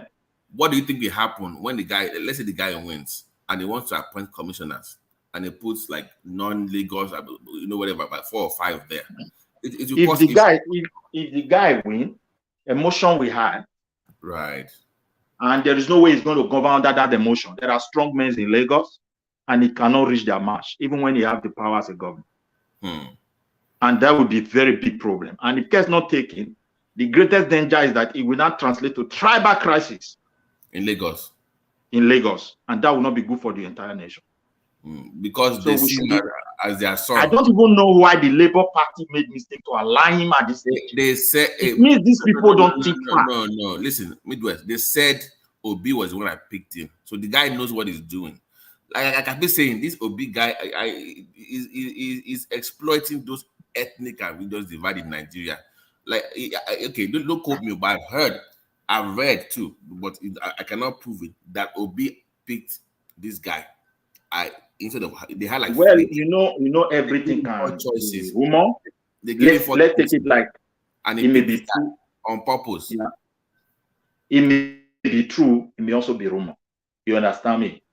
But people should not be creating an atmosphere where people are more confused. Let us be sincere here. Is it the only Igbos in Lagos that voted for Peter Obi? No. The Yorubas that voted for him, they look beyond tribes. They look beyond ethnicity. But nevertheless, there are some boundaries where you have to respect people. Language is number one, please. You cannot just ignore language as not the culture. I've been warning my people, particularly the Benin where I come from. I've been warning them. This language is said, it doesn't mean. It's coming to hurt their children. When the time will come, they will never believe their eyes. And this is a great example of it. Whether we are in abroad and everywhere, I have seen Senegalese children here, all of them speak their language. Arab children, they speak. What happened to our own language? Are we better than them? Are they not also producing doctor engineers that the way we are producing here in Europe? So, my dear, we should pay important to very important something. The way Nigeria is, we are not like where your address is, you belong there. This is your place of origin, is where that matters to you. Your origin, where you are coming from. So, like Lagos government was created for the aboriginals of the Lagos, and it should be so for now.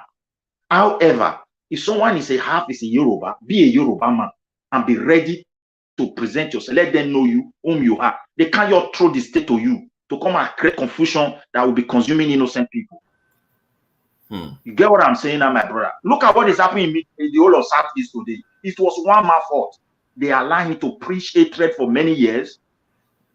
Youths that were born 1990 these days, since we entered this democracy, they consume this hatred and lies, propaganda for many years. And look at the way they are acting today. One single person. The entire region now is on fire. But they are the same person hiding behind Peter Obi now. It's the same group of people now hiding that, it's one of us. No, I'm like, no. Everybody can hide. Me, I'm not part of them. I voted for B. And I think many people like prominent Yorubas sons and daughters also, we saw things in a different way. I believe people were seeing different things. Like maybe with this guy, we can be able to, help our country, Nigeria. Anything outside that, we did not elect an Igbo president or maybe Biafra president. We elected Nigeria, for example, where we're voting for him that he won the election. Like Tinubu today is already, they have announced him as a president. Is he a Yoruba president? He's already in Nigeria. He's going to face the whole problem of Nigeria, even the one we are talking about here. If he arrives, he will have to look for a way to deal with it. I don't know that you understand. And that is what I also believe that led many people to vote for him. Whether they are Yoruba, they are Igbo, they are Hausa. A lot of Northerners Hausa voted for him. So they look beyond try to do what they were doing. But when it comes to that territorial connection, and you don't want to respect people. Local politics is different than federal, is the point. Local politics is different. It's very, very different. Look, I want to ask a question. I know some people will be hearing my voice, they will say they hate truth. But let them sit down and ask themselves a question. As we speak today, even when people speak the same language, you are not connected to a particular people, you cannot defend yourself. Would they allow you to come and run as a state governor? A Boima cannot run in Anambra as a governor. They will figure you out, and once they discover it, what you will see, they're not determined before you go wrong. You are God. You are God. You are God. Why should you come to Lagos and come and be trying that shit? And say you want to take over. My brother, I hate what they did. They should not nominate that guy in that party. They are not sensitive to people's interest. Let them come. I know they will attack people. They will. So for me, I'm not afraid of telling people the truth. That's my point. I did not vote for Chinedu. I won't argue for that. They like I said before, I want to see the same thing that they are arguing for in Lagos across Nigeria for it to be fair. But for you to now, like you said in a boy and Anambra now, they don't do that. But the same people will now be telling that in Lagos that must happen. That's the issue I have. Like, why you don't practice in your area now? Why the problem we have in Nigeria is that there are people who venture into things they are not sensitive to what the outcome will be in case if it backfire. And most of people that does that are from that southeast. They don't care. But I want to tell you here, they want to play into emotion. And if they are not careful, everything will go out of control. In their two naked eyes, horror will be too much. I beg, they are there as someone from another region from Nigeria. I know they have settled there. They have lived there. But they should understand that the way Nigeria was structured, people affiliation to a particular territory is not something you should joke with. When they want to select a leader that will represent them, no matter how small or big they have, if you are not from there, stay clear. If you have lived with them, your father is there, yes, you have been participating with them, they know you. Yeah, his mother is this, but his father is this. And this is the guy that has been standing for us. Then the people know whom you are. Few people know something about you that this guy is a good person. You understand me? Let me don't know. Wait, let me ask you something. Let me ask you something, because I spoke to his friends, right? I know his friend, the Chinedu, whatever his name is. Do you know the guy has chieftaincy titles? One of the ways you can initiate yourself with the locals, if you're from there and they are questioning your Yoruba-ness, is titles. Yeah. Titles from the king. All this Oye, they give you all these titles now. This guy has multiple titles from the east. In which place? From his mom's side. They give him you see another problem now. But there is no single Yoruba title that you have. Okay. I'm like, if you are embracing your mom's side more, and they're giving you titles from their ages there, but there is zero titles from your dad's side, that tells me you are leaning more to that area, which does not look well on paper. It doesn't look good. I don't know how manage. If he believed in his father's land, he would have participated with the culture of his father. So he has nobody to blame for that. For that reason, he's not fit to lead Lagos. Should be clear. And it's very shameful for the party to allow him.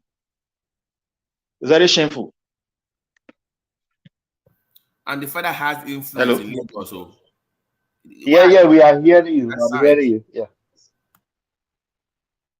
No, go ahead, Midway. Sorry for I'm just. If his father has influence in Lagos, his father should be. And when is a Yoruba father? Yes, his father is. Hello. Yeah, we can hear you. Go ahead. I think the network is having problem or what?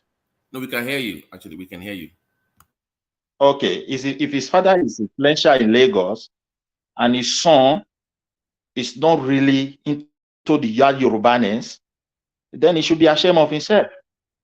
A father should be a father, should let him know your mother is from here, I'm the father. You are now 100%. You are not half. Once anybody born by a Yoruba man is 100% a Yoruba. But when that Yorubaness is something you toy with, you throw it aside, then the people have right to reject you. It's so simple. So, and again, these people should not just be bringing this not issue we're supposed to be talking about. It should be in our heart that we should respect one another. And peace will reign. And it's so simple. If you don't want to, you want to call Lagos no balance, you want to come and control and rule, then, my dear, anything where they see, they should take it. Because for me, I see very big trouble looming, and it may go out of control. So that is just the fact.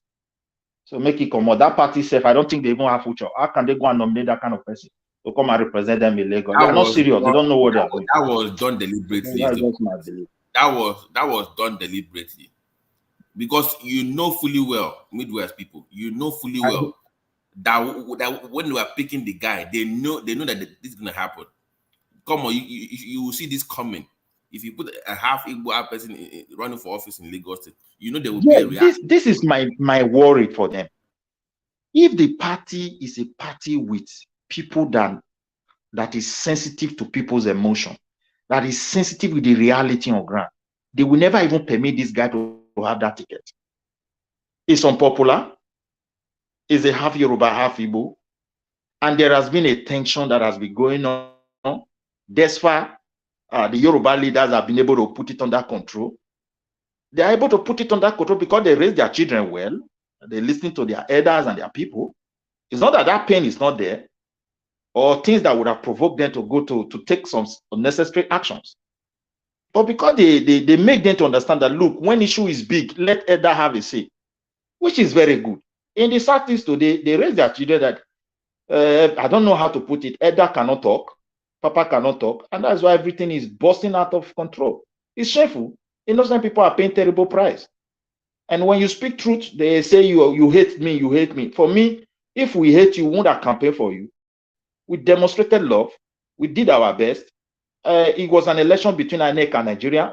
Even no party is satisfied, whether APC, PDP, and all, because what really happened was, so confusing to everybody. So they have announced APC. I think any party that is not satisfied have right to go to Supreme Court or go and demonstrate. Maybe one day in the street, you'll be permitted. It's an election. But party power is already in the South. Let us not be doing things that will continue to provoke us. Let us have a corridor to really look into Nigeria and look for a way to forge a way forward. And this is what I'm telling you, whether it's from eastern part of Nigeria that got that power, you still have to come to South and say, look, what can we do? We have reached that critical situation where no man will feel that he has a solution to Nigeria problem. Listen to leaders that have failed. Obasanjo is alive, he has ruled. Jonathan is there.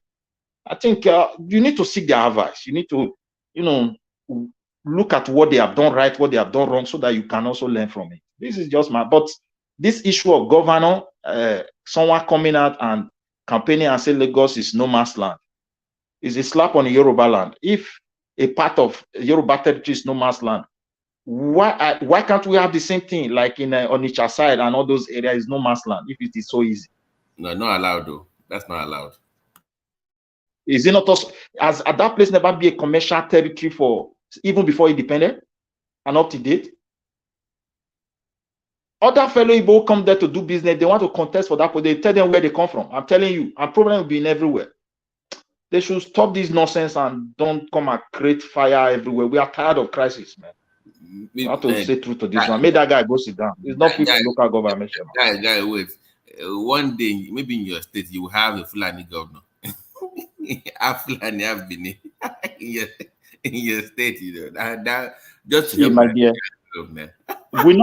I'm a Bini person. We're not the Fulani is not even our problem. I'm just telling you. Among Fulani, you have decent and good one. Among Hausa, you have. Among Yoruba, you have. All tribe, you also have stupid people. Just as you have good ones. The thing I know is this. If it is half, it is this. If we know him as someone that has stand for us, we will vote for him. Not for you to come behind and tell us, my father is a Bini, my mother is a Fulani, so I want to be governor. We don't know you. I don't know whether you understand. That would be an insult. If your father is a Benema, he raised you there, your mother is from Fulani, you are 100% Benema. We don't see you as half because it's your father that matters. Are you not carrying that your father's name? Is it not that family you belong to? But who are you? I don't know whether you get what I mean by that. Who are you? You understand me? Yeah, we understand you. We understand you. Yeah, we So understand you. this is something that matters a lot. But So you not can for you tell. to come from nowhere and you can tell that yeah. you can tell that him growing up, he never really embraced his dad's side. You can tell that he kind of leaned And then towards you forget about that side. Because anybody that doesn't embrace that side, always you will always have to we tell you these people not get sense. This one is this. All those kind of orientation and mentality of not having value to somebody or having value to someone's way of doing things. You will use it to come and play in leadership and light up everywhere. I don't know whether you understand. If you are being the midst, you will appreciate everything. You will take what is good in the right, which is that father's side, and take what is right in the mother's side, and you like people. Yeah, you can take that later. Sorry, I'm going to sleep, right? I know. Thomas, mute your mic again. No, Thomas, to the better. Okay, go ahead. So, hello. Sorry. Yeah. Oh, Midwest coming. Yeah. That is how I see it. That is how I see it, my brother. For me, they should know that this thing is not a good move, and they should not come and insult people. In reality, you can go and do it inside social media, but don't play it on ground. It's very dangerous. Tell them here is no man's land. We own here. History, you can back it up. But Midwest, they determined to take Lagos now. They are saying it. We are going to take Lagos. We are going to take Lagos. I don't know why someone should campaign with that manner, with that slogan. That depends on Yoruba liberals that are very liberal in their thinking. If they don't look at the bigger picture, they will of course that. Yeah. No, it is not a wrong thing for them to be liberal. It's the best thing. It's a high level of civilization. It is left for you that they are liberal to not to go and touch lion tail. Don't go and buy what you cannot chew.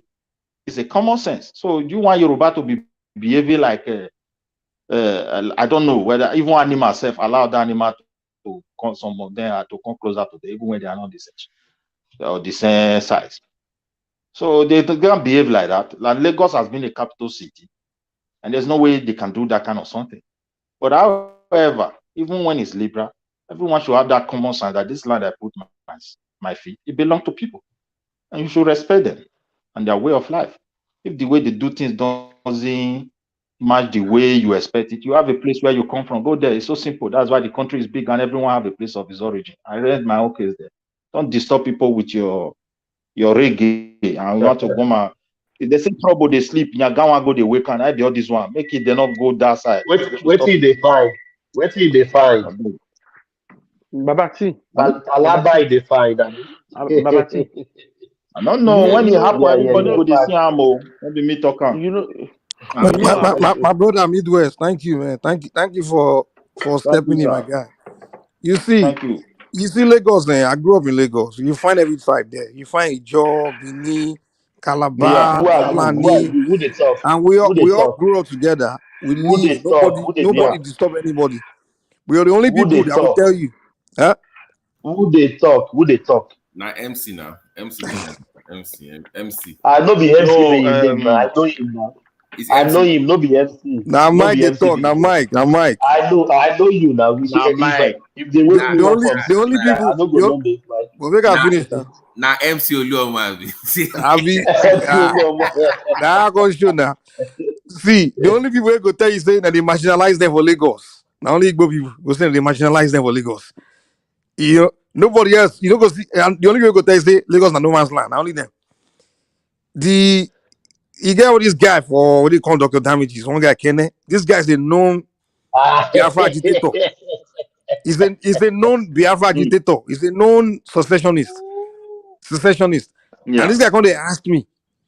If they tell me say Lagos no man's land, if they ask me who's a Lagosian, I can say, okay, so who's a Biafran? You understand?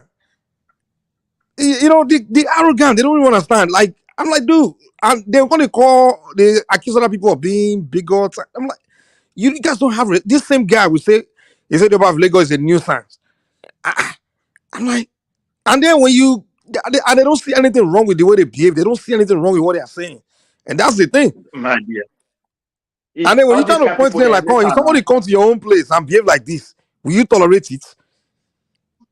These are the they same cannot. people. They expel My the dear, old Fulani tribe from the let us not southeast. make one mistake. They should ask themselves, can a boy man come and rule Anambra? Can Anambra go to the other state? It's totally no. So please, they should These not people cause are saying confusion. they will be saying they are marginalizing the Lagos state government is marginalizing them, they are marginalizing us. But you in your own region, you expel the entire Fulani tribe. It's all of them. You expel all of them. No, you know, you say the one where they do where they cause trouble. Your supreme leader, they now they can the radio Biafra say chase all of them out. Expel all Fulani entire tribe away from your own region. You threaten them out. Uh, You have your Nnamdi Kanu on the radio telling them to go and burn down Tinubu's house in hotel in Lagos, go and burn everything, go and do this one, go and do the way you guys behave. And still, the people still tolerate you. Yet you will say, nah, the Lagosian they marginalize you. When you the kind of behavior you don't demonstrate towards that city, towards the people. Yes, now you be the victim.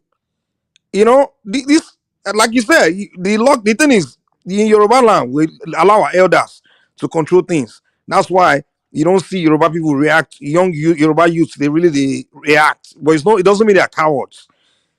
This same Kenneth guy and we at saw all. that is just like that. He dey tell me say because I dey challenge them about what they are saying. They say if they see me for Lagos, me say they go deal with me.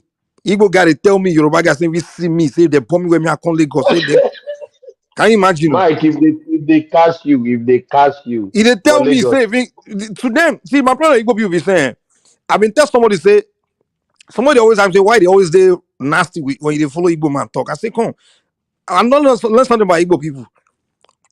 They don't, when you're nice, they don't see you as a nice man. You see you as a coward. You understand? They don't, when you are a gentle person, you're trying to be reasonable, they don't see you as being reasonable or just being a gentleman. Automatically, they think you can't fight. You are just a coward. That's what they see. But when they talk to you, when you challenge them, you talk the same arrogant way to them. That's when they go say, okay, this one a tough man. But that's not reality of life because people are gentle, they believe in peace. Doesn't mean if you push them to the limit, they can't go crazy. They can't, The one that one they tell me say, if can Yoruba people even fight war with the Igbos in Lagos? I said, so are you asking for tribal war? First of all, let's say you even have what you Igbos in Lagos have what it takes to challenge the Yorubas in Lagos. Do you think if tribal wars start and start to kill each other, you think all the Yorubas in the neighboring states they will look? You are surrounded by all the states that surround Lagos, they are Yoruba states. So if you want to start tribal war for Lagos now, God forbid, say on a Saturday, you go out of hand. Una not going to survive that thing. And is that what you are calling for? It's like, I don't know what these people, like the way they will push people to the limit. You go they push your ethnic groups, and then when something blow out of proportion, you go say you are the victim. Not be the same thing they do in the 60s, where in the north they provoke those northerners to the point we say those one begin they attack them. Today, they hate Igbo, they are jealous of the Igbos. You have to people cannot come to your own land and behave the way you behave when you go to other people's territory. Show some respect now. Mike. What I want you to understand is, I Hello? think Lagos. Hold on, Lagos is open for everybody. But some Hello? people living in Lagos, they thought. Can you please hold on? Okay. Some people living in Lagos thought Lagos is no man's land because all tribes. But some people is even arguing is Lagos Yoruba land. You can imagine. Thomas, let me tell you the truth. Yes. Lagos is not the only city in Nigeria where all tribes live in. Kanu, all tribes they there. Benin City, all tribes Yes, they you there. are right. Port Harcourt, all tribes Yes, they there. all tribes. Yes, You know yes. what? You know why they will never go to Kanu or Benin City and disrespecting like that? Because they know those people They are not as gentle as the Yorubas. Benin people are not gonna. No, You're no, not no, gonna no, go no. Benin. Nah, When you go Yoruba Ghana, go is Benin, they go talk there. So Yoruba the whole is Benin people are not gonna civilized take them. people now. You understand? Or a Yoruba Kano. now is civilized people. But Yes. the thing is, they see Yorubas as this one coward people like that. That because No, no, no, not coward. Gentle. We are no, gentle no, no. and They will meek. call you a coward. You know that all the time. They always say the Yorubas are cowards. Yorubas are cowards, and they kind of when you ask, when you look around and say, why are they call you a coward? All it is because you don't respond to their insults. So because you don't respond to them insulting, you automatically you're a coward. You don't respond to their trauma, you're a coward. But they don't know. There's really no coward. Youths are youth. Yoruba youths can be as crazy, even more crazy than them. But the only thing is we listen to our elders. You understand? Our elders say, calm down, calm down. We listen to the voice of our elders before we misbehave. That's our Thomas, in their own Thomas, territory, Thomas, just like Thomas, Midway Republic, Thomas, Midway people Thomas, say. Thomas, Thomas, can I There's come no in such now? thing as wait, elder wait, in their own Thomas, wait. society. Can you block this idiot? The part that comment by part. Can you ban that fool on the comments, please? What is this saying? Can you Oh just yeah. Okay. please? No, Yes, no, we can't allow that. give No, it. no, no, no, no, no, no. Please, sorry, let's go ahead. Sorry. Yeah, one thing, they can't handle Yoruba. You know what happened? Do you know the reason why Igbos are always shouting, "We don't want Agbero in Lagos. We don't want Agbero in Lagos." It's because the way they want to dominate, they believe the Agbero has been curbing them. Any little thing, the Agberos, they will go and beat them properly. So they've seen all those Agbero as our defenders. That's why in all tribes in Lagos, Igbos are the only one, they are the most agitating tribe that they should find something, they do something about Agbero, that don't want Agbero in Lagos. That's the really the reason why they Um, want the Agbero out. Yeah, because we they will want to do. dominate. Hello? Yes, we can hear you. Yeah, yeah. So Come in. that's the main reason they are shouting on top of their voice that they don't want Agbero in Lagos anymore. Because any little thing, if you go to Lagos Island, if they misbehave, boys will just come out and discipline them. But they know those home boys that go to school, they can't do all those kind of things. They know they can bully all those kind of people. And when they do that, anytime they do that, you see boys from the street, they come out after them. So that's the reason why they don't want Oluomo, all those area boys, they don't want them in Lagos again, because they need the freedom to dominate, to bully everybody. That's what they want to do. If you go and do the research, they've been Yeah. the they've Once they been lose the that, then they have free hand now. That's the buffer for you. yeah, Those are the that's the reason why you always see them. They'll campaign. They don't want Agbero in Lagos. Any little thing they'll call you Agbero, Agbero. They hate Agbero. It's not as if But Fash, mm, which state in Nigeria that we don't have Agbero? Can you they even mention have one it. state? No, they even have in the east. They even worse. No, no, no, no, They no, have no. national Let's and let's everything. No, yeah. the difference is Sorry, sorry. the Yorubas, most of the typical Yoruba person is so gentle with them. You understand? Yeah, So yeah. they find that freedom to now just do whatever they like. But I realize the only thing they are way Yoruba is Agbero. But in other states, no one else is gentle to them. You understand? So they can't say, oh, this is the only thing in my way to agitate. So they realize in Yoruba land, the only people in their way for them to just behave completely where they can just be themselves and be nasty is just rough Yoruba boys. You understand? Those ones that are so that's why they want those ones out of the way so they can, like for example, now these saying no man's land, no man's land. The only thing people that they fear now are the Agbero because you just know how they talk now, they go keep quiet. Because that's the only people that Can put I them in check. The crazy Yoruba people. can I Yeah, ask a question? Solly coming. Yeah, Yeah, Solly coming. Yeah. this dominates, we dominate. I've been hearing it since. Please, what have they dominated? Can Like, anybody mention it? Soli, are you there? Is that you? It's Yes. okay. Let me reply this guy. Let me Wait, reply you. wait, I'm wait, from wait, Edo State. wait, Listen, wait, my wait, brother. wait. Wait. SP10 of Lagos. That means half of their GDP is owned by 10 companies. And those shareholders are largely Yoruba people. So when somebody is quoting Alaba market, I just laugh. That is small scale retail business. Just because you are big. Look at the capital based. People that own shares for major companies, the SP10 of Lagos, is still largely Yoruba people. So all the billionaires in Nigeria, they all live in Lagos now. And the top 10 billionaires in Nigeria, I don't care. After Dangote, most of them are Yorubas. You understand? The Mike Adenuga, very $10, all of them. How can they be quoting small scale business as dominating? What are they talking about? I don't get it. The major companies, they are not owned by Igbos. They are owned by either Yorubas or maybe foreign companies. Go and look it up, guys. The SP10 of Lagos, the top 10 that own more than half of their entire GDP of Lagos business, is all Yoruba dominated companies. So I don't get where they keep coming with the dominating. They have this propaganda is spreading that they are the only ones that make money in Nigeria. Everybody else just broke. The thing is, when you begin to face reality, you go find a lot of wealthy. There's in the southern Nigeria, we're all like equally educated and equally hustling. You understand? But you typically see more. Listen. Edo man is as equally educated as Yoruba man and Igbo man. But yeah, go ahead. Anyway. Sorry. Go ahead, Solid. I cannot. No, that's just what I wanted to ask, because I wanted to look financially. They are not dominating. Yes. Politically, the thing is, I want to quickly put this something. Almost everything.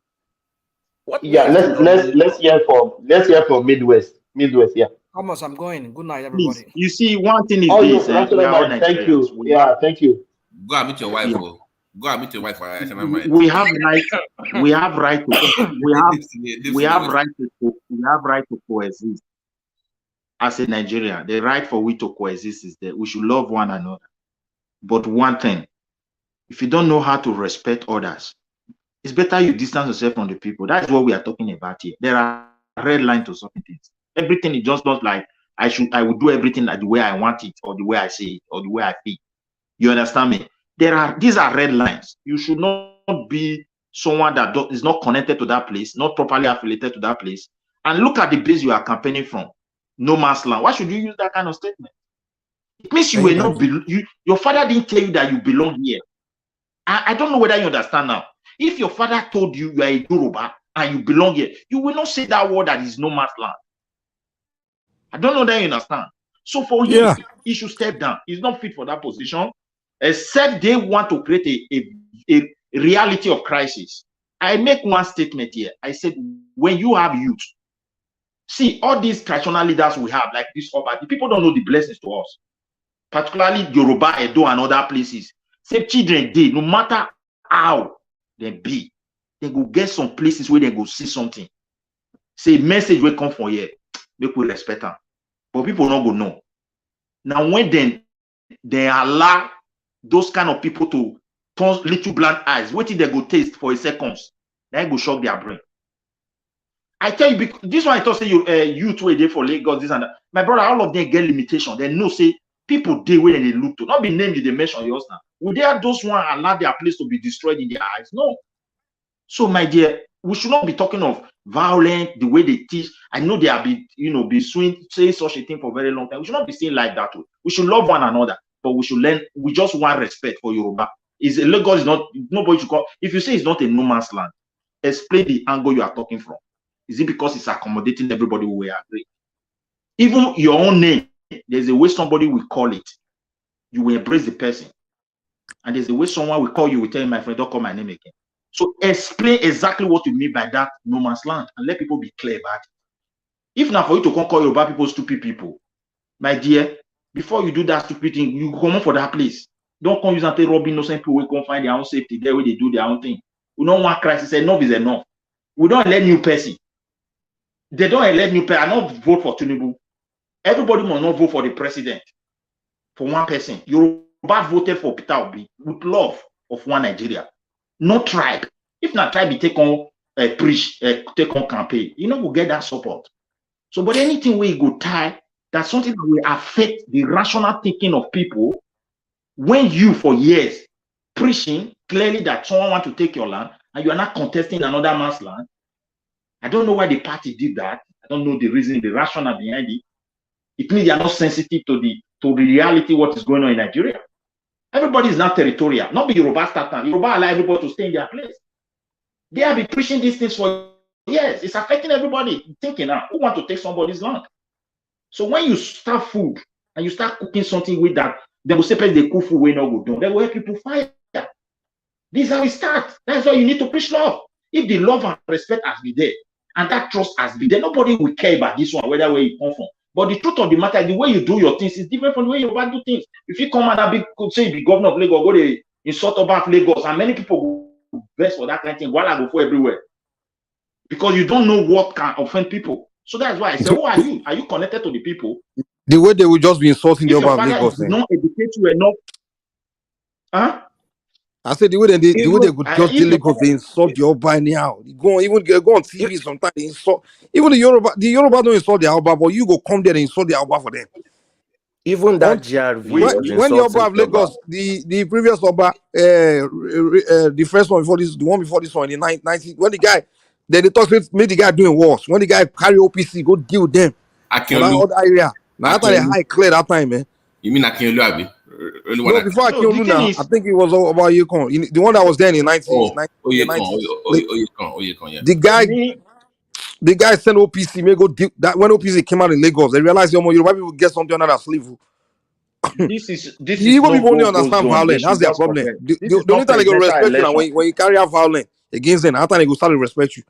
That's why you display This is Northerners not before now. Until this is those ones not started to deal with them. this is not presidential election. Everybody can campaign in Lagos. You can for president level. If not state or local government, you know from local come out there. Don't create trouble for innocent people. How do you expect the indigenous people to feel? They will feel you come there to take their land. And this is what you have been campaigning for years. So, my dear, they should be sensitive to what they have been campaigning. They should not bring this crisis that what we are seeing far away to spread it all over Nigeria. And with this kind of something, I assure you, this can be the genesis of a very big problem. I'm just telling you now. For me, I feel it will happen if this guy persists like this, because it will all boil down to tribalism, and that will be very dangerous. Oh, thank you, It will boil down to Midwest. tribalism. Do we have Kana Naija? Do we have Kana Naija in the house? Kana Naija, Hello. are you there? Good morning, everyone. How are you, my bro? How are you? Yeah, good. Thank you. Yes. I think hello. Can you hear me? I think something. No, we can hear you. Go on. We can hear you. Okay, is it better now? Okay, good. Yeah, I want to thank Midwest for your contribution. Imagine Midwest. Imagine a Yoruba man going to a place like maybe Ring Road or Ekenwa Road in Benin, and you are shouting, "This is where's the Oba of Benin?" I know how you people, how you really appreciate your traditional system, and I can't just come to your place and I begin to just shout, "Where's the Oba of Benin?" I know Benin people don't joke with their Obas, and I will not come to your place to start just talking rubbish. I don't know how these people, I don't know how they feel when they say some of these things. You come to Lagos, Yoruba people are so accommodating. I'm not from Lagos State. I'm from Oyo State. I will not go to Lagos and be claiming, okay, I'm from this state. I was born in Lagos. I was born in Ebute Metta. I will not go to Lagos and be claiming that, okay, I'm from Lagos State. I'm not from Lagos State. I'm a Yoruba man. But these people, they will push you and push you and push you until some Yoruba people, maybe Agbero, they start reacting and you now start complaining. Zita was here. She talked about the same experience they are having in Ghana, the same experience they are having in South Africa, and they don't think about it. They don't feel that others have a right to their space. The fact that they have sold lands to you, the fact that they have given you space to do your business, and all of that should tell you that these people are accommodating. I lived in Enugu. I can tell my own experience. I lived in Akwa Ibom. I lived in the north. So nobody can tell me that I'm not saying it because my stay in the east was the worst in Nigeria because of the way they treat you. Once they know you are Yoruba, there's a way they treat you. But you don't get the same treatment in Lagos. Yet, you will not give Yoruba people the respect that they deserve in their own state. Now, you want to win Lagos because as far as they are concerned, it is an agenda. Winning Lagos for them is an agenda, is an Igbo agenda. Forget all these Labour parties. What does the guy know? The same people that said Chowore does not have the required experience to lead Nigeria are the same people saying that a 39-year-old person who we don't know anything about would lead Lagos. the 5th largest economy in Africa. It is just surprising. I listened to them. They have been claiming that this will be whatever. It's not an Igbo agenda. It's not this. But now you can begin to see their colors now that they have lost. I was listening to Dr. Damage's show a few days ago. One of them said, I would rather die than for me to see Tinubu lead us. What does that tell you?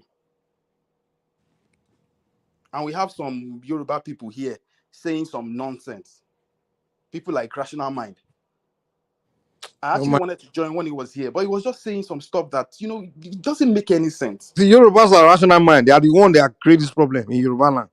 It doesn't They will make start any to sense. kiss Igbo people ass. They make them, they will see their behavior. They will see encourage them.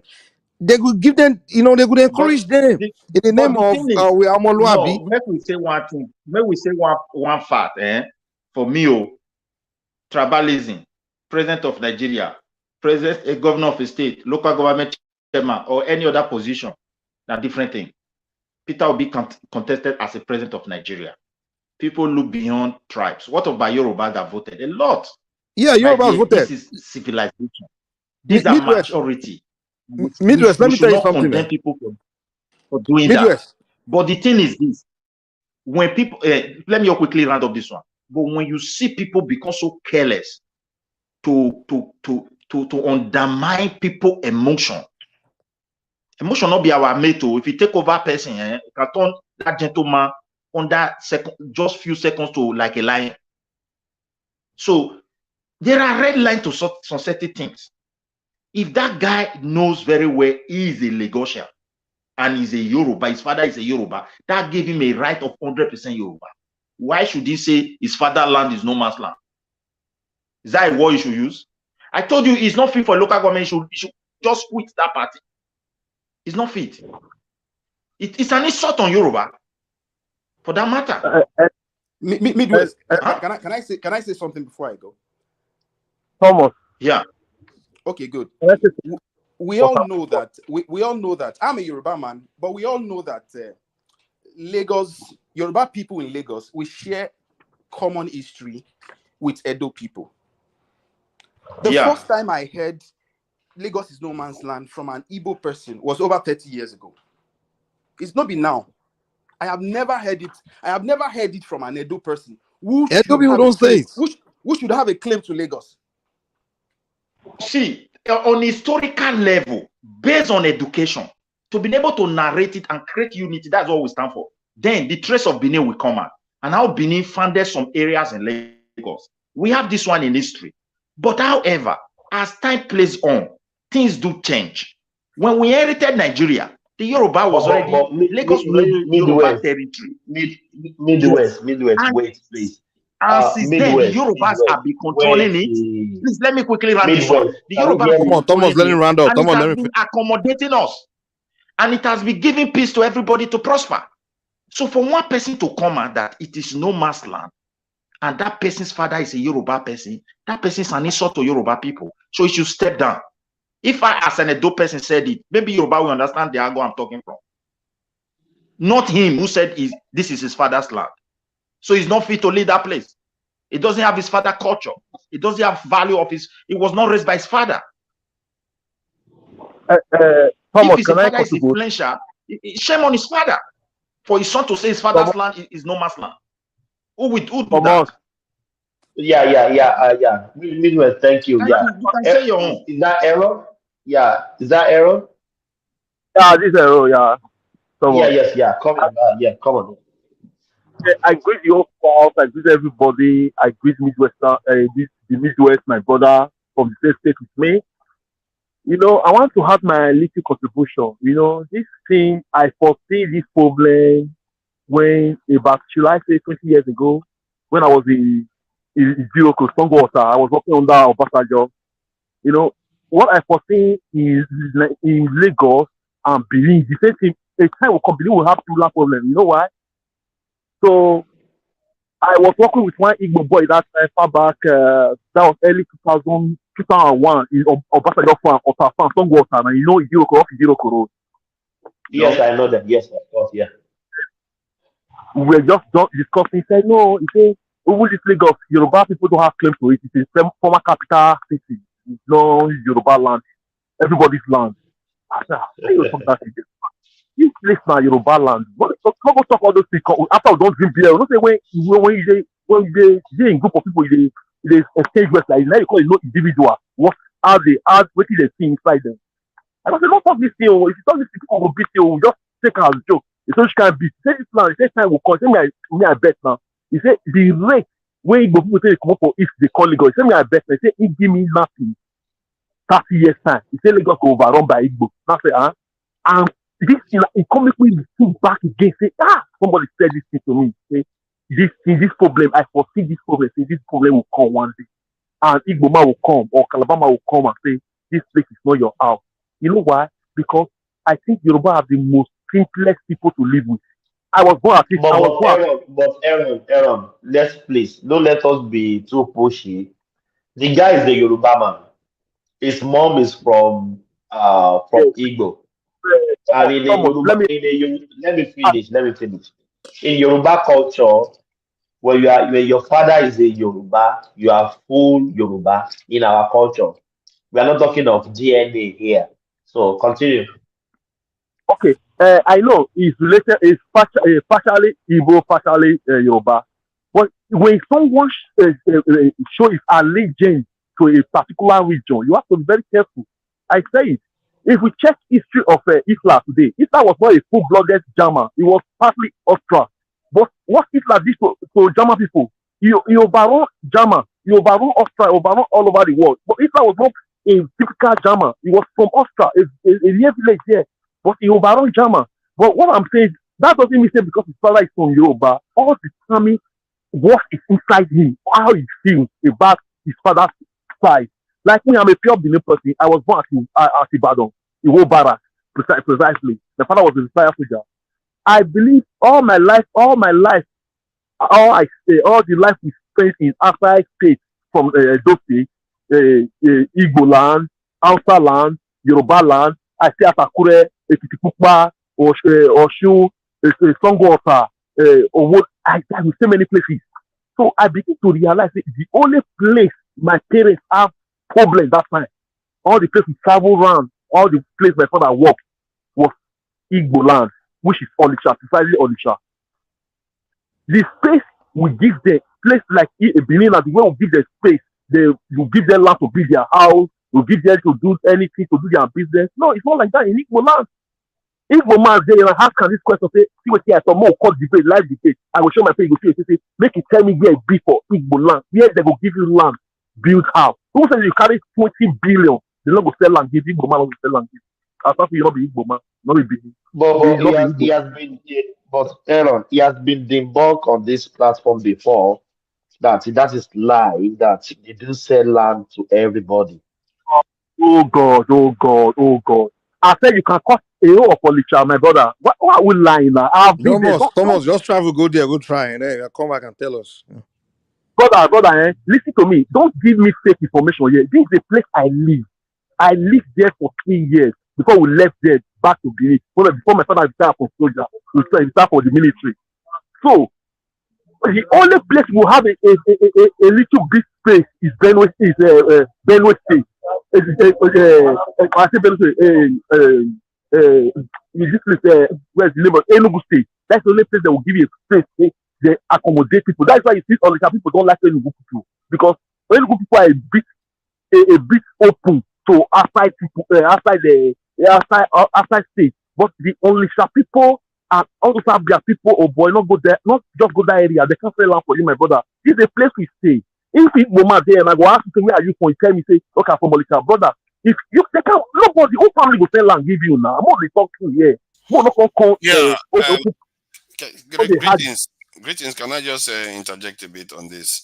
Because it's an interesting this thing. I don't know where this stuff came from. Did anybody actually say anything about tribes that led to this argument, or is it just politics? Yes. No. What really happened is about the Rose Waiver, the guy in Lagos. I think you guys you guys, you came in late. We started earlier. This is 9 hours now. 8 hours, I'm yeah, supposed to like 9 hours. even I'm supposed to like even shut down. But I think the conversation is very interesting. Let me share this with you, so that you can know where we are coming from. I'll play Okay. this video, then you two can, yes, continue. I will play the video, then I will, yes, you can come into the conversation. Yeah. Tunaja, do you think Lagos is no man's land? Of course, Lagos is not no man's land. I don't know why anybody would say that. Tunaja, let me play this. Just 1 minute, 28 seconds. Yeah. We must take Lagos. Must. The people who want to keep it are fighting. We that want to take it must fight harder. The people who want to keep it are threatening. We that have to take it must prepare for that threat. There is no new thing they are going to do now in Lagos. We already know what they will do. Therefore, we must prepare in our large numbers to go to our polling units. You must encourage your parents that came out before. You must tell your friends that don't have PVC, come and help me protect my parents. We are going to vote so that you will live in Lagos, so that I will live in Lagos, so that we can protect ourselves. Because if we do not take Lagos, I do not know if you can still stay in Lagos. To stay in Lagos, you have to win Lagos. It is that straight. To remain there, we must win. To remain there, to do that your business, for your parents to go to that church, for you to stay in that estate, to enter that bus, that marua, you must win. It has come to that. Tinubu has brought the country to precipice. The only way is to defeat them so we can lock them up and send them to jail. The only way is to defeat them so we can put them in prison where they belong. We must. It is not a matter of, what you must fear is fear itself. That fear you have is what you should be afraid of. Because these people do not care whether you voted or not. They will attack you in your shop, in your house, on your street.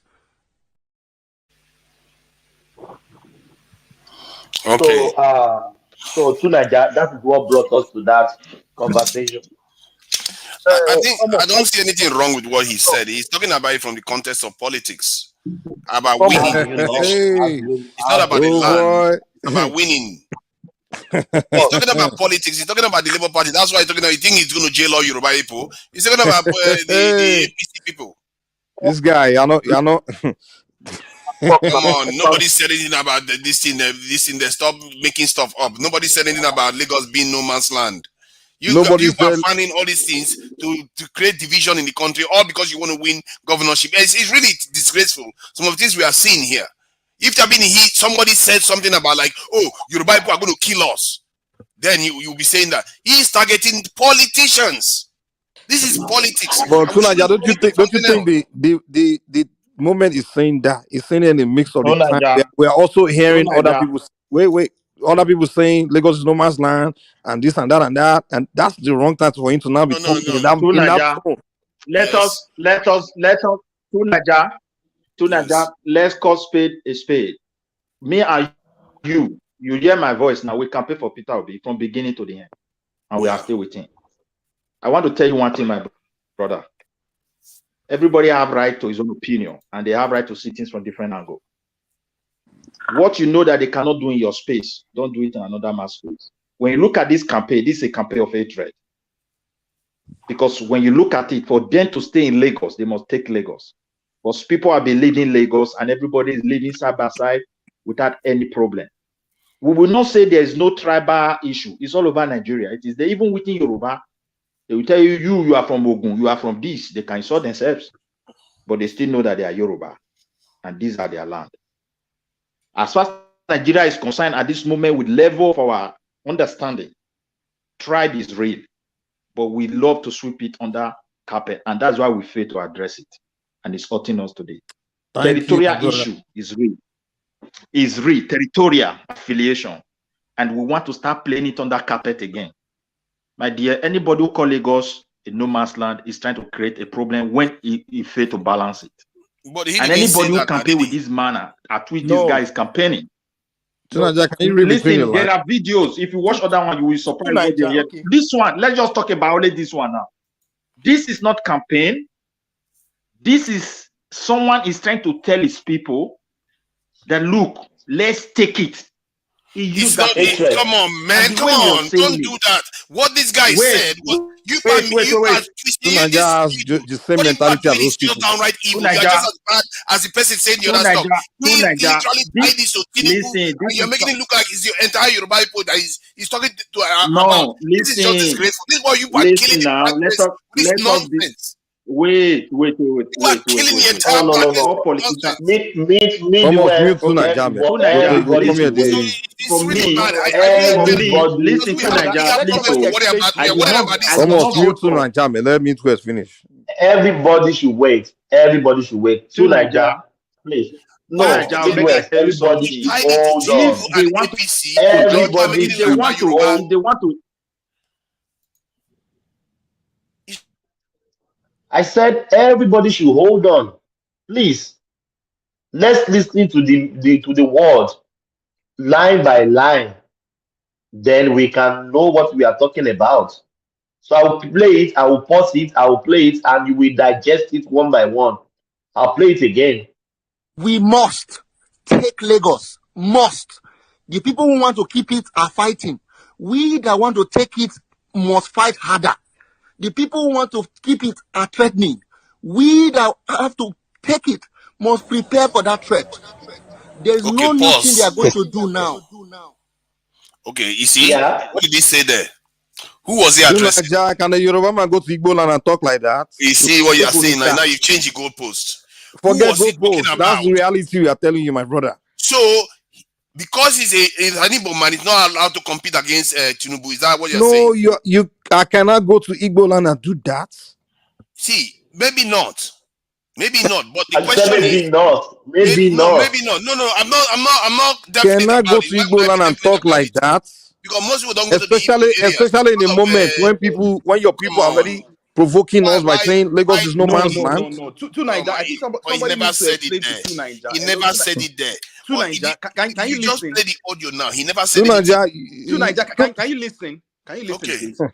Please, apart from this video, we have had Igbos on this platform. We have had Yorubas.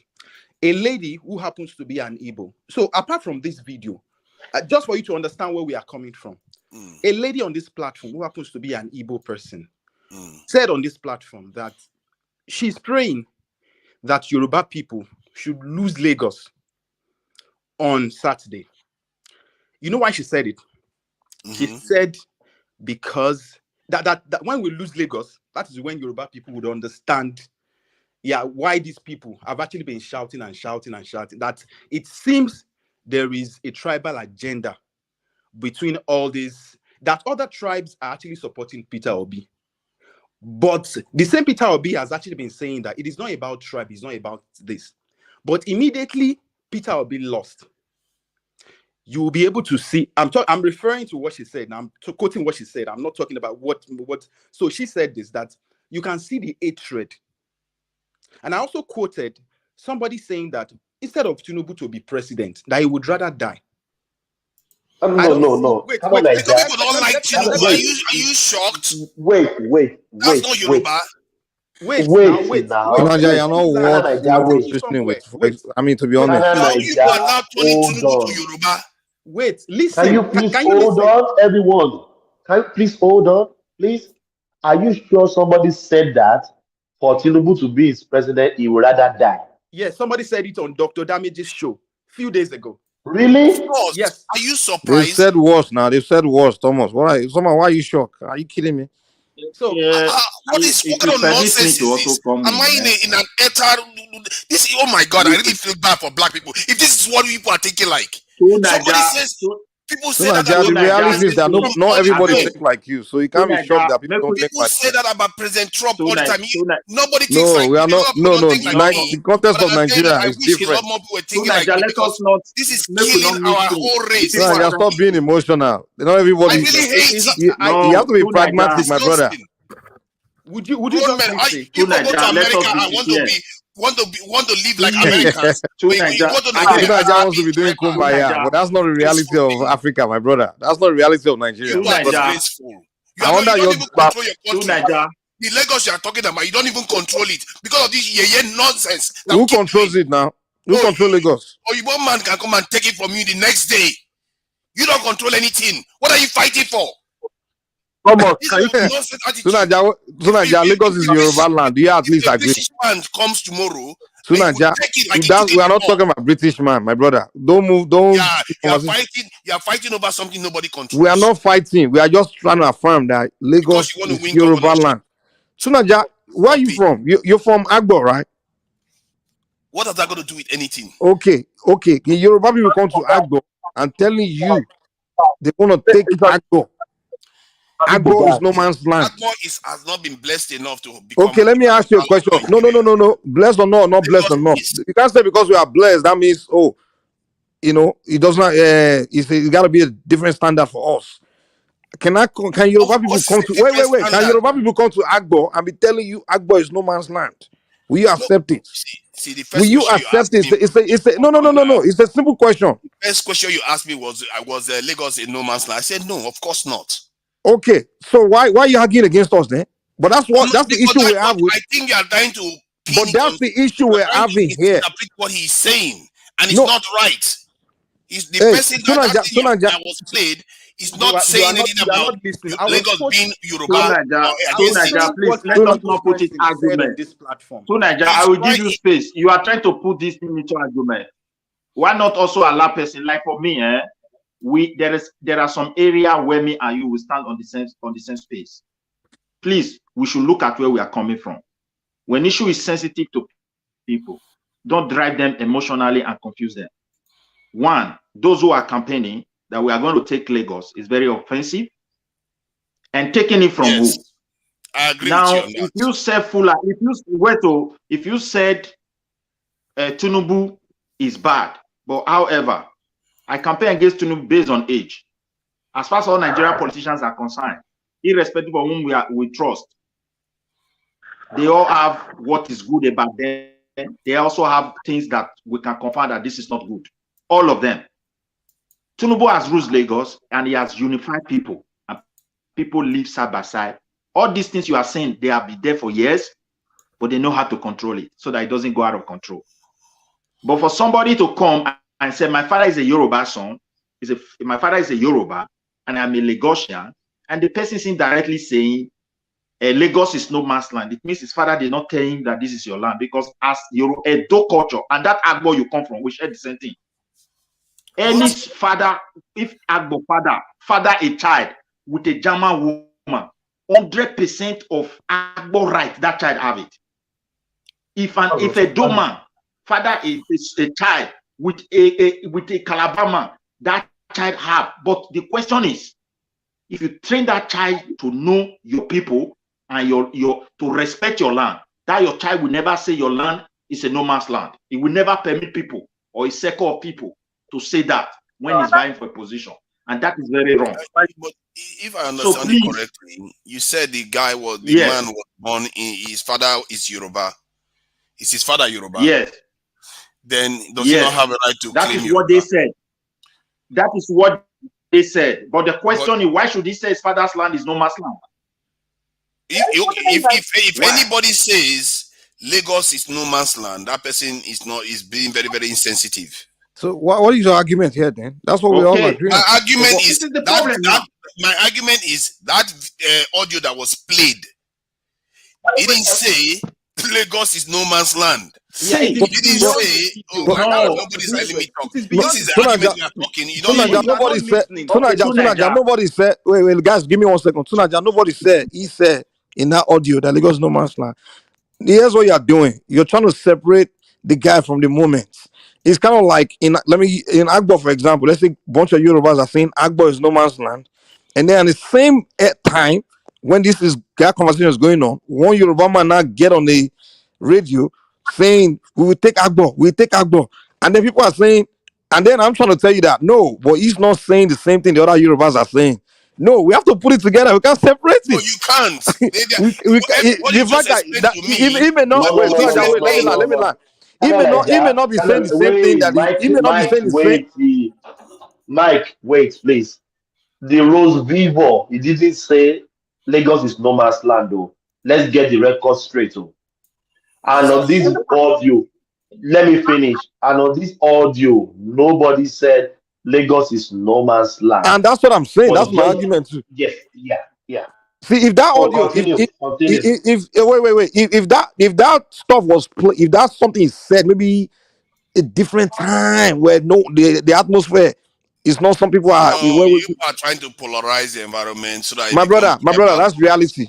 It's just shameful behavior. I just gave I just gave you a scenario. Like, let's say an Are actor. you not tired? Hold on, Mike. My Are you brother, not tired of this nonsense? Hold on. Let me say nobody's this. not. Let me finish. Now, let me just say my point. You have But a I'm the chance to one finish. talking now. You're Are trying you to not? let me. No. I just But I'm excuse the me. one trying to land a point. You didn't allow me to land. You're telling me to allow you to talk. Next time, you know how we talk. I just gave you a scenario. Let me make this point. But Are you let me not tired land my of own this? point. Then you can make your point after my point. Mike, let me just say what I need to say. Okay. No, you're not saying what you need to say. You're not gonna I let me know talk. you like to dominate. I won't allow you to You dominate me. like me? Okay. Oh, you want to let? No, No. let me. Okay, I was you know talking what? first. Let me land my own point. I will let you talk since you want Let to. me land my own point. I Next time, just I'm not told going to give you. you space. Fine. I Go ahead. just told you. If we bunch of Yorubas are in Agbo land, where you from, and bunch of Yorubas are saying Agbo is no man's land, Agbo is no man's land, and bunch of Agbo people are feeling uncomfortable about it. And then another Yoruba guy campaigning politics get on the station saying, "Oh, we must take Agbo, we must take Agbo," and then you're like, you trying to put it together with what the other Yorubas are saying, and then somebody's not telling you, but he said the same thing the Yorubas are saying. That's been insensitive. You don't whether you're trying to say what those Yorubas are saying or not, it doesn't matter. That's the wrong time. We have to put it together. That's the wrong time for you to be saying that. Okay, you finished? Yeah, go ahead. Good. So your IQ is so low that you cannot tell the difference between somebody that is talking about politics and somebody that is saying Lagos is no man land generally. You can't tell the difference. Is that where you are? And secondly, are you not tired of this nonsense? The man that brought the British to come and defeat Lagos was a Yoruba man. You say my IQ is low. We are talking. You are taking us to British. What does British have to do with this Now conversation? he started interjecting. Now I allow you talk. No, you insulted me now, and I'm trying to. You say I have a low IQ. You won't let me talk. I'm saying, is your IQ so low you can't tell the difference between the two? But is your own IQ so high that you are bringing British into this conversation? You know well. We are talking about Nigerians. You're just trying to be tribal and use it to gain points, which is my brother. The reality on ground is what we are dealing with. You're weakening your own people with this nonsense. Who's my people? Can I finish? Who's my people? Can I finish? Oh, believe you me. Who's my people? You like to hate the Igbo man, he's your own people. It's my people. Compared to the British, he's your people. Okay, talk. Compared to the British, he's your people. This about rotten, disgraceful behavior is what got us into this mess. Hey, Yoruba man can this guy shut up? Can you just let me talk? I allowed you to finish your own point. This about behavior, you know why this is so annoying to me? Mike, you let him talk. You let him talk. Hello, Mike. Mike, you like saying continue. I don't condone insults. You guys continue. Mike, continue. See, the thing is, if it's me on the background, I want to say my own point. I don't take insults. And I stand by my point. I still stand by my own opinion. Please. This Lagos is no man's land. People have been saying it for years. And Yorubas have been hearing it. Nobody should come and call it potato. Yeah, I never heard it though. The time I started hearing it very well, it was after Nnamdi Kanu. It was after Nnamdi Kanu. I started seeing it all over social media, Instagram, YouTube, everywhere. That's when I started for the first time. Now you start hearing it. Okay. Now someone is contesting. May God forbid. You said you are a Yoruba and your father is from Lagos. When people are campaigning and you are using the word that we want to take Lagos. Look, when a performance brought somebody higher, you should not just undermine that performance. Tinubu performed well in Lagos. To lead multi-ethnic people is not a joke. People don't know. So he did his best, but he might also have area where he failed. So just like every other politicians in Nigeria. But nevertheless, if your campaign, you are coming to change Lagos for good, you should be sensitive to what will provoke people. I see no reason why a son of the soil. My father told me this is my land. Whether my mother is from Cameroon, I don't care. then I will now say that my fatherland is no man's land. I want to take it. That people who were there when Tinubu was leading, he allowed them to buy land, they build, they live, they do business. He did not attack anybody. You are now saying you will take it. That is the only way you can live in Lagos. Is anybody threatening you? Is that to campaign? These are a threat campaign, and we love to water it down. It doesn't mean. And at the end of it, when it backfire, you'll be playing another game. My dear, that guy is not fit to lead Lagos. Let him not play to emotional feelings of Yoruba, not be Yoruba starter. People have been campaigning for years that somebody want to take their land. So you cannot see allow Yoruba to open their two eyes. If somebody that they are not convinced that is with them want to come and be a Lagos governor. And if it even happen today, Yoruba allied, even with that Yoruba love, they used to ally. It is the same people connected to that man that will start insulting Yoruba openly, that will now create another big anger and that will lead to crisis in that area. Go and mark my word. So let us live side by side. Let us respect one another and understand our boundary. Anywhere people come from, indigenous people they rule. Local government and state government, so it's there for Nigeria. Me another man, not they say another place is his own. Now you can rule there. No, it shouldn't be so. That one will lead to problem. We shouldn't be what we love to sweep sensitive issue into on the tribal issue is there in Nigeria. It's because we are not able to manage. We turn into crisis. People like Tunanja will trying to sweep it under carpet. Affiliation is real. Why should we come here and be polishing it as if we are not civilized? We are not doing it like the white people who use where your resident is or where your address is. That is where you're supposed to choose. We're not civilized at that level. We are not able to manage ourselves. Since 1960 today, we are not able to have anything. So we should play the game in a manner that the atmosphere will be calm, so that we'll feel they help ourselves. We can grow to a point where we can manage ourselves in a proper way. These tribals need to say they are allowed to be discussed. There will be a way to address all of them. Everybody will be satisfied. But people are sweeping it is real. Can somebody go to their place and go and contest?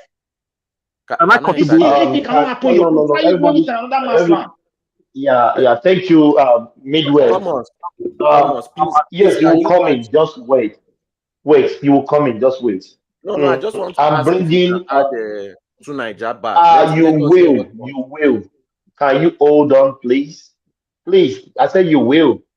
I'm bringing Kana Niger back. I step him down because of the insult. I think people that are listening to us on this platform, one thing we don't take here. You can't insult people. No. Leave the messenger. Speak to the message. You can't tell somebody his IQ is low because it doesn't rhyme with your own word of view.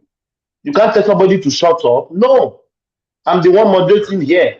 If somebody is going out of band, I will tell him to shut up. So I'm bringing Kana Niger back to Niger back. Just calm it down. We are not fighting here. This is just discussion. Thank you. So sorry, go on.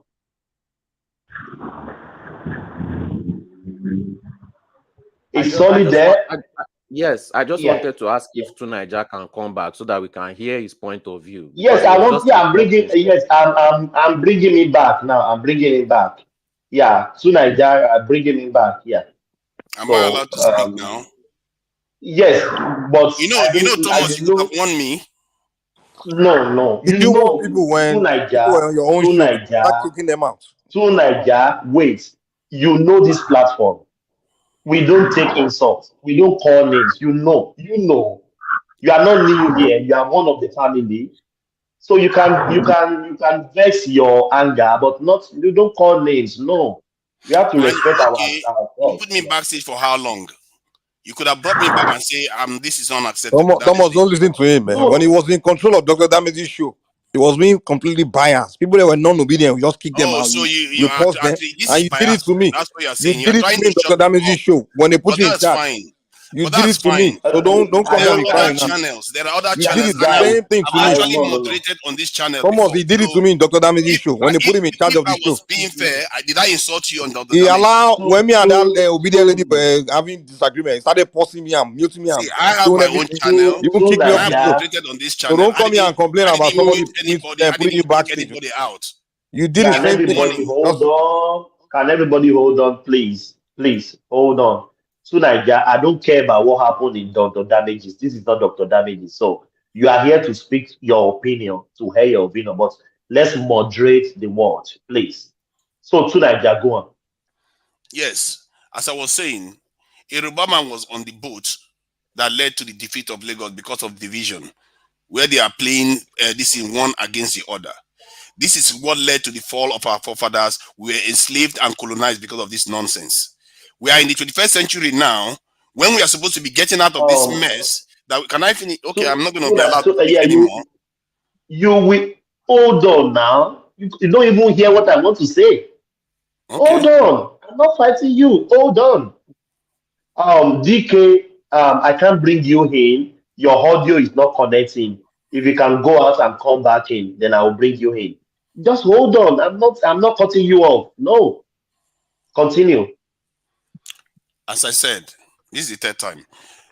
Yoruba man was on the boat, was cheering the British on when they attacked Lagos, because they had a little bit of rivalry between his brothers.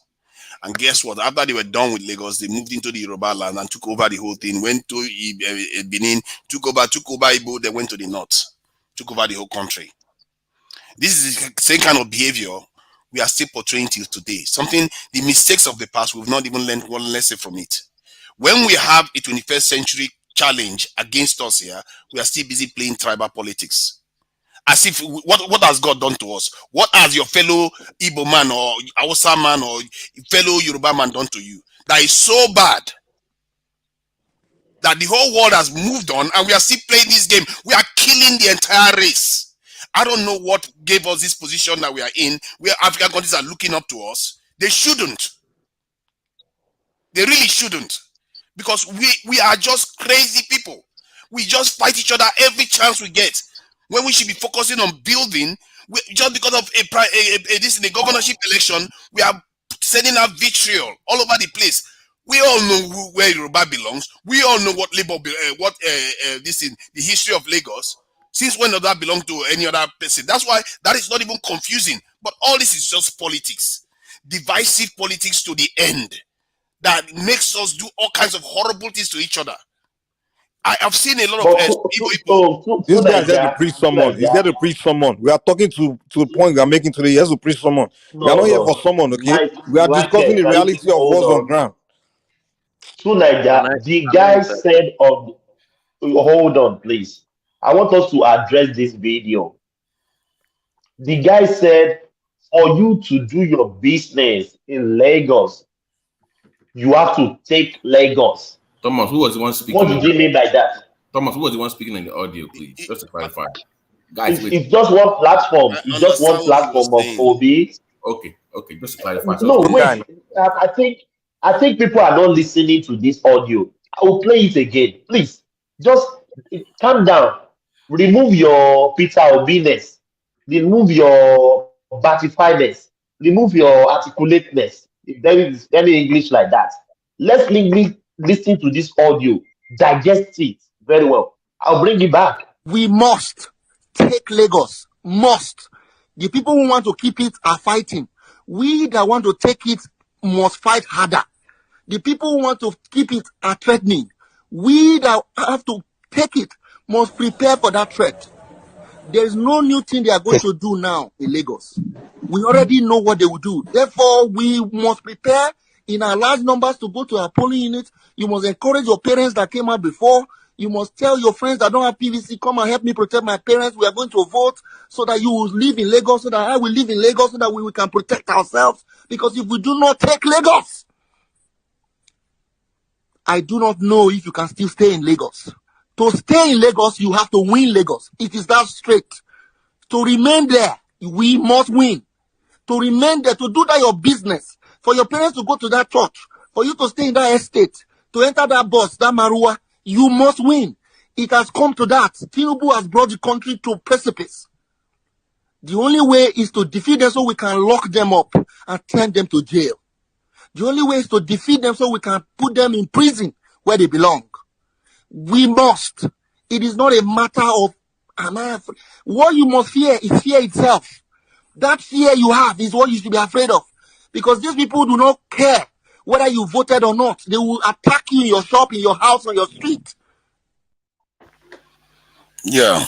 The So, Naija, oh my God. just wait. Let me see this thing. Everybody should hold on. So, Naija, can you please expatiate on what you just heard now? If it Okay. is politics or he has turned to like ethnic fight, I want to reiterate some of his comments. He said, for you to live in Lagos, you have to take Lagos.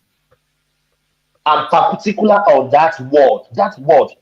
For you to drive your keke Marua, you must take Lagos. That's beyond politics to me. It And scared those me that to want to death. keep it, he also used the word that those that want to keep it. Those that want to keep it. So I So don't can you understand. please, yes, can you please react, please, to Nigeria, please? Okay. So it's very clear in the last couple of weeks, Igbo were attacked. Even when they were voting, Igbo polling stations were attacked by hoodlums. We don't know who sent them. And clearly, the people that want to keep Lagos are the incumbents. This is politics. That the incumbents and the people he was referring to are the incumbents, and he knows full well that these people are this in kind of raising the specter of these tribes, and they are attacking Igbo people already. I think even after the election, the Igbo people were attacked again. Even after they discovered that Lagos went for P2B, they were attacked. So if you are being attacked and then these people feel like they can take over the governorship, this is kind of language they are going to be saying. They would jail them. This is kind of stuff Shewode talks about. But if Shewode says it, it's okay. But if it's an Igbo man that says it, oh, he's trying to be tribal. I don't see the tribal aspect other than the fact that they are being attacked. So he's saying that these people are playing tribal politics. They are going to target us, especially because we defeated Tinubu here. So the right Igbo, okay, let me also put my own here. Now? To Niger, please. Yes, That attack, everybody should hold on. I'm going to call you. I am going to call you. Please, please. Yeah, let's hear from Solly. Now, in that video, they are making it seem like the Igbos have been suffering for years in Nigeria. When you are saying take Lagos from who? From who? What does that mean? Sanwo Olu. Which government? The from government. Who? Then, the governor. Then this is just fear. The governor, what? The current governor. They want to win. They want to beat the current governor. That's what they are saying. This guy is Solly, Thomas, this guy doesn't belong in this conversation, man. I don't. It's like and he's calling somebody else low IQ. Can you imagine? The worst part is that you So don't. you actually think people want to take over Lagos for real? Do you know how far Umuahia is? So first of all, we know they don't have what it means to take over Lagos. The insult of it is what we are talking about. First of all, the idea that they are competing in Lagos. They don't have the means to conquer us, but we're not going to sit down and look. And at the end of the day, the only way they can conquer Yoruba people in their Yoruba land is to go to war with us. And they can't win no war with us. We know that it's not possible, so we are not afraid of that. But we don't want that to happen. And we are telling you that this is insulting. That's the argument here. I don't know why you're sweeping under the carpet. First, you want to shift the goalpost, tell us about British, the white man is what we're worrying about. Our enemies, the Igbo man, our fellow black man, we should love each other, kumbaya. You see, that's not the reality on ground, my friend. That's the utopia. Left for you. We are that's the ideal world you want. We understand. Me too. I want the world where wait. Me too. I want the world where there will be no tribe. We all be one tribe of people. But that's not the reality in Africa. That's why you guys doing this Pan-African thing with this kumbaya dream. That's not the reality in Africa. Ethnic groups still exist. Even though we are saying we are doomed, you know what Mike is saying? We are doomed. Our life is and we have our differences.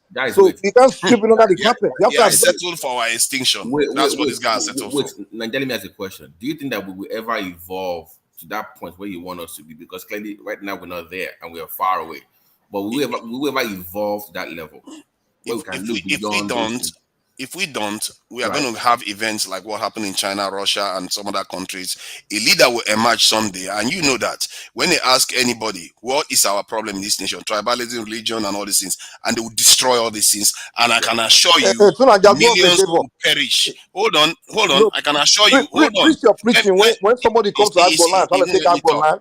No. When they want to take your own land, then you can come and preach. Oh, let's leave it alone. Let's just be one people. Don't come and tell me when they are telling me they want to take my land. Is when you are preaching to me that we should see each other as one people. No, when they ready to come take your land, then you can preach to me that let's be one people. Okay? Oh my God, this guy is so diluted. You don't own the land. You don't own the land. Somebody take my land. I said that Lagos is no man's land because you want black people to own the land. You don't own it right now. What are you talking about?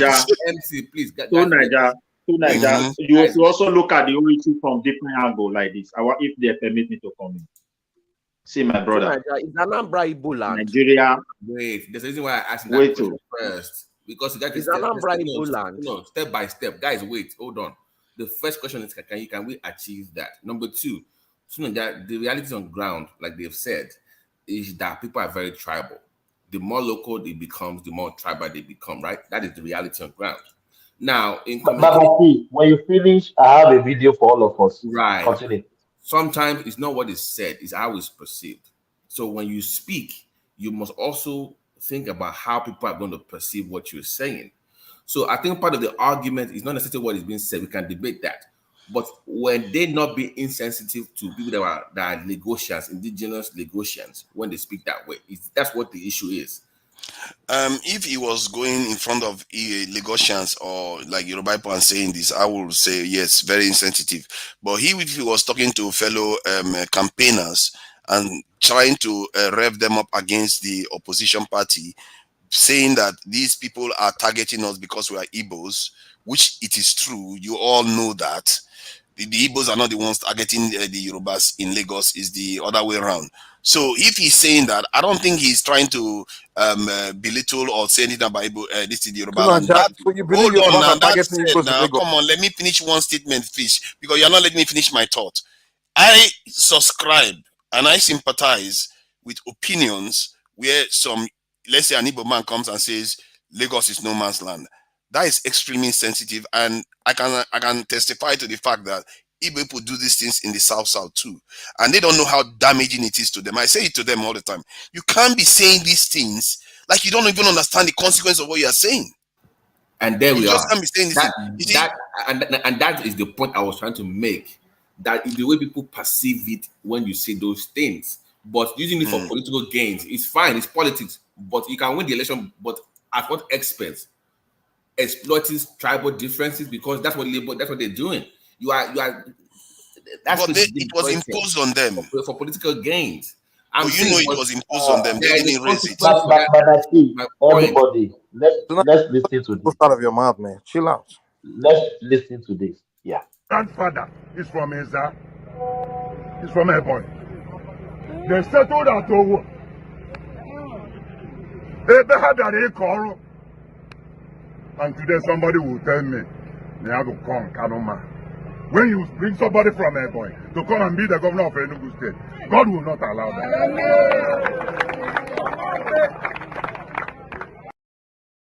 that. And that's the problem right there. You see, that's what I'm saying. Can everybody hear that? Let me respond to that.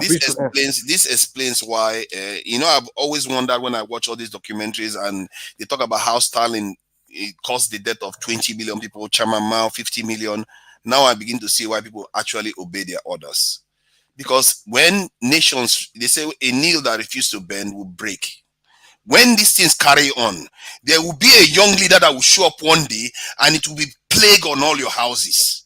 And I'm telling you, young men will follow that leader and they will destroy all these institutions that refused to evolve. We are facing a death spiral here. The world is moving on from us and we are still fighting wars of 400 years ago. Bro, what this is madness. What is this guy talking about, man? What I am talking about here we are talking about ethnic land. You are fighting for a land that you don't control. Guys, wait. I don't even know what to Nigeria. If I wish, I beg, Mona still give me chance. Maybe I still say something. Let me say something here. I beg. Nigeria, please. How do we evolve? Can you please? To Nigeria. How do we evolve beyond? To Nigeria, please. I want to beg you. Let me put. Please. No, because he said you people should permit me to give an example to Nigeria. How do we evolve? See, to Nigeria. Let me see. Hold on. Everybody should hold on. Everybody should hold on. Okay, bros, I beg you. I'll make a quick say something. I beg. You will talk now. You will talk. Just hold on. If we are talking on each other, the audience are not getting anyone. So let's Midwest push to Niger and to Niger answer. Then Babati will come third. So go on. Okay, to Niger, we are living in advanced country today. Most of us have traveled. What we are lacking in Nigeria, why we cannot unite, is so simple: inability to recognize this tribe, manage it, and respect territories. What do I mean by this? Most of European countries, the local government almost hold the same power like the federal when it comes to land. I will use Sweden as an example. The commune where I live here, every industry that want to settle here start their paperwork with this commune. Even when they are dealing with the, once they have gone through like the normal process, now they want to settle on any land in this country, that community must accept them. When the community said no, it is no. The federal has no power to say yes. Don't put it here, we don't want it. That thing that we took from indigenous people is what is putting us on this mess. And we continue to put it under the carpet. And another one is going. Do you want to tell me, look, we should condemn those boys who went to Igbos people to go and destroy their shop? It happened because people are weakening the leaders of Yoruba not to control their children again. When you continue to offend people with words, a time is coming, their elders will no longer control them. Those are criminal acts, and everybody has condemned it. But if you want to correct it, you should not play to tribe. I don't know where you are from. Maybe you are from Eka, or maybe you are from part of the Bende or former Midwest area. Let me give you an example what our ancestors did for us as a people. When they created that region through referendum, they recognized the entire tribe. That was the first key. And they settled down to make an arrangement for every tribe, no matter small, big it is, with their king and their people to have a say. It brought trust. It created an atmosphere for them to discuss and how to move forward. Today, everybody that grew up as Bende still remember that government because of foundation. Because the indigenous people were having right. Nobody took it from them. Nigeria have stole our right. And that's why we hate ourselves. So anybody who is campaigning that Fulani want to take his land is coming to control some part of Lagos. It's creating a problem. We are tribalistic people and we are territorial in nature.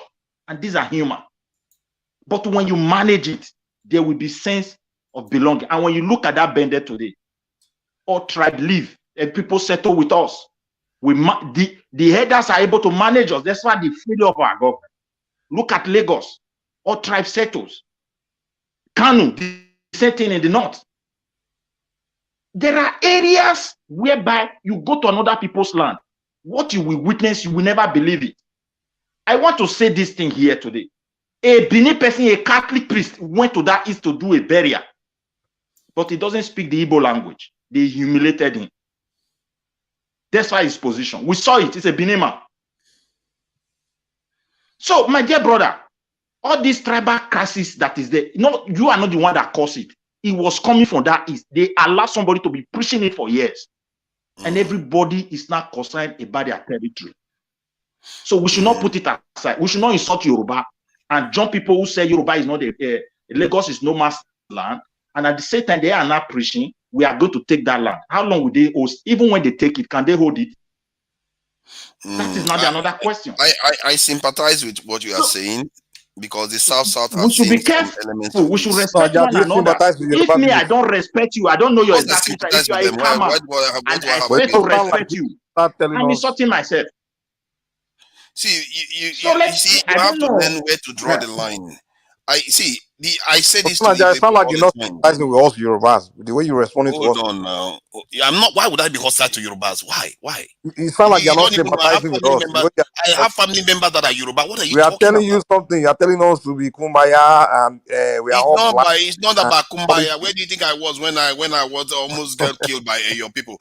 Hold on. My point is that I tell Igbo people this all the time.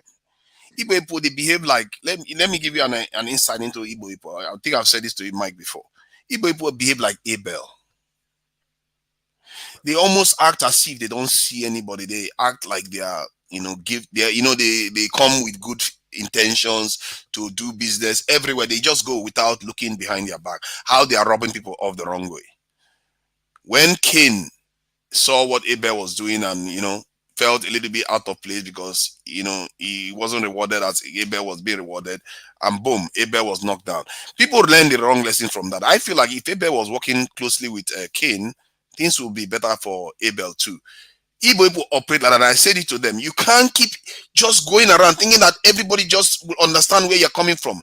And besides, they actually are very, very inward looking. Like you said, they mocked the guy because he couldn't speak Igbo language. That is something you can believe an Igbo man would do. And they don't even see anything wrong with it. That is like when they are doing something wrong, something they don't see it. And I tell them, you need to see these things because the South people are telling them all the time. What you are seeing right now is not new. It's happening in the South. But let's not conflate politics and the same traits that we are talking about. Okay. That trait is a trait that Igbo people display everywhere they go. And that's why they get attacked. Okay, thank you. Earlier I asked you about the reality of where we are, and you spoke about where we ought to be, right?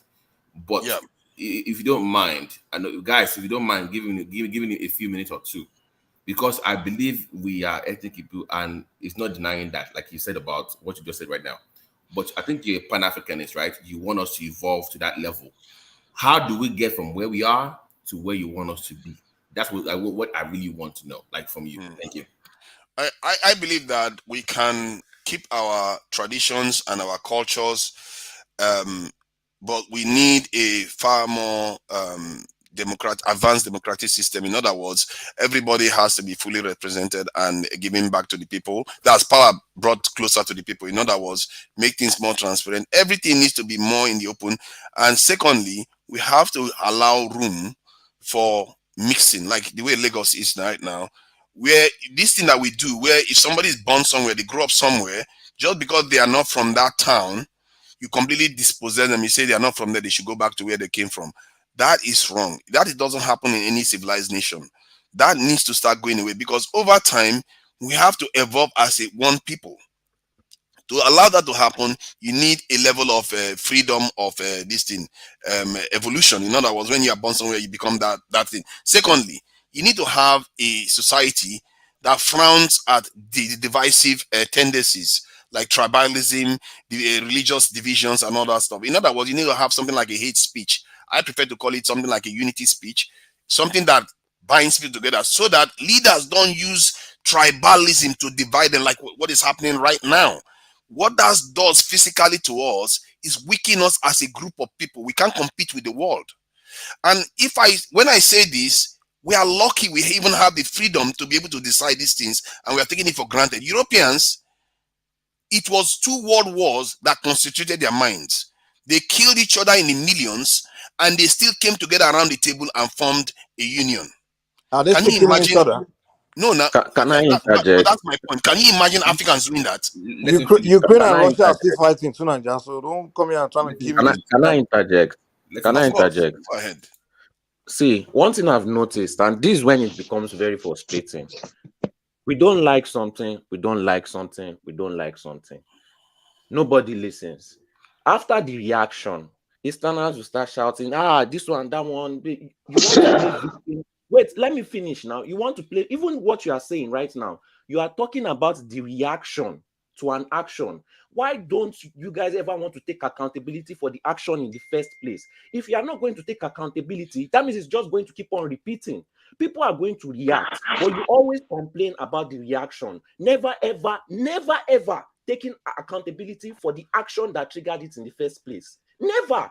I've never seen any Igbo person take accountability for any action. Now you are saying the leaders are using the tribalism. It didn't start with the leaders. It did not start with the leaders. The leader just used it as an opportunity. Never taking accountability for action. Why? Why are you always complaining about the reaction? I think the action started from the attacks. Get out of here, man. Which action started? That attack was not random. It was triggered. It was. Because after the election, there were people everywhere shouting that they won Lagos. They were insulting European people up and down. Nobody came to the market to come and chase Igbo people for nothing. It is not normal. So don't. Okay, how about when they were voting then? How about when they were at the polling station voting? That reaction was triggered. It was triggered. How about when they were voting? When they were voting, so they were attacked when they were voting too. By who? Do you have videos of that? One thing I want to say before I saw leave, the video. I An actress was basically defending people. I saw the video. So in Lagos, the Calabar people were in attack, the Edo were in attack, the Ijo were in attack. It's only Igbo. They write Igbo on their head. Igbo area, it's clear. No, it's there. An actress, a Nigerian actress was there. Every election, every city, some kind of violence happened in the polling booth and everything like that. So don't come here and be trying to say. Woman died for Benin. Thank you. He's coming here telling us they were attacking Igbos in Lagos. All this propaganda. Woman died for Edo. It not go anywhere. Now election, it did happen. So every election, I know now those who go the bunch if you have hold on. If you have an Igbo area, people are voting. Then there's no Igbo area in Lagos. Forget Igbo area. There's no such thing. There's no way go in Lagos where it belongs to Igbo. Everybody get there in Lagos. Mike, talking over me is not gonna see. The thing is, when people come around and those people that are coming around to do the attacking are saying that like Yoruba people, the guys on video saying it. As a matter of fact, I think you can't be going by videos or bro, you know Nigerians. You can't be. Are you serious? You are literally watching videos on YouTube. You are going by what someone is saying on video. This guy is a well-known, like Agbero or area boy kind of person. He came on this day. If you vote that way, he was saying if you vote that way or something like that. He was on video. I don't know why you are trying to act as if this didn't happen. So it's Igbo that is. Only so, come on, man. You know what's happening. All your obedience in Lagos. Wait. All your obedience in Lagos.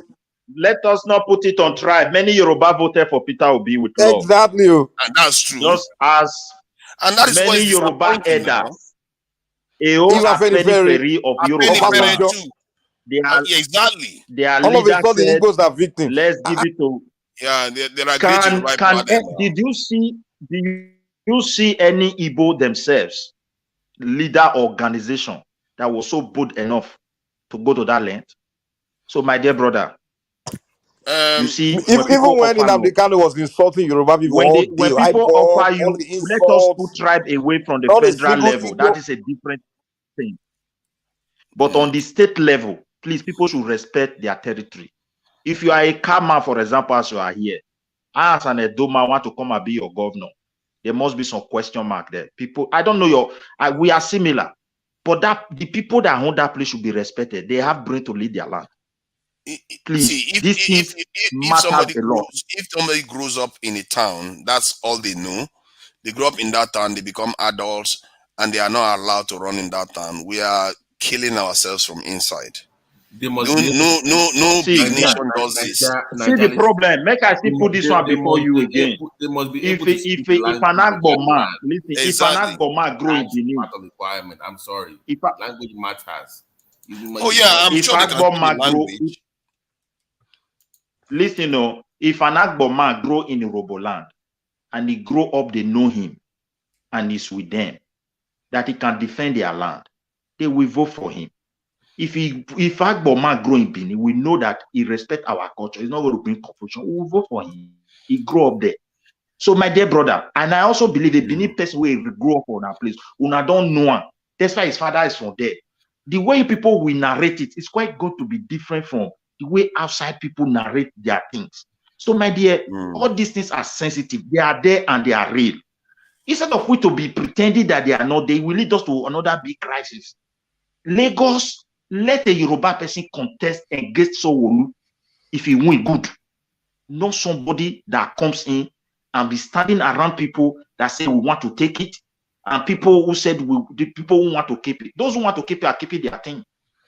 You that want to take it, are you trying to steal it? He's a Nigerian that grew up in Lagos, so he's not there allowed are many to run. questions about this statement. And someone said, my father is a Yoruba man. May God forbid I'm a Yoruba person. Sorry to say, may God forbid as a Edo person, I raise my own child. Then I will not be able to sow that Edo into that my child. And he will grow up, my father is not a no man's land because of that tribe out there. May God forbid. Nobody pray for such a thing. No advanced nation. That guy should not go closer to such a thing. He should contest. He should contest as someone that is capable to lead multi-ethnic people. Exactly. Now you are coming. You are saying something interesting. If there had been this guy was sounding like Peter Obi, you'd be fine with it. So that see, let me. Yeah, you see, that's the thing. The language is not helping, and I think that whoever is saying that, truth is, he's not rubbing it into the face of Yoruba. He's talking to his own campaign people, but he shouldn't have been using such a language. And those are the kind of divisive terms. Again, if he said that in Rwanda, you'll probably be jailed. Okay. Rwanda now, you're not allowed to talk that nonsense. And Rwanda is doing better. Look at all the countries we go to that we like. Get what I'm trying to say. If he come out today, and if to say the guy said, my father is a Yoruba man, then in Yoruba culture, tradition, that is 100% citizen. That one has given him his score. Even when he not speak that language score, and he's campaigning for the voice of fellow Yorubas. Not those who are saying, we want to take it from people. You look at the campaign slogan, it's just like this IPOB terms and all those kind of rubbish something that ruined the entire eastern part of Nigeria. Are we going to allow it to spread to Lagos? He's exploiting that side. If it spread to Lagos, would your place be safe? Nigeria, with my Edo be safe? We voted for Peter Obi with love, and we want that love to continue. Let that guy step down. Let the pure Yoruba person challenge Sanwo Olu. Satisfied. Let me show you who is going to take Lagos State. Let me show you video. Yes, yeah.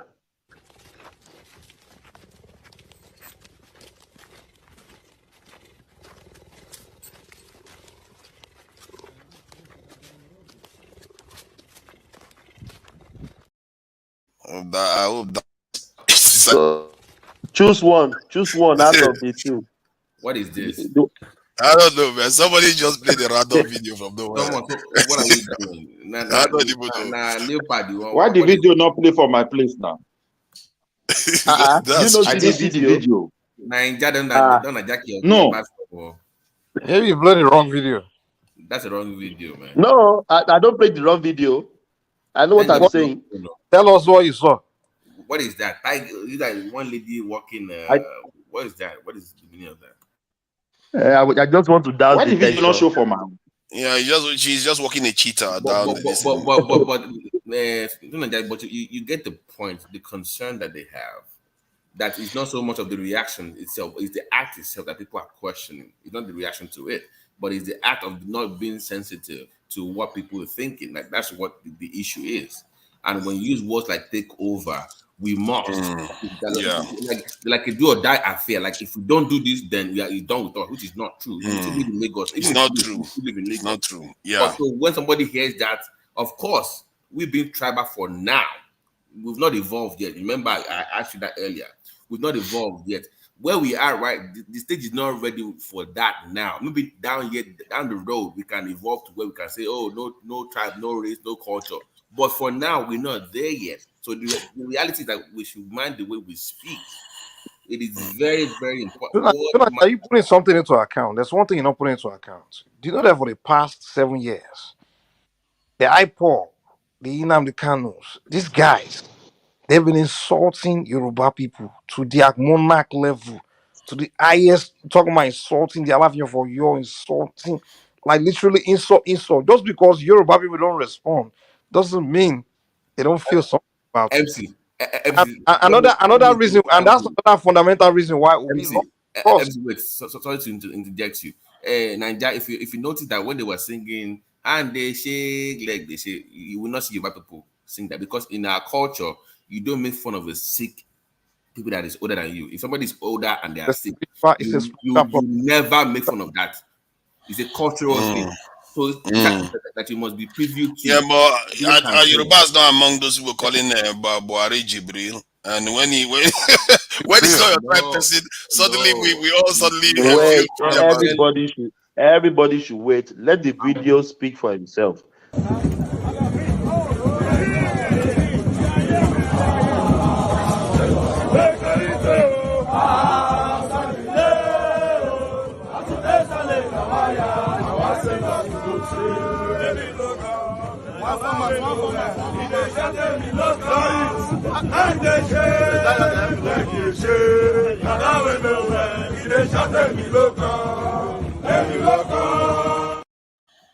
So Naija, you can see how low.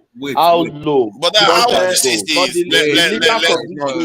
Let's not do this. Wait. Hold on. Wait. You asked me that they were calling Fulani, but that would be a question for Fulani people. I'm telling you the way Yorubas will react because let's pay attention. That would be ask them in Fulani land how would they react. I'm telling you, in the Yoruba culture, you don't make fun of the elder that is sick. It's not. So when you ask me about for Jibril, I don't know the way they react in Fulani land. That is for them to answer. But on Yoruba soil, I might not like you or your politics, but when it comes to being elder or being sick, those two things is a no-go yet to make fun of. Even Wole Soyinka came. I don't think it's a cultural thing. I don't think it's a cultural thing. That is a decency thing. Most arguing with us. But this is politics, and you all know in America. Hold on now. You don't want to be called out. You don't want to be called out on your double standard. You all know in America how vicious they are not Americans, man. Don't be one of these people that start telling me about American. Yeah, many of you are willing to die for America. We are in Africa. We're not in America. I can't say because you're homosexual in America. Sometimes you said a different standard for your own people. Let me say this. Sometimes when you speak, sometimes I can't wrap my head around. I just saw a video now. Now you turn into politics. We are saying Yoruba. Is it not politics? Let me finish. We are telling you culture. It's Let me finish. You talk against Muhammad in the north. Like it's not insulting. You want me to find where Yoruba person is slapping another Yoruba person that is ill? Nobody will. You think it's not possible? This one just like you. You just like always find Yoruba man that does the same thing. I know that let me tell you something. We are saying it's wrong regardless. It's the point. Of course, it's wrong. Yeah. I don't think the people, those guys singing that song, were the problem why many Yorubas took their and even for Obi. I think Wole Soyinka gave Obi the hint. Like, listen, in the Yoruba culture, this thing right here is serious. Obi, if he's a smart politician, he would have come out and said, hey, I dissociate myself from that. And I don't agree with that. And then the Yoruba people would have said, okay, Obi, the man himself, dissociate himself from that. Actually, he said that. And he condemned that. He said that they don't laugh at people that are ill. You think people will stoop to that kind of behavior when he's busy honoring every adult elder? Everybody have condemned this. Okay. Maybe that's why many Yoruba voted for him. Okay, I guess. Those that heard it, I didn't hear it. You know? So basically, guys, this is my point. When we are campaigning, I think what they have. He condemned this one. It's not agree. Nobody. I get the feeling that you guys are feeling hurt about this just because you. I don't feel hurt about it though. This guy, Mike doesn't care. I know he doesn't care about that. This is me. Guys, just because he's a Igbo man is on the other side. Hold on. I'm saying that when we speak, let's consider that people in other tribes think differently than us. The way they reason is different.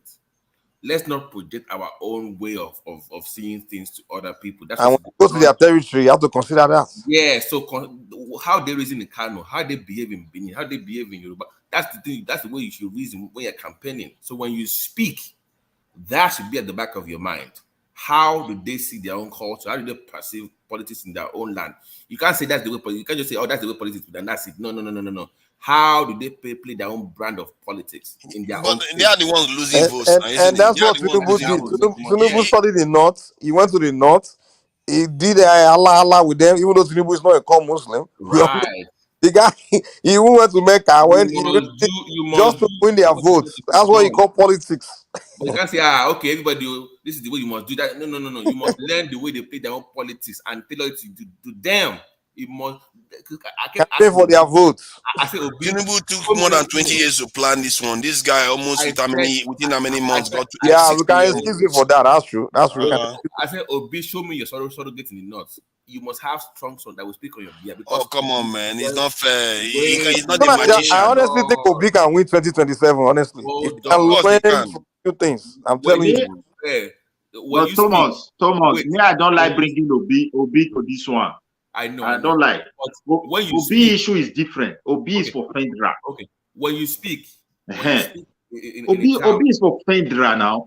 Okay. So let's just take now. When you speak, Obi, yes, because we should not miss it with this one.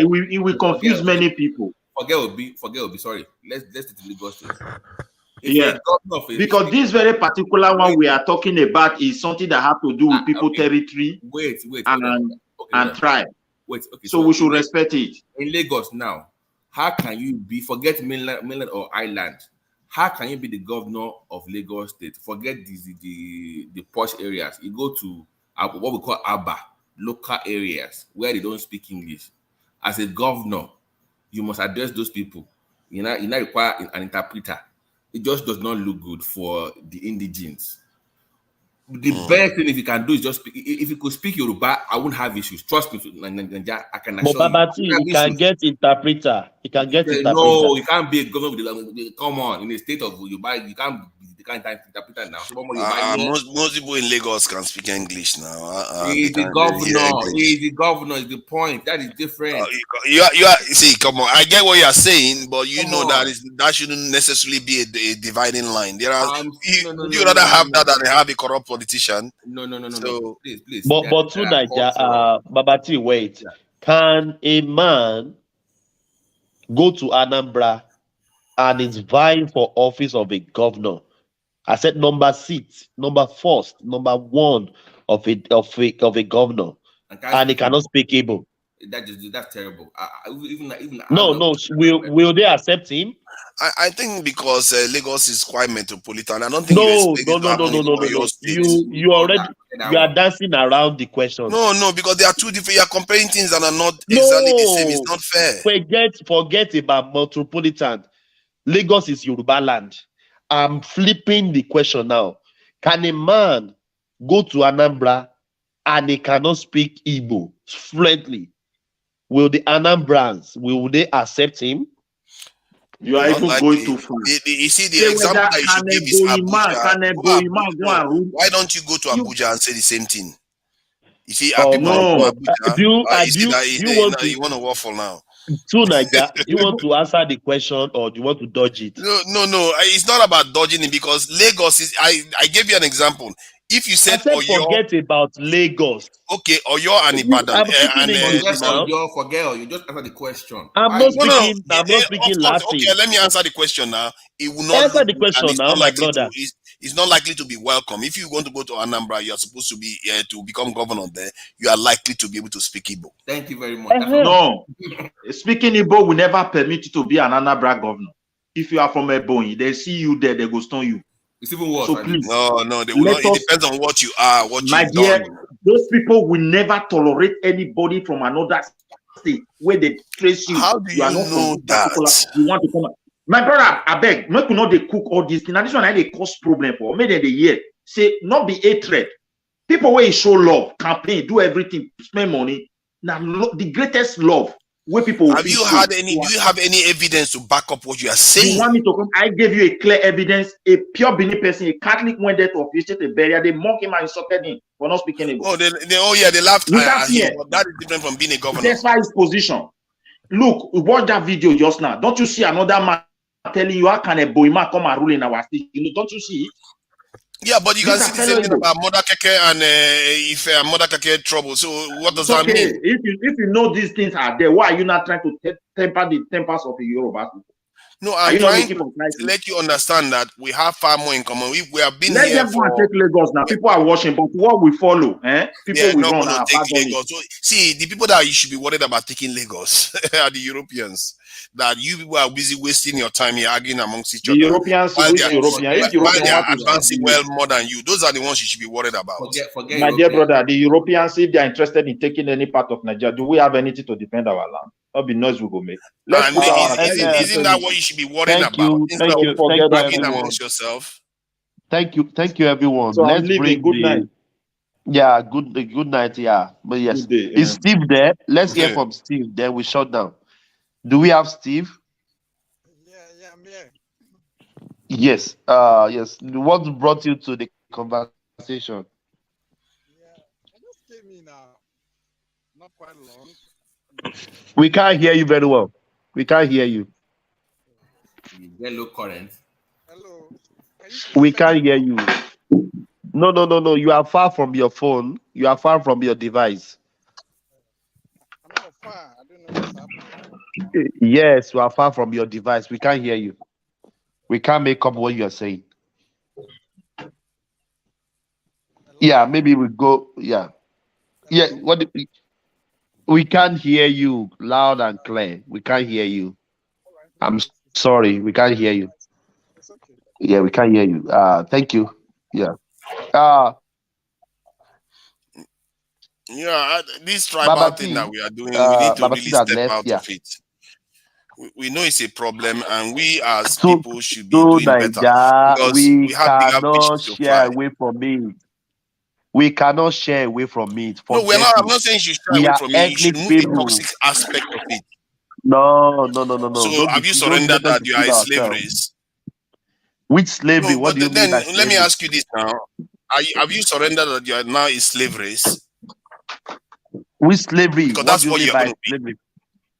How? To be a slave race, it means that you remain perpetually under the influence of other people, and they can decide whether they can take you as slave into slavery and breed you like an animal.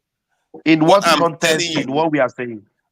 In the context of what I'm saying is that our forefathers made this same mistake where they were fighting each other and using one tribe against each other, using Europeans to fight each other. My brother, see, is that not the story they told you? Is that really truth that they were fighting? Do you have evidence? Of course, this in this Oyo was fighting the Lome. My dear brother, can you tell me any European country? Do you tell me any European country that has never fought themselves? Go and read the history of their king. It's also war. They were not fighting themselves on behalf the of United Kingdom that colonized us. The Irish and all of them are still having problems today. Can we focus on the politics? Not on behalf of us. Let's leave slavery alone for now. Please, let's focus on the politics alone for now. Leave slavery because you are saying that tribalism is here to stay. I'm telling you that if you want to focus on that one as your main goal, have you prepared that you are going to be a slave race forever? If you don't want to confront slavery, what do you mean by slavery? What are you talking about? What are you talking about? Because if you don't challenge the people that are controlling your resources, that they are stealing all the resources that we are, the reason why we are poor. What are you saying? It doesn't cohere with what we are saying. Okay, no, it coheres because you are saying you want to be a tribal, and that is how we lost everything. Nigeria, leave that alone. The thing that enables them to steal our resources is that because we are divided, and what is dividing us is that we refuse to speak truth to fact. Tribalism is real. All we need to do is to manage it. Territorial affiliation is real.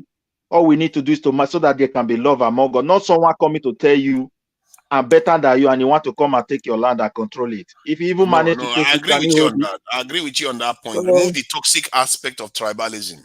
That's what needs to go. But the real problem is this: where the voice of tribalism was coming from through Kanu for many years. And now, Kanu is not a responsible person. I tell you people, that guy is your enemy. He was preaching it. He preached it for many years. The eastern part of Nigeria is now like no going zone. Igbo people cannot go and spend their holiday again. So, and when you see people using that voice to come and campaign, you should tackle them on time before everything go out of control. Nobody can take that land for Yoruba people. If they even vote for you, you can't hold it. You can't manage it. The guy that is even contesting in the name of labor is not culturally well endorsed by Yoruba people and how they do their things. You can't call your father land no man's land. Zelensky was elected to lead the people of Ukraine. He is from a Jewish people. And when war came in, they were telling him, come, let us give you a right. He said, no, I will fight and die for this land. This is my land. That is a true son of the soil. And we want that kind of fight. If this guy cannot fulfill that, he should get out of that place instead of coming to cause confusion. I'm just telling you my mind. Thank you, everyone. We've spent a This lot is of gonna time. go on forever. Yeah, I guess so. Yes, it's going to go on forever. This is 10 hours. Yeah. I Let will me guess. give everybody, I will Sorry. give everybody 2 minutes. I have my timer here. If you spend more than 2 minutes, I will just cut you off. 2 minutes for everybody to sign out. Yeah. I will start from Midwest. Okay, thank you, my brother. What I want to say is that nobody should bring a reality of tribal tension to Lagos. It has been there, but they should not ignite it. Let Yoruba people control their land. Their elders should be respected, the chiefs and noblemen, so that they can control their youth. So I think this will help every one of us. Someone that is not fit, who call his father land, no man's land, cannot defend that land. So that guy should get out from that party and let peace reign. Peter Obi, I voted for him. The election looked like INEC and Nigeria. APC is not happy with INEC, with the way things were going. PDP was not happy, Labour was not happy. So we leave everything for God. Power is already in the south.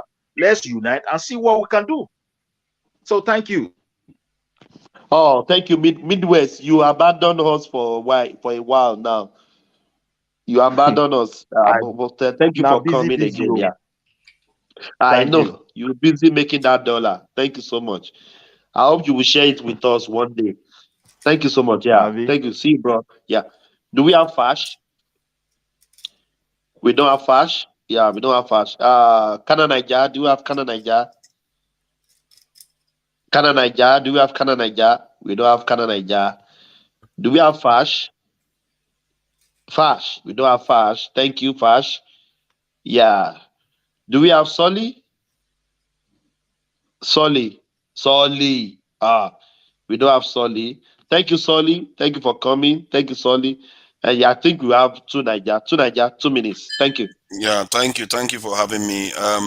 This tribal, this thing, I think is something that the guy didn't intend to rub it in the face of people. He was basically targeting Tinubu, and I think Shore has said almost similar stuff about the entire Nigerian state itself. Nobody's accusing him of targeting the entire state. But I think that this toxic aspect of tribalism needs to go. Otherwise, we are weakening our race. And Nigeria is a very important country to the entire black race in the world. People are suffering out there. Look at the whole world. Black people are suffering. Our biggest weapon is our ability to unite. If we keep undermining ourselves and dividing ourselves, we are going to be a slave race for a long time until they decide that they don't need us anymore and exterminate us. Thank you. Yeah, thank you too, Naja. Yeah, thank you. Your audience is always key. Even though sometimes I don't agree with you. Too much of kumbayaism. But thank you for coming. Thank you. See you, bro. Thank you so much. Babati, Hey.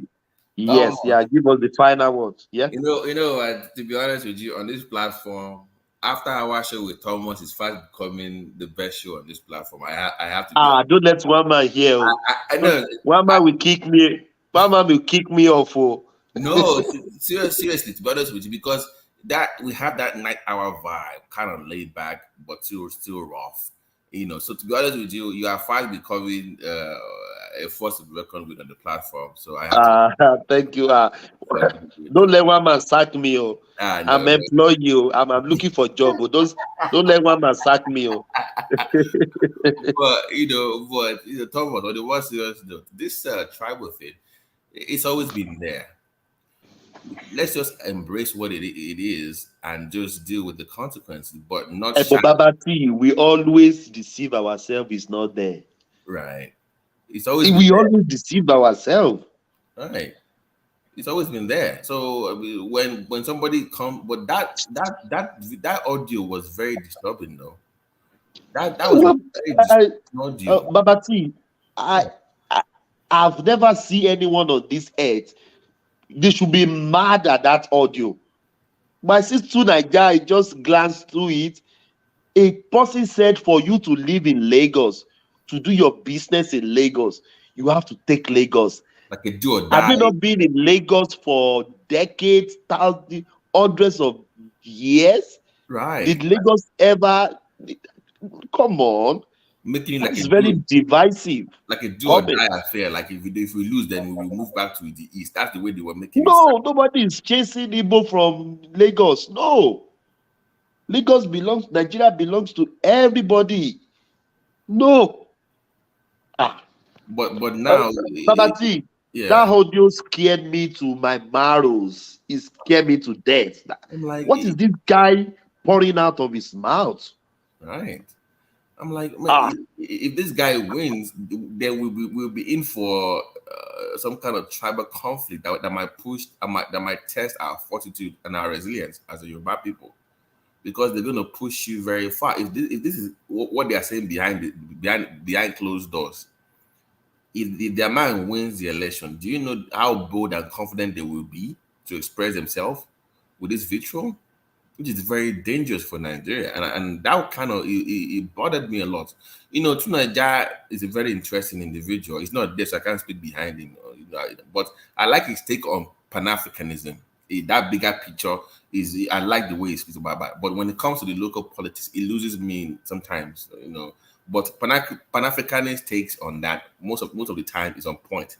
But when it comes to local elections and local politics, sometimes it goes off the rails. But Babati, that audio is more than politics. It's more than politics. He went way back. That guy is not talking of politics. He has turned to like a ethnic fight, or I don't know.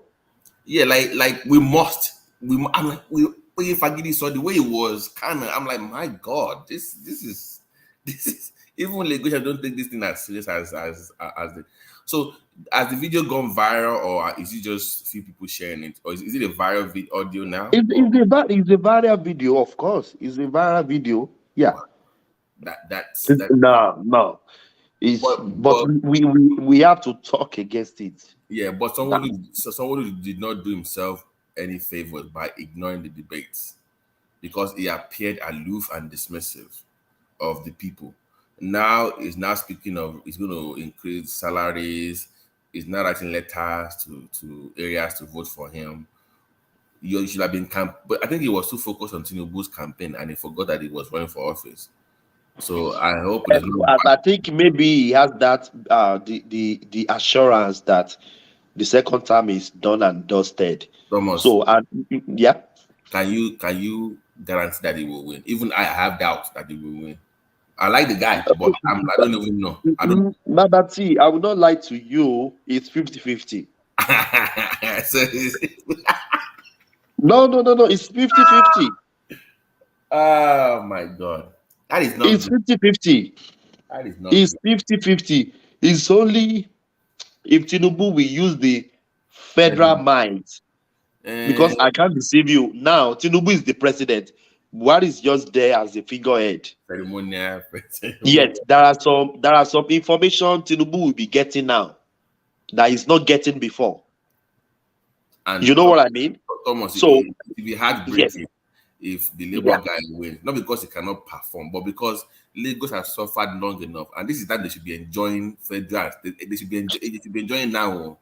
If they blow Babati, I went to Lagos. All the projects has been abandoned since electioneering continues. They are just doing it small by small. So their hope is for Sanwo Olu to come back, then the projects will be completed or continue. You know, I had to go listen to this Labour guy. Did you know one of the things that they said that scared me? One of his interviews like 2 weeks ago. He said when he gets to office, the first thing he will do, that 40 million bridge that they just approved, is going to stop it. That we don't need that bridge. That we can get smaller bridges in that area. He wants to. So my fear is if he's going to start stopping all these major projects. I told you that is it. That's what do you think that make Lagos to be working? Is the continuity and the full print they've had on ground. Babati, they've have projects for till 2050. Till 2050 that anybody coming in is going to be embarking on. Oh.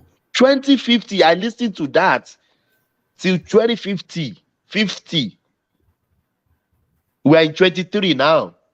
So the continuity is very good for a state. I know Tinubu is a crook, is a this, is a that, but we can't afford to lose. We can't afford to lose Sanwo Olu now to this guy. No, come on. But voter apathy in Lagos, did they understand the enormity? Did they understand the impact? Did they understand the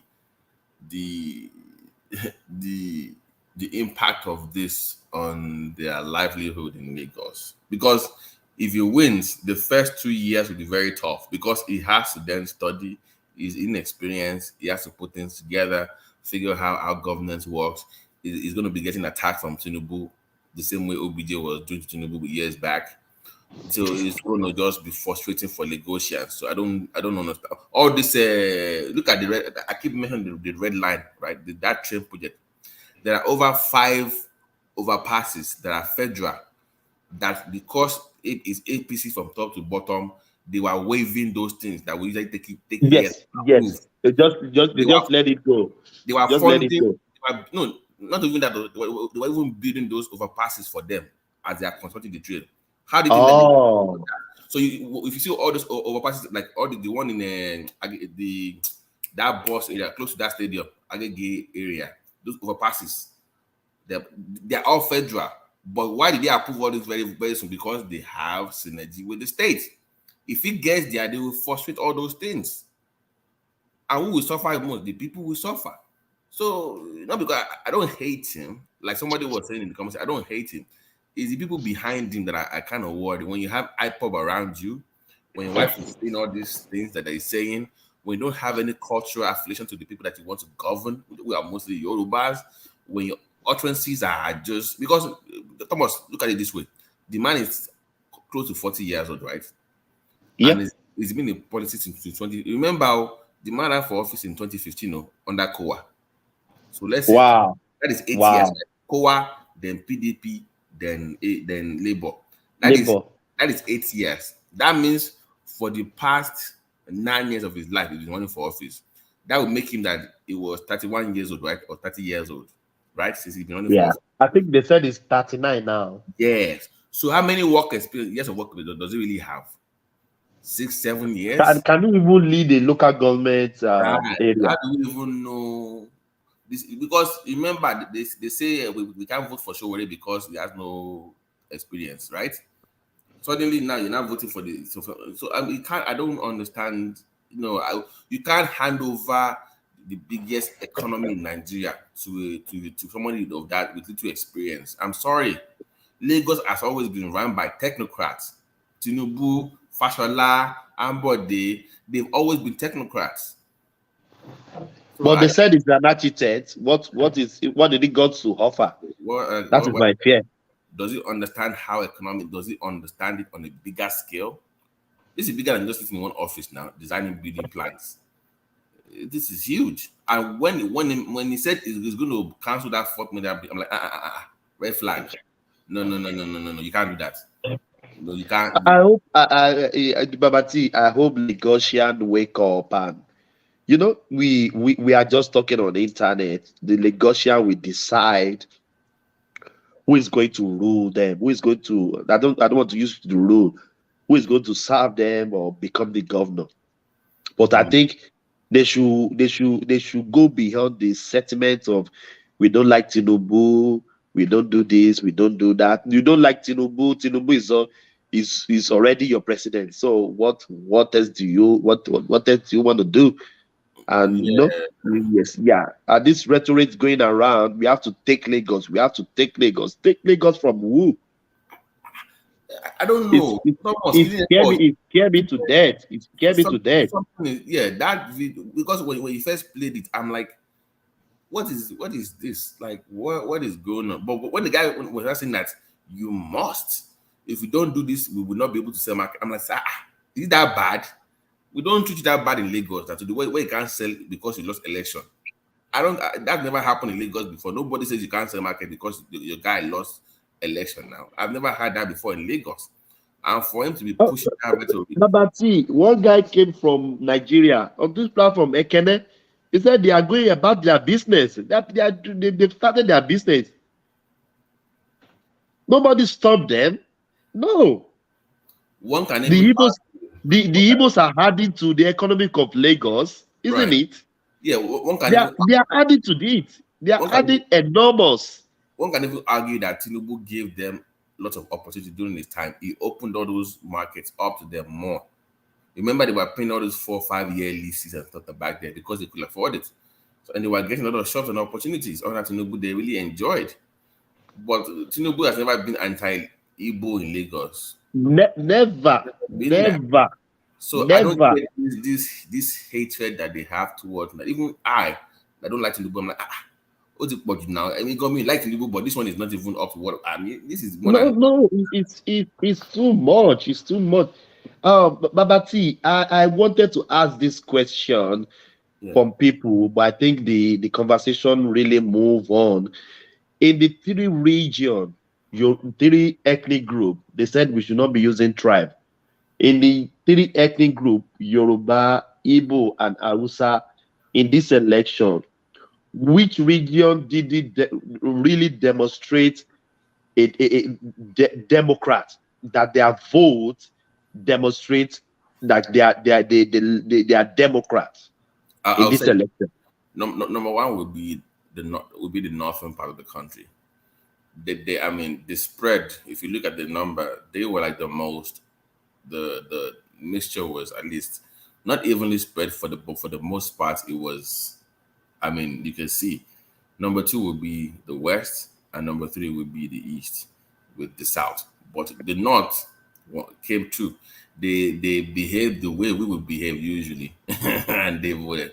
But Yoruba can make the argument because of Lagos and what happened in Osun. But if you look at the spread for the north, I would say they were the most. I mean, the spread for the top 2. And even look at what happened in the north central, where Obi was winning all this place, and what Tinubu got in Jigawa and Zamfara. So the north won, the west 2, and sadly and not too surprisingly, the east. I mean, 95% in Enugu. What the hell is that? That is just wow. Nobody can tell me. They are not even smiling. They are not smiling. Do you know how Enugu is a big PDP zone now? To not get only 15,000 or 10,000 in the states? Nah, that is no. So that is just foul and wrong. That's terrible. Oh, that number that came out from that place is scary, man. It's scary, man. Yeah, but we envisage it. It doesn't come to me as a surprise. Really? No. It doesn't come to me as a surprise. Really? Yes. Babati, I will not deceive you. This is a solely chance the Easterner has to clinch this ticket. This is a golden opportunity, because after this time, it's another 16 years. If Tinubu decide not to run the next election, he will give it to a Southerner. So, but do you think the case in court? Do you think that because that case, people are not paying attention, but I'm kind of like, this has legs though. That court case for whatever they are, the petition by P2B and PDP. Babati, I think you are behaving like you are not Nigeria. Who is going to overturn an election in Nigeria? Supreme Court will not even try it. Do you know how much they spent on this election? 400 billion or something like that. Going to 400 billion naira. So if they call for rerun or this, how are we going to get another 400 billion naira? It's not going to happen, bro. It's not going to happen. Even a sitting president confessed that election that brought him in was rigged. Did the courts turn the election over? No. In my opinion, this is one of the best election we've ever had. Peter Obi winning Lagos, winning in the north. That means you will know that people spoke with their vote. Even though we know there's some rigging, there's some irregularity, but you can say people really spoke with their vote. The votes count. I can say 80% counted. Yeah. The other 20 can be rigging or voter suppression or buying vote. But in my opinion, 80%. But even looking at the landscape, if you're running for office, you don't even need that much to win presidency. Just win your own area, win one or two places in the north and one in the middle belt, and you become president. So the road, if you're a bad person running for office, your road is not that difficult. But if you're from the east, man, it's tough. You need more. Babati, 2.7 million votes. It's not a joke.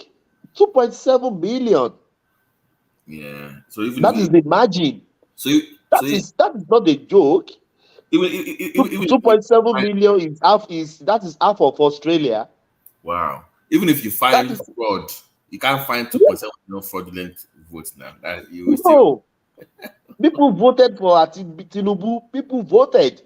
They can't rig 2.7 million people. Never. 2.7 million people. Even though the turnout was so ridiculous, but Tinubu finally get a margin of almost 2.7 million to Peter Obi. That is not a joke. So a court will turn down a 2.7 million vote margin.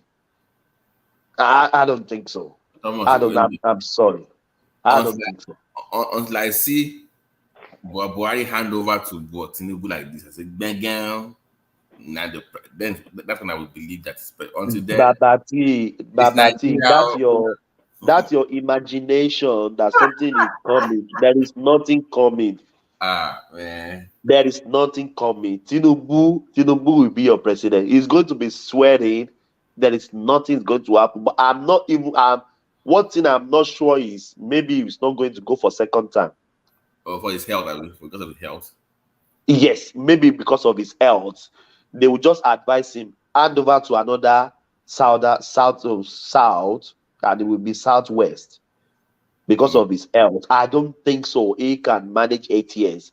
Buhari has proved us wrong because we even said Buhari will die in 2 months to the election, to the winning of the election. Buhari is still here with us. Elan, you can see, do you see Buhari of recent? He's getting younger, like Jubril of Sudan. No, the man is using what we call the Yoruba land, Ajidewe. Yes, Ajidewe. Sagbadewe, yes. So that is my cribble. Maybe we will not be able to finish 2 terms. He will do 1 term, but he will still give it to the Southwesterner, in my opinion. But saying Buhari will not hand over to Tinubu, forget it. Don't even think of it. He's going to be your president. There is nothing going to happen. Until we see it, though, we'll just be on the lookout. But this thing, do you think that can we ever heal as a country after we've done all this shenanigans? No. Our healness in God's hand. I've never seen Nigeria divided politically like this before. I've never seen. At least I'm in my 40s. I've never seen this before. It's too toxic. It's too aggressive. It's too painful. There are some friends that block you on internet because you are supporting Tinubu. There are some friends, they will never talk to you again because you vote for APC.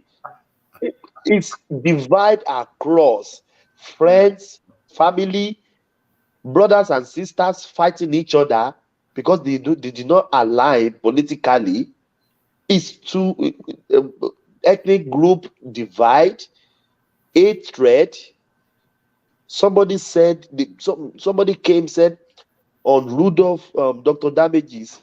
Somebody said he would rather die for Tinubu to become his president. Was he one person named? There was one person on C. I was watching with the Ninja Watch. The guy said he's gonna because the riot they had in Lagos, his brother died in the market. Because he's gonna burn Nigeria down and go down there. And do you know what they were saying? They were begging him. Sorry, Pele. They were even begging him. Who killed the person? They said it was blind to blame like the Lagosians or whatever. It was making it like some kind of tribal war. What really happened to the person? I saw him two people pacifying him.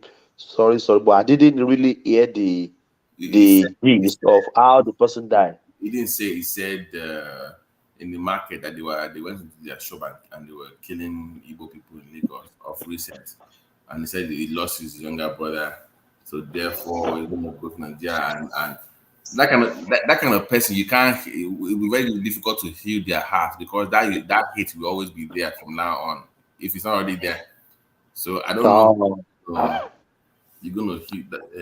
No. We that reminds me of what we said some times ago that for us to heal after this election, it will take a long way. And it will take a good president to bring Nigeria back together, like articles, unifier logo, what they call maybe rhetorics or maybe it's identification. We need to come together, Babati. Sometimes I saw some skits online. I feel like I feel why am I Nigerians? I don't know. It threw me off guard. It pains me to the bones that Nigerians can be doing this to their fellow Nigerians because of a political I don't know. Wow. Well, God will help us, man. God will help us. But Thomas, it's been a pleasure. And what I said earlier about you doing a good job on the After Hour show, I meant every word, okay? Every word of it. Really? Are you flat? Are you flattering me? I don't care what one man says. He can be jealous all he wants. He's probably listening to UK right now. So I know he's listening. He's listening. So they woke up in UK already, yeah. One man is not all this in it thing, like you doing all this grammar you speaking. Thomas has come up there. And Alexander Akashi is here. Let's have Alexander before we go. Okay. Let's have Alexander. Yeah, hold on, don't go, Babati. I have never had him on audio before. So yeah, you need to come up. Alexander, how are you, bro? You need to come up and all my comments for some people. They need to come up. Hello. Do we have Alexander? How you guys doing?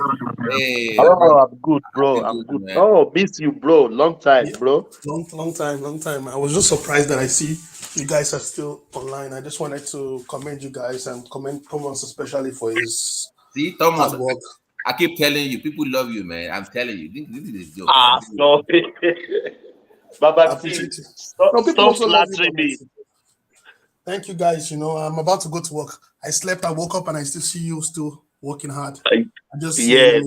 Before I dip for work. Thank you so much, bro. Thank you so much. Thank you. Right, yeah, thank you. And by the way, Babati, please, stop supporting Cowboys. Just support Chiefs. What? Good. Please. Just change your life. I was even make it your resolution. Support winning teams. Yeah. Okay. Thank you very much. All right. Thank you. Thank you. Yeah. Babati, give us a final word in 1 minute. Then we shut down. All right. Thank you, everybody that's been with Thomas and one man if you're still here for joining the after-hour session. Dupsy and her husband, Rational Mind, listen to us. That sexual tension cannot be denied at this point. But Bayali Koko and everybody listening, Tunanja for showing up, and everybody around the world that contributed. We are all Nigerians. Some way, shape, or form. Let's find a way to heal. And regardless of what happens this coming weekend, we will be Nigerians as well. So I am looking forward to the local government Lagos elections, and I'm sure everybody listening is also looking ahead. That would be the marquee governorship. Babati, it looks like only is Lagos State that is conducting elections. That's the only thing that we're discussing now. Nobody cares about anybody. That's the other states. Yes, yeah. Because we all know the value and importance of Lagos to Nigeria. Oh yes, Babati. If Lagos gets it right, Nigeria will get it right. In my opinion, that is the golden prize, and whoever gets it and will shape, at least have influence in shaping the economy of the country with the policies. Yeah. So we look forward to that, and I look forward to joining everybody as well. Thomas. I might be off for a few days, but I will try to come back in for the after-hour show post-election, so we can do that again in the weekend. Thank you so much. No worries. Yeah. No worries, bro. I love you, bro. Respect. Yeah, peace. Yeah. Thank you so much. Yeah, thank you. Yeah. We've come to the end of the section. I think I'm getting some big head now. Babati is giving me some accolades, and I'm just following one man footstep. I don't know anything. I'm just following one man footstep. What he taught us, yes. So just I think after hours, they were more relaxed. So I think that's good. But I hope one man will not sack me tomorrow. I'm taking the most of the glory now, but I'm just joking. Yeah. Thank you, everybody. God bless you. To the super chatters, to the happy clappers, to the one that love us, to the one that hate us, to the one that wrote good comments, the one that wrote bad comments, we love you all. We are there. We are not, nobody's paying us for what we are doing. We just want the love for the country. It's not easy to stay on internet for almost 11 hours. Yeah, one man did 5 hours, I did 5 hours. It's not easy. What we want is just to get our country in the right track, in the right direction. Thank you, everybody. Yes, peace to everybody. See you on the other side. See you tomorrow. God bless you all. Thank you. Bye.